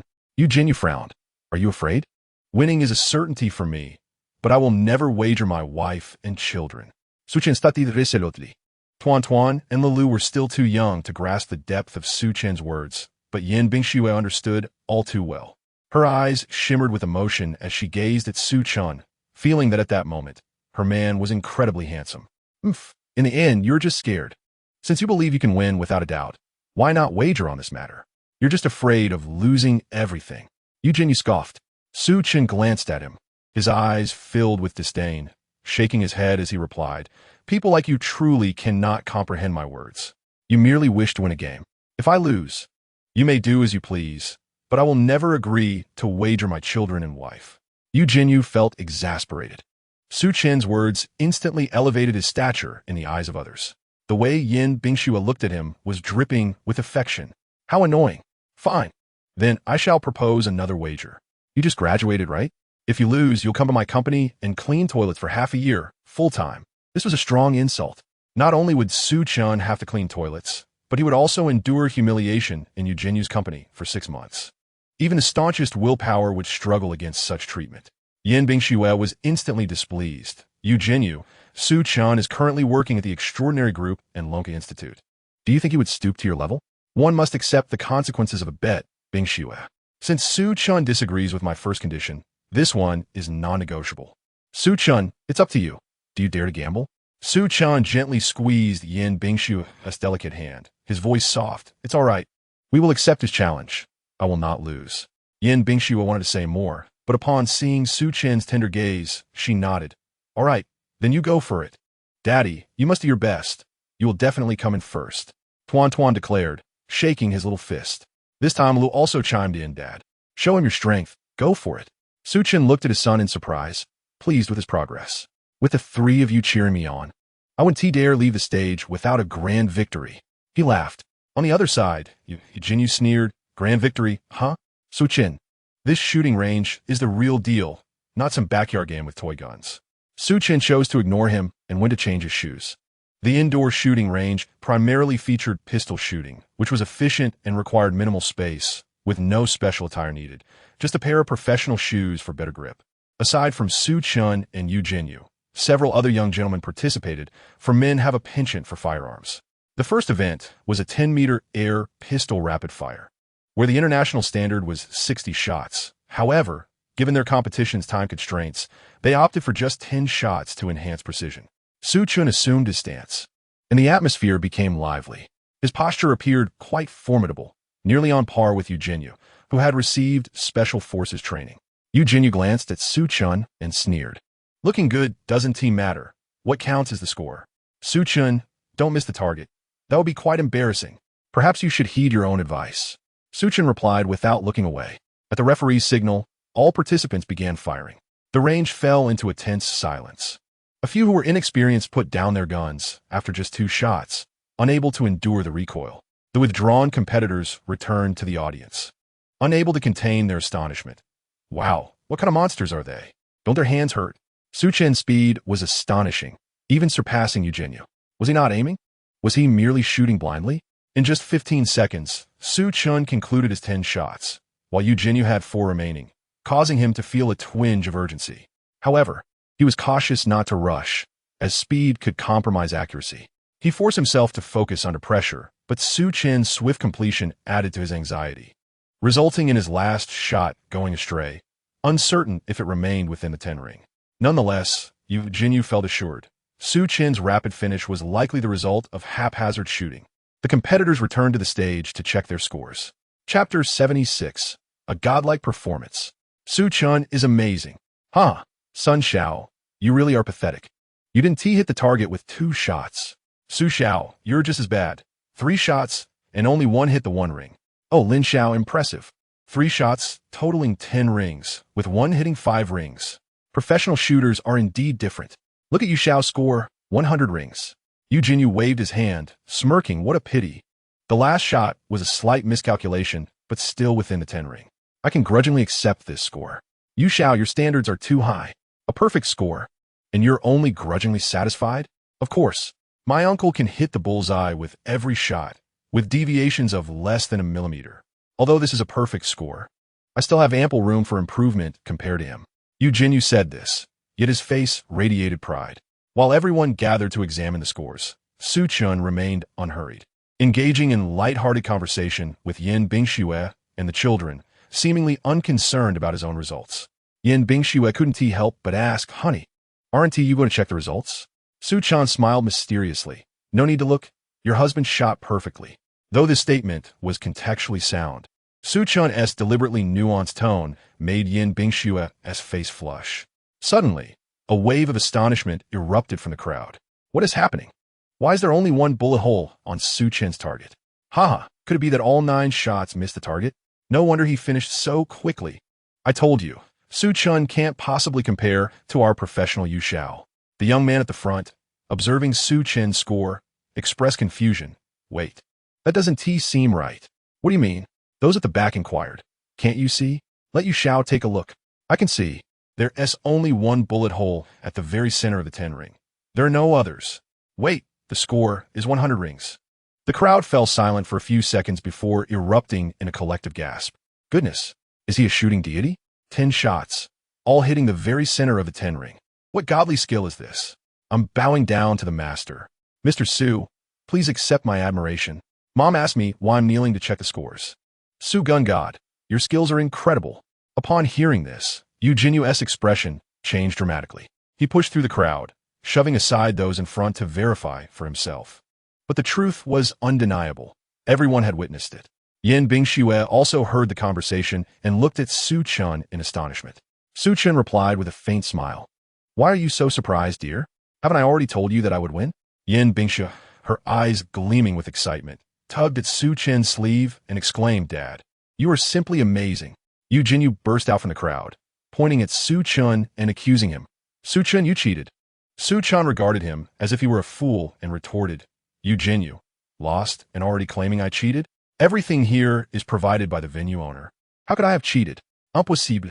You can't have achieved such results. My uncle couldn't even do it. Yu Jinyu shouted. Su Chun chuckled. Did your uncle not teach you? There are mountains beyond mountains, and people beyond people. That's nonsense. Su Chun, how can you compare yourself to a professional special forces soldier? Yu Jinyu challenged. I'm not comparing myself to special forces. I'm only competing against you. Su Chun replied with a calm demeanor. Fine, let's go again. This time, let's use moving targets. Yu Jinyu insisted stubbornly. Su Chun walked directly to the competition area. This time, the amateur participants settled down to watch the spectacle. The contest was still a 10-shot rapid fire with the pistol, but the distance was increased to 25 meters, and the targets were now moving, significantly raising the difficulty. Yu Jinyu heightened his vigilance, entering a state of readiness. Su Chun, however, remained unfazed, even turning back to wink at Yan Bingxue, much to the delight of the onlookers. As the competition commenced, Su Chun no longer joked around. This time, precision and the speed of loading bullets were crucial. At the judge's command, both competitors sprang into action. With Su Chun already ahead in loading speed, Yu Jinyu felt the pressure but had to maintain his composure. The moving targets proved to be even more challenging than before. He had to give it his all. As the targets passed before them, Su Chun in the lead and Yu Jinyu behind. By the time they finished firing their 10 shots, Yu Jinyu realized he had lost. He saw it clearly. Su Chun was phenomenal. Each target he aimed at was struck dead center. When the results were announced, Yu Jinyu could hardly bear to look. He stepped off the stage, utterly defeated, like a vanquished rooster. Yet, this did not dampen the audience's enthusiasm. They rushed to check the scores. Wow! Su Chun scored another perfect 100, all bullseyes. Incredible! To hit moving targets with 100 accuracy is nothing short of divine. Bow down to the shooting god, they exclaimed. This time, Yu Jinyu indeed lost, scoring only 82. Looking at Su Chun, although he was reluctant to admit it, he managed to say, Su Chun, I concede. Su Chun smiled as expected. His calm confidence made Yu Jinyu's shoulders slump even further. Upon hearing the results, Lele reacted even faster than Tuan Tuan, jumping up and cheering. Daddy is first. Daddy is amazing. Tuan Tuan, though indifferent to the shooting competition, joined in the celebration, clapping her hands. Daddy won again. The young gentleman in the crowd regarded Su Chun with newfound admiration. He had become a near mythical figure in their eyes. In the crowd, Jiang Hui could not resist saying, I told you, Su Chun is not an ordinary person, but you refuse to believe it. Now you've witnessed his prowess. With Jiang Hui's endorsement, everyone felt a deep respect for Su Chun, especially knowing that he was also one of Yan Bingxue's admirers. Su Chun is truly a jack of all trades. No wonder he has won Miss Yan's favor. You two are a match made in heaven.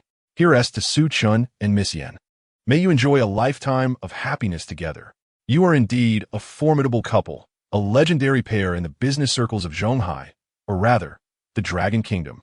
In the midst of the blessings, Su Chun took Yan Bingxue's hand, while Tuan Tuan and Lele gathered around, with Tuan Tuan holding her father's hand and Lele holding her mother's. The family of four radiated happiness. Yu Jinyu walked away dejected, fulfilling his promise. And the video of the event was preserved for posterity. Soon after, he left the venue in disgrace, realizing he could no longer appear in the same space as Yan Bingxue. Qi also felt too embarrassed to remain and quietly slipped away. Without them, the atmosphere lightened considerably in the second half of the event. allowing Su Chun to enjoy a leisurely time with his wife and children at the resort before concluding the gathering. At the Yin residence, Tang Shuyun was gleefully absorbed in her phone. The video playing was a recording of that evening's leisure gathering, where she had witnessed her son-in-law's remarkable performance. I must say, my son-in-law is simply exceptional. He is the epitome of a jack of all trades. That car racing match was simply thrilling. It made my blood boil with excitement. Go, son-in-law. This Chi Yi is too cunning, trying to undermine my son-in-law. Unacceptable. I must have a word with old Yin and set things straight for my son-in-law. Huh. My son-in-law is truly amazing. And how hilarious was it to see Chi Yi in a skirt. Yin Jinwei opened the door and walked in, immediately spotting his wife giggling at her phone. What are you watching that has you so joyful? Hearing her husband, Tang Shuyun quickly shut off her phone. But recalling her son-in-law's recent performance, her satisfaction with Su Chan was at an all-time high. Since my daughter and son-in-law are already married, he is definitely a keeper. Seizing the moment, Tang Shuyun decided to probe her husband. Old Yin, may I ask you something? What is it? Yin Jinwei replied, sensing something amiss with her mischievous demeanor. Old Yin, if one day our daughter finds someone special, how would you feel? Tang Shuyun cautiously approached the topic, hinting at her daughter marrying Su Chun. Yin Jinwei frowned at the mention of a special someone. Is it a man or a woman? He inquired. Tang Shuyun stifled a laugh, playfully glaring at him. Of course it's a man. It was no wonder the couple had suspicions. Like Tang Shuyun, Yin Jinwei had long questioned their daughter's sexual orientation. Over the years, she had surrounded herself exclusively with women, ignoring any attempts at matchmaking he arranged, often walking out on them. Thus, when Tang Shuyun explicitly mentioned a man, Yin Jinwei was still incredulous and asked, "Are you sure it's a man? Not a male cat, dog, or some other animal?" No. Just tell me it's a human. You old fool. Of course it's a human, a solid man, a true iron-blooded hero. Yin Jinwei was taken aback, unable to restrain himself as he began pacing the room, excitement bubbling within him. After a moment, with his hands clasped behind his back, he looked at Tang Shuyun eagerly. What is going on? Just tell me directly. Did our daughter say anything to you? Upon observing the reaction of her child's father, Tang Shuyun felt reassured. He was evidently pleased, which meant he would undoubtedly support the union between her daughter and son-in-law. Thus, Tang Shuyun revealed a little more, stating that although her daughter hadn't divulged much, she had her suspicions. What do you know? Yin Jinwei replied with disappointment, having expected a direct confession from his daughter. He was resolute in his belief that unless Yin Bingxue confirmed it herself, he would remain skeptical. Over the years, his daughter had maintained a steadfast attitude towards love and marriage, leading him to wonder if she might remain single for life, raising 2 children on her own. I have my own ways, which you may not comprehend. However, I am absolutely certain of this. I possess evidence, Tang Shuyun said cryptically. Yin Jinwei immediately leaned in closer. Intrigued. What evidence? He inquired. Would you like to see? Tang Shuyun asked with a smile. Yin Jinwei hesitated, then cleared his throat, initially reluctant. But his concern for his daughter's future compelled him to lean in once more. All right, hurry up and show me. Seeing him flustered, Tang Shuyun couldn't help but chuckle. She retrieved her phone, reopening the video for both of them to watch together. Upon seeing Su Chun for the first time, Yin Jinwei was momentarily taken aback. This man bore a striking resemblance to their family's Lele. Could it be? No. If you were the father of Tuan and Lele, he would have appeared long ago. Yin Jinwei speculated that perhaps his daughter had a penchant for this type. Hence her choice. Nonetheless, the man was indeed quite handsome, and he seemed well matched with their daughter, appearing harmonious with Tuan and Lele as well. The family together exuded a pleasant aura. However, when he witnessed Chi Yi provocatively confronting Su Chun, Yin Jinwei's expression darkened. Whose child is that? The Chi family's. Tang Shuyun promptly replied, noting that such disrespect towards their future son-in-law was utterly unacceptable. Yin Jinwei snorted derisively, with such a dim-witted oaf from the Chi family. It seems there's no need for future collaboration. Tang Shuyun playfully nudged him, laughing, "Oh, look at you. Is the old man already defending the son-in-law?" Yin Jinwei shot her a glare, retorting, "Nonsense. I simply cannot stand to see my daughter being targeted like that." He claimed it was all for his daughter's sake. As they continued watching, witnessing Su Chan triumph in the competition, Yin Jinwei exclaimed, "Splendid. That match was truly exhilarating. Shuyin, what background does this young man have? Is he a race car driver? He assumed Su Chan's professionalism indicated a career in racing, though he mused that such a profession could be perilous. Wouldn't their daughter worry for him constantly? Tang Shuyin chuckled. I don't think so. I believe he is involved in mecha research. She was aware that Su Chan worked in the mecha research department of the Extraordinary Group. Understanding her daughter, Tang Shuyin was confident that Yin Bingxue would not have arranged for Su Chan to be in that department merely due to their relationship. It was clear that he possessed the requisite talent. Mecha research? That aligns quite well with our family. But how does he excel at racing? He seems like a professional. Tang Shuyun's sister, Tang Shuyin, covered her mouth, laughing. The young man is simply exceptional. Don't interrupt, keep watching. He possesses skills beyond just racing.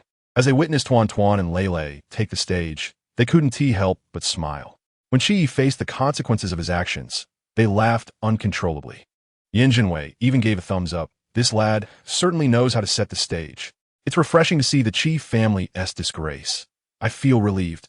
Chapter 78. The endearing Yin father. They continued watching as the group ventured to the shooting range. Yin Jinwei exclaimed in delight. Are they going to shoot? For him, racing suited the youth. And while he may have had such dreams in his youth, he had long since outgrown that phase. Shooting, however, was different. Every man, irrespective of age, harbored an inexplicable fascination with firearms. If the son-in-law could shoot, that would indeed be a notable asset. Tang Shuyin smiled. A 1T spoiled the surprise. You'll see for yourself. Her words were, in essence, a spoiler, indicating that the son-in-law would certainly excel. Yin Jinwei continued watching with growing enthusiasm. But when he saw Yin Bingxue standing protectively in front of Su Chun, confronting Eugenia with anger, his expression darkened once more. With arms crossed, the old man huffed. I'm not watching anymore. What's wrong? Tang Shuyin asked, puzzled. Yin Jinwei glanced at the phone, his displeasure evident. Just look at your daughter. How could she be so protective of that young man? She has never treated us with such affection. Tang Shuyin couldn't help but chuckle at his jealousy. Oh dear, why are you so possessive? It's one thing to be jealous of me, but why the son-in-law? If our daughter and son-in-law share a close bond, you should rejoice. Besides, who was it that called the Chi family a bunch of rascals? And now you wish to disregard the Yu family as miscreant? She teased. Yin Jinwei grumbled. Of course, I must address the Yu family. I certainly will settle the score with them. But our daughter's behavior is simply what? Doesn't it indicate that they share a good relationship? Are you going to keep watching? The best parts are yet to come. If you don't watch, I'll do so alone, and if you miss the exciting moments, I want to rewind for you. Upon hearing this, Yin Jinwei felt a pang of regret. Fine. He moved closer and resumed watching, and as he saw Su Chun's shooting results, his expression brightened. What a remarkable young man. His shooting skills are truly impressive. I doubt even special forces could match his precision. He is practically a sharpshooter. Well. This is the first time I've heard such high praise from you. Tang Shuyin et Gulim Zoi Fu Li. It seems you are quite satisfied with our son-in-law. Yin Jinwei quickly adopted a serious demeanor, snorting softly. I never said I was that satisfied. I merely think that as long as my daughter is willing to pursue love and marriage, as long as the other party has no significant flaws, it's acceptable. An exceptional candidate is even better, considering our daughter's remarkable qualities. She deserves the best. Shuyin, I notice that my daughter seems quite close to him, and the two children regard him well. It appears their relationship is progressing nicely. We should arrange to meet him soon, right? Pick a time and have our daughter invite him over for dinner. With this statement, Yin Jinwei effectively accepted Su Chun as their son-in-law. However, Tang Shuyun hesitated. Old Yin, our daughter hasn't mentioned this matter to us yet. I obtained this video by my own means. Given our daughter's personality, I think we should refrain from making assumptions. Yin Jinwei pondered, realizing the validity of her point. Since Yin Bingxue hadn't proactively introduced anyone to them, if they were too forward, it might upset her, leading her to avoid dating altogether, which would be undesirable. What should we do then? Must we wait for our daughter to take the initiative before we can meet him? Tang Shuyin laughed and replied with a hint of pride, not necessarily. I've already met our son-in-law. Yin Jinwei frowned, displeased. You met him? When did you meet him? Did you secretly meet him behind my back? Tang Shuyun gleefully twisted and shook her head. Our daughter is unaware. I went to see him on my own. She recounted her visit to the company to meet Su Chun and converse with him, ending with a sense of accomplishment. So, what do you think? Am I not quite clever, managing to avoid alarming my daughter while still catching a glimpse of my son-in-law? Yin Jinwei rolled his eyes in disappointment. Humph. I have seen him too. Huh? Old Yen, are you boasting? If I hadn't mentioned it, you wouldn't even know of his existence, let alone seen him. Tang Shuyun expressed her disbelief. I have seen him. Just a moment ago on video. Wasn't that a sighting? Is that truly considered seeing him? Tang Shuyun shook her head in exasperation. Yin Jinwei pouted. If your definition counts, then mine surely does. With that, he clasped his hands behind his back and turned to leave the bedroom for the study. Upon entering, he promptly shut the door, and his expression underwent a swift transformation. Just moments ago, he had been arrogant. Now, he was overwhelmed with joy. He clasped his hands in prayer, repeatedly expressing gratitude to the heavens, the myriad deities, and the ancestors of the Yin family. Finally, my daughter has decided to date. No, to marry a man, an actual man, not a woman or some pet. How splendid. Truly splendid. For 4 long years, ever since my daughter returned with a pregnancy test, my heart had been in turmoil. Such a wonderful child, adored by many, yet unwilling to marry. It seemed as though she preferred to bear children on her own. Ancestors, I had believed she didn't like men, perhaps deliberately using science to silence her mother and me by bringing home 2 children. But now, all has been resolved. I have a son-in-law. Ha ha ha. Thank you, dear ancestors, for your divine intervention. As he spoke to himself, his heart swelled with elation. If this exuberance were not released, he feared he would struggle to sleep tonight.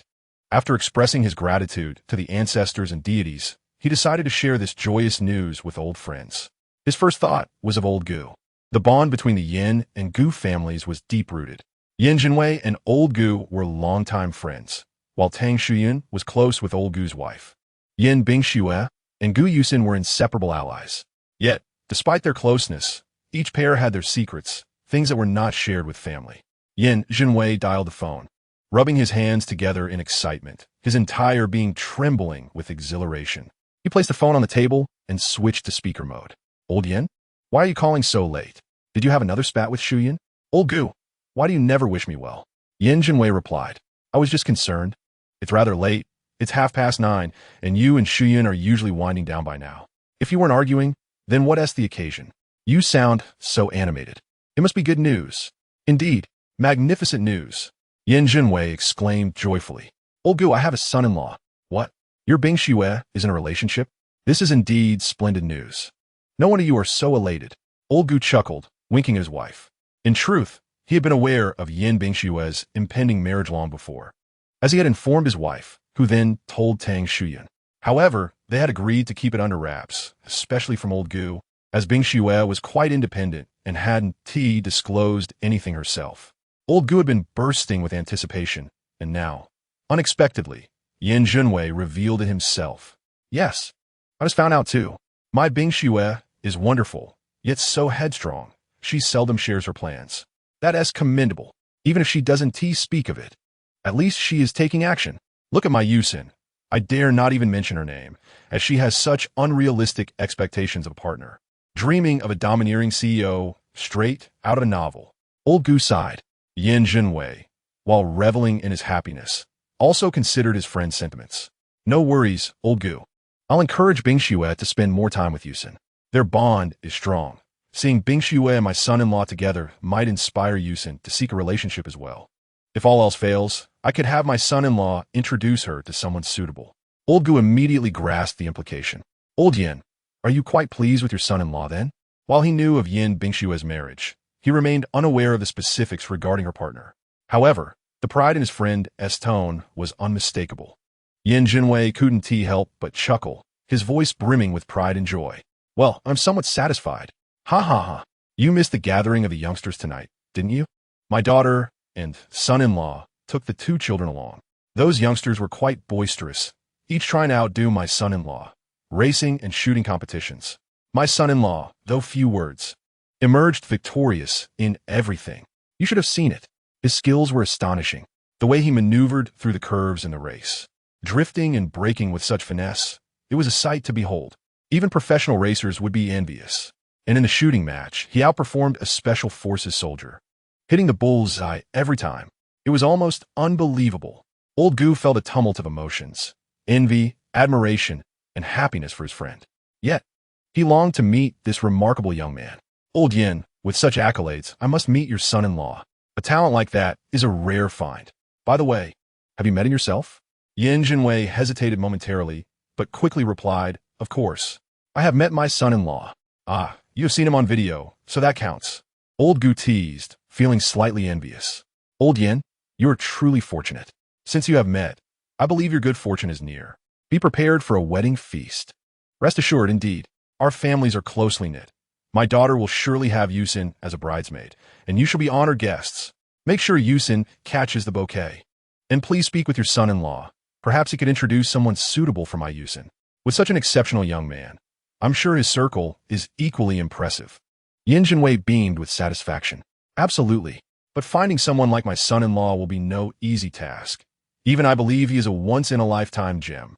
The two continued their conversation, with Yin Jinwei joyfully dominating the dialogue.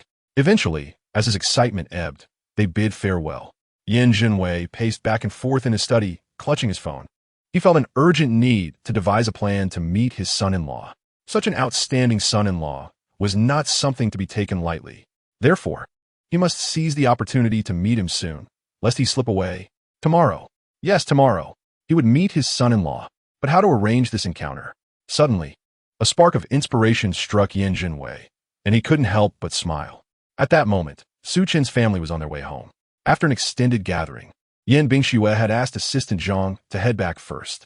On their return, Su Chen was driving, with Yin Bingxue in the passenger seat. Tuan Tuan and Lilu were safely seated in the back, clutching two stunning helmets they had won earlier, engaged in quiet conversation. Tuan Tuan, beaming with pride, looked at his helmet and exclaimed, "Do you think Dad is amazing? He won us these helmets and scared off all the bad uncles. Dad is the best." Lulu, filled with joy, gazed at his helmet, his little face lighting up with a smile. He stole a glance at Su Chun, silently echoing his sister's sentiment. Indeed, Dad is incredible. However, he still couldn't fully forgive him, considering he had been absent for 3 years. In the front seat, Yin Bingxue and Su Chun were engaged in conversation. Having just left the club, Yin Bingxue wore a pensive expression, glancing at Su Chun repeatedly, hesitating to speak. Eventually, Su Chun, sensing her unease, turned to her and asked, "Honey, is there something you wish to tell me?" Yin Bingxue nodded. She had something on her mind. Today, at the gathering, they had publicly acknowledged their relationship. She had boldly declared her feelings, and now the entire business circle of Zhonghai likely knew about their union. Thus, even if her parents were not present, it was only a matter of time before they found out. After all, with so many attendees, someone would surely inform them. Perhaps even live streaming the event. Her parents probably already knew. Hence, bringing Su Chin home was imperative. "Honey, when will you be free to come home with me?" Chapter 80. Honey, I marry my wife, not being married. Su Chun, without a moment's hesitation, replied, "Sure. It's certainly time to meet the in-laws. Shall we go tomorrow evening?" "Sounds good," Su Chun nodded. Yin Bingxue, seeing his prompt agreement, couldn't help but inquire, "Aren't you going to think about it?" Su Chin chuckled. "What is there to consider? We are already married. It's only natural to meet the parents." Yin Bingxue lowered her head slightly, a smile gradually forming at the corners of her mouth. Hearing Su Chan affirm their marriage filled her with joy. After courageously expressing her feelings that evening, she sensed a subtle shift in Su Chen's attitude, and they had unconsciously grown closer. She wished she had expressed her heart on the very first day they reunited. "You are right. When we go home, let us invite both our parents to dinner. We've obtained our marriage certificate, but we still need to hold a wedding. Don't worry, I won't overlook any necessary formalities." Upon hearing this, Su Chun felt a slight unease. Something seemed amiss. Soon after, he heard Yin Bingxue ask, "We both have houses now. My villa is in the same community. If you like the one you bought, we can use that as our new home. If you prefer a ceremony, I can renovate mine to be our new home. We both have cars now, so what else do we need for the wedding? The 3 gifts, right? If you like gold, I can buy you gold. If you find gold too mundane, we can opt for something more contemporary, like a watch. By the way, how much is the customary bride price in your region? Considering the current situation in Zhonghai, it seems to range from 500,000 to 1 million. Would 2 million be acceptable? Are there any other customs I should know? I'm not well versed in wedding traditions, So if you have any requirements, please let me know in advance.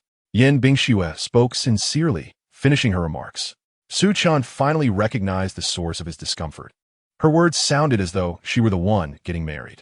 His thoughts drifted back to the first day he encountered Yan Bingxue at the Extraordinary Group, when she had directly asked him if he had brought his ID and household registration, stating, "The Civil Affairs Bureau closes in 2 hours. We have time to get our marriage license." He remembered her words vividly.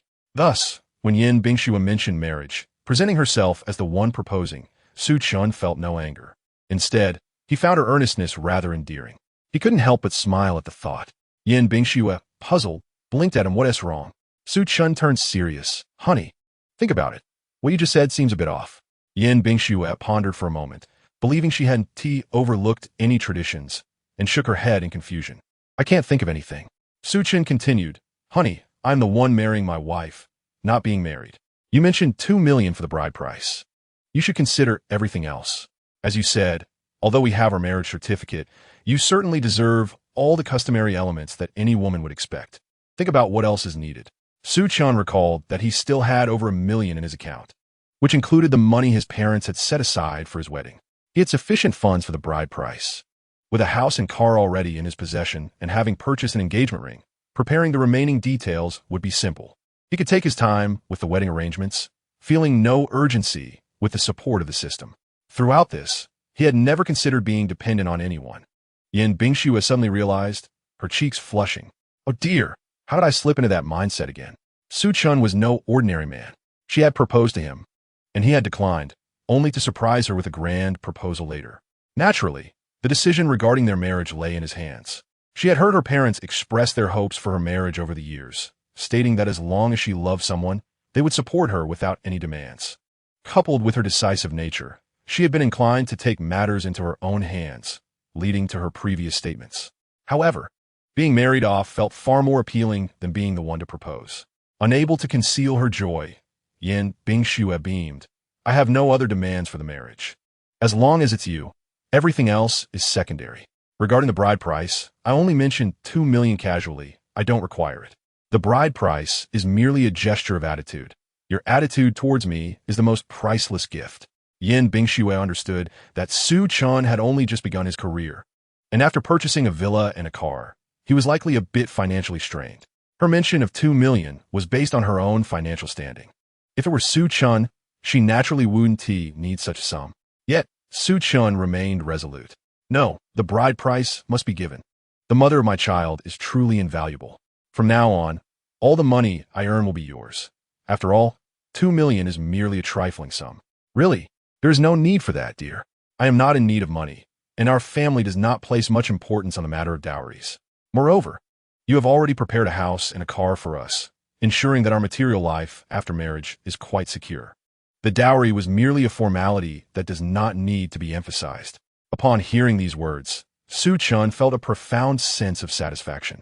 He always believed that the preparations before marriage should be a mutual understanding. For instance, the dowry, which is often discussed nowadays, is a sign of respect from the groom towards the bride's family, as well as a basic guarantee for the bride's life post-marriage, symbolizing his economic capability to provide for the family. How the bride perceives this dowry, whether she wants it, whether it should be returned immediately after marriage, are considerations of her own. Yan Bingxue's willingness to think of him in this way made Su Chun feel truly happy. However, as a man, he believed that 2 million was within his means to offer. Thus, the customary gestures should not be overlooked. This matter need not be debated further. Instead, let us discuss other preparations, such as what gifts I should bring when I meet your parents tomorrow, and the household registration of our little Tuan Tuan and Lulu. We cannot have our family split across 2 household registrations. Su Chun's last remark reminded Yan Bingxue. She turned to glance at their son and daughter, who had been eavesdropping on their conversation, and said, "I neglected this, dear.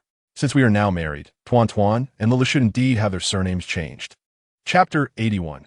Changing the baby's surnames. Su Chun intended to discuss the household registration, but had not anticipated changing his children's surnames. However, Tuan Tuan and Lulu excitedly chimed in. "Mom, are we going to take Dad's surname?" Yan Bingxue nodded and replied, "Yes, from now on. You will bear the surname Su. Do you like that?" Tuan Tuan eagerly nodded, expressing her delight in sharing a surname with her father. Lulu, with a serious demeanor, stated, "All my classmates have their father's surname, so I have no objections." Yin Bingxue looked at her children with affection, smiling at Su Chan as she said, "In that case, let us take Tuan Tuan and Lulu to change their names tomorrow. And we can also handle the household registration at the same time. What do you think, dear?" Naturally, Su Chan hoped that Tuan Tuan and Lulu would take his surname, for this tradition has been upheld in China for thousands of years. Children typically inherit their father's surname, and he was not in a position of being a son-in-law in his relationship with Yin Bingxue. Nevertheless, Su Chan felt it crucial to respect Yin Bingshue's choice, considering she had raised Tuan Tuan and Lulu alone for 3 years. Thus, he earnestly looked at Yin Bingxue and inquired, "Are you truly willing to change Tuan Tuan and Lulu's surnames to mine? I have not been part of their lives for the past 3 years. If you prefer to maintain the status quo, I would support that." Yin Bingxue beamed and replied, "Of course, I am willing, dear. Do not dwell on the past 3 years. It was my decision not to seek you out, and you were unaware of Tuan Tuan and Lulu's existence. Therefore, this is not your fault." In the back seat, Lulu felt a flicker of emotion upon hearing his mother's words. He had always thought that Su Chan's sudden appearance after 3 years was like an unexpected intruder, either vying for his mother's attention or competing with them. However, if his mother said Su Chan had not known about him and Tuan Tuan, then perhaps he was not at fault. Furthermore, Su Chan had indeed treated them well during this time, proving to be quite a decent father. The little one could not help but steal glances at Su Chan, contemplating that perhaps being called Su Lulu wouldn't be so bad after all. Upon hearing Yin Bingshue's words and seeing that the children were also in agreement, a warm current surged within Su Chan. How wonderful it was that his wife was so understanding, so forgiving of his absence in the past. The children also liked him, and although it was 3 years late, the harmony and closeness of their family was indeed a stroke of luck in life. Su Chan nodded, saying, "Very well. Since you all agree, we shall proceed to change their surnames. Thank you, dear, and to our little Tuan Tuan and Lulu. I promise to love you both twice as much." Yin Bingxue pouted slightly, playfully thinking, why is it that Tuan Tuan and Lulu deserve double the love, while I only receive a simple thank you? Can I also be loved? What indeed was Su Chan's true attitude toward her? Would she succeed in winning him over this evening? Yin Bingxue was enveloped in confusion. "Let us handle this matter tomorrow afternoon after lunch, and then once it is settled, we can return home for dinner together." At the Su family villa, Su Dad and Su Mom had already finished dinner and were glancing at the clock on the wall. Su Mom frequently looked towards the door. Why haven't the children returned yet? Su Dad, watching television nearby, casually replied, "Why are you in such a hurry? It's only 8 o'clock. Su Mom shot him an irritated glance. "You're not worried? You're just here watching soap operas instead of waiting for the kids? You never even watch this sort of thing." Having been caught, Su Dad chuckled. "I was just missing the 2 kids." Su Mom continued, "I wonder how they're doing out there. I truly hope our son and daughter-in-law will spend more time together to foster their relationship."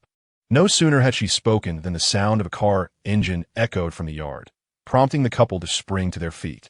"The children are back," Su Mom exclaimed excitedly as she hurried towards the door, with Su Dad promptly following suit. Soon, the entrance door swung open, and Tuan Tuan burst in like a little cannonball, exclaiming, "Grandpa, Grandma, we're back." The sweet, cherubic voice of the little one melted the hearts of all who heard it. "Oh, my little Tuan Tuan and Lulu are back. Did you have fun tonight? Did you eat something delicious?" Su Mom asked, wrapping her arms around Tuan Tuan. "Yes, Grandma, we had an amazing time. Dad even won us prizes." The little one pointed to the 2 helmets in Lulu's hands.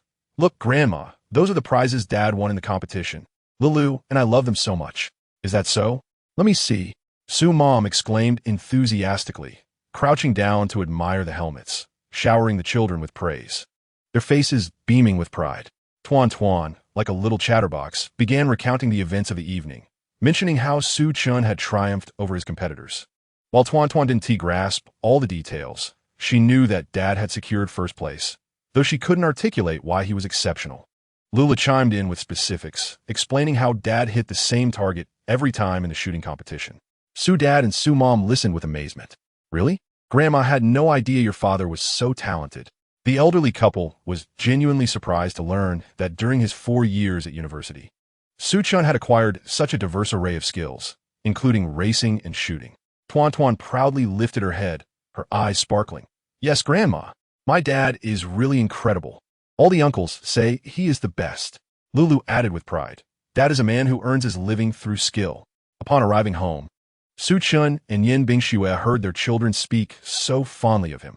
Su Chun couldn't help but smile, approaching the children to affectionately ruffle their hair, his heart swelling with paternal pride. The sensation of being praised by one's children is truly exquisite. Dad, Mom, we're back, Yin Bingxue exclaimed as she entered the house. Feeling a bit parched, she followed Su Chun into the kitchen, where he was pouring water. Meanwhile, Tuan, noticing that both parents had stepped away, suddenly wore a mischievous smile and leaned close to Su Mama's ear, whispering, Grandma, I have a secret to share with you. Delighted, Su Mama leaned in closer, asking, Oh, what little secret do you have for Grandma? Tuan giggled. Today, while we were eating out, my mommy confessed her love to my daddy in front of everyone. The little one lowered her voice, but her innocence rendered the whisper ineffective, as both Su Mama and Su Dad overheard her. Su Mama's face lit up with surprise as she exchanged glances with Su Dad, both of them filled with joy. It was no wonder that their son had rushed into the kitchen with his wife. It seemed tonight promised to be a splendid evening. Chapter 82. Do you want a little sister? Su Mama gently pulled Tuan and Lele into her embrace and asked softly, Tuan, Lele, do you wish for a little sister or a little brother? Tuan instantly nodded, expressing her desire. I really want a baby. My good friend Lily has a little sister, and she says little sisters are super cute. I want one too. Lele shyly nodded in agreement. Su Mama, increasingly cheerful, continued. Well, if you both want a little sister, then you must be good and go to your rooms to sleep without disturbing Daddy and Mommy. This way, they might bring you a little brother or sister. Although the two children did not fully grasp why their good behavior would result in a sibling, they wholeheartedly believed their grandmother's words. All right, Tuan will go upstairs to bathe and sleep soon, Tuan declared. I will too, Lele added. The two little ones stifled giggles as they entered the room, whispering to each other. Tuan asked, Hee, do you like little brothers or little sisters? Lele pondered for a moment before responding, I like little brothers. If I have a little brother, we can play together. Upon hearing this, Tuan puffed out her lips in displeasure, saying, But I can play with you too. Don't you like playing with Tuan? Lele quickly reassured her, No, I love playing with you, but a little brother is different. I can play boy games with him. Understanding, Tuan replied, Then I want a little sister.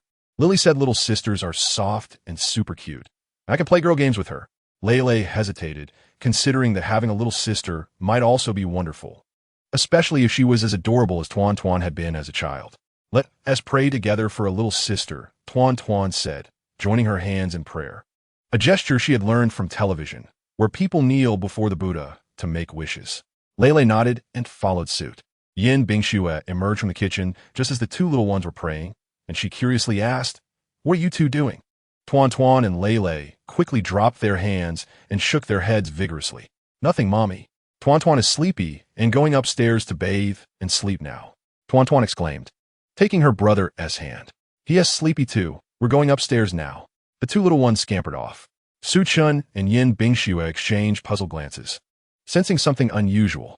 Normally, at this hour, the children would still be playing, and they would need to accompany them until they fell asleep. Today, however, they seemed unusually obedient, heading to bed on their own. Su Mama quickly nudged Su Dad and smiled at Su Chun and Yin Bingxue, saying, Chun, Bingxue, your dad and I overindulged at dinner and are feeling a bit uncomfortable. We're going to take a walk and stop by the supermarket to buy ingredients for tomorrow's meals. Isn't it too late to go out? Mom, we could buy groceries in the morning, Su Chun replied. With a knowing smile, Su Mama winked. Oh, it's fine. We want to be able to sleep anyway, right? Old Su. Su Dad nodded in agreement. Yes, I'll accompany your mom for a stroll. With that, the couple hurried out the door, leaving Su Chun and Yin Bingxue alone. They exchanged knowing glances, understanding the unspoken intention of their parents to provide them with some private space. Su Chun felt a surge of delight. Tonight was indeed a special occasion. He had planned to have a heartfelt conversation with Yin Bingxue, and it seemed his parents had orchestrated this opportunity. Smiling, he asked, Are you tired, dear? Yin Bingxue shook her head. Not at all. Shall we watch some television and enjoy a drink? Su Chun suggested, believing that a little wine would enhance the ambience. With a faint blush, Yin Bingxue shyly nodded, aware of the significance of the evening. Su Chun retrieved a bottle of red wine from the cabinet, along with a decanter and glasses, and they settled onto the living room sofa. Outside, Sue Mama was in high spirits, excitedly pulling Sue Dad along. Old Sue, I have a feeling tonight will bring a significant breakthrough for our son and daughter-in-law.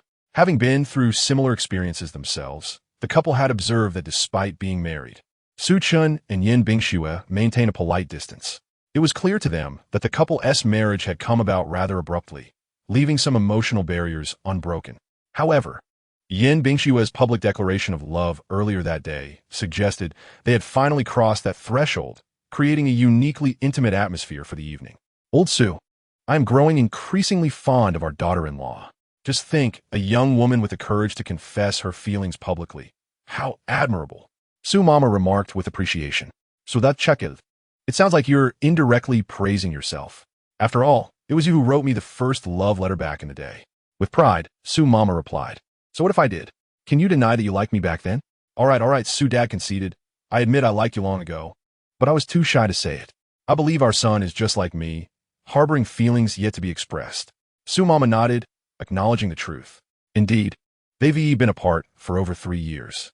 The struggles of raising 3 children alone have surely weighed heavily on her. But now, if they can communicate openly, their family will surely thrive. As the couple walked under the moonlight, they contemplated the unfolding situation at home. Old Sue, what do you think our son and daughter-in-law are doing now? Have they already retreated to their room? Sue Mama asked with a playful smile. Impossible. The children are still awake, and we haven't returned yet. Knowing our son's nature, they're likely engaged in conversation. As a heartfelt exchange is vital for breaking down any remaining barriers, Sue Dad replied. Chapter 83. The events of that year cut it out. As if you know so much, said Sue Ma. Regardless, I bet they will definitely have a good time tonight. Old Sue, let us not dawdle. Let us hurry to the supermarket and buy some good stuff to nourish our daughter-in-law for tomorrow morning. We can't skimp on the old hen. I saw there's a dedicated live poultry section in the big supermarket at the entrance. Let us get a large one, along with some red dates and goji berries, to prepare a nourishing soup for our daughter-in-law tomorrow. Suba chuckled and replied, Aren't you being a bit optimistic? Who would drink chicken soup first thing in the morning? Why wouldn't she? She's exhausted after a long night. Besides, I'll make a light broth. It's essential to nourish our daughter-in-law well. Come on, Old Sue, let us go quickly. I have a whole list of things to buy. I hope the supermarket doesn't close soon. Suma tugged at Suba, her steps quickening to almost a jog. Of course, the supermarket wouldn't be closing at this hour. Once they entered, Suma pushed a large shopping cart straight to the poultry section. Shopkeeper, I want a good local hen, preferably a farm-raised one.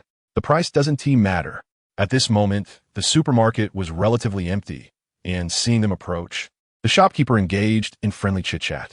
Rest assured, the hens here come from the countryside, home-raised, and are guaranteed to be nutritious. You're buying for the kids, right? Suma beamed. Exactly, I'm getting it for my daughter-in-law to restore her health. The shopkeeper smiled knowingly. Is she in confinement? Suma shook her head. Not yet, but to recover well is essential for her to have the chance to enjoy confinement. Oh, you're truly kind to your daughter-in-law. Let me choose a hen of the right size for you. Nowadays, city kids don't fancy overly fatty meat. This one is just perfect. All right, I'll take this one. Also, please give me 20 farm-fresh eggs. They must be free-range eggs. If they're good, I'll come back here to buy more. Suma paid without hesitation and placed the hen and eggs into the shopping cart. Now, Old Sue, let us continue shopping. She went on to buy red dates, goji berries, walnuts, and red beans, all beneficial for women's health. We must also get some snacks and treats for the kids. Suma dashed toward the snack aisle, grabbing whatever caught her eye with an air of someone who didn't have to pay. We also need vegetables for tomorrow's meals. Our fruits are running low. They headed to the fresh produce section where Suma picked some fresh fruits before moving on to buy vegetables. Old Sue, let us get some chives to make scrambled eggs with chives for our son tomorrow. It's not only our daughter-in-law who needs nourishment. Our son needs it too. Suba shook his head helplessly, laughing. Come on, he is just in his early 20s, full of vigor. He doesn't need this. Suma placed a bunch of chives into the cart, lifting her head as she said, whether he needs it or not, it won't hurt. With our son and daughter-in-law newly married, they're surely using up a lot of energy every day. Naturally, they need to replenish. Let's hurry and buy some milk. Our son, daughter-in-law, and the 2 kids should drink fresh milk daily. It's good for their health. After a thorough round of shopping, their cart was filled to the brim.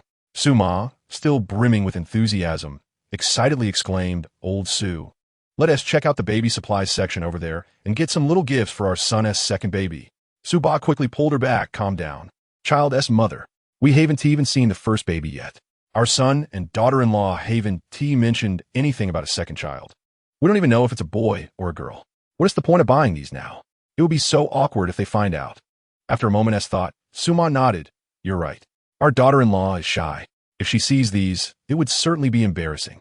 Let us hold off on buying them for now. We can always get them later. All right, let us hurry to pay. The supermarket is about to close." After more than an hour of shopping, her arms felt sore. In the villa, Su-chan poured some aerated red wine into glasses and gently toasted with Yin Bingxue. "Cheers." Child's mother.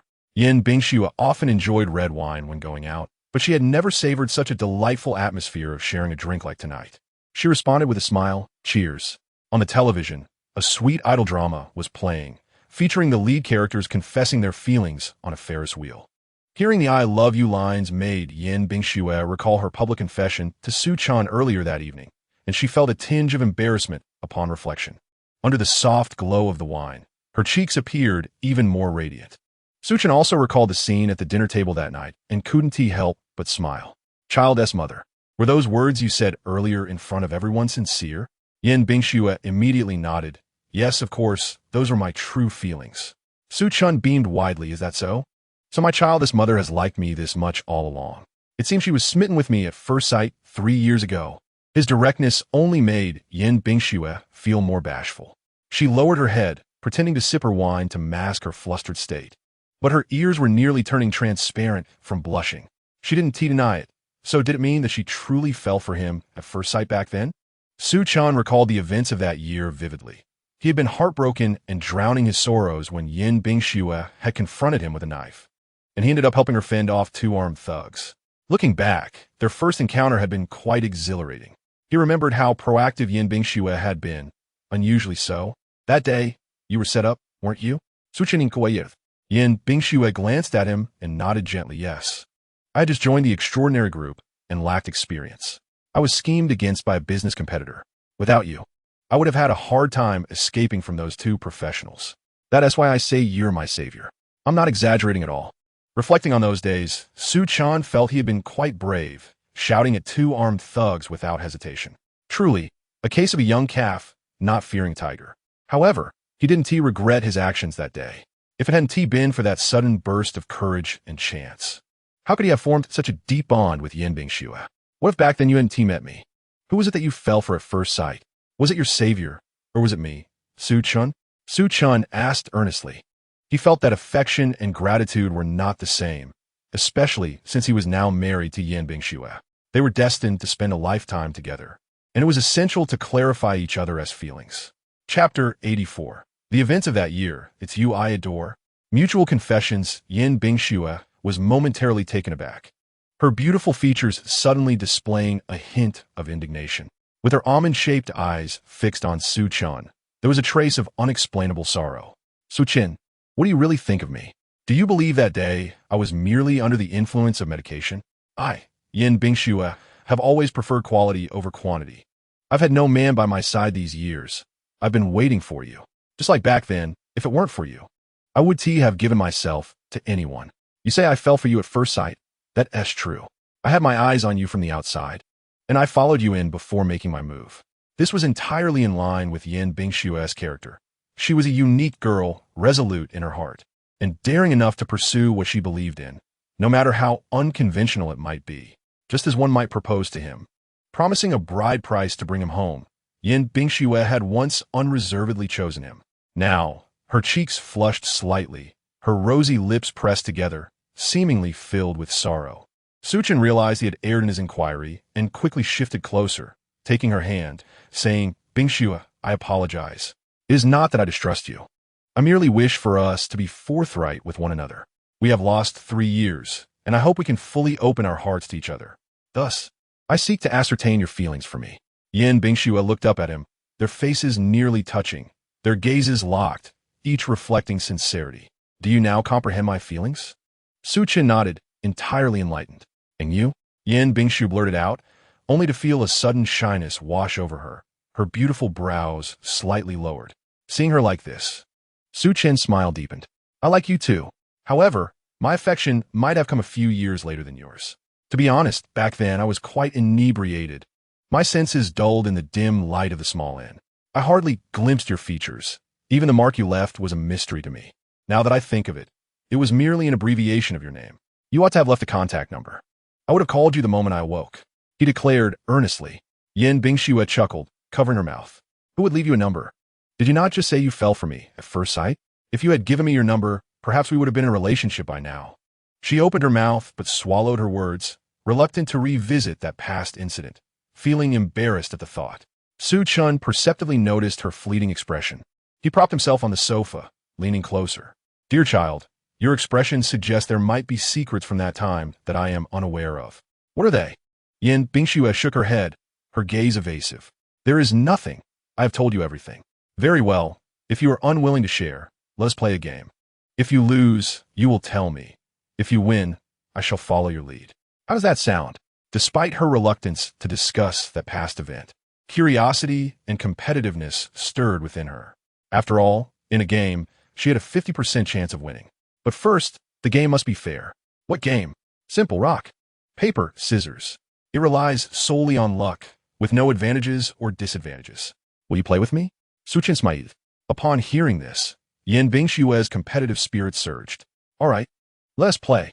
Okay, I choose rock, Su Chun stated confidently. Yin Bingxue scrutinized him, her mind racing. If he truly chose rock, she should select paper to win. Yet if he unexpectedly opted for scissors, she would lose. Should she choose rock to tie? But what if he also chose paper?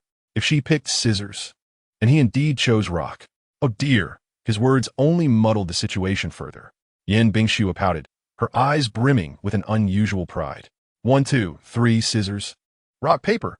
Both declared their choices simultaneously. Yin Bingxue chose paper while Su Chun, as he claimed, chose rock. I won, she exclaimed, stunned that Su Chun had indeed not altered his choice. Wasn't he the one who wished to uncover that secret through this game? With a tender smile, Su Chun gently ruffled her disoriented head. Silly, why would I deceive you? You have won. Now you can do as you please. He spread his arms wide, appearing as if he were the fish at her mercy. Yin Bingxue looked up, feeling somewhat dizzy from the drink, her mind fixated on a singular thought. Push him down. She had long desired to pin Su Chen down, and now it seemed within reach. He had offered her the chance to act freely. Should she seize this opportunity to pounce on him? Her cheeks flushed with warmth, her heart drumming like a war drum, her gaze fixated on Su Chen's lips, which appeared sweetened with honey, irresistibly drawing her nearer. After a moment, she dazedly said, All right, then I shall ask you a question. Su Chen raised an eyebrow, a look of surprise crossing his face. A question? Are you sure you wish to use this opportunity to ask me something rather than perhaps do something else? He recalled how she had been trying her utmost to topple him just days prior. Now that he had presented her with an opportunity, why did she seem to retreat? Had her previous bravado merely been fade? Yin Bingxue averted her gaze, resolutely nodding. Yes, just one question. Very well, then ask. Su Chun straightened, shedding his earlier nonchalance. When you proposed, and when we registered our marriage, what were your true thoughts? Was it because I am the mother of Tuan Tuan and Lulu? Or because I am Yin Bingxue? This question mirrored Su Chen's earlier inquiry perfectly. Without hesitation, he replied, both. You are the mother of Tuan Tuan and Lulu, and I must take responsibility. However, if you were not Yin Bingxue, I likely would not have been so eager to propose. Perhaps I would have sought other means to fulfill my responsibilities. Yin Bingxue's eyes sparkled instantly, her expression transforming like fireworks illuminating the night sky, breathtakingly beautiful. So you also like me? Su Chen nodded without hesitation. Of course. Why else would I marry you? Yes. We have children together, but if there were no love between us, it would be better for the baby to be raised in a single-parent environment. Chapter 85. A woman 3 years older holds the golden brick. Yin Bingxue felt an overwhelming joy, surpassing even the elation of striking a lucrative deal. In the past, only wealth could bring her happiness. Yet now, she realized that the joy Su Chen brought her was unparalleled. After a moment of restraint, she could no longer suppress her laughter, her eyes curving into crescent moons, lively and bright. Well, since your answer to my question was marvelous, I have decided to share the secret I withheld earlier. Oh, Another surprise? Su Chun asked with a grin. On the television, the male and female leads confess their feelings. The ambience atop the Ferris will perfect for a kiss. In the living room, Su Chun and Yin Bingxue gazed at each other, their emotions markedly different from before. This was the beauty of opening one's heart. To be honest, I never meant to be apart for so long. It was just that I woke up early that day and inadvertently saw your identification on the bedside table. You have no idea how frantic I became when I realized you were still a university student. I am 3 years your senior and already working. While you were still a student, I simply couldn't fathom the prospect of dating you. So I quietly slipped away. Su Chun was taken aback, discovering that it was a student ID that had caused such turmoil. Back then, student IDs provided discounts at hotels, which was why he always carried his with him. However, at that time, he had already reached the age of 20. If I recall correctly, I was already 21, right? My dear, I am an adult. What is wrong with attending school? So what if you're 3 years older than me? Why shouldn't we be able to date? Haven't you heard that saying? A woman 3 years older than a man is like a gold brick? Su Chun chuckled helplessly. Yin Bingxue turned her head, saying, You wouldn't understand. You're not a girl. A relationship between an older sister and a younger brother. And you're still a student. This sort of thing would create a negative impression for you at school. Su Chun shook his head. Silly girl, you think too much. I don't care about that.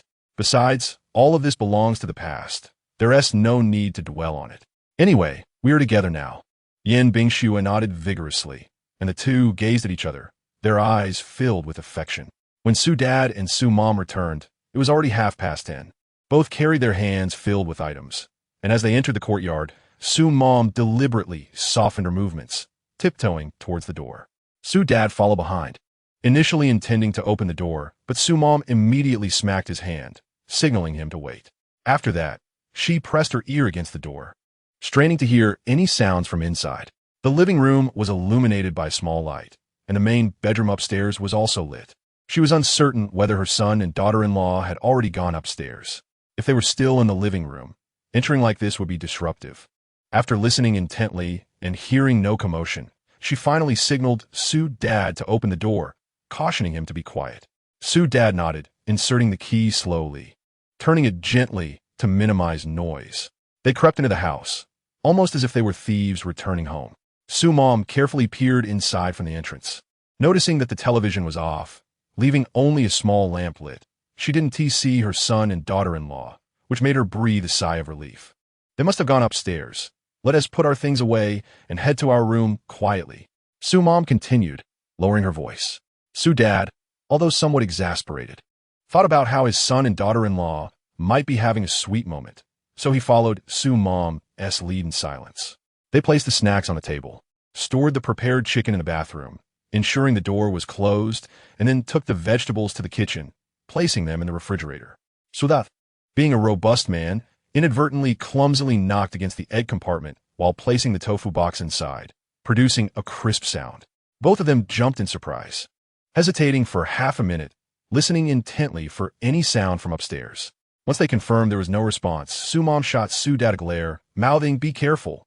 Su Dad nodded, wiping the cold sweat from his forehead. Once everything was in order, they tiptoed into the downstairs bedroom. Only after entering did Su Mom feel comfortable enough to speak. She happily sat on the bed, pulling Su Dad closer, saying, "Old Su, I just saw the bottle opener was taken out. Our son and daughter-in-law must be drinking at home. It seems we will soon be welcoming a grandson or granddaughter." Su Dad didn't reply, but couldn't help chuckling at the thought. When their grandchildren, Tuan Tuan and Lulu, were growing up, they hadn't been around. If their son and daughter-in-law had a second child, they would certainly help care for them well. The house hadn't felt the presence of children in a long time, and seeing Tuan Tuan and Lulu brought immense joy to Su Dad and Su Mom. Lying on the bed and gazing at the ceiling, Su Mom mused, "Old Su, everything that has happened recently feels like a beautiful dream. Our son is so accomplished, not only with a good job, but also having started his own family. Haha, I've been dreaming such beautiful dreams these past few days." "Who isn't?" Su Dad replied, feeling increasingly aware of his age. He used to think that at just over 20, starting a family wasn't urgent, dismissing the worries of others in his workplace about wanting grandchildren. Now, having experienced the joy of grandchildren himself, he understood the happiness it brought. "We should take plenty of photos of the kids these days, so when we go back, We can show off our grandchildren on social media. Plus, when we're at home, we can look at the photos whenever we miss them. Su's dad thought that was a splendid idea and nodded. All right, I'll start taking pictures tomorrow and capture as many moments as I can. Su Chun and Yin Bingxue ascended the stairs with a bottle of red wine, first placing their belongings down before checking on their son and daughter. Typically, they would stay with them until they fell asleep, but today, after showering, the children had obediently returned to their rooms without making a fuss. Yet as parents, Su Chun and Yin Bingxue felt a tinge of worry. They quietly peeked in on the little ones, discovering that they had both already fallen asleep. The lights off in the rooms. Tuan Tuan's room had a bedside lamp lit, casting a warm glow on her cherubic face, making her look utterly adorable. In Lulu's room, darkness enveloped everything, but the sound of his steady breathing confirmed that he was fast asleep. After tucking the children in, Su Chun led Yin Bingxue back to the master bedroom.